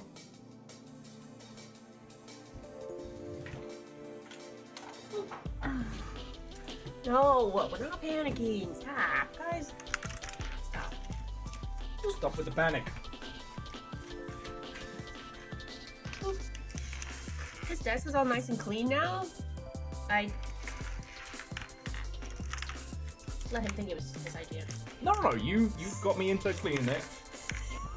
I was like, hey, do you want to wipe everything down maybe? Because it's kind of hard to breathe over here. We're not gonna talk about how much dust came out for this. It's fine. It's totally fine. Totally fine. All right. You guys ready? They are. You guys ready for the fun stuff? I mean, the second part of fun stuff? See, we gotta get you signed in first, so maybe we can hop you over there before they show up. What do you mean? I like making myself panic. To give you that get up and go. Yeah. Ooh. There it is. Nobody cares. Oh, God. I can't believe I did it. Silksong is done. You did it. You did it. So fast. How do I tell everybody? I didn't say panic. That's not what I said. Baldur's Gate 3 is going to be the next meme. It's like, when are you doing Baldur's Gate 3? I would love to be fucking playing it. It was fucking fun. Like, you, me, and Vershi will have a great time, and everyone else will hate it. They'll love it. We're a dream team. And if Nova wants to join too, you're welcome. Okay.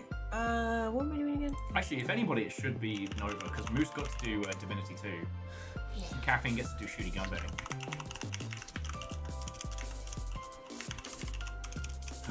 Right, you lovely lot. And those of you in the Vodosphere, Silksong and Wine and Cheese will be the grand conclusion of our little adventure. So there will be one more stream. But, yeah. We're not panicking. No panicking! We're not panicking. Everything's chill and nice. There's no panic. Who's first?